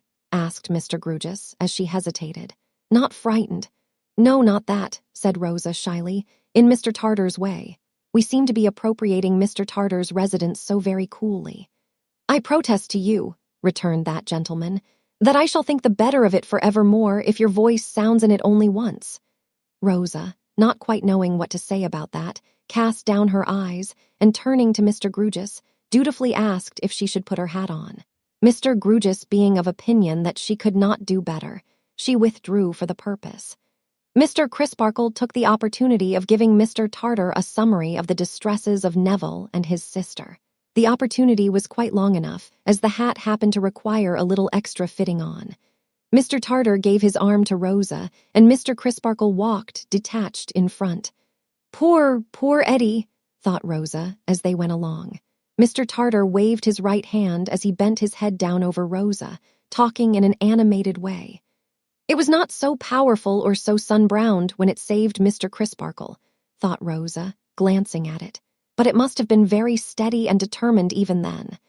Mr. Tartar told her he had been a sailor, roving everywhere for years and years. When are you going to sea again? Asked Rosa. Never. Rosa wondered what the girls would say if they could see her crossing the wide street on the Sailor's Arm, and she fancied that the passers-by must think her very little and very helpless, contrasted with the strong figure that could have caught her up and carried her out of any danger, miles and miles without resting. She was thinking further that his far-seeing blue eyes looked as if they had been used to watch danger afar off, and to watch it without flinching, drawing nearer and nearer. When, happening to raise her own eyes, she found that he seemed to be thinking something about them. This a little confused Rosebud, and may account for her never afterwards quite knowing how she ascended, with his help, to his garden in the air, and seemed to get into a marvelous country that came into sudden bloom like the country on the summit of the magic beanstalk. May it flourish forever. Chapter 22. A gritty state of things comes on. Mr. Tartar's chambers were the neatest, the cleanest, and the best-ordered chambers ever seen under the sun, moon, and stars. The floors were scrubbed to that extent that you might have supposed the London blacks emancipated forever and gone out of the land for good. Every inch of brasswork in Mr. Tartar's possession was polished and burnished till it shone like a brazen mirror. No speck nor spot nor spatter soiled the purity of any of Mr. Tartar's household gods, large, small, or middle-sized. His sitting room was like the admiral's cabin, his bathroom was like a dairy, his sleeping chamber, fitted all about with lockers and drawers, was like a seedsman's shop, and his nicely balanced cot just stirred in the midst, as if it breathed. Everything belonging to Mr. Tartar had quarters of its own assigned to it. His maps and charts had their quarters, his books had theirs, his brushes had theirs, his boots had theirs, his clothes had theirs, his case bottles had theirs, his telescopes and other instruments had theirs. Everything was readily accessible. Shelf, bracket, locker, hook, and drawer were equally within reach, and were equally contrived with a view to avoiding waste of room and providing some snug inches of stowage for something that would have exactly fitted nowhere else. His gleaming little service of plate was so arranged upon his sideboard as that a slack salt spoon would have instantly betrayed itself. His toilet implements were so arranged upon his dressing table as that a toothpick of slovenly deportment could have been reported at a glance. So with the curiosities he had brought home from various voyages. Stuffed, dried, repolished, or otherwise preserved, according to their kind. Birds, fishes, reptiles, arms, articles of dress, shells, seaweeds, grasses, or memorials of coral reef. Each was displayed in its especial place, and each could have been displayed in no better place. Paint and varnish seemed to be kept somewhere out of sight, in constant readiness to obliterate stray finger marks wherever any might become perceptible in Mr. Tartar's chambers. No man-o'-war was ever kept more spick and span from careless touch. On this bright summer day, a neat awning was rigged over Mr. Tartar's flower garden as only a sailor can rig it, and there was a seagoing air upon the whole effect, so delightfully complete, that the flower garden might have appertained to stern windows afloat, and the whole concern might have bowled away gallantly with all on board, if Mr. Tartar had only clapped to his lips the speaking trumpet that was slung in a corner, and given hoarse orders to heave the anchor up. Look alive there, men, and get all sail upon her. Mr. Tartar, doing the honors of this gallant craft, was of a piece with the rest. When a man rides an amiable hobby that shies at nothing and kicks nobody, it is only agreeable to find him riding it with a humorous sense of the droll side of the creature. When the man is a cordial and an earnest man by nature, and withal is perfectly fresh and genuine, it may be doubted whether he is ever seen to greater advantage than at such a time. So Rosa would have naturally thought, even if she hadn't been conducted over the ship with all the homage due to the First Lady of the Admiralty, or First Fairy of the Sea, that it was charming to see and hear Mr. Tartar half laughing at, and half rejoicing in, his various contrivances. So Rosa would have naturally thought, anyhow, that the sunburnt sailor showed to great advantage when, the inspection finished, he delicately withdrew out of his admiral's cabin, beseeching her to consider herself its queen, and waving her free of his flower garden with the hand that had had Mr. Crisparkle's life in it. Helena, Helena Landless, are you there? Who speaks to me? Not Rosa. Then a second handsome face appearing. Yes, my darling. Why, how did you come here, dearest? I don't quite know, said Rosa with a blush. Unless I am dreaming. Why with a blush? For their two faces were alone with the other flowers, are blushes among the fruits of the country of the magic beanstalk. I am not dreaming, said Helena, smiling. I should take more for granted if I were. How do we come together, or so near together, so very unexpectedly? Unexpectedly indeed, among the dingy gables and chimney-pots of P.J., T's connection, and the flowers that had sprung from the salt sea. But Rosa, waking, told in a hurry how they came to be together, and all the why and wherefore of that matter. And Mr. Crisparkle is here, said Rosa in rapid conclusion. And, could you believe it, long ago he saved his life. I could believe any such thing of Mr. Crisparkle, returned Helena with a mantling face. More blushes in the beanstalk country. Yes, but it wasn't Crisparkle, said Rosa, quickly putting in the correction. I don't understand, love.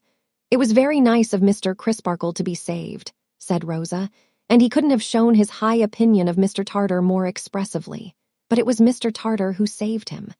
Helena's dark eyes looked very earnestly at the bright face among the leaves, and she asked, in a slower and more thoughtful tone, Is Mr. Tartar with you now, dear? No, because he has given up his rooms to us, I mean. It is such a beautiful place. Is it? It is like the inside of the most exquisite ship that ever sailed. It is like a dream, suggested Helena. Rosa answered with a little nod, and smelled the flowers.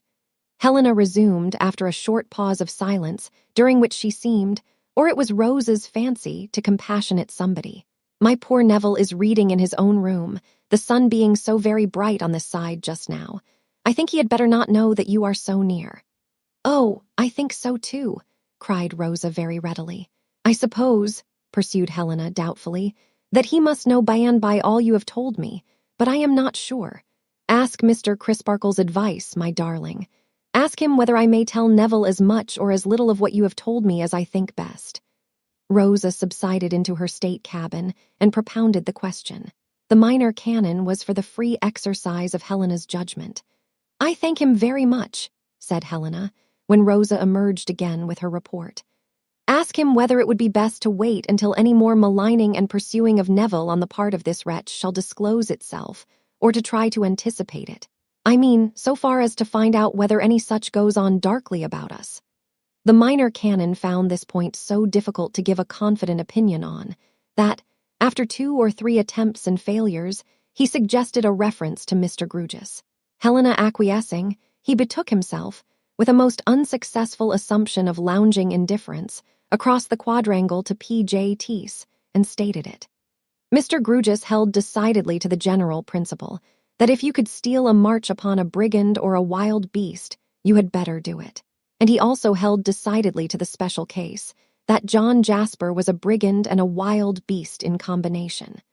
Thus advised, Mr. Crisparkle came back again and reported to Rosa, who in her turn reported to Helena. She, now steadily pursuing her train of thought at her window, considered thereupon. "We may count on Mr. Tartar's readiness to help us, Rosa?" she inquired. Oh yes, Rosa shyly thought so. Oh yes, Rosa shyly believed she could almost answer for it. But should she ask Mr. Crisparkle? "I think your authority on the point as good as his, my dear," said Helena sedately, "and you needn't disappear again for that." Odd of Helena. "You see, Neville," Helena pursued after more reflection, "knows no one else here. He has not so much as exchanged a word with anyone else here. If Mr. Tartar would call to see him openly and often, if he would spare a minute for the purpose, frequently, if he would even do so almost daily, something might come of it." "Something might come of it, dear," repeated Rosa, surveying her friend's beauty with a highly perplexed face. "Something might? If Neville's movements are really watched, and if the purpose really is to isolate him from all friends and acquaintance, and wear his daily life out grain by grain, which would seem to be the threat to you, does it not appear likely," said Helena, "that his enemy would in some way communicate with Mr. Tartar to warn him off from Neville? In which case, we might not only know the fact, but might know from Mr. Tartar what the terms of the communication were." "I see," cried Rosa, and immediately darted into her state cabin again. Presently her pretty face reappeared, with a greatly heightened color, and she said that she had told Mr. Crisparkle, and that Mr. Crisparkle had fetched in Mr. Tartar, and that Mr. Tartar, "who is waiting now, in case you want him," added Rosa, with a half-look back, and in not a little confusion between the inside of the state cabin and out, had declared his readiness to act as she had suggested, and to enter on his task that very day. "I thank him from my heart," said Helena. "Pray tell him so." Again not a little confused between the flower garden and the cabin, Rosa dipped in with her message, and dipped out again with more assurances from Mr. Tartar, and stood wavering in a divided state between Helena and him, which proved that confusion is not always necessarily awkward, but may sometimes present a very pleasant appearance. "And now, darling," said Helena, "we will be mindful of the caution that has restricted us to this interview for the present, and will part. I hear Neville moving too. Are you going back?" "To Miss Twinkleton's?" asked Rosa. "Yes. Oh, I could never go there any more. I couldn't indeed after that dreadful interview," said Rosa. "Then where are you going, pretty one?" "Now I come to think of it, I don't know," said Rosa. "I have settled nothing at all yet, but my guardian will take care of me. Don't be uneasy, dear. I shall be sure to be somewhere." It did seem likely. "And I shall hear of my rosebud from Mr. Tartar?" inquired Helena. "Yes, I suppose so, from—" Rosa looked back again in a flutter instead of supplying the name. "But tell me one thing before we part, dearest Helena. Tell me that you are sure I couldn't help it." "Help it, love? Help making him malicious and revengeful? I couldn't hold any terms with him, could I? You know how I love you, darling," answered Helena with indignation, "but I would sooner see you dead at his wicked feet. That's a great comfort to me, and you will tell your poor brother so, won't you? And you will give him my remembrance and my sympathy, and you will ask him not to hate me." With a mournful shake of the head, as if that would be quite a superfluous entreaty, Helena lovingly kissed her 2 hands to her friend, and her friend's 2 hands were kissed to her. And then she saw a third hand, a brown one, appear among the flowers and leaves and help her friend out of sight. The refection that Mr. Tartar produced in the Admiral's cabin by merely touching the spring knob of a locker and the handle of a drawer was a dazzling, enchanted repast. Wonderful macaroons, glittering liqueurs, magically preserved tropical spices, and jellies of celestial tropical fruits displayed themselves profusely at an instant's notice. But Mr. Tartar could not make time stand still, and time, with his hard-hearted fleetness, strode on so fast that Rosa was obliged to come down from the beanstalk country to earth and her guardian's chambers. "And now, my dear," said Mr. Grewgious, "what is to be done next? To put the same thought in another form, what is to be done with you?" Rosa could only look apologetically sensible of being very much in her own way and in everybody else's. Some passing idea of living, fireproof, up a good many stairs in Furnival's Inn for the rest of her life, was the only thing in the nature of a plan that occurred to her. "It has come into my thoughts," said Mr. Grewgious, "that as the respected lady, Miss Twinkleton, occasionally repairs to London in the recess, with the view of extending her connection, and being available for interviews with metropolitan parents, if any, whether, until we have time in which to turn ourselves round, we might invite Miss Twinkleton to come and stay with you for a month." "Stay where, sir?" "Whether," explained Mr. Grewgious, "we might take a furnished lodging in town for a month and invite Miss Twinkleton to assume the charge of you in it for that period." "And afterwards," hinted Rosa. "And afterwards," said Mr. Grewgious, "we should be no worse off than we are now." "I think that might smooth the way," assented Rosa. "Then let us," said Mr. Grewgious, rising, "go and look for a furnished lodging. Nothing could be more acceptable to me than the sweet presence of last evening, for all the remaining evenings of my existence. But these are not fit surroundings for a young lady. Let us set out in quest of adventures and look for a furnished lodging. In the meantime, Mr. Crisparkle here, about to return home immediately, will no doubt kindly see Miss Twinkleton and invite that lady to cooperate in our plan." Mr. Crisparkle, willingly accepting the commission, took his departure. Mr. Grewgious and his ward set forth on their expedition. As Mr. Grewgious's idea of looking at a furnished lodging was to get on the opposite side of the street to a house with a suitable bill in the window, and stare at it, and then work his way tortuously to the back of the house and stare at that, and then not go in, but make similar trials of another house with the same result, their progress was but slow. At length he bethought himself of a widowed cousin, divers times removed, of Mr. Bazzard's, who had once solicited his influence in the lodger world, and who lived in Southampton Street, Bloomsbury Square. This lady's name, stated in uncompromising capitals of considerable size on a brass door-plate, and yet not lucidly as to sex or condition, was Billickin. Personal faintness and an overpowering personal candor were the distinguishing features of Mrs. Billickin's organization. She came languishing out of her own exclusive back parlor, with the air of having been expressly brought to for the purpose, from an accumulation of several swoons. "I hope I see you well, sir," said Mrs. Billickin, recognizing her visitor with a bend. "Thank you, quite well. And you, ma'am?" returned Mr. Grewgious. "I am as well," said Mrs. Billickin, becoming aspirational with excess of faintness, "as I ever ham." "My ward and an elderly lady," said Mr. Grewgious, "wish to find a genteel lodging for a month or so. Have you any apartments available, ma'am?" "Mr. Grewgious," returned Mrs. Billickin, "I will not deceive you, far from it. I have apartments available." This with the air of adding, "Convey me to the stake if you will, but while I live, I will be candid." "And now, what apartments, ma'am?"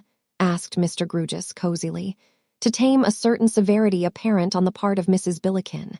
"There is this sitting-room, which, call it what you will, it is the front parlor, miss," said Mrs. Billickin, impressing Rosa into the conversation. "The back parlor being what I cling to and never part with, and there is 2 bedrooms at the top of the ooze with gas laid on. I do not tell you that your bedroom floors is firm, for firm they are not. The gas-fitter himself allowed that to make a firm job, he must go right under your gists, and it were not worth the outlay as a yearly tenant so to do. The piping is carried above your gists, and it is best that it should be made known to you." Mr. Grewgious and Rosa exchanged looks of some dismay, though they had not the least idea what latent horrors this carriage of the piping might involve. Mrs. Billiken put her hand to her heart, as having eased it of a load. "Well, the roof is all right, no doubt," said Mr. Grugis, plucking up a little. "Mr. Grugis," returned Mrs. Billiken, "if I was to tell you, sir, that to have nothing above you is to have a floor above you, I should put a deception upon you which I will not do.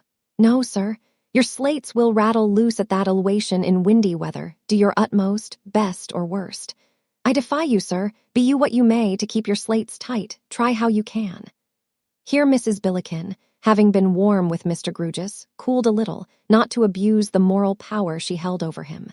"Consequent," proceeded Mrs. Billiken, more mildly, but still firmly in her incorruptible candor, "consequent it would be worse than of no use for me to traps and travel up to the top of the ooze with you, and for you to say, 'Mrs. Billiken, what stain do I notice in the ceiling? For a stain I do consider it.' And for me to answer, 'I do not understand you, sir.' No, sir, I will not be so underhand. I do understand you before you pint it out. It is the wet, sir. It do come in, and it do not come in. You may lay dry there half your lifetime, but the time will come, and it is best that you should know it, when a dripping sop would be no name for you." Mr. Grugis looked much disgraced by being prefigured in this pickle. "Have you any other apartments, ma'am?" he asked. "Mr. Grugis," returned Mrs. Billiken with much solemnity, "I have. You ask me have I, and my open and my honest answer I have. The first and second floors is vacant and sweet rooms." "Come, come, there's nothing against them," said Mr. Grugis, comforting himself.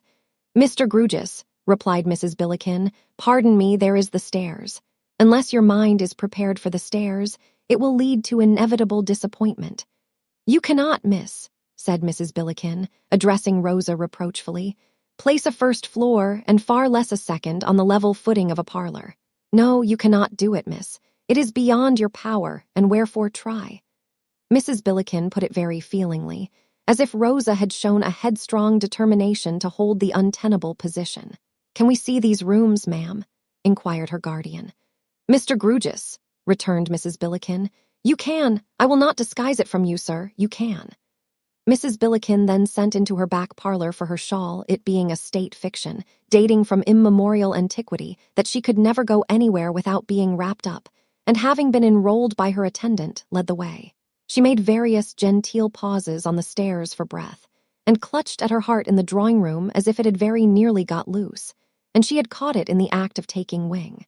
"And the second floor," said Mr. Grugis, on finding the first satisfactory. "Mr. Grugis," replied Mrs. Billiken, turning upon him with ceremony, as if the time had now come when a distinct understanding on a difficult point must be arrived at, and a solemn confidence established. "The second floor is over this. Can we see that too, ma'am?" "Yes, sir," returned Mrs. Billiken, "it is open as the day."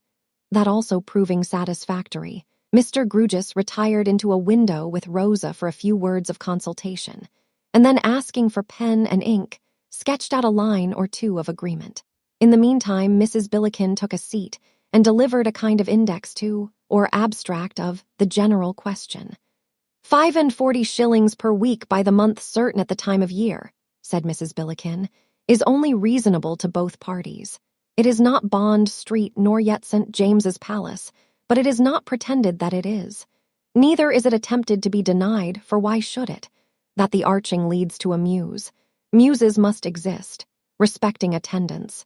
2 is kept, at liberal wages. Words has arisen as to tradesmen, but dirty shoes on fresh hearth-stoning was attributable, and no wish for a commission on your orders. Coals is either by the fire, or per the scuttle. She emphasized the prepositions as marking a subtle but immense difference. Dogs is not viewed with favor. Besides litter, they get stole, and sharing suspicions is apt to creep in, and unpleasantness takes place. By this time, Mr. Grugis had his agreement lines and his earnest money ready. "I have signed it for the ladies, ma'am," he said, "and you'll have the goodness to sign it for yourself, Christian and surname there, if you please." "Mr. Grugis," said Mrs. Billiken in a new burst of candor, "no, sir. You must excuse the Christian name." Mr. Grugis stared at her. "The door-plate is used as a protection," said Mrs. Billiken, "and acts as such, and go from it I will not." Mr. Grugis stared at Rosa. "No, Mr. Grugis, you must excuse me. So long as this ooze is known indefinite as Billikens, and so long as it is a doubt with the riffraff where Billiken may be hidden, near the street door or down the alley, and what his weight and size, so long I feel safe. But commit myself to a solitary female statement, no, miss, nor would you for a moment wish," said Mrs. Billiken, with a strong sense of injury, "to take that advantage of your sex if you were not brought to it by inconsiderate example." Rosa, reddening as if she had made some most disgraceful attempt to overreach the good lady, besought Mr. Grugis to rest content with any signature. And accordingly, in a baronial way, the sign manual BILLICKIN got appended to the document. Details were then settled for taking possession on the next day but one, when Miss Twinkleton might be reasonably expected, and Rosa went back to Furnival's Inn on her guardian's arm. Behold Mr. Tartar walking up and down Furnival's Inn, checking himself when he saw them coming, and advancing towards them. "It occurred to me," hinted Mr. Tartar, "that we might go up the river, the weather being so delicious and the tide serving. I have a boat of my own at the Temple Stairs." "I have not been up the river for this many a day," said Mr. Grugis, tempted. "I was never up the river," added Rosa. Within half an hour they were setting this matter right by going up the river. The tide was running with them, the afternoon was charming. Mr. Tartar's boat was perfect. Mr. Tartar and Lobley, Mr. Tartar's man, pulled a pair of oars. Mr. Tartar had a yacht, it seemed, lying somewhere down by Greenhithe, and Mr. Tartar's man had charge of this yacht and was detached upon his present service. He was a jolly favored man, with tawny hair and whiskers and a big red face. He was the dead image of the sun in old woodcuts, his hair and whiskers answering for rays all around him. Resplendent in the bow of the boat, he was a shining sight, with a man-o'-war's man's shirt on or off, according to opinion, and his arms and breast tattooed all sorts of patterns. Lobley seemed to take it easily, and so did Mr. Tartar. Yet their oars bent as they pulled, and the boat bounded under them. Mr. Tartar talked as if he were doing nothing, to Rosa who was really doing nothing, and to Mr. Grugis who was doing this much that he steered all wrong.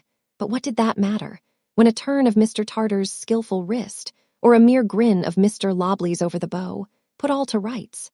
The tide bore them on in the gayest and most sparkling manner, until they stopped to dine in some everlastingly green garden, needing no matter-of-fact identification here. And then the tide obligingly turned, being devoted to that party alone for that day. And as they floated idly among some osier beds, Rosa tried what she could do in the rowing way, and came off splendidly, being much assisted. And Mr. Grugis tried what he could do, and came off on his back, doubled up with an oar under his chin, being not assisted at all. Then there was an interval of rest under bows, such rest.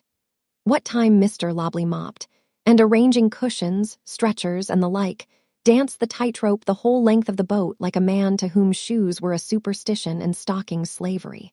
And then came the sweet return among delicious odors of limes in bloom, and musical ripplings. And all too soon, the great black city cast its shadow on the waters, and its dark bridges spanned them as death spans life, and the everlastingly green garden seemed to be left for everlasting, unregainable and far away. Cannot people get through life without gritty stages, I wonder? Rosa thought next day, when the town was very gritty again, and everything had a strange and an uncomfortable appearance of seeming to wait for something that wouldn't come. No, she began to think that now the Cloisterham school days had glided past and gone, the gritty stages would begin to set in at intervals and make themselves wearily known. Yet what did Rosa expect? Did she expect Miss Twinkleton? Miss Twinkleton duly came. Forth from her back parlor issued the Billiken to receive Miss Twinkleton, and war was in the Billiken's eye from that fell moment. Miss Twinkleton brought a quantity of luggage with her, having all Rosa's as well as her own. The Billiken took it ill that Miss Twinkleton's mind, being sorely disturbed by this luggage, failed to take in her personal identity with that clearness of perception which was due to its demands. Stateliness mounted her gloomy throne upon the Billiken's brow in consequence. And when Miss Twinkleton, in agitation taking stock of her trunks and packages, of which she had 17, particularly counted in the Billiken herself as number 11, the B, found it necessary to repudiate. "Things cannot too soon be put upon the footing," said she, with a candor so demonstrative as to be almost obtrusive, that the person of the ooze is not a box, nor yet a bundle, nor a carpet-bag. No, I am wily obliged to you, Miss Twinkleton, nor yet a beggar. This last disclaimer had reference to Miss Twinkleton's distractedly pressing 2 and 6pence on her, instead of the cabman. Thus cast off, Miss Twinkleton wildly inquired, which gentleman was to be paid? There being 2 gentlemen in that position, Miss Twinkleton having arrived with 2 cabs, each gentleman on being paid held forth his 2 and 6pence on the flat of his open hand, and with a speechless stare and a dropped jaw displayed his wrong to heaven and earth. Terrified by this alarming spectacle, Miss Twinkleton placed another shilling in each hand, at the same time appealing to the law in flurried accents and recounting her luggage this time with the 2 gentlemen in, who caused the total to come out complicated. Meanwhile, the 2 gentlemen, each looking very hard at the last shilling grumblingly, as if it might become 18pence if he kept his eyes on it, descended the doorsteps, ascended their carriages, and drove away, leaving Miss Twinkleton on a bonnet-box in tears. The Billiken beheld this manifestation of weakness without sympathy, and gave directions for a young man to be got in, to wrestle with the luggage. When that gladiator had disappeared from the arena, peace ensued, and the new lodgers dined. But the Billiken had somehow come to the knowledge that Miss Twinkleton kept a school. The leap from that knowledge to the inference that Miss Twinkleton set herself to teach her something was easy. But you don't do it, soliloquized the Billiken. I am not your pupil, whatever she, meaning Rosa, may be, poor thing. Miss Twinkleton, on the other hand, having changed her dress and recovered her spirits, was animated by a bland desire to improve the occasion in all ways, and to be as serene a model as possible. In a happy compromise between her 2 states of existence, she had already become, with her work-basket before her, the equably vivacious companion with a slight judicious flavoring of information. When the Billiken announced herself, I will not hide from you, ladies, said the bee, enveloped in the shawl of state, for it is not my character to hide neither my motives nor my actions, that I take the liberty to look in upon you to express a hope that your dinner was to your liking. Though not professed but plain, still her wages should be a sufficient object to her to stimulate to soar above mere roast and biled. We dined very well indeed, said Rosa. Thank you. Accustomed, said Miss Twinkleton with a gracious air, which to the jealous ears of the Billiken seemed to add, my good woman. Accustomed to a liberal and nutritious, yet plain and salutary diet, we have found no reason to bemoan our absence from the ancient city and the methodical household in which the quiet routine of our lot has been hitherto cast. I did think it well to mention to my cook, observed the Billiken with a gush of candor, which I hope you will agree with, Miss Twinkleton, was a right precaution, that the young lady being used to what we should consider here but poor diet had better be brought forward by degrees. For a rush from scanty feeding to generous feeding, and from what you may call messing to what you may call method, do require a power of constitution which is not often found in youth, particular when undermined by boarding school. It will be seen that the Billiken now openly pitted herself against Miss Twinkleton, as one whom she had fully ascertained to be her natural enemy. Your remarks, returned Miss Twinkleton from a remote moral eminence, are well meant, I have no doubt, but you will permit me to observe that they develop a mistaken view of the subject, which can only be imputed to your extreme want of accurate information. My information, retorted the Billiken, throwing in an extra syllable for the sake of emphasis at once polite and powerful. My information, Miss Twinkleton, were my own experience, which I believe is usually considered to be good guidance. But whether so or not, I was put in youth to a very genteel boarding school, the mistress being no less a lady than yourself, of about your own age or it may be some years younger, and a poorness of blood flowed from the table which has run through my life. Very likely, said Miss Twinkleton, still from her distant eminence, and very much to be deplored. Rosa, my dear, how are you getting on with your work? Miss Twinkleton, resumed the Billiken in a courtly manner, before retiring on the int, as a lady should, I wish to ask of yourself, as a lady, whether I am to consider that my words is doubted. I am not aware on what ground you cherish such a supposition, began Miss Twinkleton, when the Billiken neatly stopped her. Do not, if you please, put suppositions betwixt my lips where none such have been imparted by myself. Your flow of words is great, Miss Twinkleton, and no doubt is expected from you by your pupils, and no doubt is considered worth the money. No doubt, I am sure. But not paying for flows of words, and not asking to be favored with them here, I wish to repeat my question. If you refer to the poverty of your circulation, began Miss Twinkleton, when again the Billiken neatly stopped her. I have used no such expressions. If you refer, then, to the poorness of your blood, brought upon me, stipulated the Billiken expressly, at a boarding school, then, resumed Miss Twinkleton, all I can say is that I am bound to believe on your asseveration that it is very poor indeed. I cannot forbear adding that if that unfortunate circumstance influences your conversation, it is much to be lamented, and it is eminently desirable that your blood were richer.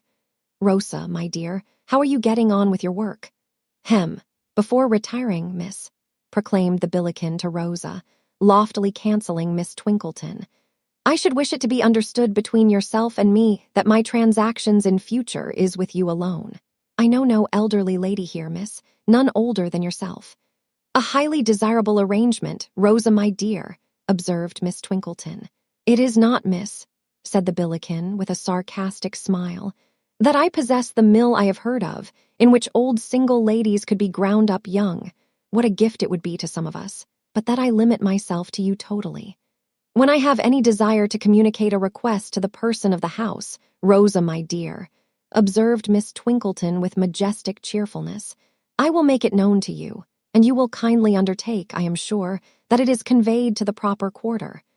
Good evening, miss, said the Billiken, at once affectionately and distantly. Being alone in my eyes, I wish you good evening with best wishes, and do not find myself drove, I am truly, happy to say, into expressing my contempt for an individual, unfortunately for yourself, belonging to you. The Billiken gracefully withdrew with this parting speech, and from that time Rosa occupied the restless position of shuttlecock between these two battledores. Nothing could be done without a smart match being played out. Thus, on the daily arising question of dinner, Miss Twinkleton would say, the three being present together, Perhaps, my love, you will consult with the person of the house, whether she can procure us a lamb's fry, or, failing that, a roast fowl. On which the Billiken would retort, Rosa not having spoken a word, If you was better accustomed to butcher's meat, miss, you would not entertain the idea of a lamb's fry. Firstly, because lambs has long been sheep, and secondly, because there is such things as killing days, and there is not. As to roast fowls, miss, why you must be quite surfeited with roast fowls, letting alone your buying, when you market for yourself, the agedest of poultry with the scaliest of legs, quite as if you was accustomed to picking 'em out for cheapness. Try a little inwention, misuse yourself to housekeeping a bit. Come now, think of something else. To this encouragement, offered with the indulgent toleration of a wise and liberal expert, Miss Twinkleton would rejoin, reddening. Or, my dear, you might propose to the person of the house a duck. Well, miss, the Billiken would exclaim, still no word being spoken by Rosa, you do surprise me when you speak of ducks. Not to mention that they're getting out of season and very dear. It really strikes to my heart to see you have a duck. For the breast, which is the only delicate cuts in a duck, always goes in a direction which I cannot imagine where, and your own plate comes down so miserably skin and bony. Try again, miss, think more of yourself, and less of others. A dish of sweetbreads now, or a bit of mutton, something at which you can get your equal chance. Occasionally the game would wax very brisk indeed, and would be kept up with a smartness rendering such an encounter as this quite tame. But the Billiken almost invariably made by far the higher score, and would come in with side hits of the most unexpected and extraordinary description, when she seemed without a chance. All this did not improve the gritty state of things in London, or the air that London had acquired in Rosa's eyes of waiting for something that never came. Tired of working, and conversing with Miss Twinkleton, she suggested working and reading, to which Miss Twinkleton readily assented, as an admirable reader of tried powers. But Rosa soon made the discovery that Miss Twinkleton didn't read fairly. She cut the love scenes, interpolated passages in praise of female celibacy, and was guilty of other glaring pious frauds. As an instance in point, take the glowing passage, "Ever dearest and best adored," said Edward, clasping the dear head to his breast and drawing the silken hair through his caressing fingers, from which he suffered it to fall like golden rain. "Ever dearest and best adored, let us fly from the unsympathetic world and the sterile coldness of the stony-hearted, to the rich, warm paradise of trust and love." Miss Twinkleton's fraudulent version tamely ran thus: "Ever engaged to me with the consent of our parents on both sides, and the approbation of the silver-haired rector of the district," said Edward, respectfully raising to his lips the taper fingers so skillful in embroidery, tambour, crochet, and other truly feminine arts. "Let me call on thy papa ere tomorrow's dawn has sunk into the west, and propose a suburban establishment, lowly it may be, but within our means, where he will be always welcome as an evening guest, and where every arrangement shall invest economy and constant interchange of scholastic acquirements with the attributes of the ministering angel to domestic bliss." As the days crept on and nothing happened, the neighbors began to say that the pretty girl at Billikens, who looked so wistfully and so much out of the gritty windows of the drawing-room, seemed to be losing her spirits. The pretty girl might have lost them, but for the accident of lighting on some books of voyages and sea adventure. As a compensation against their romance, Miss Twinkleton, reading aloud, made the most of all the latitudes and longitudes, bearings, winds, currents, offsets, and other statistics, which she felt to be none the less improving because they expressed nothing whatever to her, while Rosa, listening intently, made the most of what was nearest to her heart. So they both did better than before. Chapter 23. The Dawn Again. Although Mr. Crisparkle and John Jasper met daily under the cathedral roof, nothing at any time passed between them having reference to Edwin Drood, after the time, more than half a year gone by, when Jasper mutely showed the minor canon the conclusion and the resolution entered in his diary. It is not likely that they ever met, though so often, without the thoughts of each reverting to the subject. It is not likely that they ever met, though so often, without a sensation on the part of each that the other was a perplexing secret to him.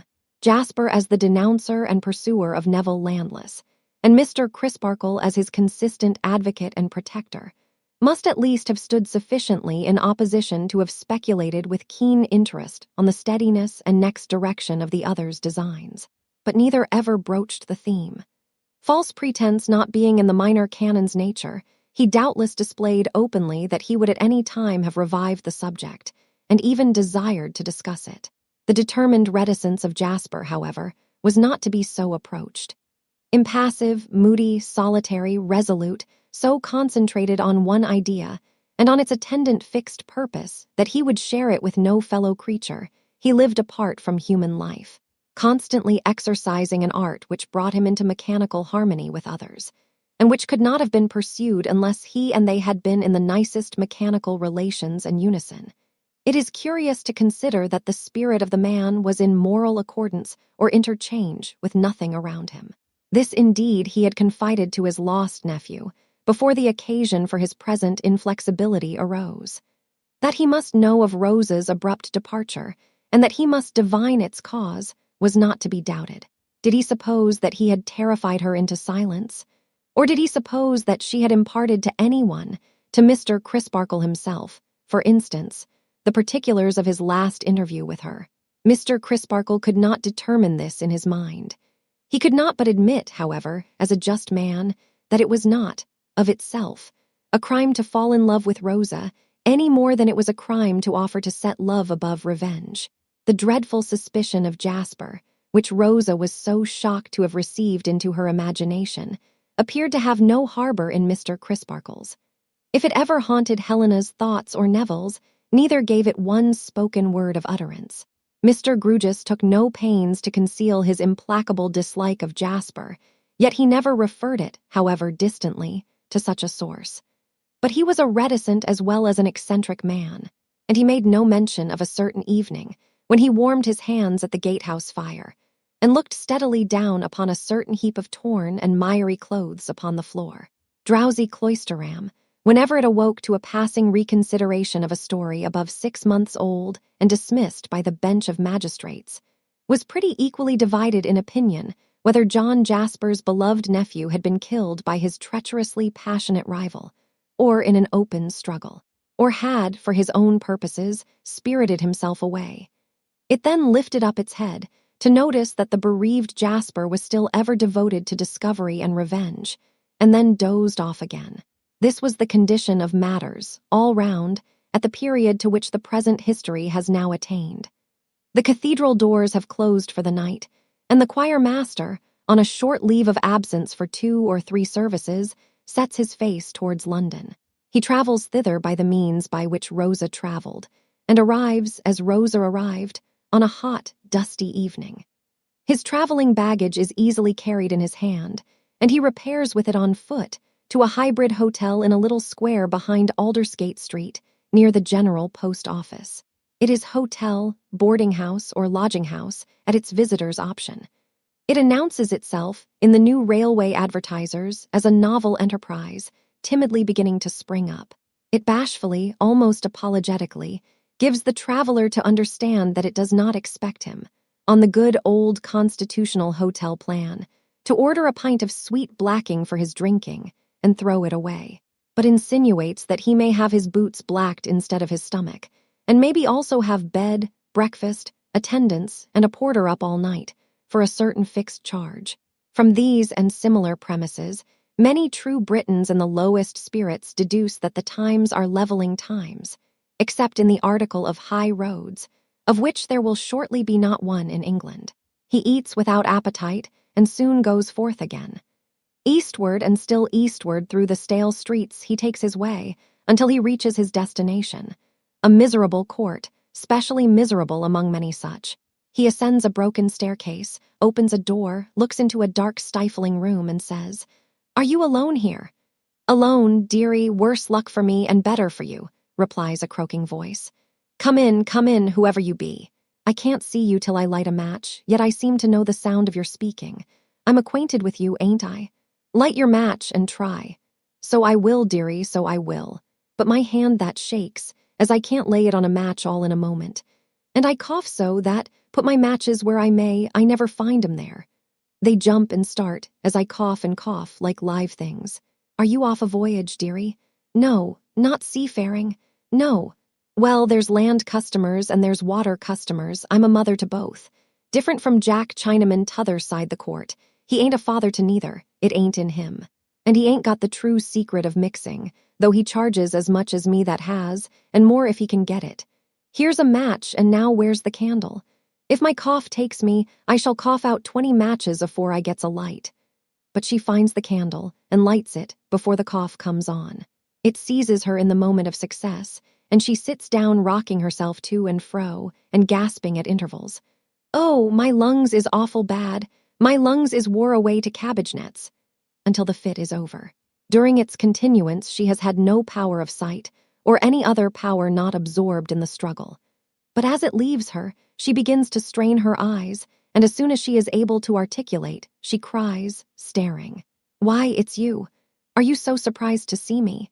I thought I never should have seen you again, dearie. I thought you was dead and gone to heaven. Why? I didn't suppose you could have kept away alive so long from the poor old soul with the real receipt for mixing it.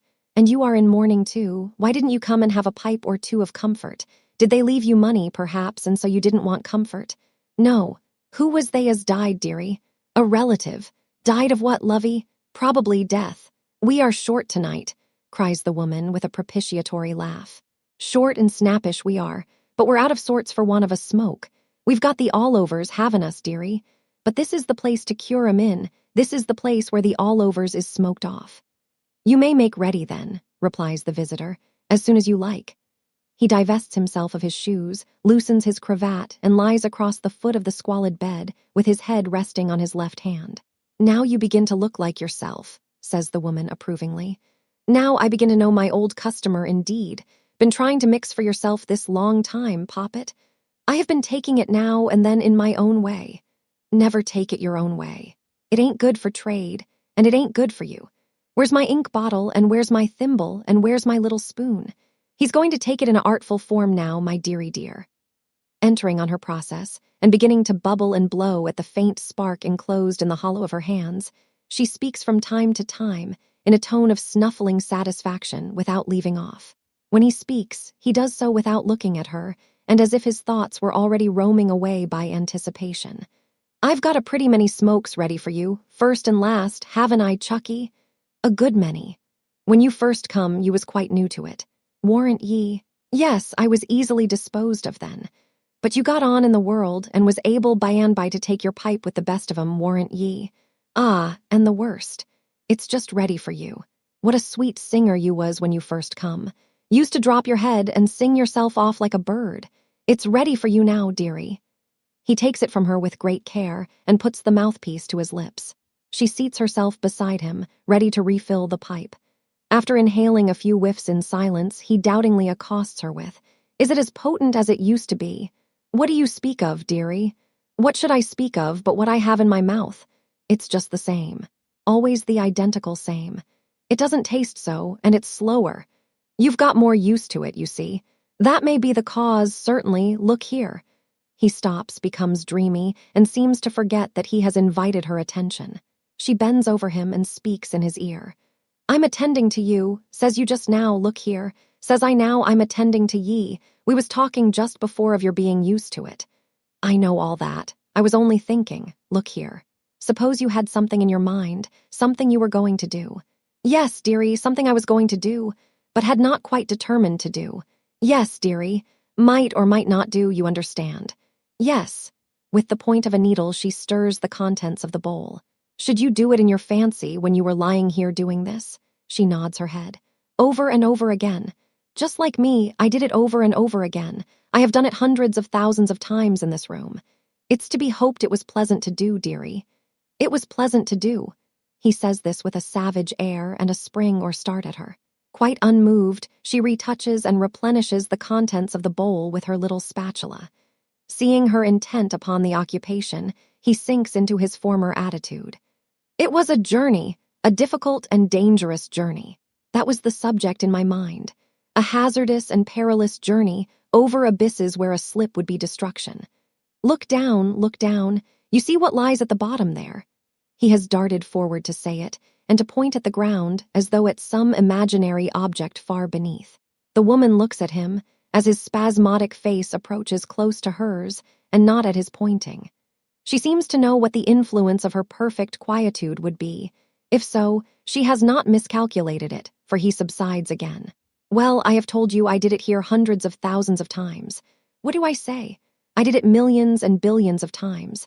I did it so often, and through such vast expanses of time, that when it was really done, it seemed not worth the doing, it was done so soon." "That's the journey you have been away upon," she quietly remarks. He glares at her as he smokes, and then, his eyes becoming filmy, answers, "That's the journey." Silence ensues. His eyes are sometimes closed and sometimes open. The woman sits beside him, very attentive to the pipe, which is all the while at his lips. "I'll warrant," she observes, when he has been looking fixedly at her for some consecutive moments, with a singular appearance in his eyes of seeming to see her a long way off, instead of so near him. "I'll warrant you made the journey in a many ways when you made it so often. No, always in one way. Always in the same way. Aye, in the way in which it was really made at last. Aye, and always took the same pleasure in harping on it. Aye." For the time he appears unequal to any other reply than this lazy monosyllabic assent. Probably to assure herself that it is not the assent of a mere automaton, she reverses the form of her next sentence. "Did you never get tired of it, dearie, and try to call up something else for a change?"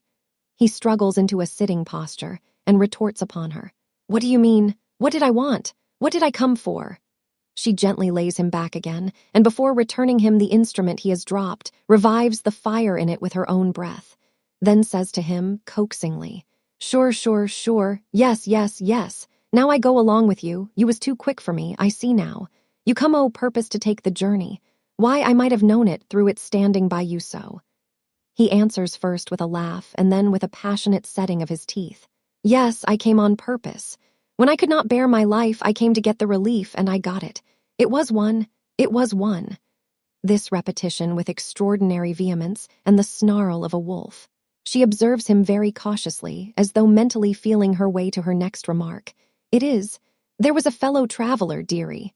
Ha. He breaks into a ringing laugh, or rather yell. To think, he cries, how often fellow traveler and yet not know it. To think how many times he went the journey and never saw the road. The woman kneels upon the floor, with her arms crossed on the coverlet of the bed, close by him, and her chin upon them. In this crouching attitude she watches him. The pipe is falling from his mouth. She puts it back and, laying her hand upon his chest, moves him slightly from side to side. Upon that he speaks as if she had spoken. Yes, I always made the journey first, before the changes of colors and the great landscapes and glittering processions began. They couldn't begin till it was off my mind. I had no room till then for anything else. Once more he lapses into silence. Once more she lays her hand upon his chest and moves him slightly to and fro, as a cat might stimulate a half-slain mouse. Once more he speaks, as if she had spoken. What? I told you so. When it comes to be real at last, it is so short that it seems unreal for the first time. Hark! Yes, dearie, I'm listening. Time and place are both at hand. He is on his feet, speaking in a whisper and as if in the dark. Time, place, and fellow traveler, she suggests, adopting his tone and holding him softly by the arm. How could the time be at hand unless the fellow traveler was? Hush, the journey's made, it's over. So soon. That's what I said to you. So soon, wait a little. This is a vision, I shall sleep it off. It has been too short and easy. I must have a better vision than this. This is the poorest of all. No struggle, no consciousness of peril, no entreaty, and yet I never saw that before. With a start. Saw what, dearie? Look at it. Look what a poor, mean, miserable thing it is. That must be real, it's over. He has accompanied this incoherence with some wild, unmeaning gestures, but they trail off into the progressive inaction of stupor, and he lies a log upon the bed. The woman, however, is still inquisitive. With a repetition of her cat-like action, she slightly stirs his body again and listens, stirs again and listens, whispers to it and listens. Finding it past all rousing for the time, she slowly gets upon her feet with an air of disappointment and flicks the face with the back of her hand in turning from it. But she goes no further away from it than the chair upon the hearth. She sits in it, with an elbow on one of its arms and her chin upon her hand, intent upon him. I heard ye say once, she croaks under her breath, I heard ye say once when I was lying where you're lying and you were making your speculations upon me, unintelligible. I heard you say so, of two more than me. But don't ye be too sure always, don't be ye too sure, beauty. Unwinking, cat-like and intent, she presently adds, not so potent as it once was. Ah, perhaps not at first. You may be more right there. Practice makes perfect. I may have learned the secret how to make ye talk, dearie. He talks no more, whether or no. Twitching in an ugly way from time to time, both as to his face and limbs, he lies heavy and silent. The wretched candle burns down.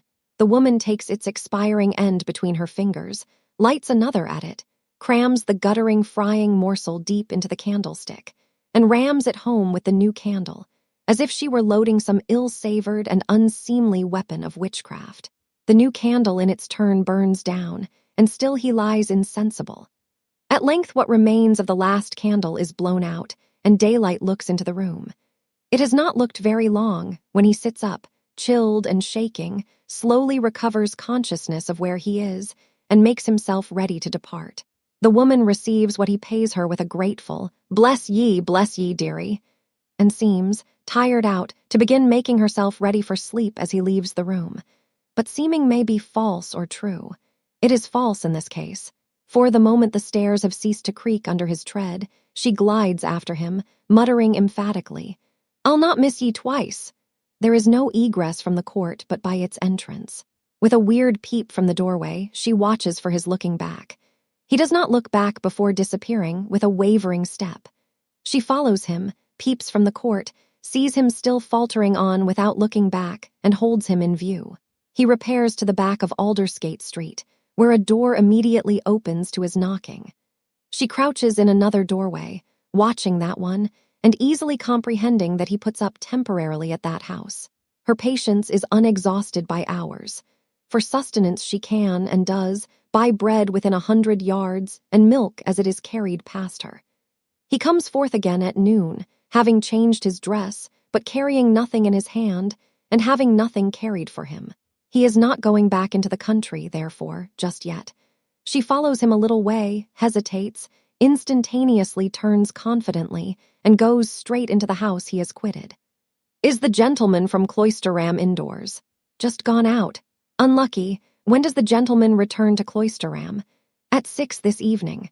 Bless ye and thank ye. May the Lord prosper a business where a civil question, even from a poor soul, is so civilly answered. I'll not miss ye twice, repeats the poor soul in the street, and not so civilly. I lost ye last, where that omnibus you got into nigh your journey's end plied betwixt the station and the place. I wasn't so much as certain that you even went right on to the place. Now I know ye did. My gentleman from Cloisterham, I'll be there before ye, and bide your coming. I've swore my oath that I'll not miss ye twice. Accordingly, that same evening the poor soul stands in Cloisterham High Street, looking at the many quaint gables of the nun's house, and getting through the time as she best can until 9 o'clock, at which hour she has reason to suppose that the arriving omnibus passengers may have some interest for her.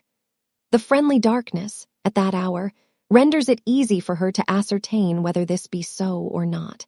And it is so, for the passenger not to be missed twice arrives among the rest.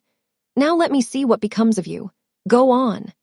An observation addressed to the air, and yet it might be addressed to the passenger, so compliantly does he go on along the high street until he comes to an arched gateway, at which he unexpectedly vanishes.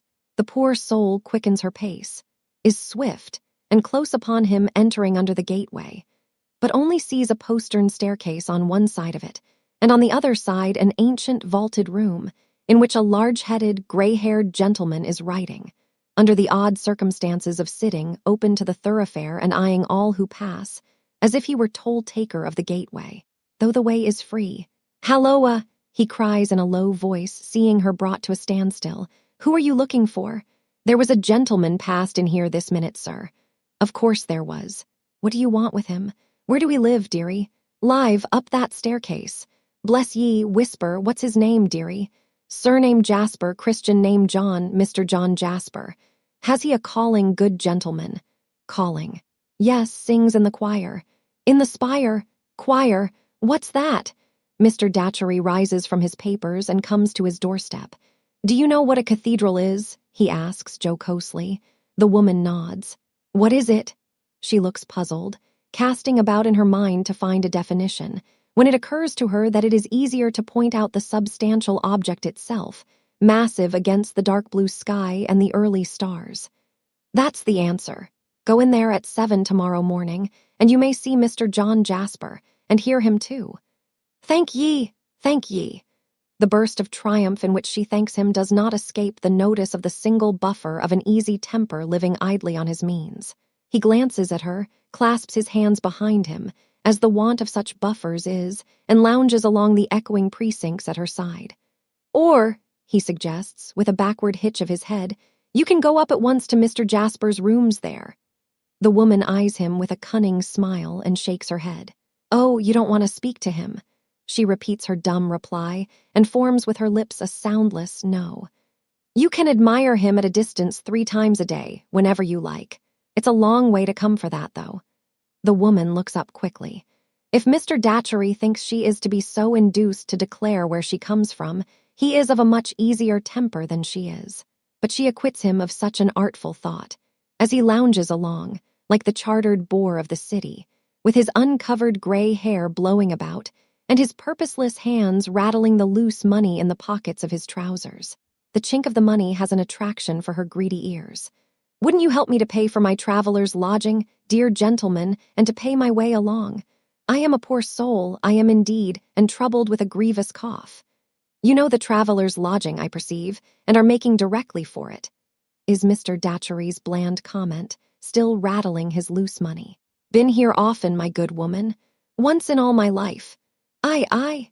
They have arrived at the entrance to the monk's vineyard. An appropriate remembrance, presenting an exemplary model for imitation, is revived in the woman's mind by the sight of the place.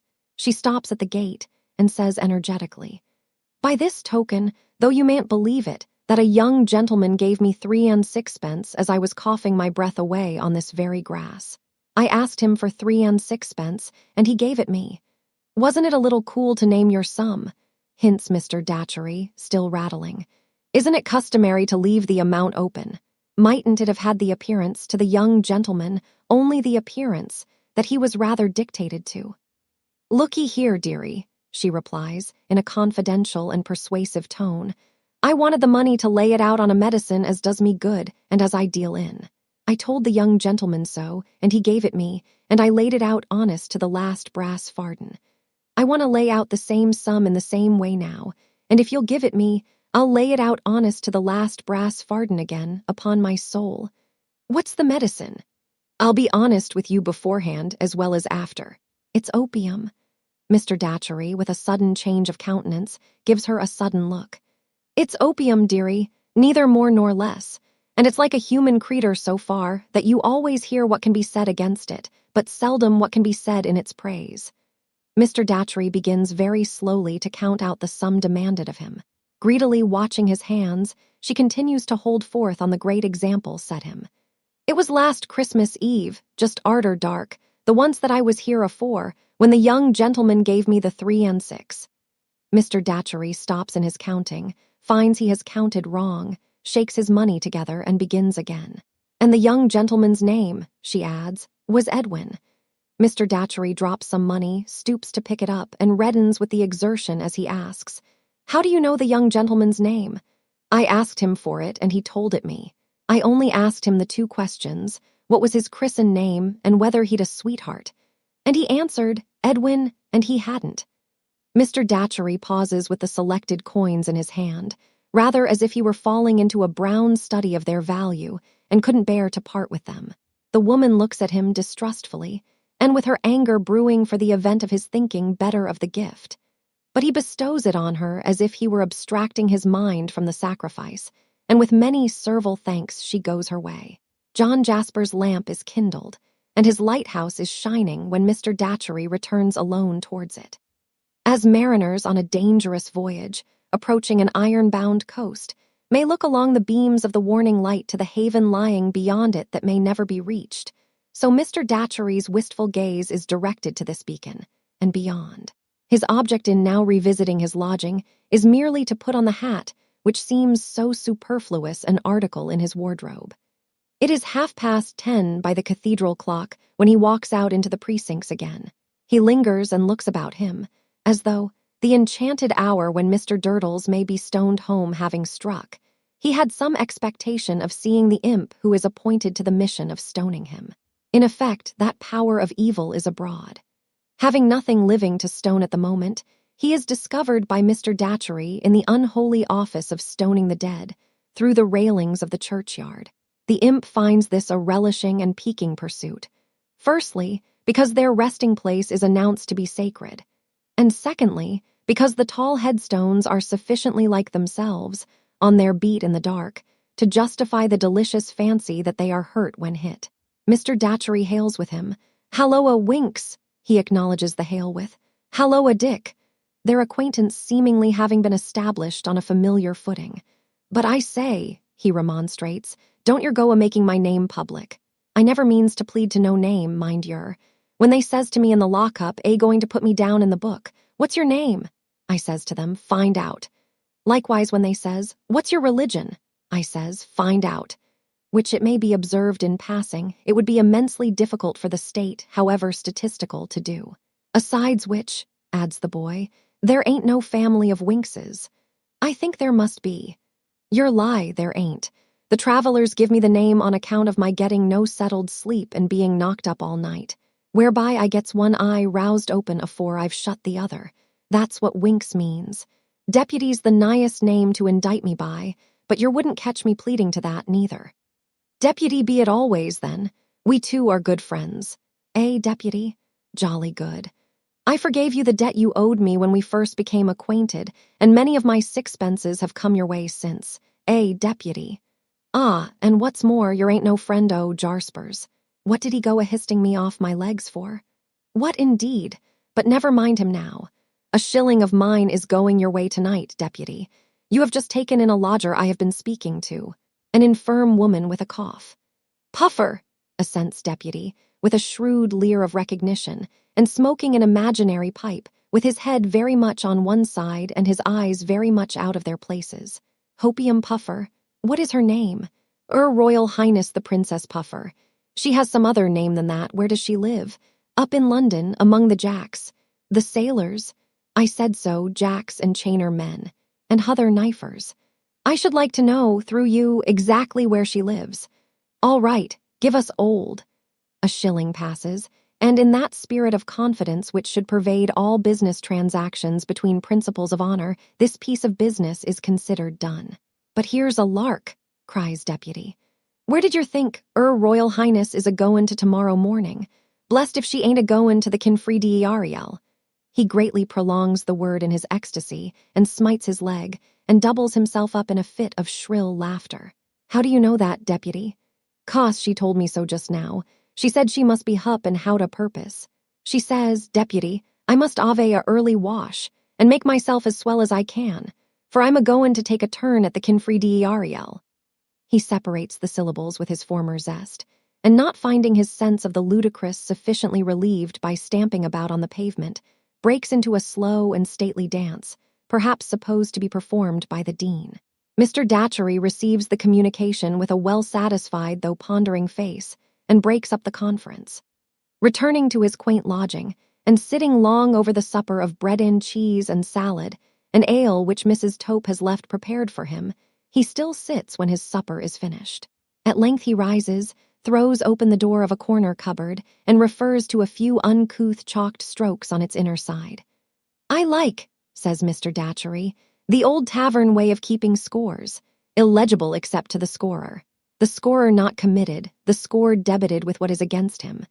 A very small score this, a very poor score. He sighs over the contemplation of its poverty, takes a bit of chalk from one of the cupboard shelves, and pauses with it in his hand, uncertain what addition to make to the account.